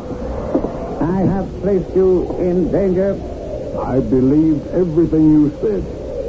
Then perhaps there is still hope that mankind will comprehend and not invite his own destruction.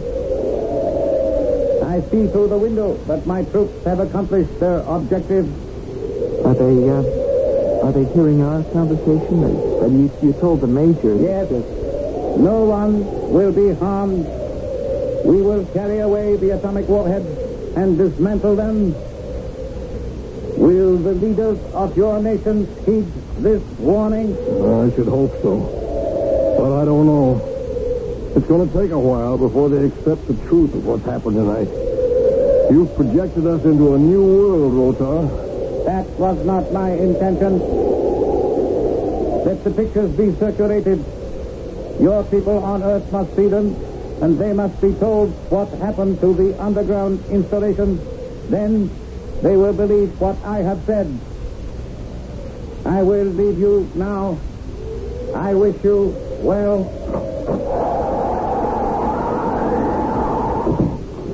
I hope that's the end of it. It won't be, Paul. Major Lewis won't let it go. I don't care. We couldn't prevent Rotar from escaping. But we helped him. Or he would have blasted us. Remember that? Oh, I don't think so. But I don't care. I'm glad he's gone. He made his point. He sure did. Oh, this is the wildest night I ever experienced. It was fantastic. That's the right word for what happened. I wonder if there'll be a report in the papers. Oh, well, there'll be something. Power outage caused by the blizzard. Project Counter-Strike put out of commission, that kind of stuff. Nothing about the spaceship or the little man from Zython. Panic stuff. I sure hope we get a set of pictures. I don't think you will, Ralph. They're top security. They'll go to Washington. Well, then what? They've got to take this seriously, Pa. They should. But I doubt it. They'll listen to the Major and thank him. Maybe he'll be reassigned. In 6 months, he won't believe what happened. But it did. Sure. But who's going to believe him? Who indeed? Would you? Do you? Some of you, perhaps. But you're a very small number. Maybe you've seen the phenomenon of a spaceship. There's one couple that even claims to have had a ride in one. Most of us, however, smile at such stories, just as we take the Loch Ness Monster with a grain of salt. But what is under the ocean and what is out there in space still is a mystery. Now, be back shortly.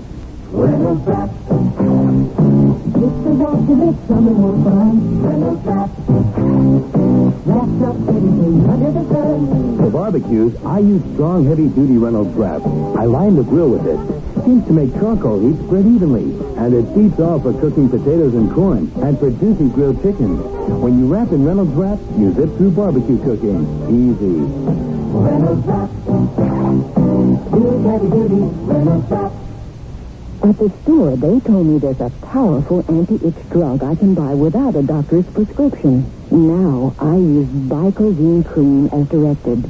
No more burning, embarrassing itching. No more scratching. Bicozine actually speeds healing. Bicozine cream. What a relief. Time to change your laxative. X-Lax pills gently stimulate your system's own natural rhythm, and that makes all the difference. X-Lax pills, for occasional use only as directed. This is JCPenney. And this is JCPenney's Bra and Girdle Sale. With every bra and girdle in the store now at a fantastic 30% off. Every style, every color, every shape, every bra you could want. All at an unbelievable 30% off. But hurry, it's only for a limited time, and it's only at JCPenney. This is JCPenney. Help! Help!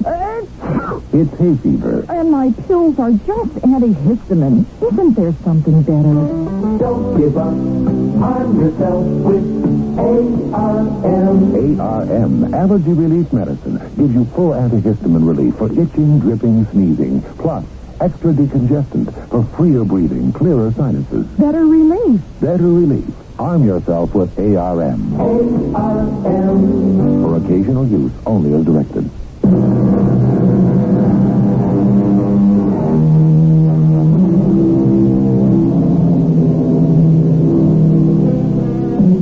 Fantasy? Let's admit it, with one reservation. No silos have been raided, and no atomic warheads have been stolen. The reservation is this.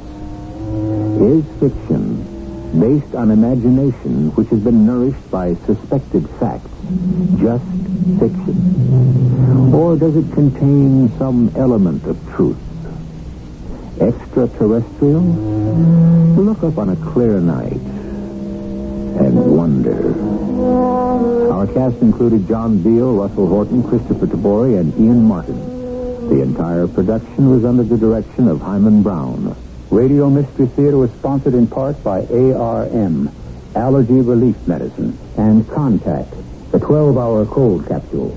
This is E.G. Marshall inviting you to return to our Mystery Theater for another adventure in the macabre. Until next time, pleasant dreams.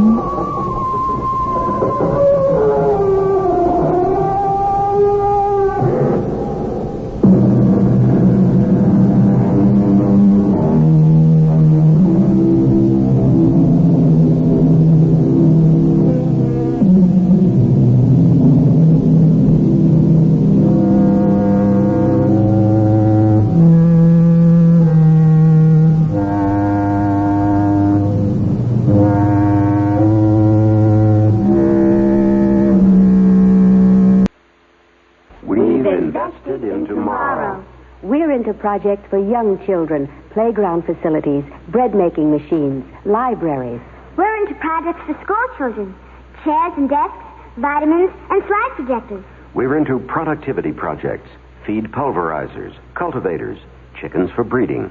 And we're into health projects, like well pumps that can provide clean water. We're part of Save the Children Federation. Men, women, and children, helping with contributions to help underprivileged children and their families on the self-help road to a better life. Send your contribution or write for information to Save the Children, Box 970, Grand Central Station, New York, New York, 10017. That's Save the Children, Box 970, Grand Central Station, New York, New York, 10017. Won't you join our family? Please. The CBS Radio Mystery Theater presents...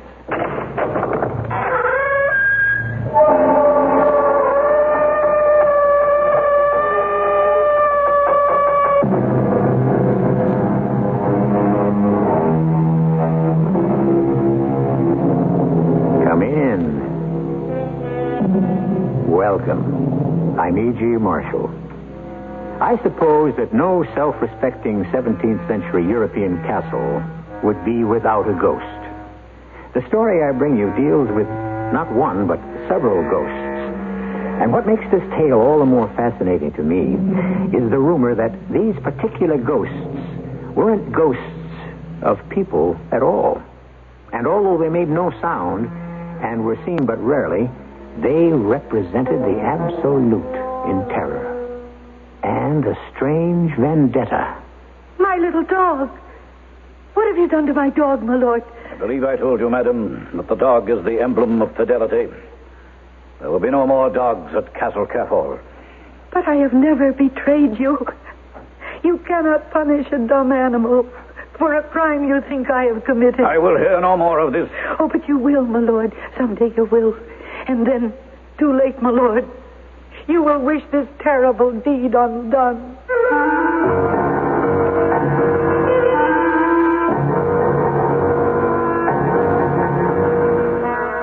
Our mystery drama, Castle Kerfol, was especially adapted from the Edith Wharton classic for the Mystery Theater by Murray Burnett and stars Mercedes McCambridge.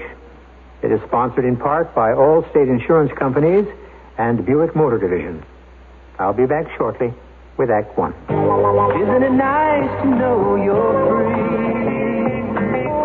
To see the things you want to see. The touch to heights you dare to reach. To know you're all that you can be. Based on EPA tests, Buick's midsize Century with available automatic transmission and the Buick V6 got 17 miles per gallon in the city test and 25 in the highway test. Of course, those figures are only estimates. The mileage you get may vary. But what it means is this. Buick's V6 Centuries with automatic transmission got better overall EPA mileage ratings than any other U.S. midsize with automatic transmission. Nice going, Buick.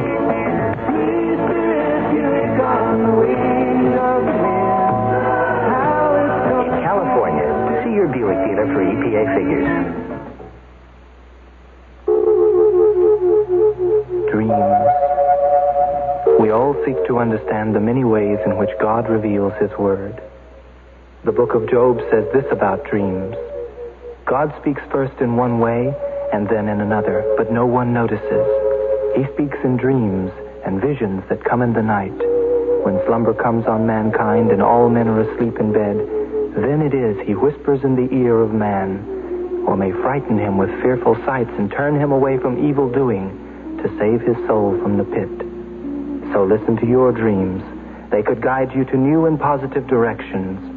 For your free booklet on dreams, write to the Foundation Church, 1147 First Avenue, New York, New York, 10021.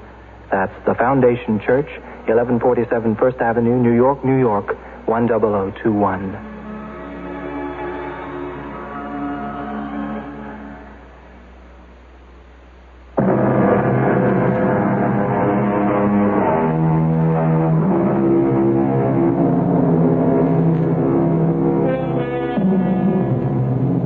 I doubt if very many of us have ever gone or ever will go shopping for a castle. But if any of you do, there's one important thing to remember. One vital question to ask. Does the castle have a ghost? And if it does, what are its ghostly habits? This was a question which Paula Randall never bothered to ask, and this is what happened to her on her first look at the graceful turrets of Castle Kerfol. A sudden, uncontrollable chill was my first reaction to the sight of the proud roofs and gables of Castle Kerfol. My second reaction was one of confusion mixed with a touch of anger. What in the world was I doing standing outside the iron gate, leading to the obviously empty courtyard of a medieval castle? Did I really want to buy this? Or had I been talked into something? I could hear the pleasant voice of my host, Henri Unraveling, saying, You really should buy Castle Kerfol, Paula. You would make a perfect hostess for that ancient manor. And it wouldn't be at all a bad thing for your business if you owned the most romantic house in Brittany. Oh, I don't think a great many people will come all the way to Brittany just to see a fashion show. Nonsense. People would travel half around the world to catch a glimpse of the breathtaking new Paula Randall fashion. Spoken like a gallant Frenchman. Uh-huh. But with more gallantry than truth, I'm afraid. However, I will make an admission to you, Henri. I am beginning to want roots, to settle down somewhere. You really must see Castle Kerfol today. And today is perfect. I'm driving on to Quimper. You stay here and look around. I'll pick you up on my way back. The caretaker or his wife will show you around. And so he left. And I suppose I was annoyed, because I couldn't see anyone around. And no one came to answer the bell. I tugged at it again. Still no sign of anyone. I pushed open the iron gate and stepped into the stone courtyard. And I stopped. I was facing the main building. And now I could see that this was a mere shell, a ruined front, through which the trees of the park beyond were clearly visible. But the rest of the house was still in its original splendid beauty.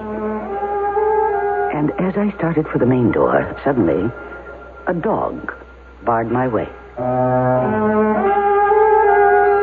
He was such a very beautiful little dog that for a moment he made me forget the splendid place he was defending. He was golden brown, silken-haired Pekingese, and there was anger in his large brown eyes. But to my surprise, he didn't snap or bark. He gradually stepped back as I stepped forward. And then I noticed another dog, a rough, brindled mongrel who limped on a lame leg.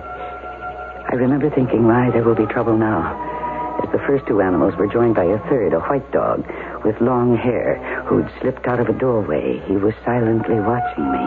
And so we stood, the dogs and I, watching each other. And then I decided to make friends. I stooped to pat the little Pekingese. He didn't bark or growl or take his eyes from me. He simply moved back slowly on noiseless paws and continued to stare at me, as did the other dogs. I felt very uneasy, and I called to them, "Do you know what you dogs look like? All of you? You look as though you'd seen a ghost. That's just how you look."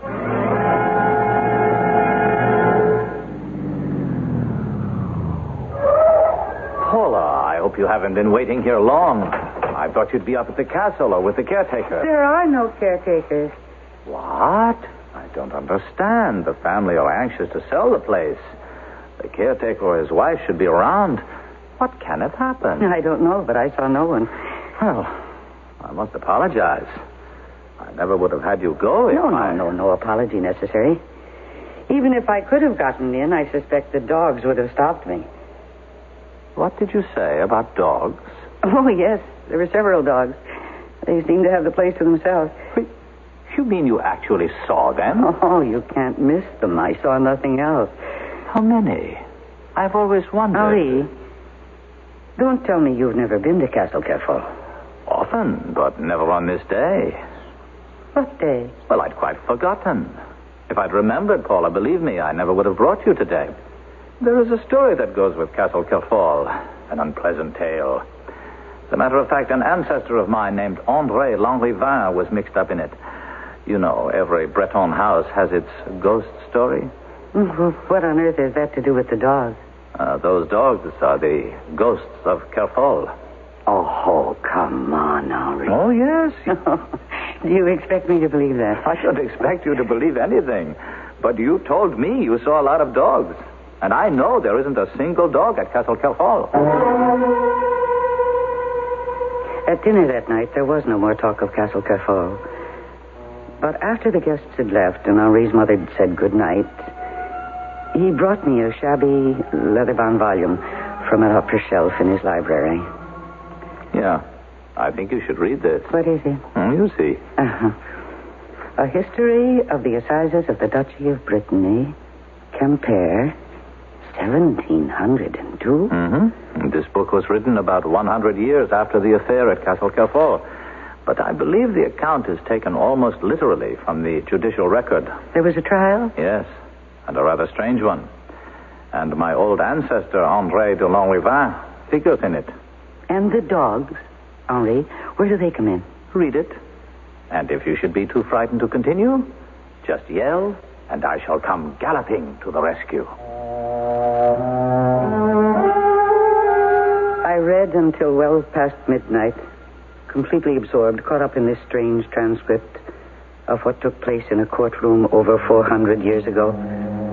But on this night, every word rang as clearly as if I were sitting there, listening to the judge, questioning the young and beautiful Anne de Cornol, the lovely young bride of the 62-year-old Baron Yves de Cornol, the master of Kerfol Castle.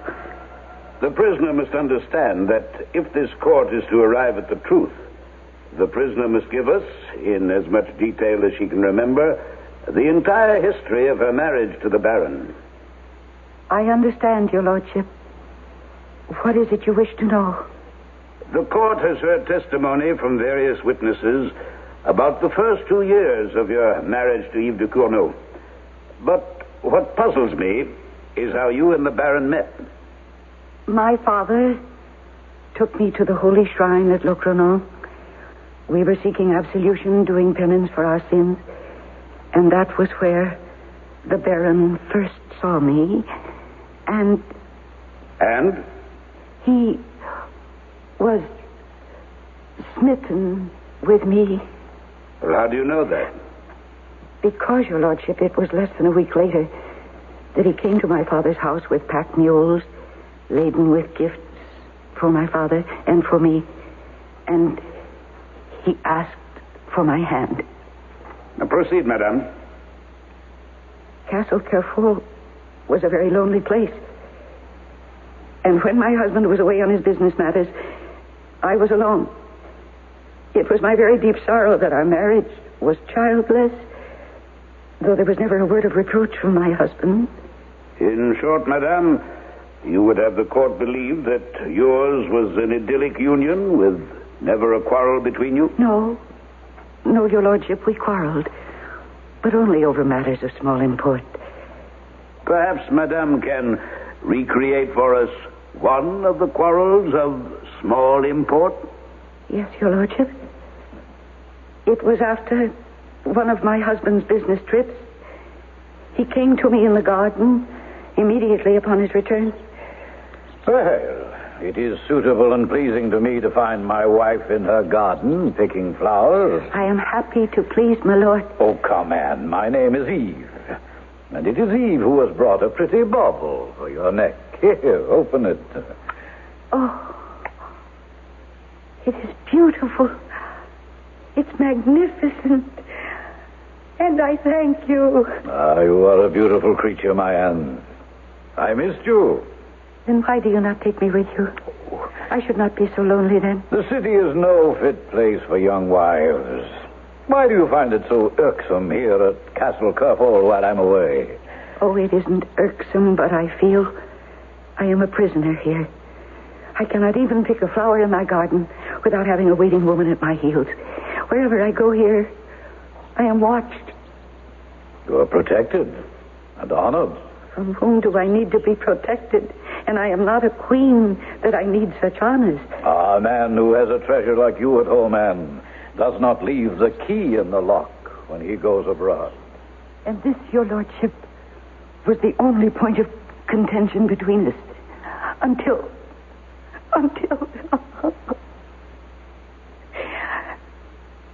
I'm sorry. My apologies to the court and to Your Lordship. But these memories are sometimes very painful for me. When my husband returned from his following journey, he brought me a gift, the one I loved the best. It was a small brown silken Chinese dog that he purchased from a sailor at Bordeaux. Perhaps it was true that I loved that little dog in place of the child I never had. But Eve seemed pleased that I was so fond of Chinois. I named him that. And the little dog and I were inseparable. And one day, when I'd fallen asleep in my room with Chinois at my feet, I noticed it. What's this? What have you done with my magnificent necklace? Do I see it around the neck of a dog? Oh, Eve, I'm sorry if you're angry that I used the necklace in such a foolish fashion. Oh, well, not at all, my dear. I know how much you love Chinois, and it is a compliment to me that you place one of my presents around the other's neck. Oh, thank you, Eve. That was not the reason I woke you. I had to tell you that I was struck by your resemblance to my great-grandmother, Juliane de Corneau, lying in the chapel with her feet on a little dog. Oh. You do not like the thought? Well, it is somewhat uncomfortable. Still, perhaps when I am dead, you might place me beside her, also carved in marble, with my dog at my feet. You shall have your monument, if you earn it. And I swear I shall be faithful, with my little Chinois at my feet. And you were not faithful. You were discovered. And you took your revenge by killing the Baron. No. No, your lordship. I have said that I am not an adulteress. I swear that I am not. André was my friend. My dear friend. He was a man who was not as cruel as my husband, but he was no more than a friend. Do you deny that you met him secretly the night your husband was killed? I have never denied that. Then why did you go meet him secretly at midnight, if it were not to commit adultery? I went to ask him to take me away because I was certain that my husband was going to kill me.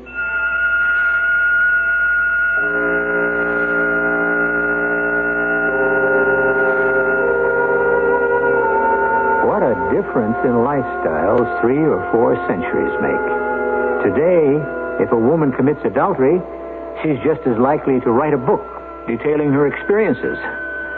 In the 17th century, a husband would have been allowed to kill an unfaithful wife. I'll be back with Act 2 in just a moment. When you say Budweiser, when you say Bud, you said a lot of things nobody else can say. A lot of things, like choicest hops, rice, and best barley malt. The Budweiser ingredients, listed proudly right there on the Budweiser label. There are less expensive ingredients, but you won't find them in Budweiser. No way. There's a lot more that goes into the brewing of Budweiser than just ingredients. But it's what comes out that counts most, and that's the Budweiser taste. And that speaks for itself, loud and clear. Hear it talking? There is no other one. There's only something left. Because the king of beer is leading all the rest. When you say Budweiser, you said it all. Anheuser-Busch, St. Louis. Who will cope with tomorrow for a brighter new day? There's one hope for tomorrow, the children of today. There is only one hope for tomorrow, the children. Yet there are children in this world right now who have no hope for a brighter today. They're hungry, illiterate, living in misery, and when they grow up, if they grow up, they'll pass on this hopelessness. And it's the world's loss and the world's shame. You can help children to grow up with healthy bodies and educated minds, with a zest for life that they'll pass on to their children and to our world. Won't you please send a check to Save the Children Federation, Box 970, Grand Central Station, New York 10017. That's Save the Children, Box 970, Grand Central Station, New York 10017. Think about tomorrow. We've got to save the children and save the world. Help them to grow.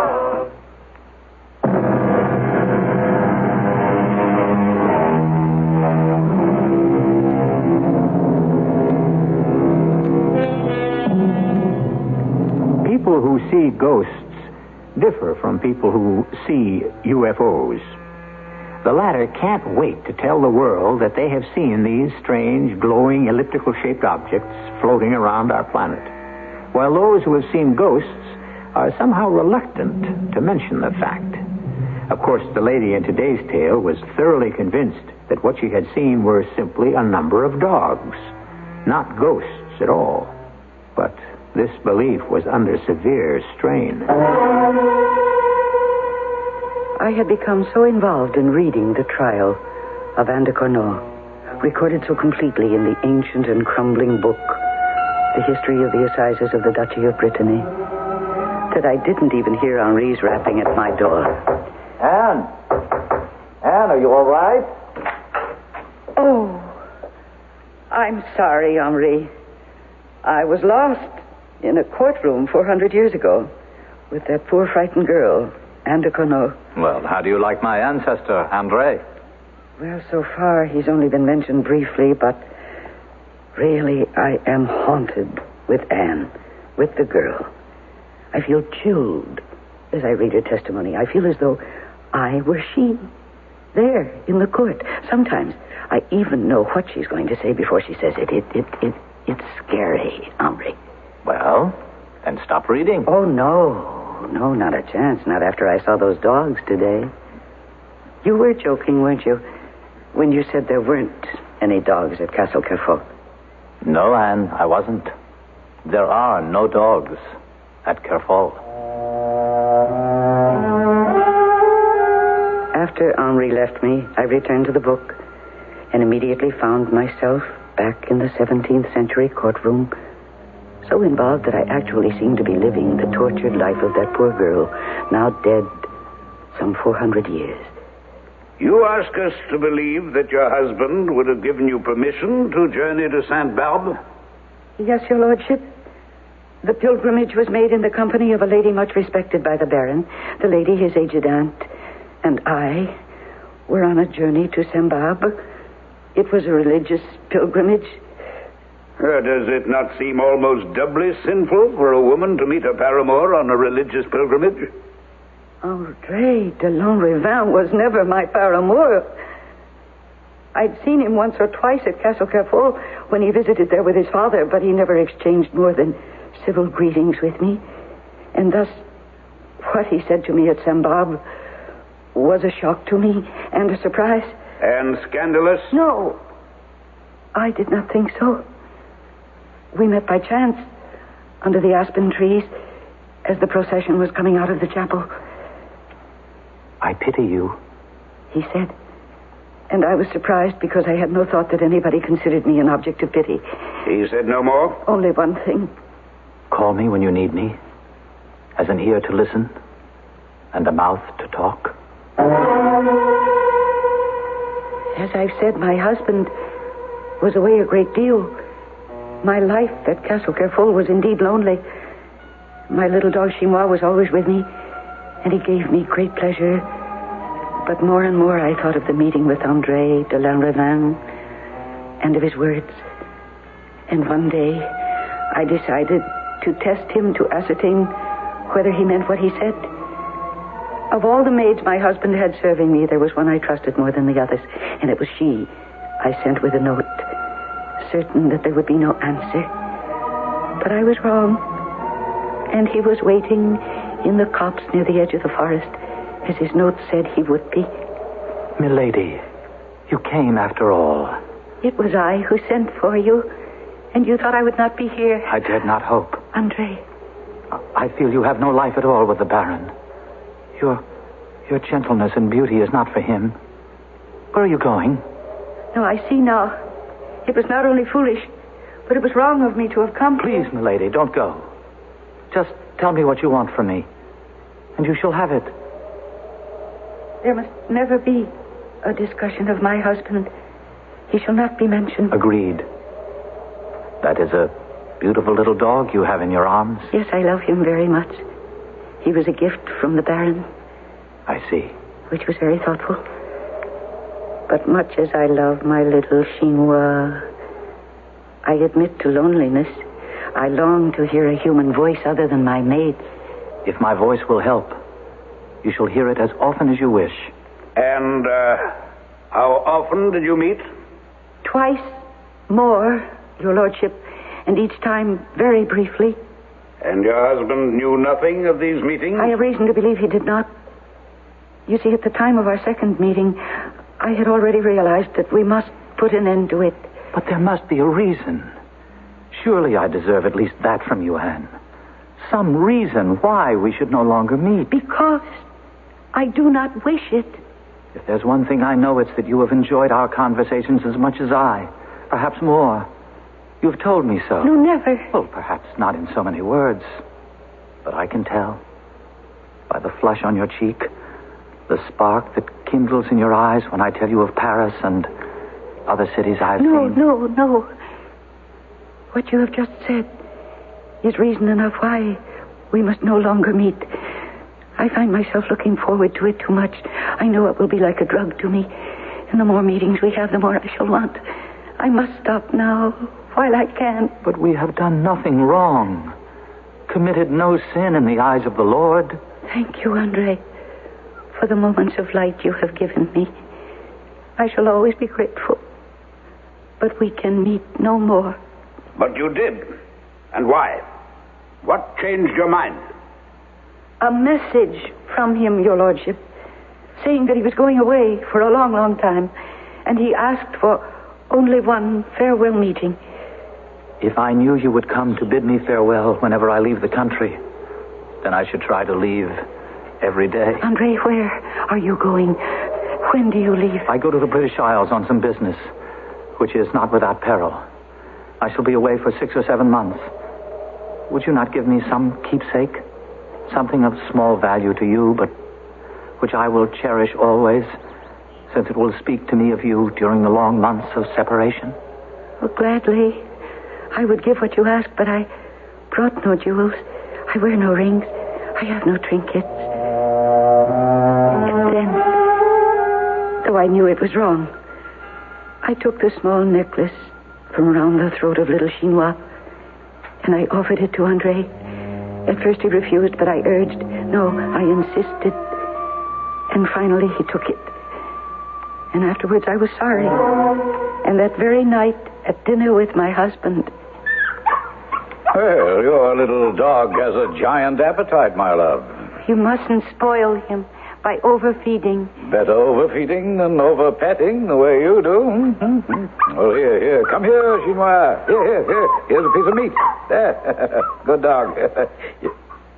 Well, what's this? Where is his necklace? Oh, he lost it. Lost it?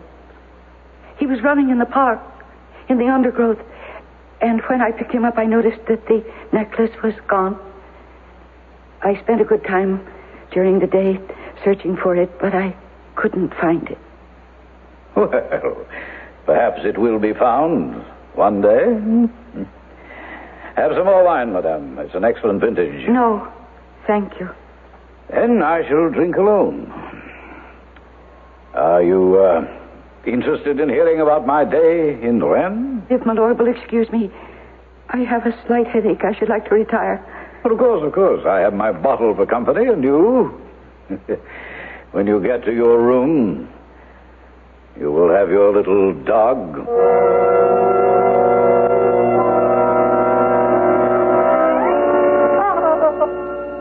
Chinois, mon pauvre, my little Chinois. Madame, there is something wrong, something troubling you. Oh, Chinois, he is dead. Now, how did that happen? I came into my room and I found him like this, lying across my pillows. Someone has strangled him. A pity, madame. But there is a bright side to every tragedy, eh? You see, here, your necklace has been found. Found? Would to heaven it had not been. Oh, take it away, my lord. I never want to see it again. After the use to which it's been put, wound round my little dog's throat to snuff out his life.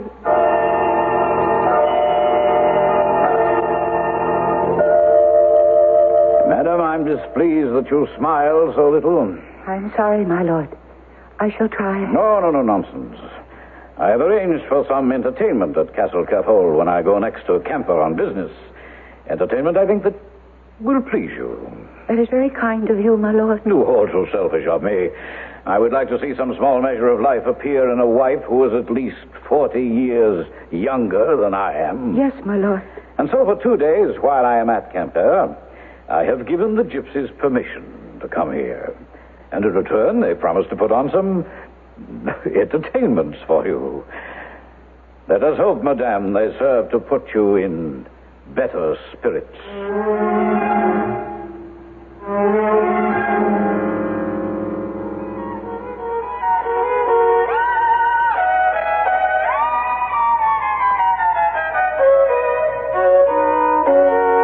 Lovely.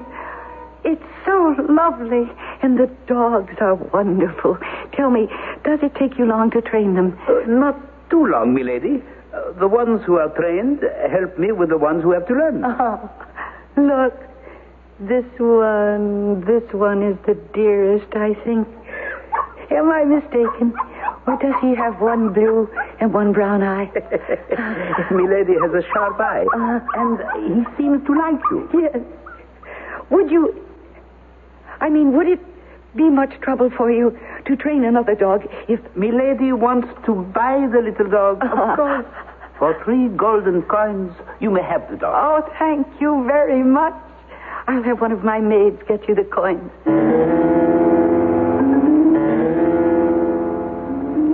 Have you taught your maids to lie to me, madame? I cannot understand your question, my lord. When I returned to Castle Carfall this evening, they told me you enjoyed the gypsy entertainment I arranged for you.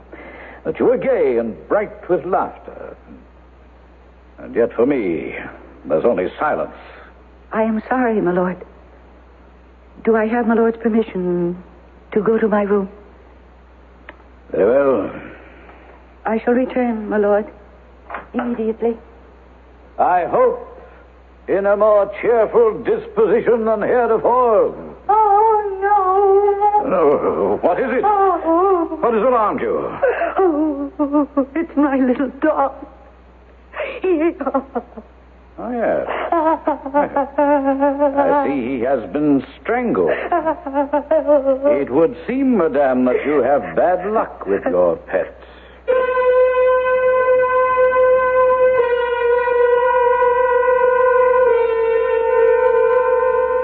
Everyone knows that the ASPCA represents the American Society for the Prevention of Cruelty to Animals.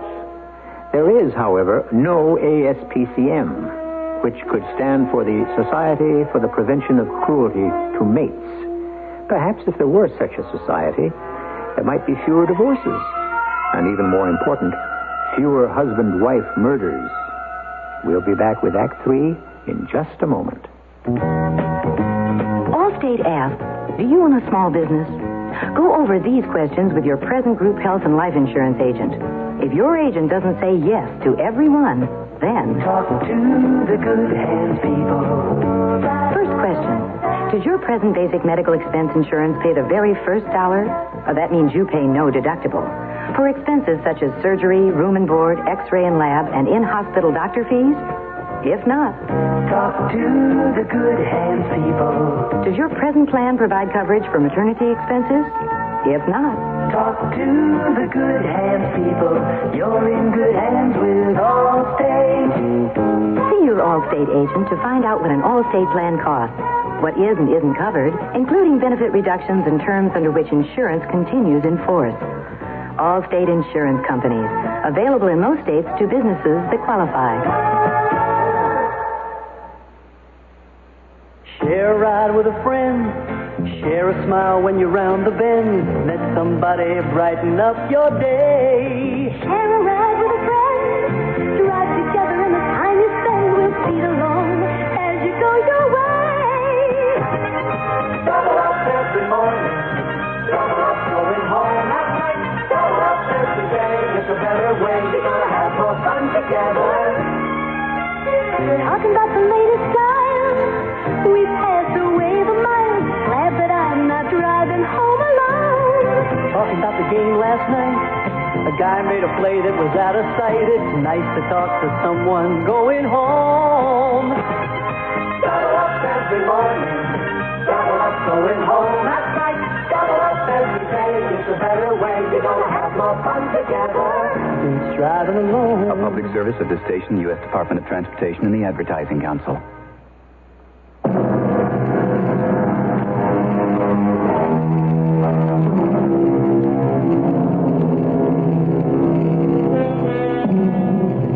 It's a scientific fact that some people have a low threshold of pain, while others can withstand a remarkable amount of punishment before they even feel the slightest twinge. It would seem to me only logical that some people would be more sensitive to the influences and specters of the past and would find themselves powerfully affected by merely hearing or reading about past events. So I completely understand the reaction of our very modern, liberated 20th century Paula Randall to the events in the La Ravin Chateau in Brittany. I have been reading for hours, and I suppose I made a fool of myself later that night with my behavior. But there were extenuating circumstances. Earlier, I had told Henri de Lambrevin how much I had identified with the girl with Anne de Cournal, whose trial I was reading about.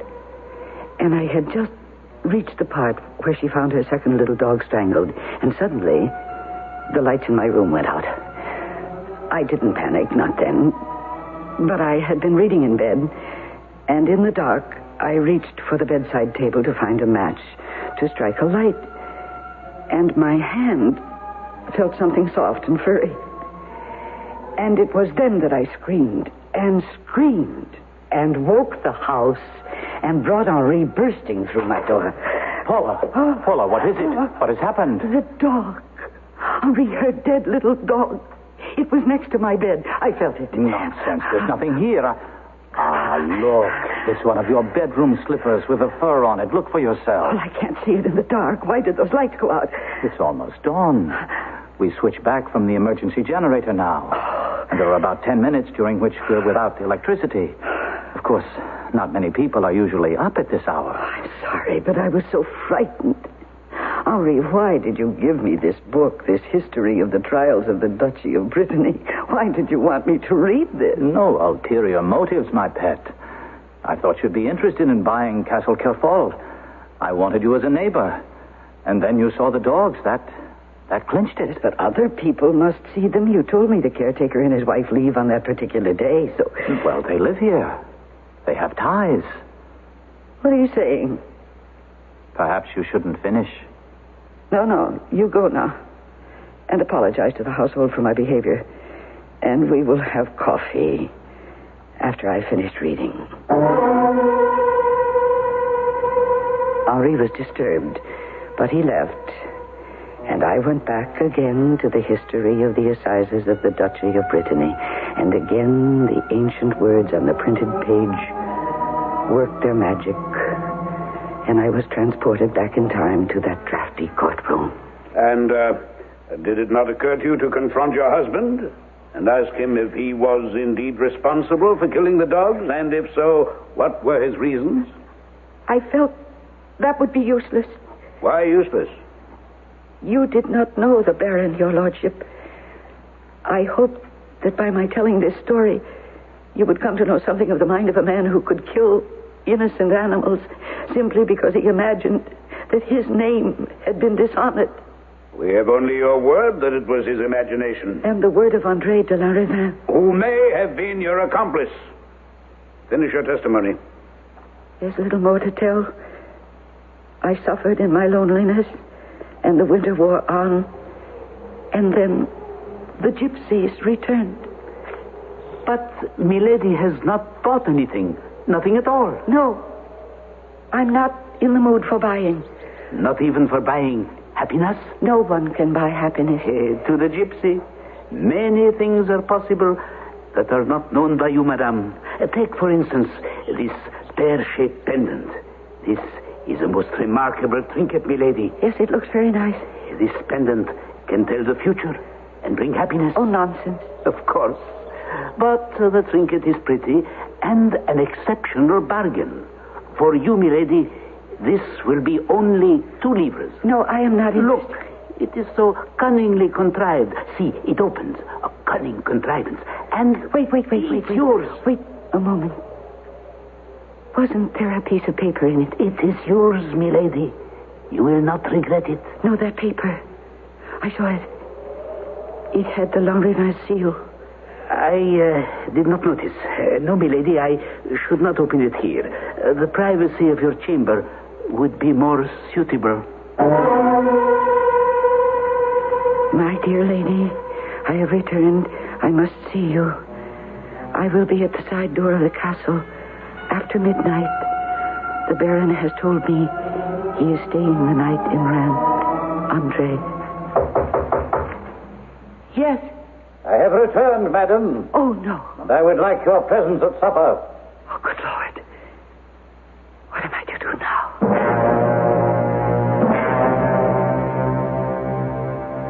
It is a pleasant surprise to find you back tonight, my husband. I gather your business in Rennes went so well that you could return so soon? It went as I expected. Milord, tell me some of the interesting things that happened to you in Rennes. Madame, I find your prattle boring, and this evening it is I who have the headache. I also feel feverish. Is there something I can do? A poultice, perhaps? You can keep quiet. Good night, madame. I trust you sleep well, with nothing to disturb pleasant dreams. And so, your lordship, I returned to my room, terrified. I was certain that in some way my husband had found out about Andre, and that he would be there waiting at the side door, and that he would kill Andre and me.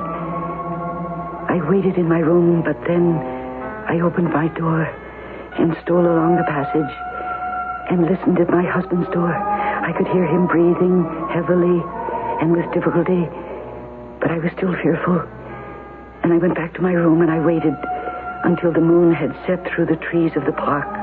And then I went back again and listened at the door to my husband's room. He still seemed to be asleep.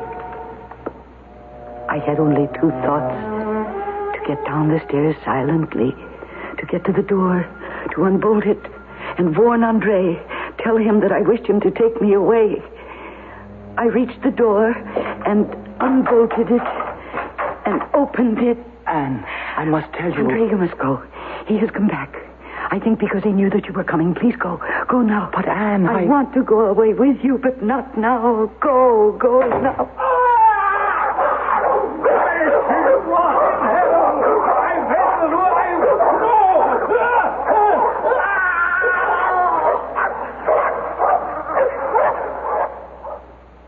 And these noises you heard from your husband's room were after you had dismissed de Lanrivain and closed the castle door? Yes, your lordship. What did you do next? I started up the stairs and I listened. What did you hear? I heard dogs snarling and panting. What dogs? Huh? What dogs? I don't know. And how long did you remain listening on the stairs? Just a few minutes. And then when I reached the room, it was dark. And I found my husband's flint and steel, and I struck a spark for the candle. And then I saw him lying there, dead. And the dogs? The dogs were gone. Gone? Where to? I don't know. There was no way for them to get out. And we had no dogs at Castle Carrefour. You would have us believe, madame, that your husband was killed by a pack of invisible dogs? No, if it please your lordship, the bites which caused the death of Baron de Corneau were clearly visible at the inquest. Well, madame, can you give the court any idea where the supposed dogs came from? My dead dogs. Mine. The dogs he killed so cruelly for no reason. My dead dogs!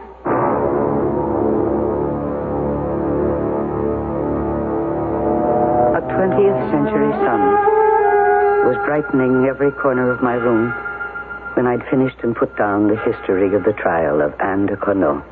And I sat there thinking I was emotionally drained when Henri de Lanrivain knocked at my door. Yes, come in. Ah, you look beautiful. But you seem terribly worried, my lovely Paula. Henri, you can forget about my buying Castle Carrefour.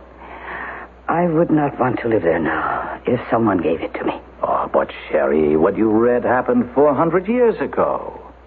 People were different. Ari, you forget. I saw those dogs today.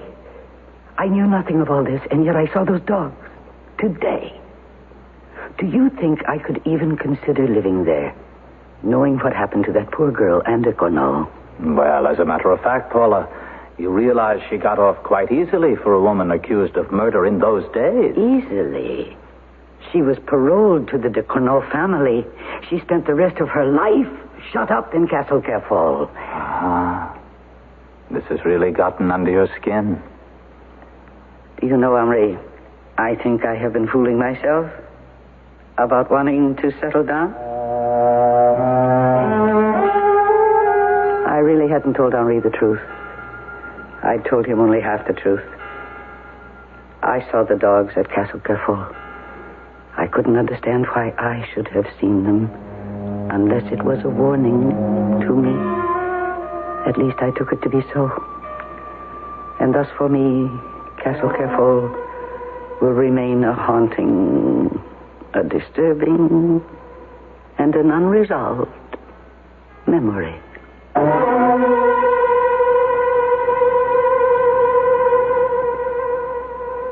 I was impressed with this story of Castle Carefall and the dogs and told it to a psychiatrist friend of mine. When I finished, he smiled the smile of a man with all the answers and said, "It's amazing to what lengths a woman will go to avoid facing up to the fact that she's really afraid of marriage." He believed that. Do you? I'll be back shortly. If 2 bits equal 1/4, how much are 12 bits worth? Well, at your True Value hardware store, they're worth $3.97. Hi, Pat Summerall here to explain. The 12 bits are part of a Century 13-piece drill bit set that you can get right now at your True Value hardware store. It's a perfect gift to yourself, particularly if you've got a power drill for Christmas. These 12 high-speed bits will drill holes from 1/16 of an inch to 1/4 of an inch in wood, metal, and other materials. And this set gives you something a lot of drill bit sets don't include. A center punch, the accurate way to start any hole. That's 13 pieces in all. They come in a folding case. Each bit fits in a slot marked with its size, so you never have to guess which bit is the size you want. 2 bits may equal 1/4, but at your True Value hardware store, 12 bits are worth $3.97. Get the Century 13-piece drill bit set at your participating True Value hardware store. Just remember, look under hardware in the yellow pages.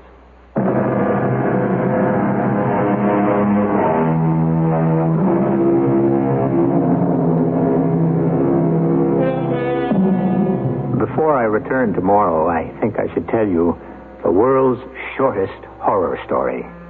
I hope you haven't heard it. It goes like this. After the atomic holocaust, there's only one man left in the world. He knows that everyone else has been killed. As he sits alone in his bomb shelter, suddenly there comes a knock at the door. Our cast included Mercedes McCambridge, William Redfield, Ian Martin, and Guy Sorrell. The entire production was under the direction of Hyman Brown. And now, a preview of our next tale. Come with me, Hank. Come with me. Don't worry, Susanna. I won't let you out of my sight. You see? There's no one here. But there was. There still is. Only...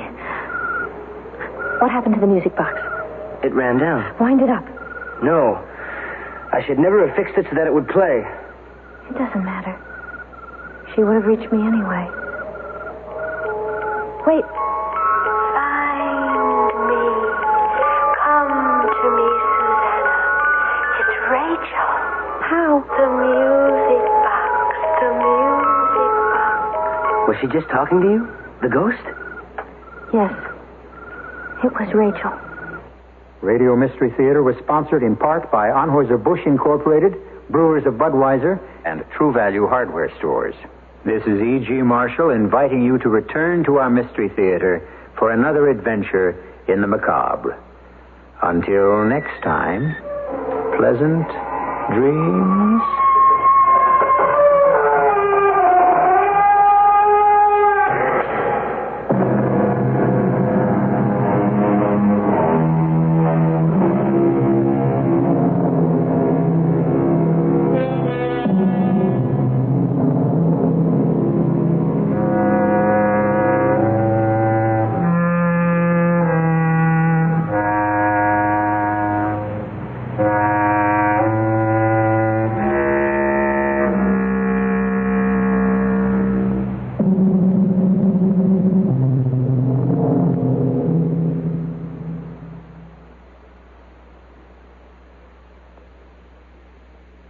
WFAA, Dallas-Fort Worth.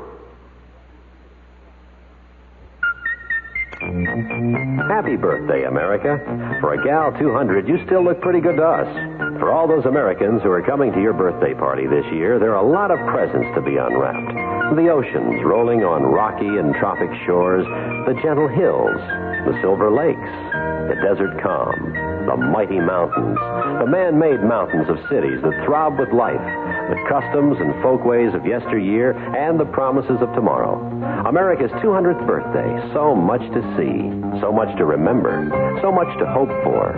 Happy birthday, America. Oh, we know there's a crack in your Liberty Bell, but at 200, what's a little scar? This message is brought to you by NAMBO, the National Association of Motor Bus Owners. We're celebrating our 50th anniversary by serving 15,000 cities and towns. We're urging all Americans to become tourists and to come to the party. Happy birthday, America. The CBS Radio Mystery Theater presents...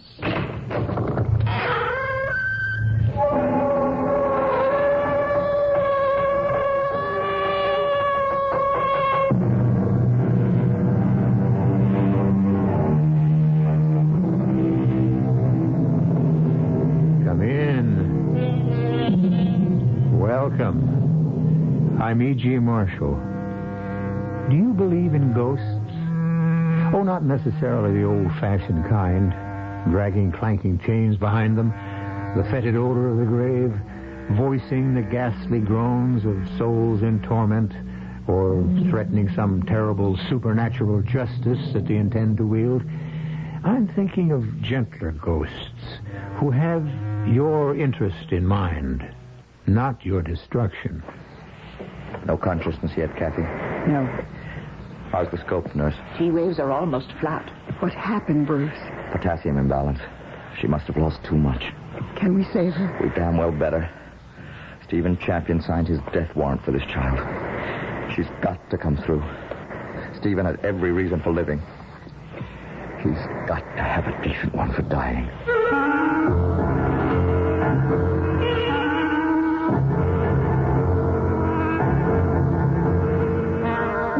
Our mystery drama, Angel of Death, was written especially for the Mystery Theater by Ian Martin and stars Marion Seldes and Michael Wager. It is sponsored in part by Contact, the 12-hour cold capsule, and Buick Motor Division. I'll be back shortly with Act One.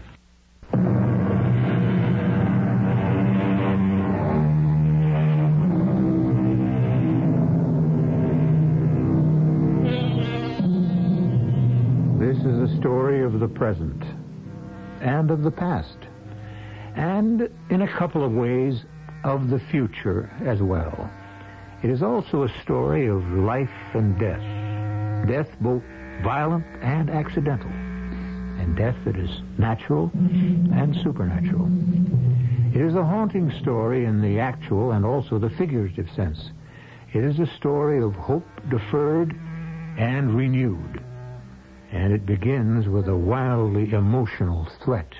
I could kill you, Frank. Dee Dee, darling, for Pete's sake, get hold of yourself. How could you dare? Everything. Everything I have to remember him by and cherish him by. You throw it out like discarded rubbish. Do you think it didn't tear my heart out to do it, too? I don't care what it did to you. All I know is what it did to me. You deliberately buried every memory I have of my son. Your son? Our son. If after what you've done can make you pretend he meant as much to you. I resent that. Well, I resent that you constitute yourself God. Or an amateur psychiatrist, whatever you think you are, to strip his room bare of all my memories. Dorothy. Dorothy, we lost our boy. I was involved, too, just as much as you. But to continue to keep Jimmy's room as a sort of shrine, that was sick. To moon over the first sleeping animals we gave him, the bat and glove, I was sentimental idiot enough to give him too soon. To keep it all intact like little boy Blue's room as if he was coming back. That's what was destroying us. and destroying you. He was my only one. He's gone. But the doctors all say... The doctors. With your background, you should thank them. All right, once they saved my life. What could they do for our Jimmy? There's a world of difference between being totaled in a crash like Jimmy was and being rescued by medical science. 15 years ago, you'd have been just as dead if it wasn't for... What a terrible thing to say. I'm trying to bring you to your senses. Good Lord, Dorothy, do you think I can stand by and see our marriage fall apart? Over a tragedy that should have and did shake us both to bedrock, but that we have to overcome. I can't, Frank. Darling, Dorothy, please, listen to me. We've lost Jimmy. He's gone. All I wanted to do was to clear him out of your mind because we can have other kids. No. There aren't any substitutes. You can't try to make life a simple little exchange like that. A substitute won't bring Jimmy back. Right. So why do you think I gave everything away of his? Changed that unhealthy altar to a son we both once had into just another room in the house. I want you to forget Jimmy. I'll never forget him. Well, I didn't mean it quite that way. You don't understand. You're right, Frank. We don't understand each other any longer. I feel my life is over. You don't. So make the most of what you have left. Where are you going? Away. Out of it. A moment ago, I said a silly thing. I wanted to kill you. What I really should have said is I want to kill myself. Oh, I wish I had the courage. Because all I want to be is dead. Like my son. Dorothy! Dorothy! Where are you going? Dorothy! No! Come back! Come back!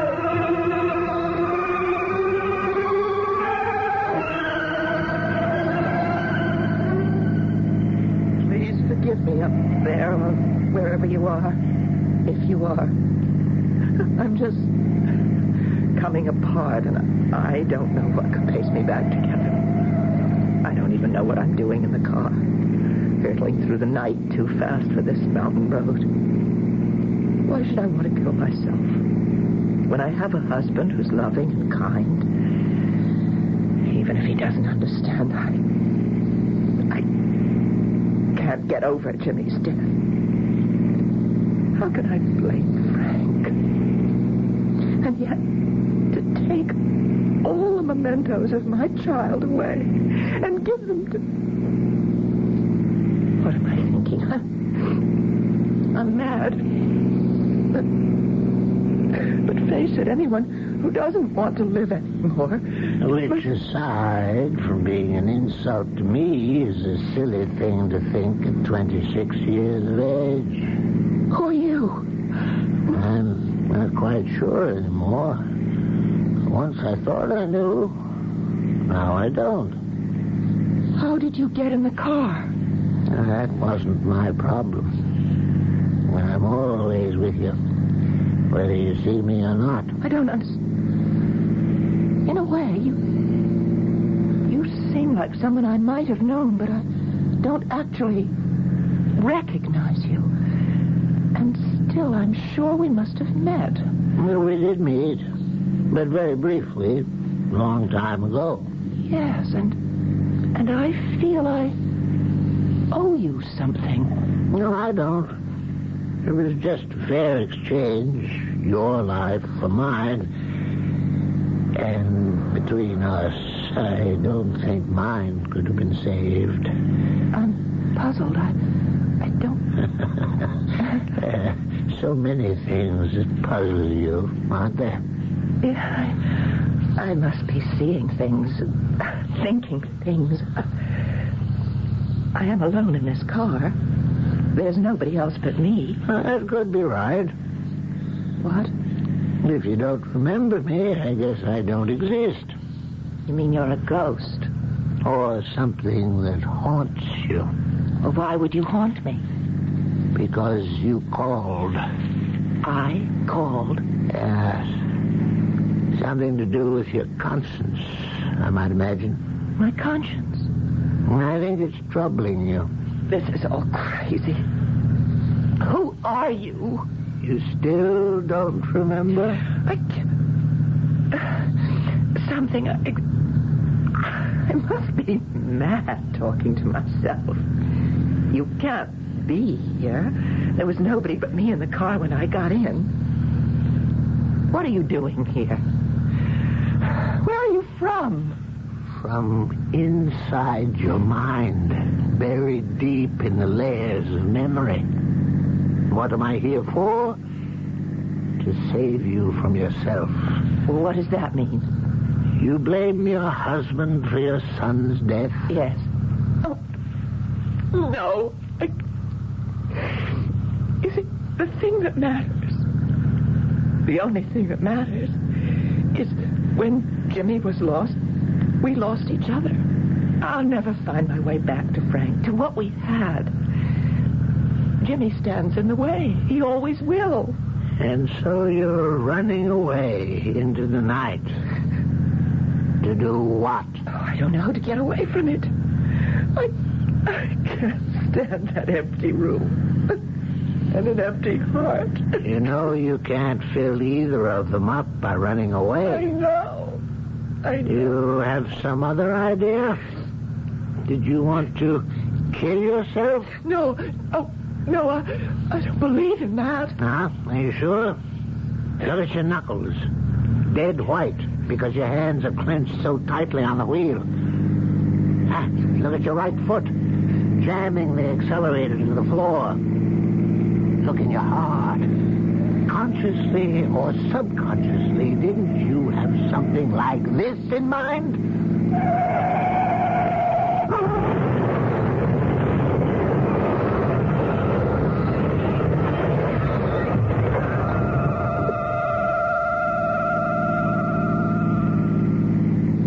What happened? Nothing. Yet. I wanted to give you a glimpse of the future. And I did. You mean I'm going to crash? I mean, you could if you don't turn back. I can't. There's nothing for me either way I turn. I've lost it all. I just don't want to live. Well, I don't think that's quite fair to me. To you? What claim do you have on me? Maybe I'd better light up the past for you. Open your memory and tell you why I have, not a claim, but shall we say a vested interest in you. 16, perhaps 17 years ago, you were a little girl of 10 with a whole life ahead of you. And I was quite an old man, early in my 70s, with most of my life behind me. I never married Dorothy, and I never had a child. The nearest thing was a young man who was one of my medical students, and who, in the year that I'm talking about, was a pioneer in a process I helped to develop to save lives. Something taken for granted today, but in the late 50s, so new and so untried that it tied up 5 doctors who volunteered time for 8 to 10 hours at a stretch. I'll tell you about that later. That medical student I mentioned had just been made chief of surgical services of the Westfield Community Hospital here. And I was flying up to be at his wedding, to stand in loco parentis, since Bruce's father was dead. When suddenly the old man with the size decided to take a swipe at me. Good morning, Dr. Johnson. You're on page. I heard it. Thank you, nurse. I'm on my way to Dr. Harding's now. You're a lucky girl. Don't I know it? 3 days till the wedding. I didn't mean that. I meant you're the only one in this hospital can answer that summons without taking a deep breath. You think he's all that tough? He runs a tight ship. You, maybe he treats with kid gloves. Don't you ever believe it. When our new chief of surgery puts me on page, he wants the physician, not the fiancé. I'd better straighten up and fly, right? Come. Good morning, Dr. Johnson. Morning, Dr. Harding. Bruce. Kathy, darling. Every doctor's day should begin like this. I wish mine had begun as well.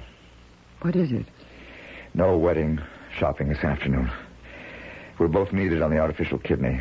I'm just calling the team together now. Who's the patient? One of our wedding guests. Outside of my mother, the most important one on my side of the aisle. Oh, not your old teacher, not... Stephen Champion. The top biologist in this country, maybe in the world. They just called me from the airport. He's on the way by ambulance. Thank God we're one of the first hospitals in the country to have the machine. Renal failure? Possibly terminal. Certainly without the support we can offer. Maybe it isn't that serious. Let's not kid ourselves, Kathy. I talked to Steve briefly. Damn the luck. One of the great men of our century, teacher, scientist, Nobel Prize winner, pioneer in every kind of perfusion pump, including the kidney machine he's coming here to use. And the nearest thing to a father I've ever known. Oh, don't sound so hopeless, darling. Face it, Kathy, he's not young. But, well, the way things go today, there's always hope. Stephen's given his whole life to medicine. The least we can do is try to save what's left of it for him.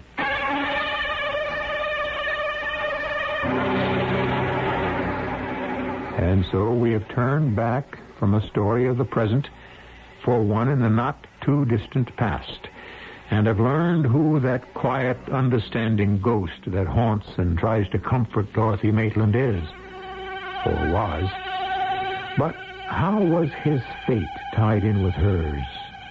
When did he die, and how? And why his concern? I shall return shortly with Act 2.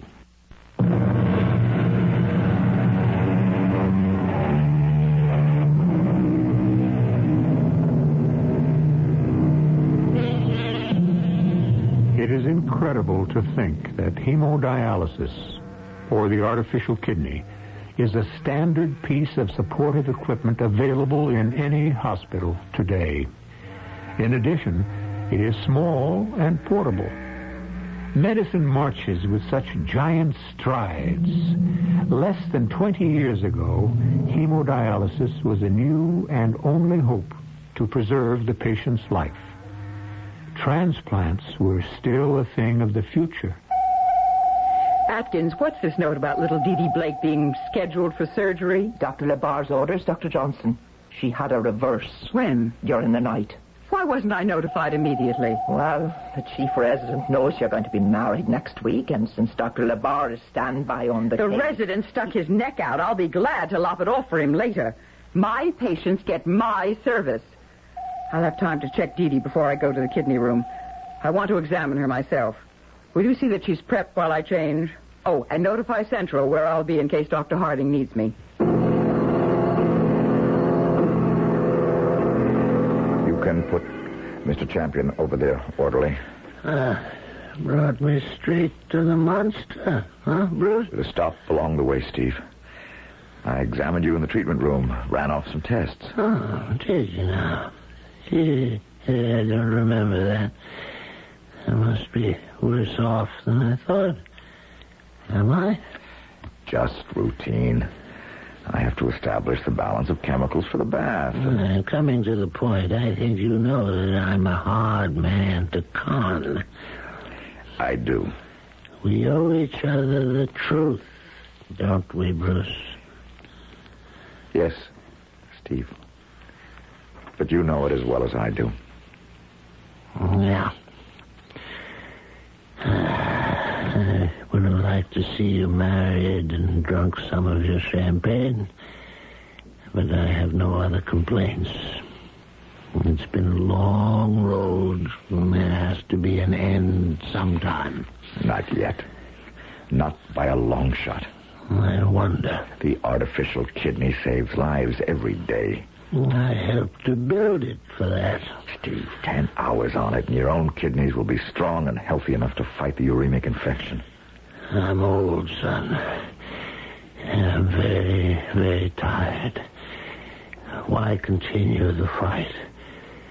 There's no one to battle for, no one of my own to mourn me. That's simply not true. No wife, no child, no issue. When I cease to function, then I am gone, like a snowflake melted on a river. Not for me. You'll never be gone.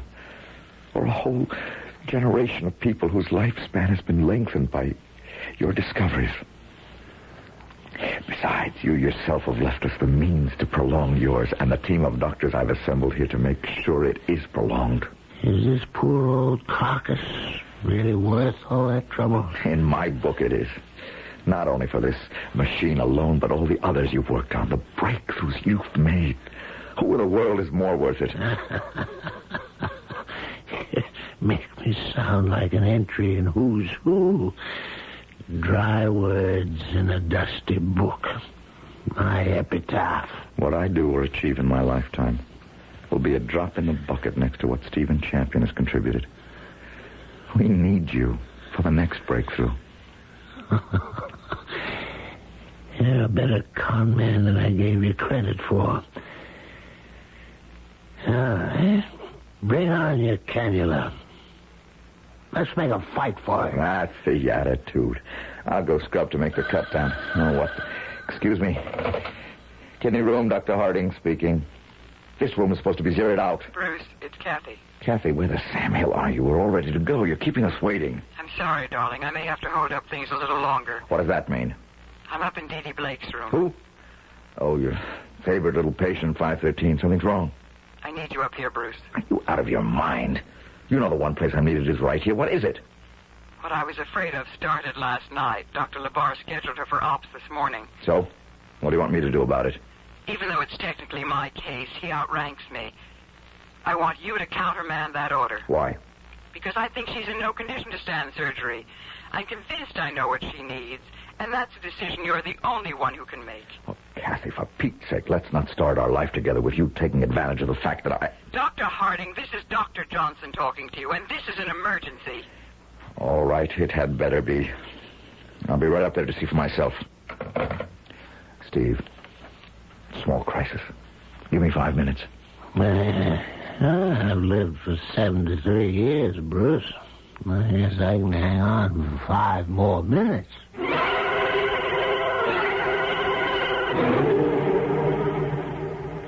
And I don't like doctors anymore. Even Dr. Johnson?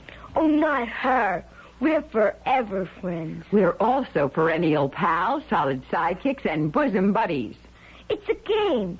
You have to be illiterate to play it. That's with an A, not an I. Of course.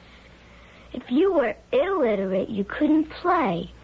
Illiterate means the first letters of both words are the same. Or any number. Like in Peter Piper picked a peck of pickled peppers. Or a big black bug bit a big brown bear. That's pretty good for a man doctor. And you're pretty smart for a 10-year-old. Well, Dr. Johnson taught me. Old Dr. Labar never could. Anyway, he has a mustache. I'm glad Dr. Johnson doesn't. But you know, Dr. Labar is a very good doctor. I don't think so. He wants to operate on me again. He told you that? Just last night. He said I had one bad old kidney that was poisoning the other one, so he'd have to cut the naughty one out. He talks down. You know. But you won't let him, will you? Talk down? No, take it out. We'll try not to, Dee Dee. Do you mind if I ask Dr. Johnson some questions? Can I listen? If you want. But I bet you won't understand. What's the blood urea nitrogen in the last 5 days? Wednesday, 94. Thursday? 115. Friday, 138. Saturday? Same, but today, 225. What's the phosphorus count? 7.5. Renal acidosis. Low calcium. 6.8. Creatinine? 5.4. You don't sound like doctors. Oh? What do we sound like? Quarterbacks, learning plays. I helped my brother with his playbook. He's one. A doctor. No, a quarterback. He's only 15. I don't care. I'm so tired. Nurse, get her back on IV. Come over here, Kathy. What do you think, Bruce? I think LeBar was right. No question one kidney is seriously infected. I can tell that even from palpation. There's obvious bilateral involvement, not only indicated manually, but from the output. So you agree to the operation? Absolutely not. She's in no condition to take it. Then you know what the answer is. Hemodialysis. That's why I called you up here. After Stephen Champion. It could be too late. She could recover spontaneously. Dee Dee is young. It's her youth that concerns me. She's just a little girl with her whole life ahead of her. But Stephen Champion... Oh, darling, I know how much he means to you. What a terrible thing I have to say. But which is the most deserving? You cannot ask me to put Steve's life on the line. Yes, nurse, what is it? It's Dee Dee. She's gone into coma. I'll handle this, Kathy. Check Mr. Champion downstairs. I'll be with you the first moment I can. You want me to set up the kidney machine for Dee Dee instead? I don't know. How can I ask a man like Stephen Champion to risk giving up his life? Me, of all people. How can you ask a child to give up her right to it? Oh, my darling, why must I be the one to ask you to make such a decision?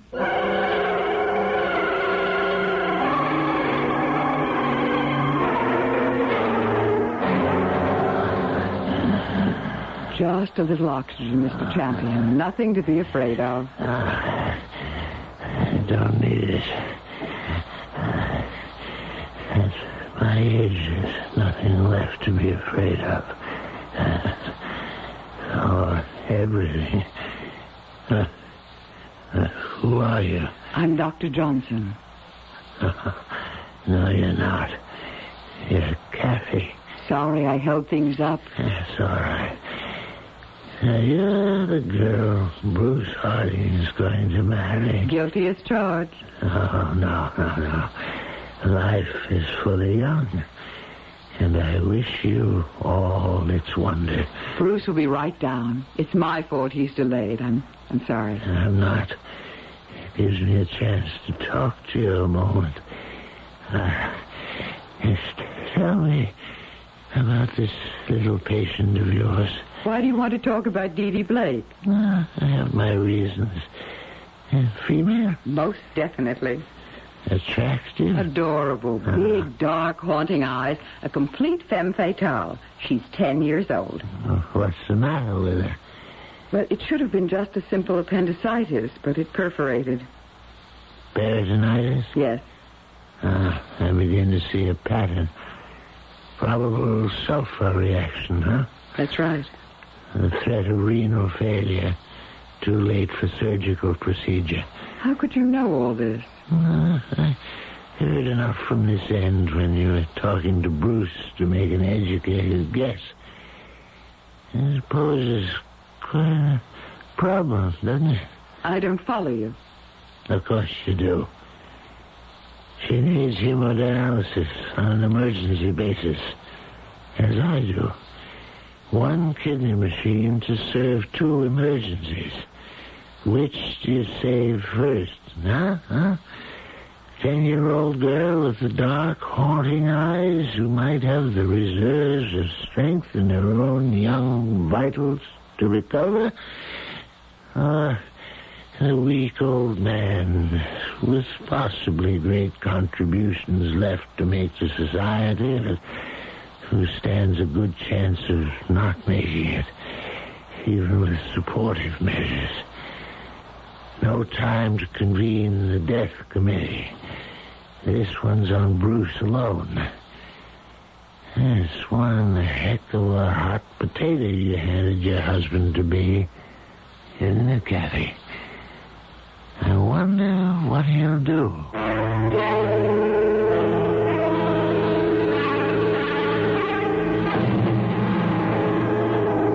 The old man's blue eyes are was still piercing under the shaggy brows, in spite of his weakness.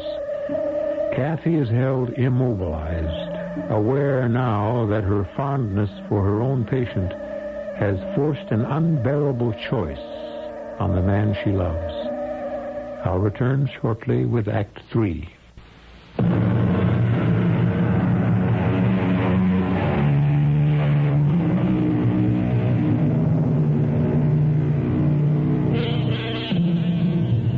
As Kathy, her breath still caught in her throat, stares fixedly at the shrewd old man who has stated the dilemma Bruce faces, her brain fumbles to think what she would do in his position. And on a personal and selfish level, while wondering how Bruce will react, she cannot help a twinge of fear at what his decision will do to their personal relationship, whichever way it goes. Tell me about your patient, Kathy. Tell me about this Dee, whatever her name is. Is she intelligent? I think so. Uh-huh. And what contributions do you think she can make to society at large? It's a little too early to tell. Huh? Is it? Does she have good pelvic construction? Will she bear healthy children? I'm sure she will someday. So, that's Dee. Now let's have a look at Stephen Champion. Do you know what I'm working on, or was, before I was hospitalized? No, I don't. In a complex field, the collagens. But I won't explain, except to say that the breakthrough I believe I am near could mean all the difference to thousands, to countless lives. Well, I'd like to be a part of that. I don't blame you. Well, not so much for myself, but if it doesn't sound too stuffy, for humanity. I knew that's what you meant. There's also the thought that for faithful service, a man should be entitled to ask for a reward. Shouldn't he? Yes. Particularly when the reward is the use of something he pioneered and developed. There's no question. And totally on the personal level, I wanted to be at your wedding more than anything else I can think of. Because Bruce Harding is the closest thing to a child I ever... I think you've proved your point, Mr. Champion. Have I? Ah, well, there you are at last, Bruce. You ready to start? Stephen, Well, come on, spit it out. You know the artificial kidney can be the difference between life and death. You know that as head of the team, I must decide when and on whom to employ it. You want to tell me that there's a child who needs it just as much as I. So let's stop wasting time. Get her in here and get started. I'm not asking you to make the decision. Of course you're not. I'm telling you. If it came to that point, you'd make the decision. In fact, you'd already made it, hadn't you? Oh, Stephen, You know damn well you had. And I heartily concur. Anyway, you can't hook me up to that contraption unless I agree. And I don't. But I thought that you... Oh, Kathy, my dear, I only took you over the hoops to make sure you knew the kind of guts it took for your husband to make this decision. And what a good man you're marrying. Now, let's get that little girl down here. And you, too, listen to me, both of you. You pull her through, or I'll never speak to either one of you again. Is the bath ready, Kathy? Yes, Dr. Harding. Had enough time for diffusion, nurse? All set. How's your picture on the cardioscope, Dr. Mason? See for yourself. I don't like those T waves. We'd better get started. I'll make the cut down. Are they going to put me in that big tub? No, dear. We're just going to attach you to it so it can take all the poison out of your blood. How could you attach me? I'm just going to make a little cut in your arm. Right here. And put the magic tube in. Will it hurt? No. Dr. Johnson is putting something on you so you won't even feel it. I can't even feel my heart now. He won't let it stop. I won't let it stop, Petey. How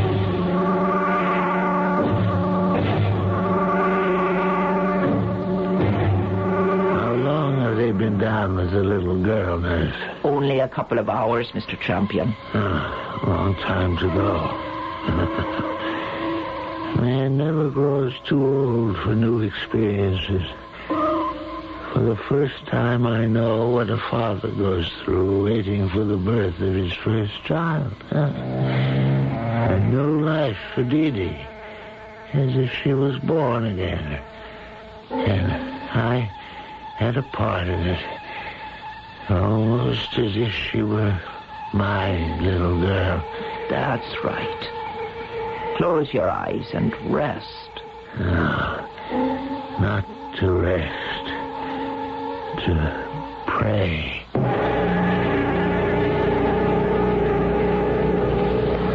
How's the scope, Doctor? T waves are almost flat. What happened? Potassium imbalance. She must have lost too much. But can we save her? After all that's happened, we'd better. Let me listen. Arrhythmia. How high do you want the potassium? 5?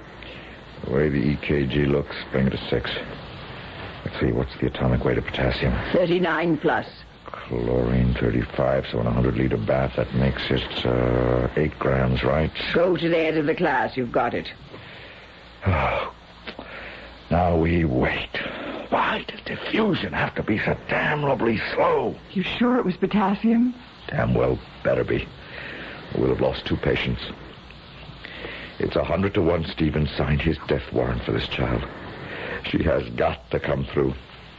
Stephen Champion has every reason for living. He's got to have a decent one for dying.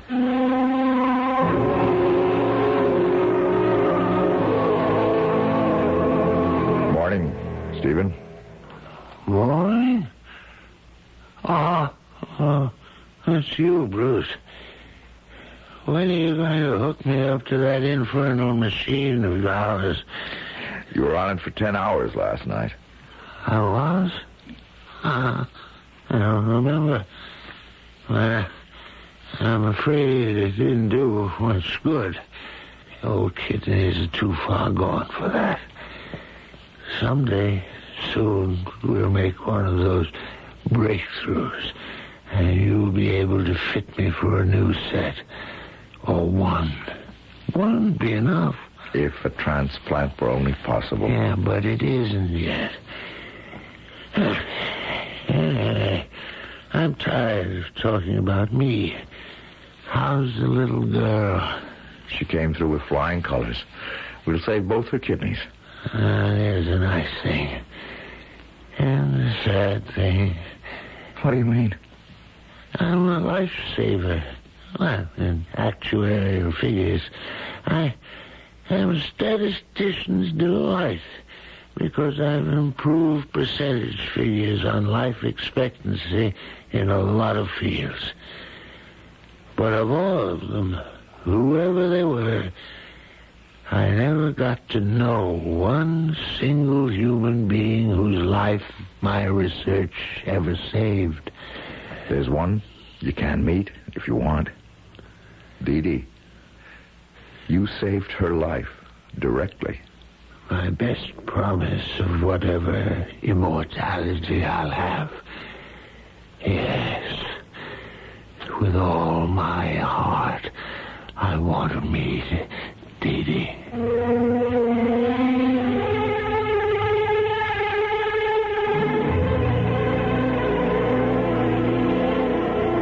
So, you're Dee Dee. Yes, Mr. Champion. How you feel, Dee Dee? Real good, thanks. How do you? Oh, tolerable. If you want to feel real good like me, you should have Dr. Johnson and Dr. Horton fix you up. That's just what I aim to do. They're a team. And a good one. The only thing is, they take an awful long time, and a person gets pretty tired. Maybe it's time for you to go, huh? Well, I don't mean to be, but I am real sleepy. Come to think of it, so am I. Bye-bye, Dee Dee. Bye, Steve. Get a good long rest. Sleep tight, Steve. That's just what I'll do, Dee Dee. You can take her upstairs now, nurse. And close the door. Bruce. Mr. Champion. I know, Kathy. Steve. Sleep tight, Steve. No woman ever said that to me but that little girl. When I never had. We've got to get you back on the kidney. Wouldn't help. It doesn't matter. Let the rest of them find the breakthroughs. I'm happy. You may be going to get married, Bruce, but I beat you to it, boy. Beat me to what? Handing out the cigars. I finally became a father.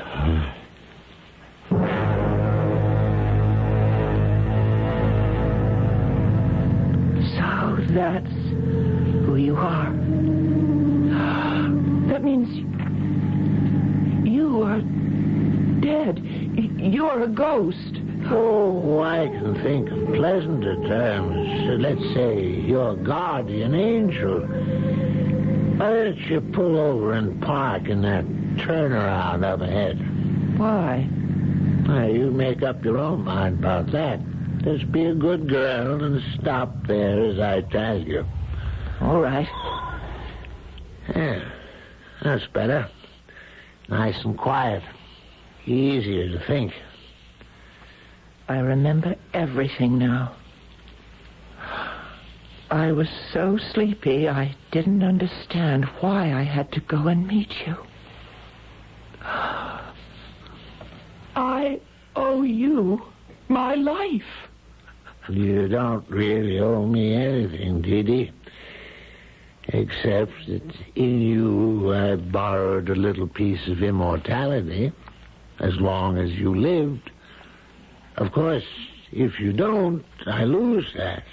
Now I have to go. No, wait. How can I go back? I haven't the courage. I need help. You don't need help except from within yourself. You see, I really am a ghost, Dee Dee. I don't exist. Except in some dim, buried subconsciousness, perhaps. I never was there. But I've been talking to you. And just talking to you. You've come to a decision. Well, if you have, it's your own. Don't you see? The only one you've been talking to is yourself. Yourself.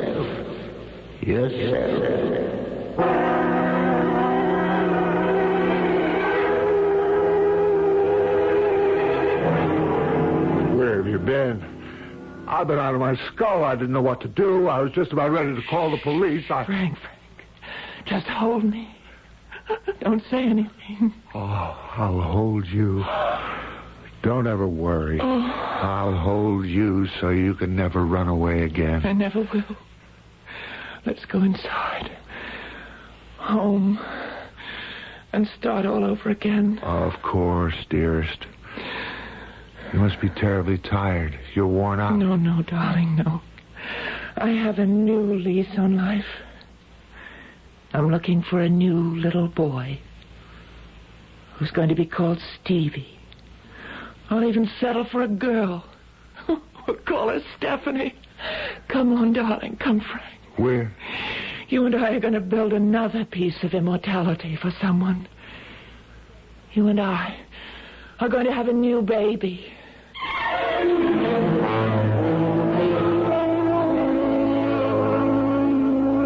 So Stephen Champion will achieve his piece of immortality after all. For the only sure life after death is the memory of us. The memory that stays in the hearts and minds of our friends and our families and their children and their children's children. I'll be back shortly.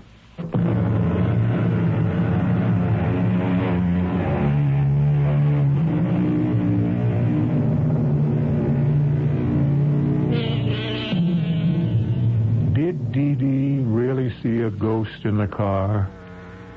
Or was it just the evocation of a memory buried and forgotten in childhood, but still haunting the corridors of the mind? Doesn't really matter, does it? For ghosts are real. All of us carry them within us. Nor should the word ghost be feared. The most persistent of them are a heritage of our parents' love. As Steve said, a better name would be guardian angels. Our cast included Michael Wager, Marion Seldes, Robert Dryden, Hetty Galen, and Shelley Bruce. The entire production was under the direction of Hyman Brown. And now, a preview of our next tale. I heard that somebody lifted it. Rest assured that by now Colonel Poulos has received information from Interpol and is probably looking for you too. Now, you will give me this sacred rope or I will kill you here and now. All right, now, hold it a second, will you? Naturally, when I kill you, the young lady cannot be allowed to exist as a witness. Oh, he's bluffing. You will place the necklace in my hands now. If I had the necklace, I wouldn't have it on me, right? I'd have it stashed. So if you knock me off, you'll never get your hands on it. Once again, this is not a motion picture. Such a speech means nothing. And Mr. Turner, killing you would give me much pleasure. Killing anyone is pleasurable. Radio Mystery Theater was sponsored in part by Anheuser-Busch Incorporated, Brewers of Budweiser, and all state insurance companies. This is E.G. Marshall inviting you to return to our Mystery Theater for another adventure in the macabre. Until next time, pleasant dreams.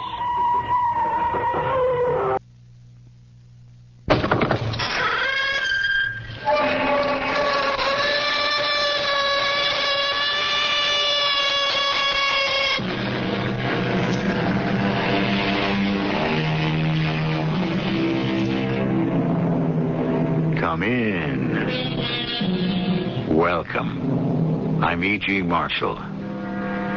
Love, said a lady named Madame de Stael, is the whole history of a woman's life. But it's only an episode in the life of a man. Of course, she said it almost 200 years ago, and women are supposed to have changed since then. But, as another French philosopher said, the more things change, the more they remain the same. We've got the evidence, Mrs. Davis. I don't care. I'm innocent. Who was your accomplice? I don't have any. I didn't do anything. Who was with you? Don't hammer at me. I've had enough. You haven't had anything yet, Mrs. Davis.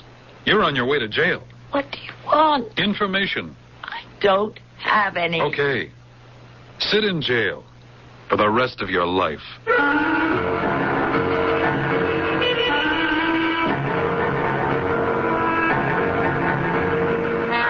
Our mystery drama, The Giuseppe Verdi Autobus, was written especially for the Mystery Theater by Sam Dan and stars Tammy Grimes. I'll be back shortly with Act One. Travel used to be the privilege of the very wealthy.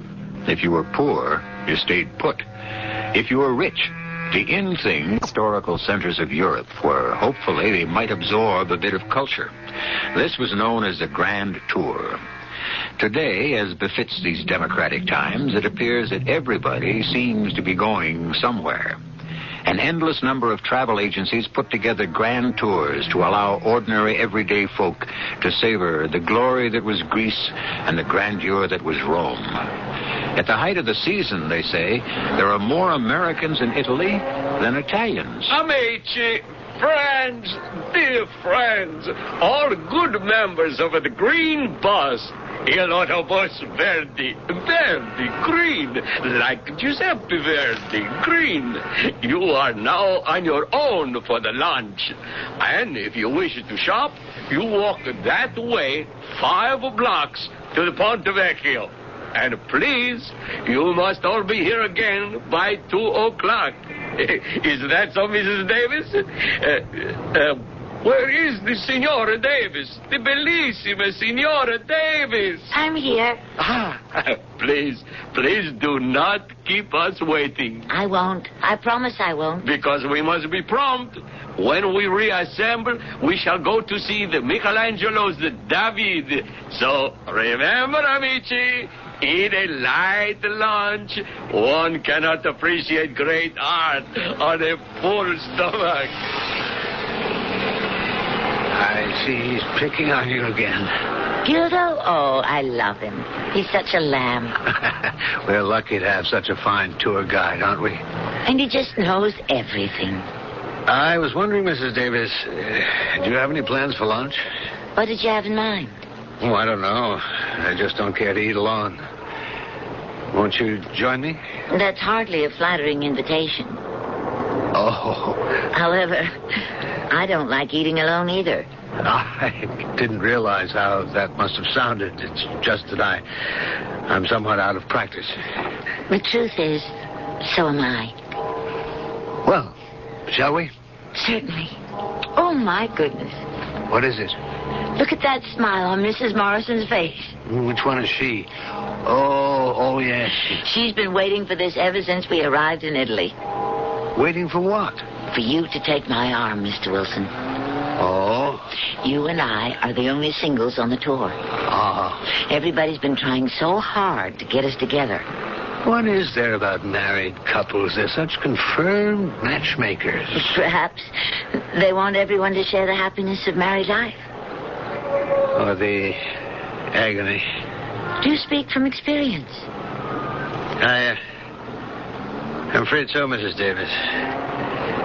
Mrs. Davis, is there a Mr. Davis? There was. He died.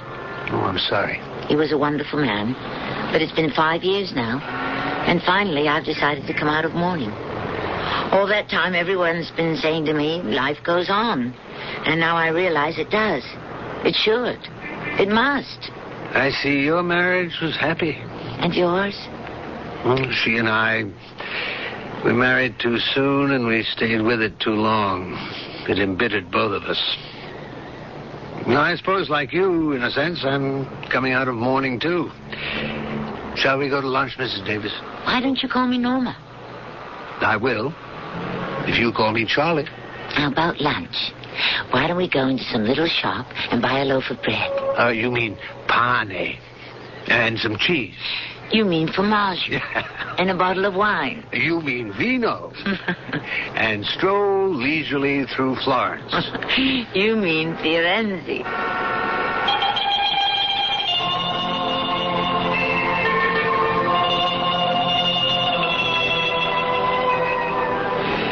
Green Bus, Il Autobus Giuseppe Verdi.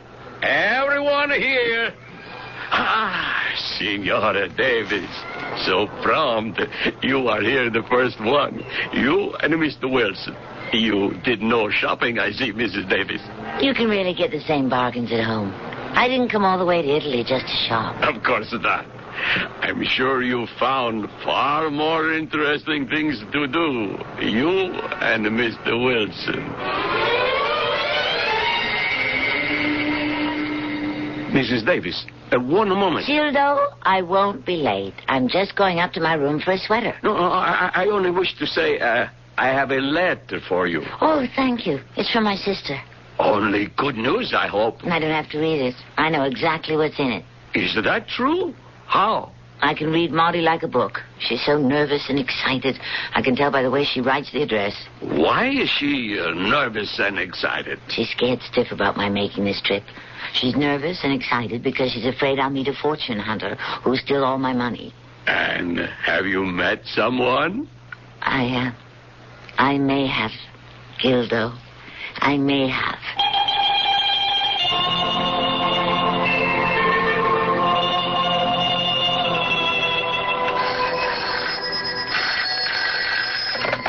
Hello? Norma, are you ready? Oh, Charlie, of course.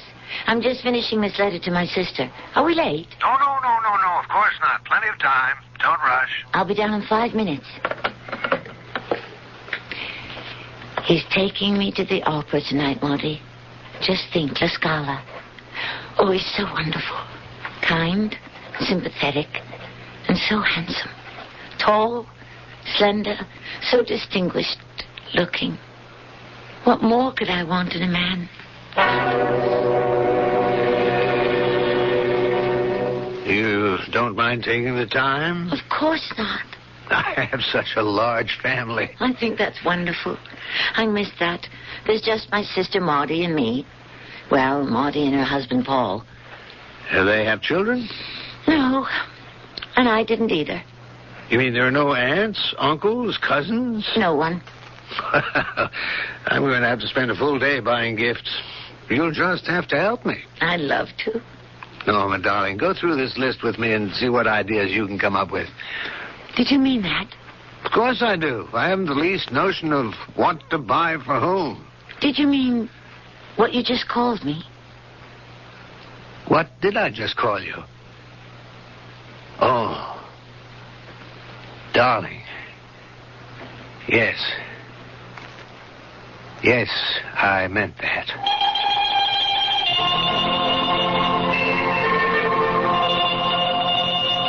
And here is the remarkable Colosseum.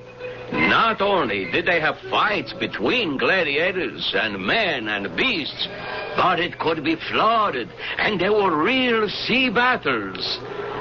Ah, if these ancient stones could only speak, what a tale they could tell us. You don't appear too impressed, darling. The truth? This is the first thing I've seen in Italy that simply doesn't make me want to say, wow. Really? If you want the truth, the Los Angeles Coliseum is bigger. So's the ballpark, Chavez Ravine. Are they? I'd say so. Yes, I would definitely say so. Well, I've never been there. Great places to see ball games. You like sports? Well, I suppose you could call me a fan. I go all the time. Football in the fall, baseball in the spring and summer. I'm afraid this wouldn't make a very good baseball park. I hope you won't let this little disappointment spoil the trip. Darling, this is the most wonderful thing that ever happened to me in my life.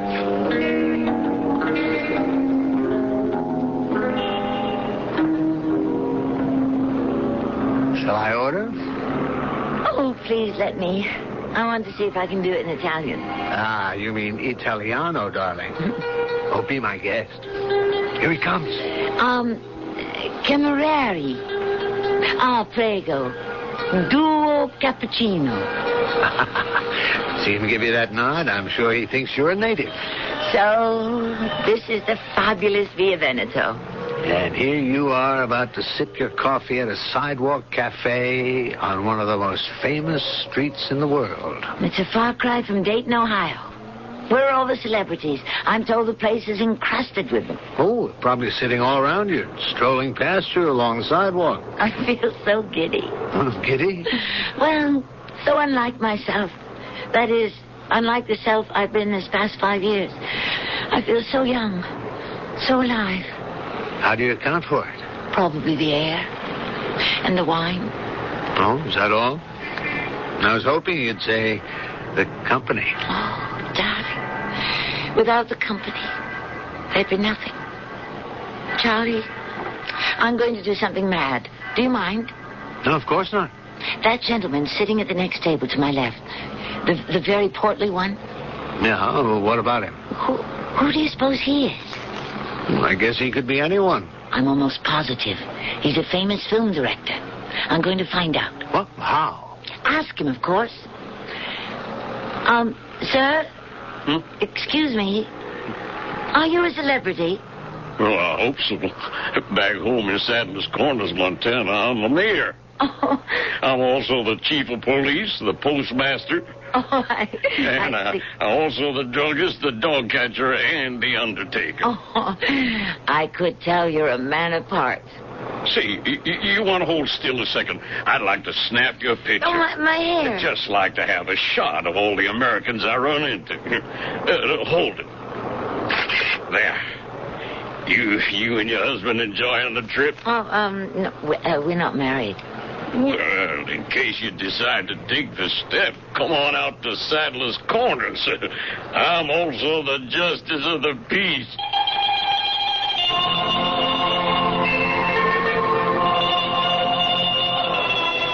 Gildo. Ah, my Signora Davis.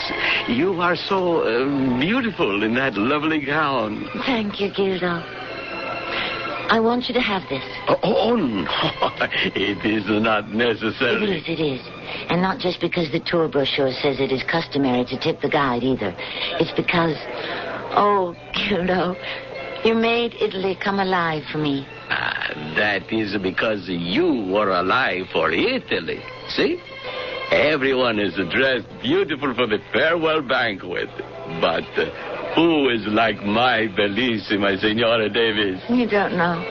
What a wonderful thing happened to me on this tour, Gildo. Although, why do I say that? I'm sure you do. I wish you so much happiness. There he is. He's talking with Mrs. Morrison. Oh, and he's giving me a signal.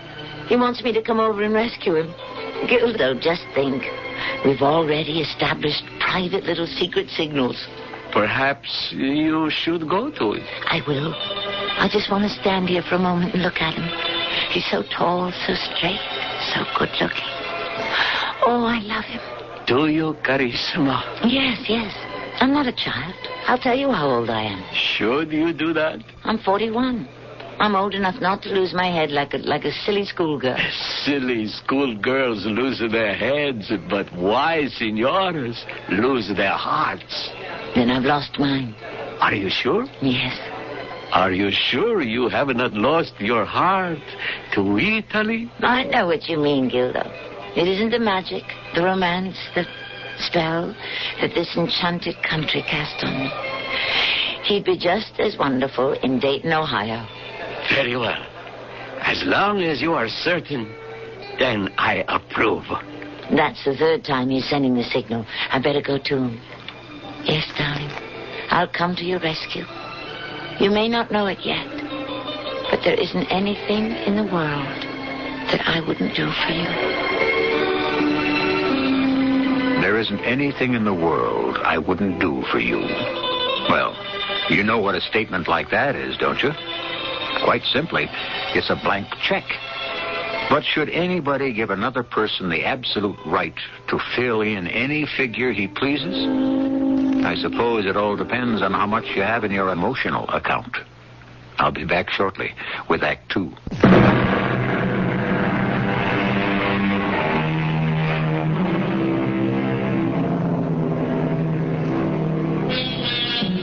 A very romantic lady wrote a song which goes, "We've come to the end of a perfect day, near the end of a journey, too. And memory has painted this perfect day with colors that never fade. And we find at the end of a perfect day the soul of a friend we've made." Well, we're concerned with a very romantic lady who has come to the end of a perfect day and a perfect journey and has really made a friend. Amici, all good friends of the Green Boss, il autobus Giuseppe Verdi. You should have the luggage outside of your door in 5 minutes. And then we must leave for the airport. Charlie, darling. Have you closed your suitcase yet? No. You promised you'd save my life. I was able to get everyone's presents in my luggage except these. Oh, no problem, dear. Oh, you sure? Are these packages too large? No, I can handle all three of them. Darling, I hate to impose. How can you use such a word? As a matter of fact, I even have more room. No. This will be just fine. That's my nephew Terry's present. And that's a music box for my Aunt Nell. I remember we bought that on the Isle of Capri. And in here is a sweater for my sister. I picked it out. I might just as well carry it. I can't wait to meet her. And will they be happy to meet you?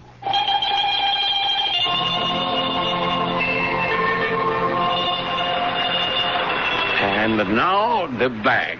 The nice green suitcase for my bellissima Signora Davis. Oh, thank you, Gildo. To think, this will be the last time I will check your luggage. I'll see you again, Gildo. No. But I threw my coin into the Trevi fountain. That is nonsense for the tourists. Gildo, maybe Charlie and we could come back on our honeymoon. Carissima. We spoke about it. Then you shall be back. One day. Have a happy, lovely, and safe trip to the United States. Ladies and gentlemen, we have just landed at New York's John F. Kennedy Airport. The local time is 4:47 p.m. You better get on this line, darling. It looks shorter. All right. What do they do? Oh, most often nothing. The customs agent asks you if you have anything to declare. Well, I bought Monty a skirt and Paul some ties. Did it add up to $300? Oh, no. Then you don't have to declare anything. You get the first $300 free. So when he asks me if I want to declare something, then I answer no. I'll be right behind you. Charlie, do you mean you want me to come to your brother's house? You have to meet the family sometime. But so soon? Say, this line's really moving. Fellow must be in a hurry to go home. Next, please. Do you have anything to declare, miss? No. Did you buy anything while you were in Italy? Nothing that would add up to $300. Would you mind opening up your suitcase? Oh, me? Yes, ma'am. But... Oh, do you object? Well, I can't imagine why you want to. Oh, I'm sure a lady like you would have nothing to worry about. I certainly do not. Where's my key? Here it is. Let me just turn the lock and... Thank you. Absolutely everything's in order. Well, what's in this package? I don't know. I'm not sure. I'm carrying it for this gentleman behind me who has no room in his valise. Did you say this was the one with the music boxes, Charlie? Charlie, where did he go? Which gentleman are you talking about, ma'am? The gentleman who was well, I'm sure he'll be right back. I see. Well, would you mind opening this package? Well, of course, See? I told you it was a music box. I was with him when he bought it. Open the lid, please. Of course. That's funny. It doesn't play. It should. Well, it doesn't play, ma'am, because there are no works inside. What are those packets? Those cellophane packets?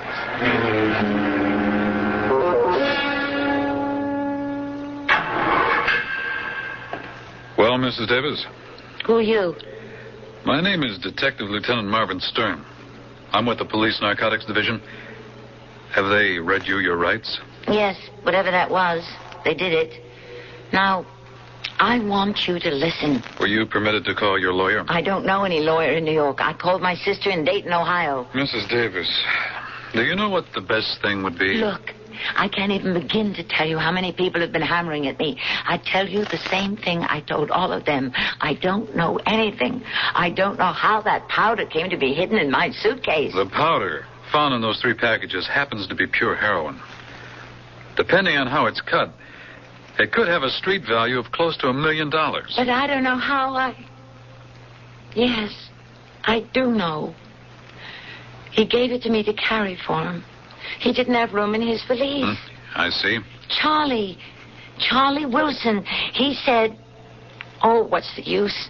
Check with the tour. Old Heritage Tours. They'll tell you a man named Charlie Wilson was on the tour. We already have. Then you know I'm telling you the truth. A man named Charlie Wilson was on the tour. That's what I've been telling you. Mm-hmm. Mr. Charles Wilson of 34 Piermont Street, Salisdale, New York. I told you that was his address. Except there is no Mr. Charles Wilson at 34 Piermont Street, Salisdale, New York. There's no such street as Piermont Street, and there's no such town as Salisdale. Oh. Mrs. Davis, the quickest and easiest way for all concerned is for you to tell the truth. But I've told you the truth. My name is Norma Davis. Yes, that's true. I live in Dayton, Ohio. That's also true. I'm a widow. I live with my sister, Mrs. Paul Torrance. That is, we all live in my house. After my husband died, I didn't want to live alone, so it seemed like a good idea. Really, it wasn't. It isn't. What am I saying all this for? Mrs. Davis, we know all about you. What do you know about me? We know you work in the housewares department at Naylor's. We know... No. You don't know anything. Do you know what I think, how I feel? The last 5 years, do you know how lonely I've been? How frightened? How I finally gathered my courage and went away on a trip, and I had this dream of wonderful Italy, and I dreamed I fell in love.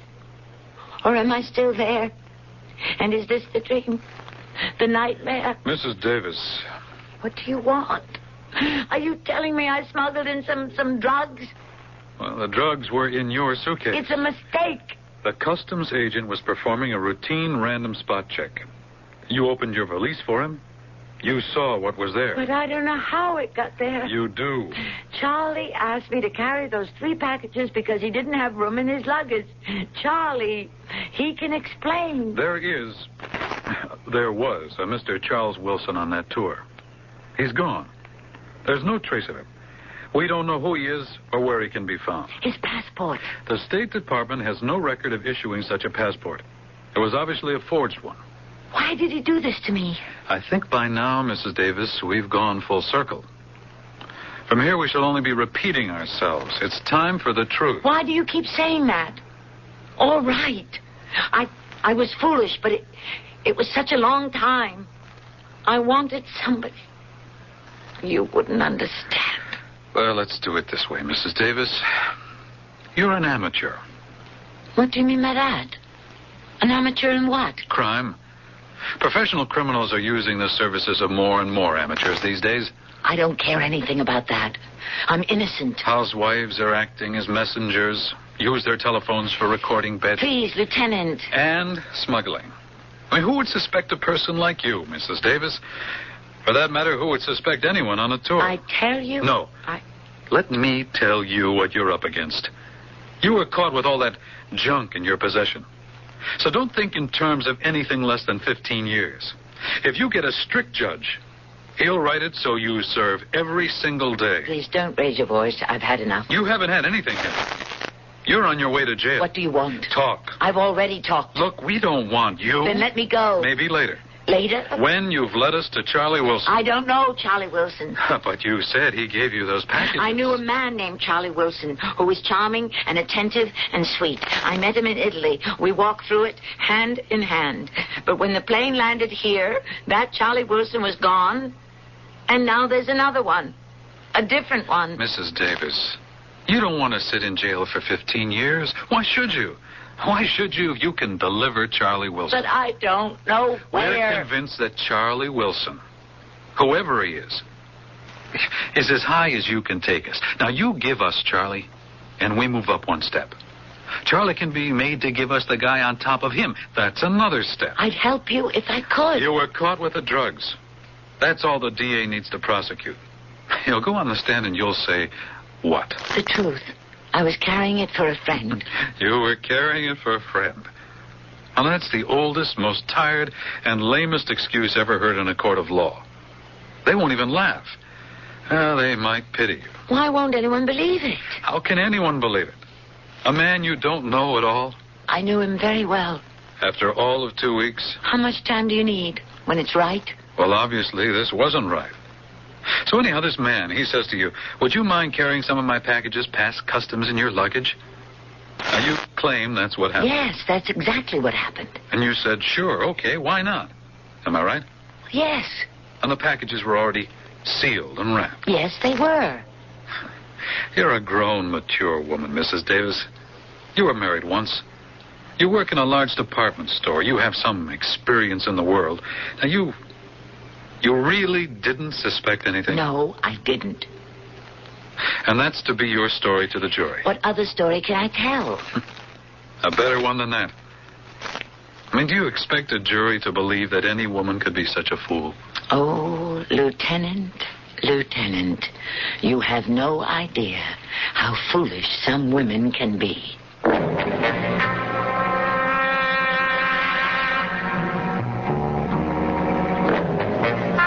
And with that confession, we shall let her rest for a brief intermission. Let us judge her lightly, because love certainly can make a fool of any of us. Didn't the poet say, love is a folly that enchants us all? Of course he did. He should also have added, we must pay a price. But as you know, the time for paying prices occurs always in Act 3.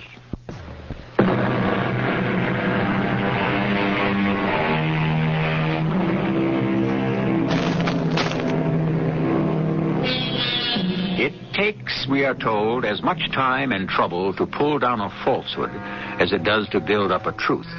Well, that's perfectly true. However, the problems occur because quite often it's rather difficult to distinguish between falsehood and truth. And so we can never be quite sure whether we should be building up or pulling down. Paul.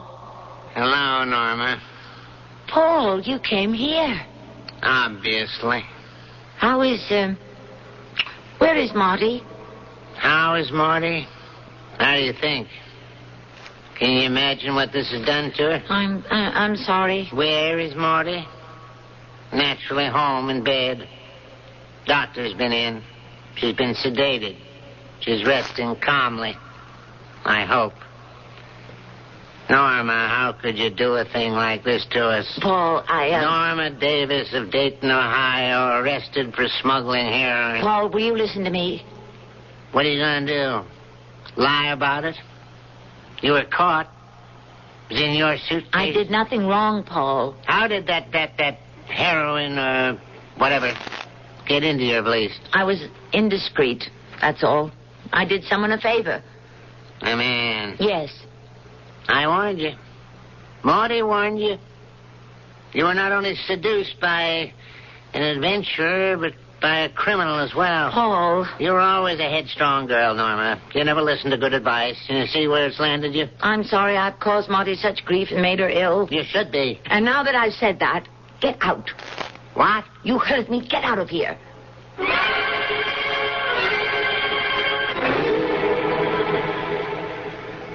Good morning. You don't look so hot. Why should you care, Lieutenant? Mrs. Davis, I'm worried about you. Is that so? The guard told me about a little scene here you had with your brother-in-law a little while ago. Was he listening? Well, how could he help it? I remember a poem. I learned it at school. The Wonderful One-Horse Shay. Oh, that was by Longfellow, wasn't it? Oliver Wendell Holmes. Anyhow, one day it was in perfect working order. The next day it just came apart. All over. That's me. A customs officer says to me, please open your suitcase, ma'am. And my entire world crumbles into dust. A man has made a fool of me. My reputation is destroyed. My own family practically disowns me. And to top it all off, I'll probably go to prison. Probably. How am I going to avoid it? I'm sorry. I know you're innocent. Oh, please don't say that. You're changing tactics. Hard boil gets you nowhere, so now you'll become the nice, sympathetic cop. You'll seduce me into telling the truth. Seduce? It's a figure of speech, but it amounts to the same thing. Look, I'm sorry for you because win or lose, well, you got a bad deal. Even if a jury would find you innocent, there'll always be people who believe you were guilty. Ah, well, I know it. And there's one consolation. From now on, you'll know who your real friends are. I wonder why I was afraid to live alone after my husband died. I married him right after we finished school. I never worked. He did everything for me. He sheltered me, protected me. I put up was so much for my sister. And it's her husband's fault. If he were really a man, he would never stand for her nonsense.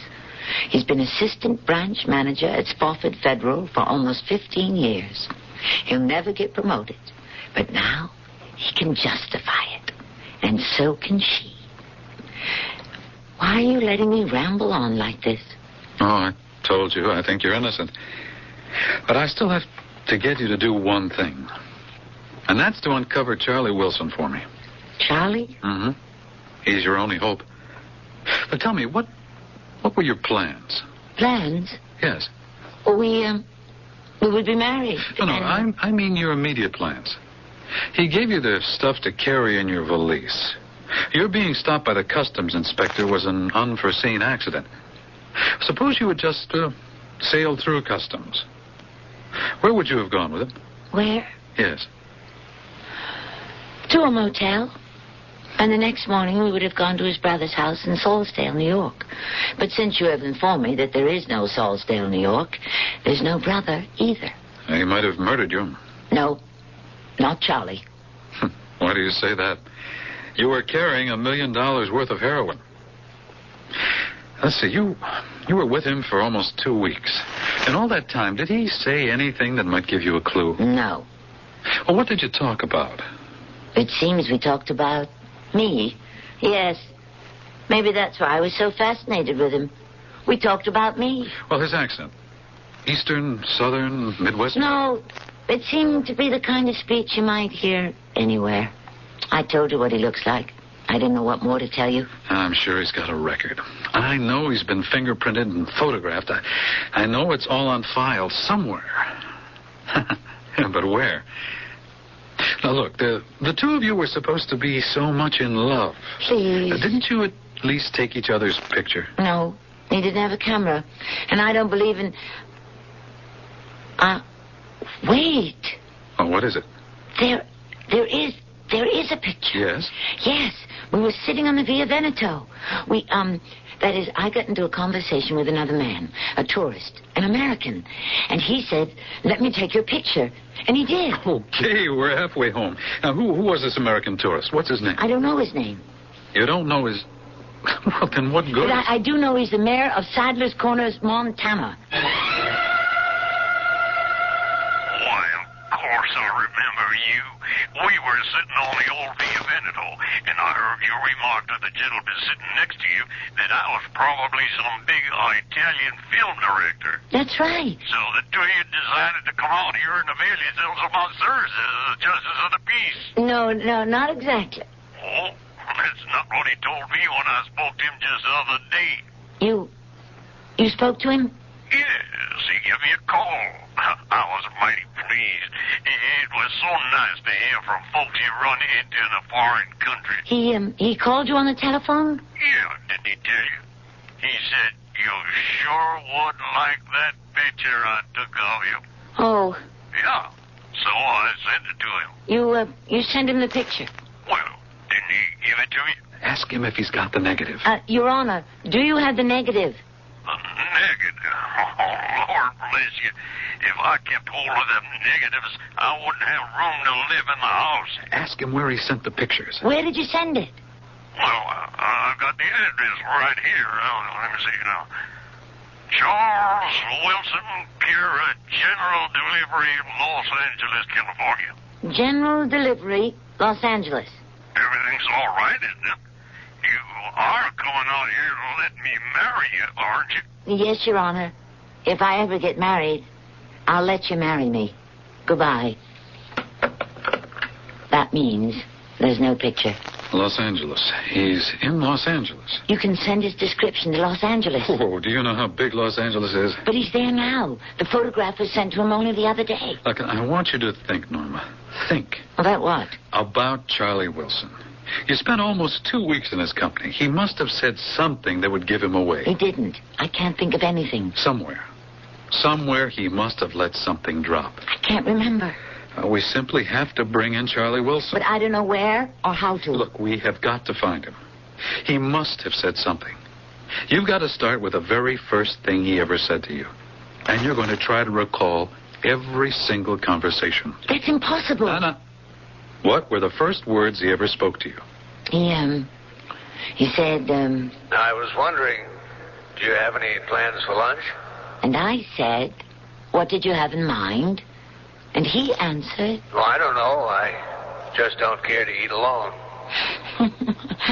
See? He didn't care to eat alone.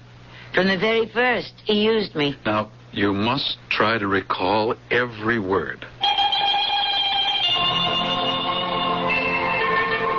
Let's get some cheese. You mean formaggio and wine? You mean vino. And stroll through Florence. You mean Firenze. That was in Florence. Then we went to Milan. And what did we talk about? Da Vinci's Last Supper and the opera at La Scala. And then in Rome, St. Peter's. No, he didn't say anything. The Spanish Steps, the Trevi Fountains, the Colosseum. I did all the talking. Then we left for Venice. And in all this time, he said nothing about himself. No, he was really awed by everything. You really can't help it. All that grandeur just overwhelms you. Actually, the only thing that didn't seem to impress him was the Colosseum. Oh, yeah? Why? Is that important? Well, I don't know. Just tell me why. Because, Yes? Because he's from Los Angeles. Oh, we already suspect that. We were standing there, and he said... If you want the truth, the ballpark in L.A. and the Los Angeles Coliseum are bigger. Great places to see a ball game. And I asked him, are you a sports fan? I go all the time. Football in the fall, baseball in the spring and summer. That's what he said. Okay, he goes to the ball games. In the Coliseum or Chavez Ravine, pro football, college football, Major League Baseball. He said he was a fan. Oh, yeah. Most likely he goes and bets on the games. Does he have to go to the park to bet? I know his type. You find him in every city, at every Major League ballpark. They congregate in certain sections. They bet on everything. Balls, strikes. Could you send us a description to the Los Angeles police? We'll do better than that. We'll go there and have you pick him out.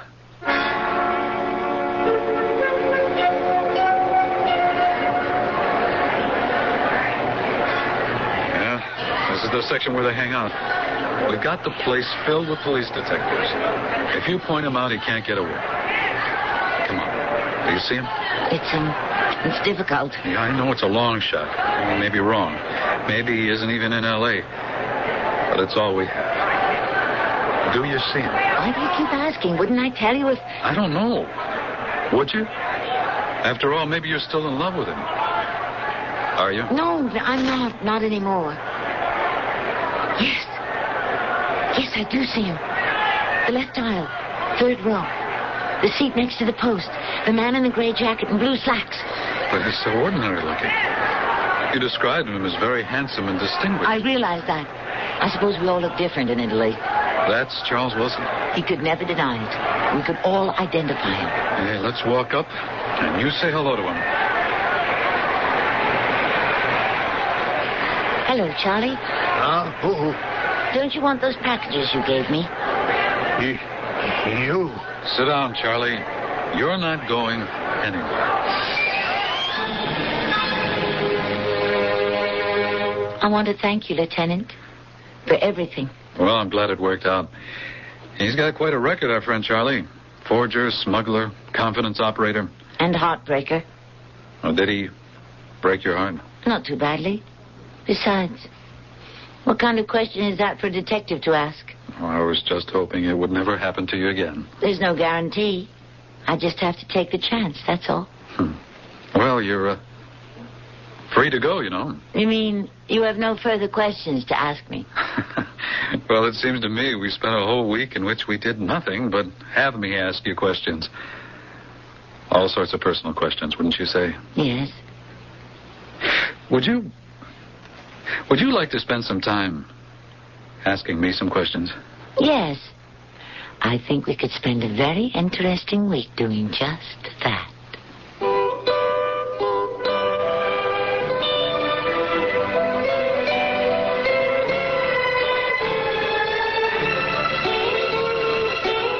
And they did. And I would suspect they went on even longer. Perhaps it makes a considerable amount of good sense for a lady like Norma Davis to become involved with a police detective. You must admit she has a talent for getting herself into trouble. You, on the other hand, will get into no trouble at all if you wait for me to return.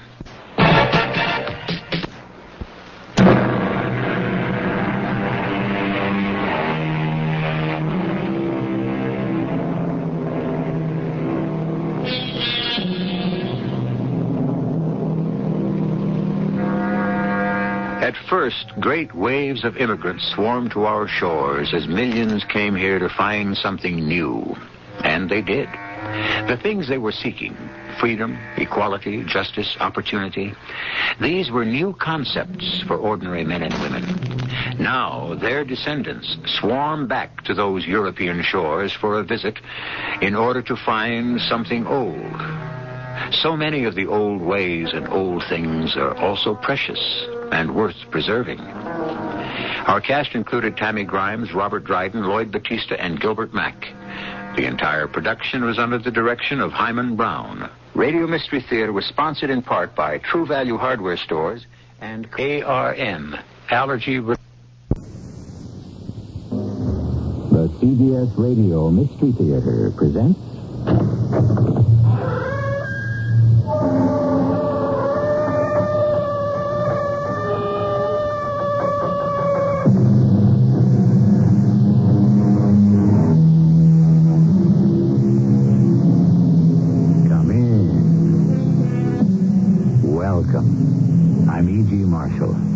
I have a detective friend who from time to time gives me the inside story, a behind-the-headlines report on how the high become mighty, how robbers become barons, and the grand larcenous. This tale of skullduggery I'm about to reveal to you has never been surpassed or even equaled in the annals of crime. But then they don't make crooks like Donald Harvey anymore. At least I hope not. Mr. Kellogg, will you please stop asking me questions? Mrs. Rusk, investigation is my job. There's no way around it. I don't care what your job is. Please, go away. How can I talk to the police when 2 days after my husband's been killed, I get a letter from him as if he was still alive?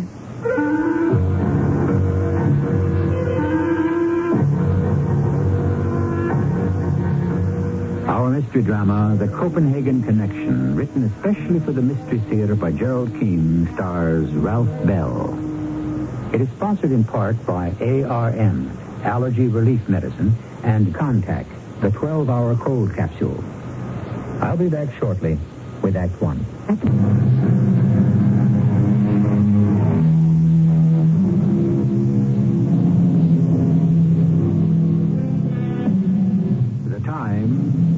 Today, or shall we say, quite recently. The place in the mountain ranges of California, 1,100 feet above the Mojave Desert. And the next voice to talk to us, that of Sam Kellogg of the California Patrol. This is where it began for me, October 10th. A small chartered airplane had struck the side of the San Bernardino Mountains bordering the California Mojave Desert. I got there as the bodies were being pulled from the wreckage. The impact of the crash and the flames leaving very little for identification. Did you say very little, Sam? Oh, I'd say less than nothing. 3 bodies are all we could find, but who could tell who they were? Any word on the plane, George, whose it was? Yeah, I got a message radioed through that it may have been a twin-engine fan jet chartered from Mexico City from a private company. Give me a hand over here, George, in back of these rocks. Yes, I thought I saw the sun shining on a piece of metal. Grab that end. Let's turn it over. Hey, what looks like a piece of the tail. Can you read it, Sam? Letters are sort of scorched. Is that an N? And an L. NL109. Yeah, that's a 9, or is it an 8? 109A. Get that onto the radio, George. Yeah, will do. 109A. Now, what do you think, Sam? Feel like guessing what happened? I hate guessing. Better wait and see what the FAA reads out of the flight instrument recorder. Yeah, you're the boss. George, send out that radio description, and then let's head back to town. There's nothing else we can do here right now.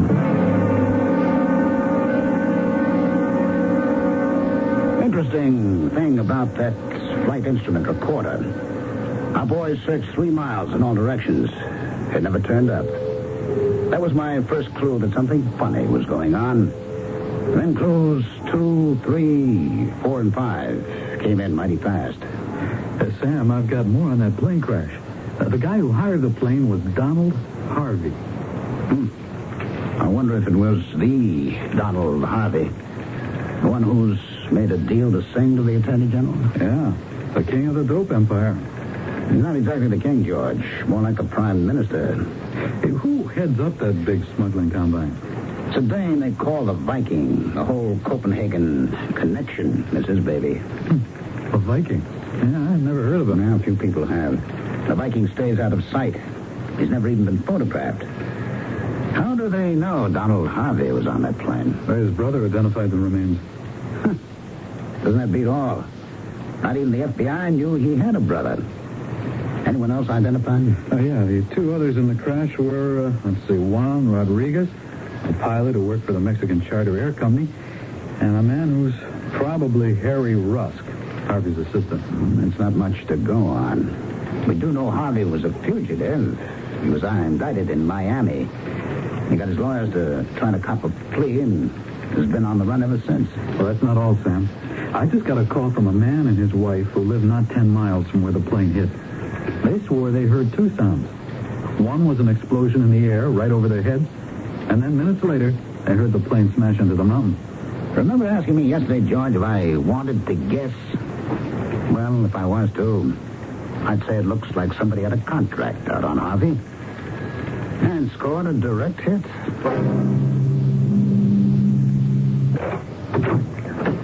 Yes?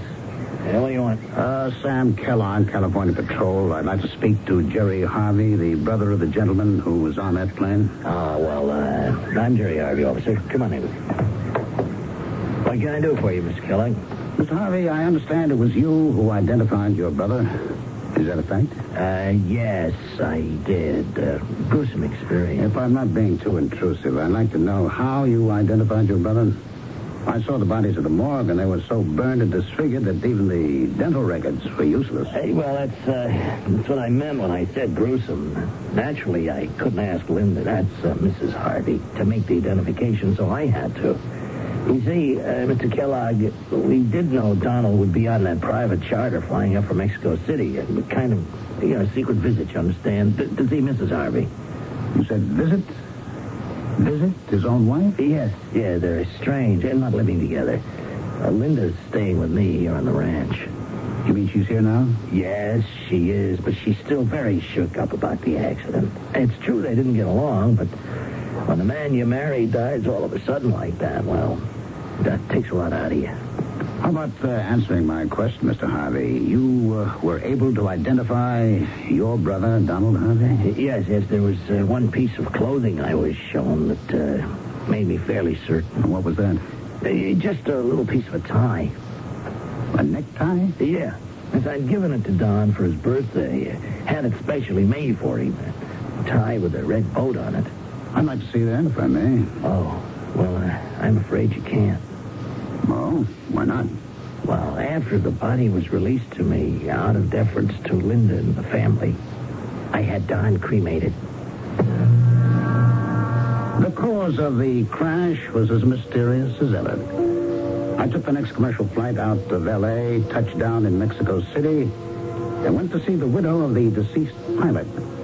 She wasn't home. I waited.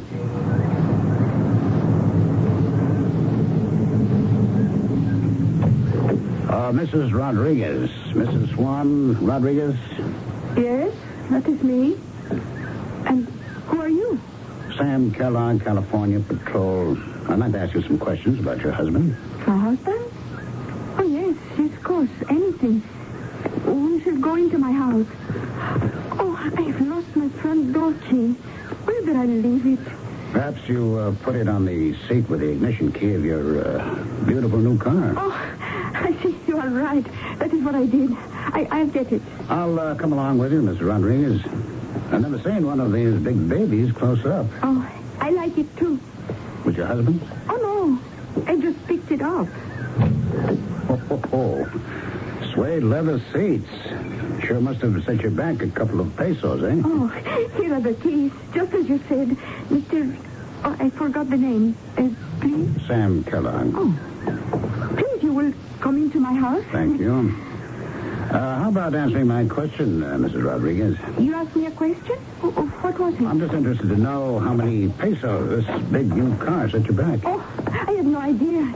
It was paid for by the company. The airplane charter company gave you that car as a gift? Oh, a gift? I don't know. They call it compensation. Oh, the insurance on his life, I suppose. I don't know. They just call me and say, it is yours, Mrs. Rodriguez. Take it home. Yeah.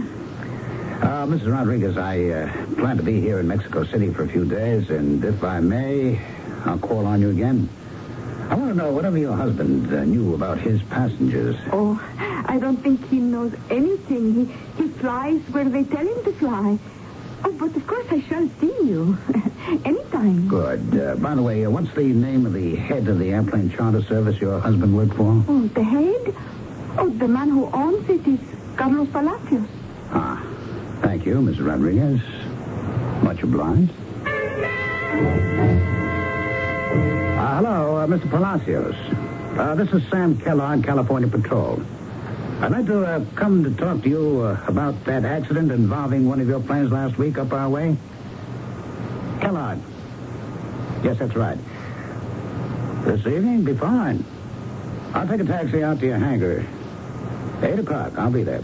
Oh, by the way, that was a rather nice gift you made to your pilot's widow. Well, I'm talking about that expensive new car. Are you sure? Well, she said your company gave it to her. Part of the insurance. Oh, really? Well. Yeah, that's what she said. We'll discuss it further when I see you tonight, Mr. Palacios. See you. California Patrol. Hello, George. This is Sam. Oh, hi, Sam. I'm down in Mexico City. Check out if there is any other connection between the pilot Rodriguez and Donald Harvey. You mean other than the fatal flight? Will do. Is there anything new? Yeah. Harvey's widow has left California. Took an eastbound flight last night for New York and is booked through to Copenhagen, Denmark. What does Jerry Harvey have to say? He knows from nothing. He's taken off for Big Bear up in the hills where he's got a vacation log cabin. Can you assign a man to follow him, George? I've already done that. Are you winding up in Mexico City, Sam? Well, I hope to. Maybe the day after tomorrow I'll go on to Chicago. Chicago? Yes, the third man on that plane may have been Harvey's assistant, Harry Rusk. Chicago was his home base, and if he's got any relatives in the Windy City, I plan to talk to him. I'll call you from there, George. It checked out. Harry Rusk's wife, or perhaps widow, lived in a fancier part of Chicago. You're sure I can't give you a cup of coffee? Thank you, no, Mrs. Rusk. I know it's a bad time to start asking questions when one has suffered the kind of tragedy you have. But it is my job, and I'll try to be as tactful and as delicate as I can. I understand, Mr. Kellogg. I'll tell you whatever I know. Good. First of all, you did go to the morgue to identify your husband's remains? To California? No. I just couldn't bring myself to do it. They sent me a photograph, but I tore it up. But I telegraphed back that it was Harry. So you don't really know then? What difference does seeing him make? Harry was always with Mr. Harvey. No question about that. You're basing your identification on the assumption that Donald Harvey was on that plane. Well, why shouldn't I? If Harry wasn't on that plane, why hasn't he been in touch with me? It's not very tactful or delicate of you, Mr. Kellogg, to imply my husband may be alive and pretending to be dead. One last question. Has your attorney been in touch with you about your husband's will? He's not our attorney anymore. I mean, the one we used to have here in Chicago. I see. Can you tell me more? No, I can't. I don't want to talk about it. Do I understand correctly? You changed attorneys? May I ask why? No. Please, stop asking questions. Now, Mrs. Rusk, I told you this investigation is my job. It's not easy for me either. Easy? How can I talk to the police when 2 days after Harry's been killed, I get a letter from him as if he were still alive? A letter from Mr. Russ? Yes, from Mexico City. He wrote, "I'll be seeing you soon, darling." And then more about a new lawyer in Copenhagen. Look, I can't talk about it now. Can't you understand? It's too real. Like a voice from the grave. Now, will you please go away and stop asking questions? Please. Between Mexico City, the mountains of the Mojave Desert, and Copenhagen, there was a link. A lawyer there? Why? Mrs. Harvey on her way there? Again, why? Something was rotten in that state of Denmark, and my misgivings would not go away. My friend, the detective, tells me the great sleuths are great because they try never to overlook a single fact. The tiniest bit of fluff in a trouser cuff may hold a clue that sheds a light on a personal act that hides the motive that points a finger at the perpetrator of the crime. There's a nursery rhyme, something like that. I'll try to remember it before the end of today's story, and I'll be back shortly with Act 2.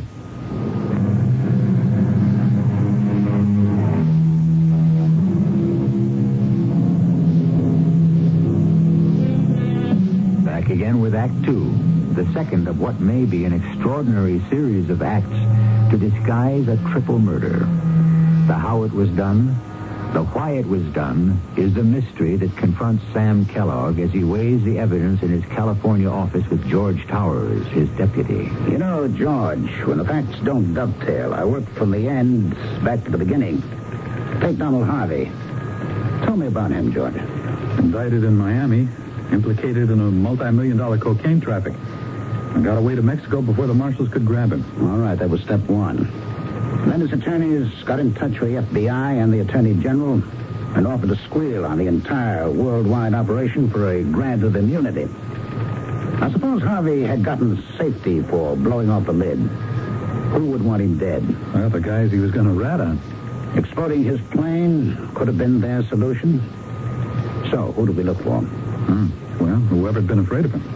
Yes, whoever they are. In the meantime, what do we know? I studied this FBI report. They say the proceeds are laundered through Denmark. Uh-huh. The Copenhagen connection. Is there anything else?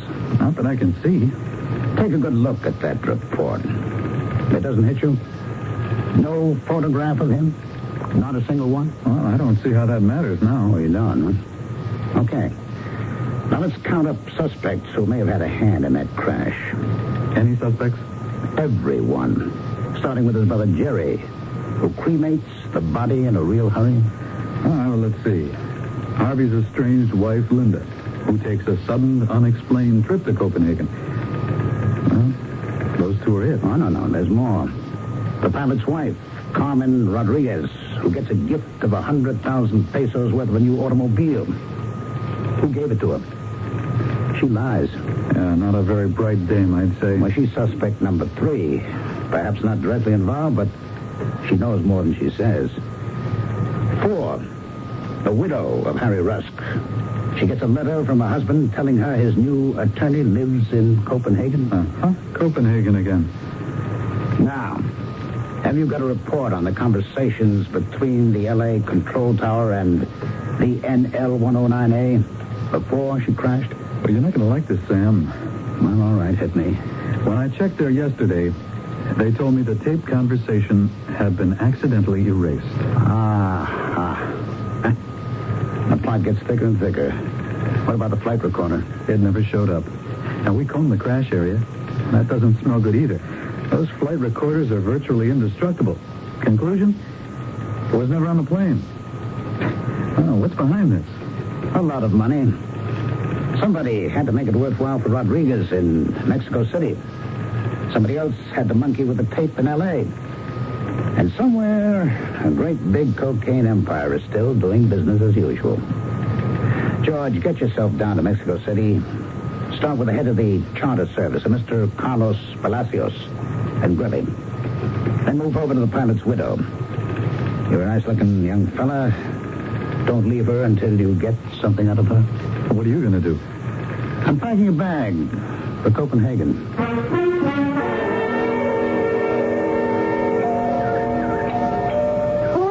Why don't you open the door and see, honey?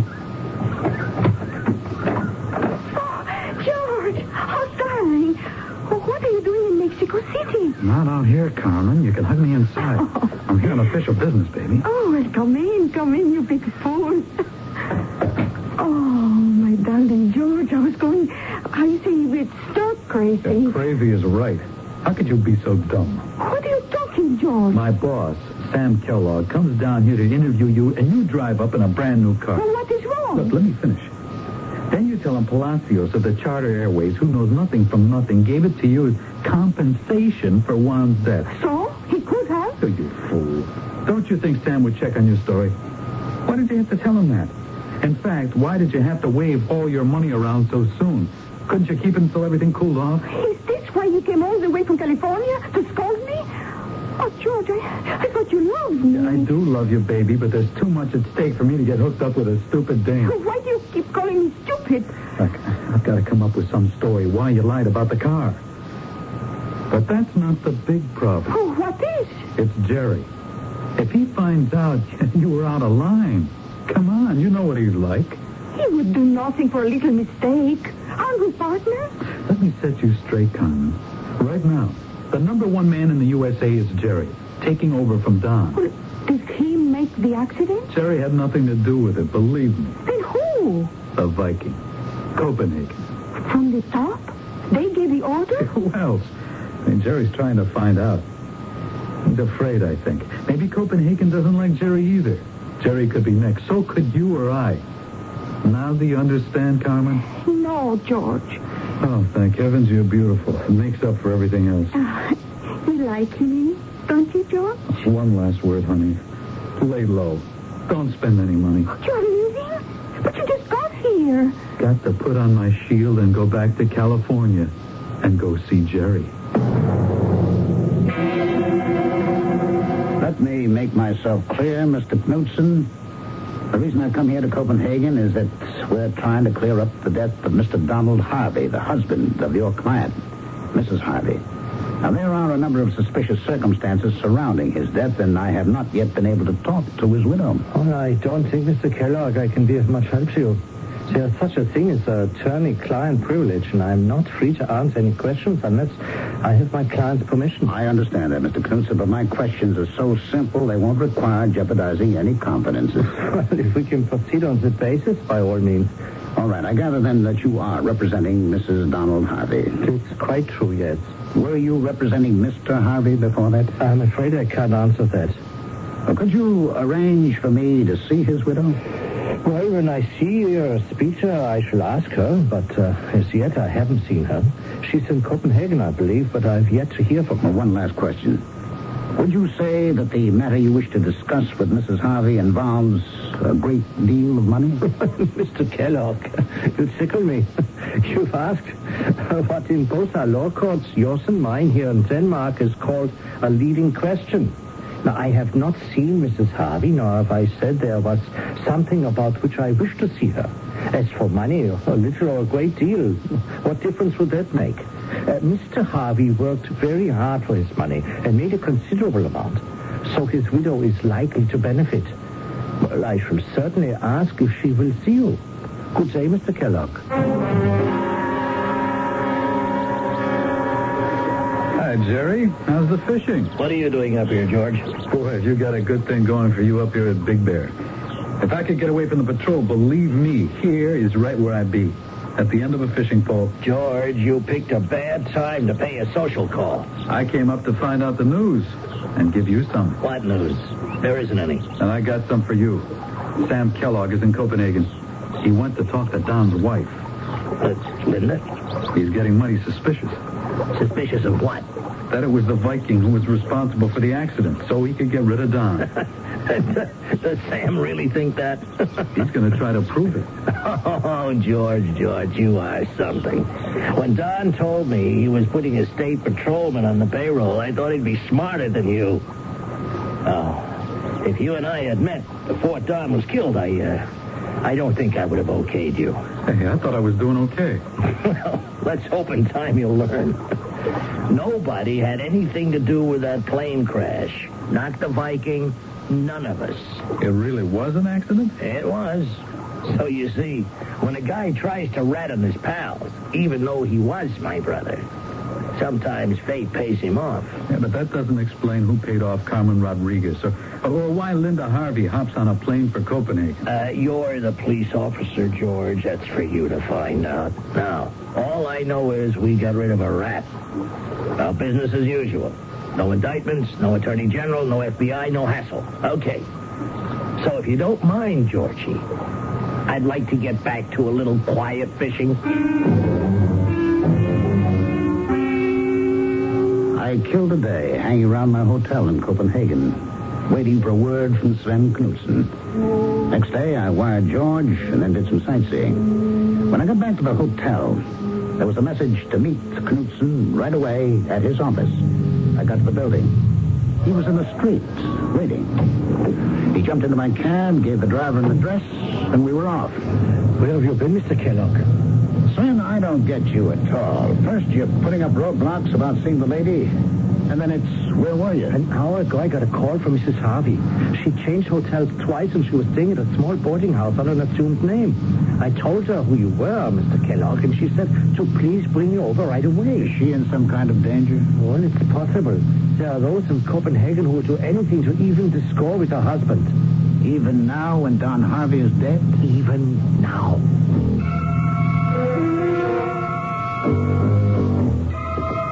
This is it. Room 313. Mrs. Harvey. Mrs. Harvey. It's me, Sven Knudsen. Try the door. Yeah. The door's locked. Mrs. Harvey.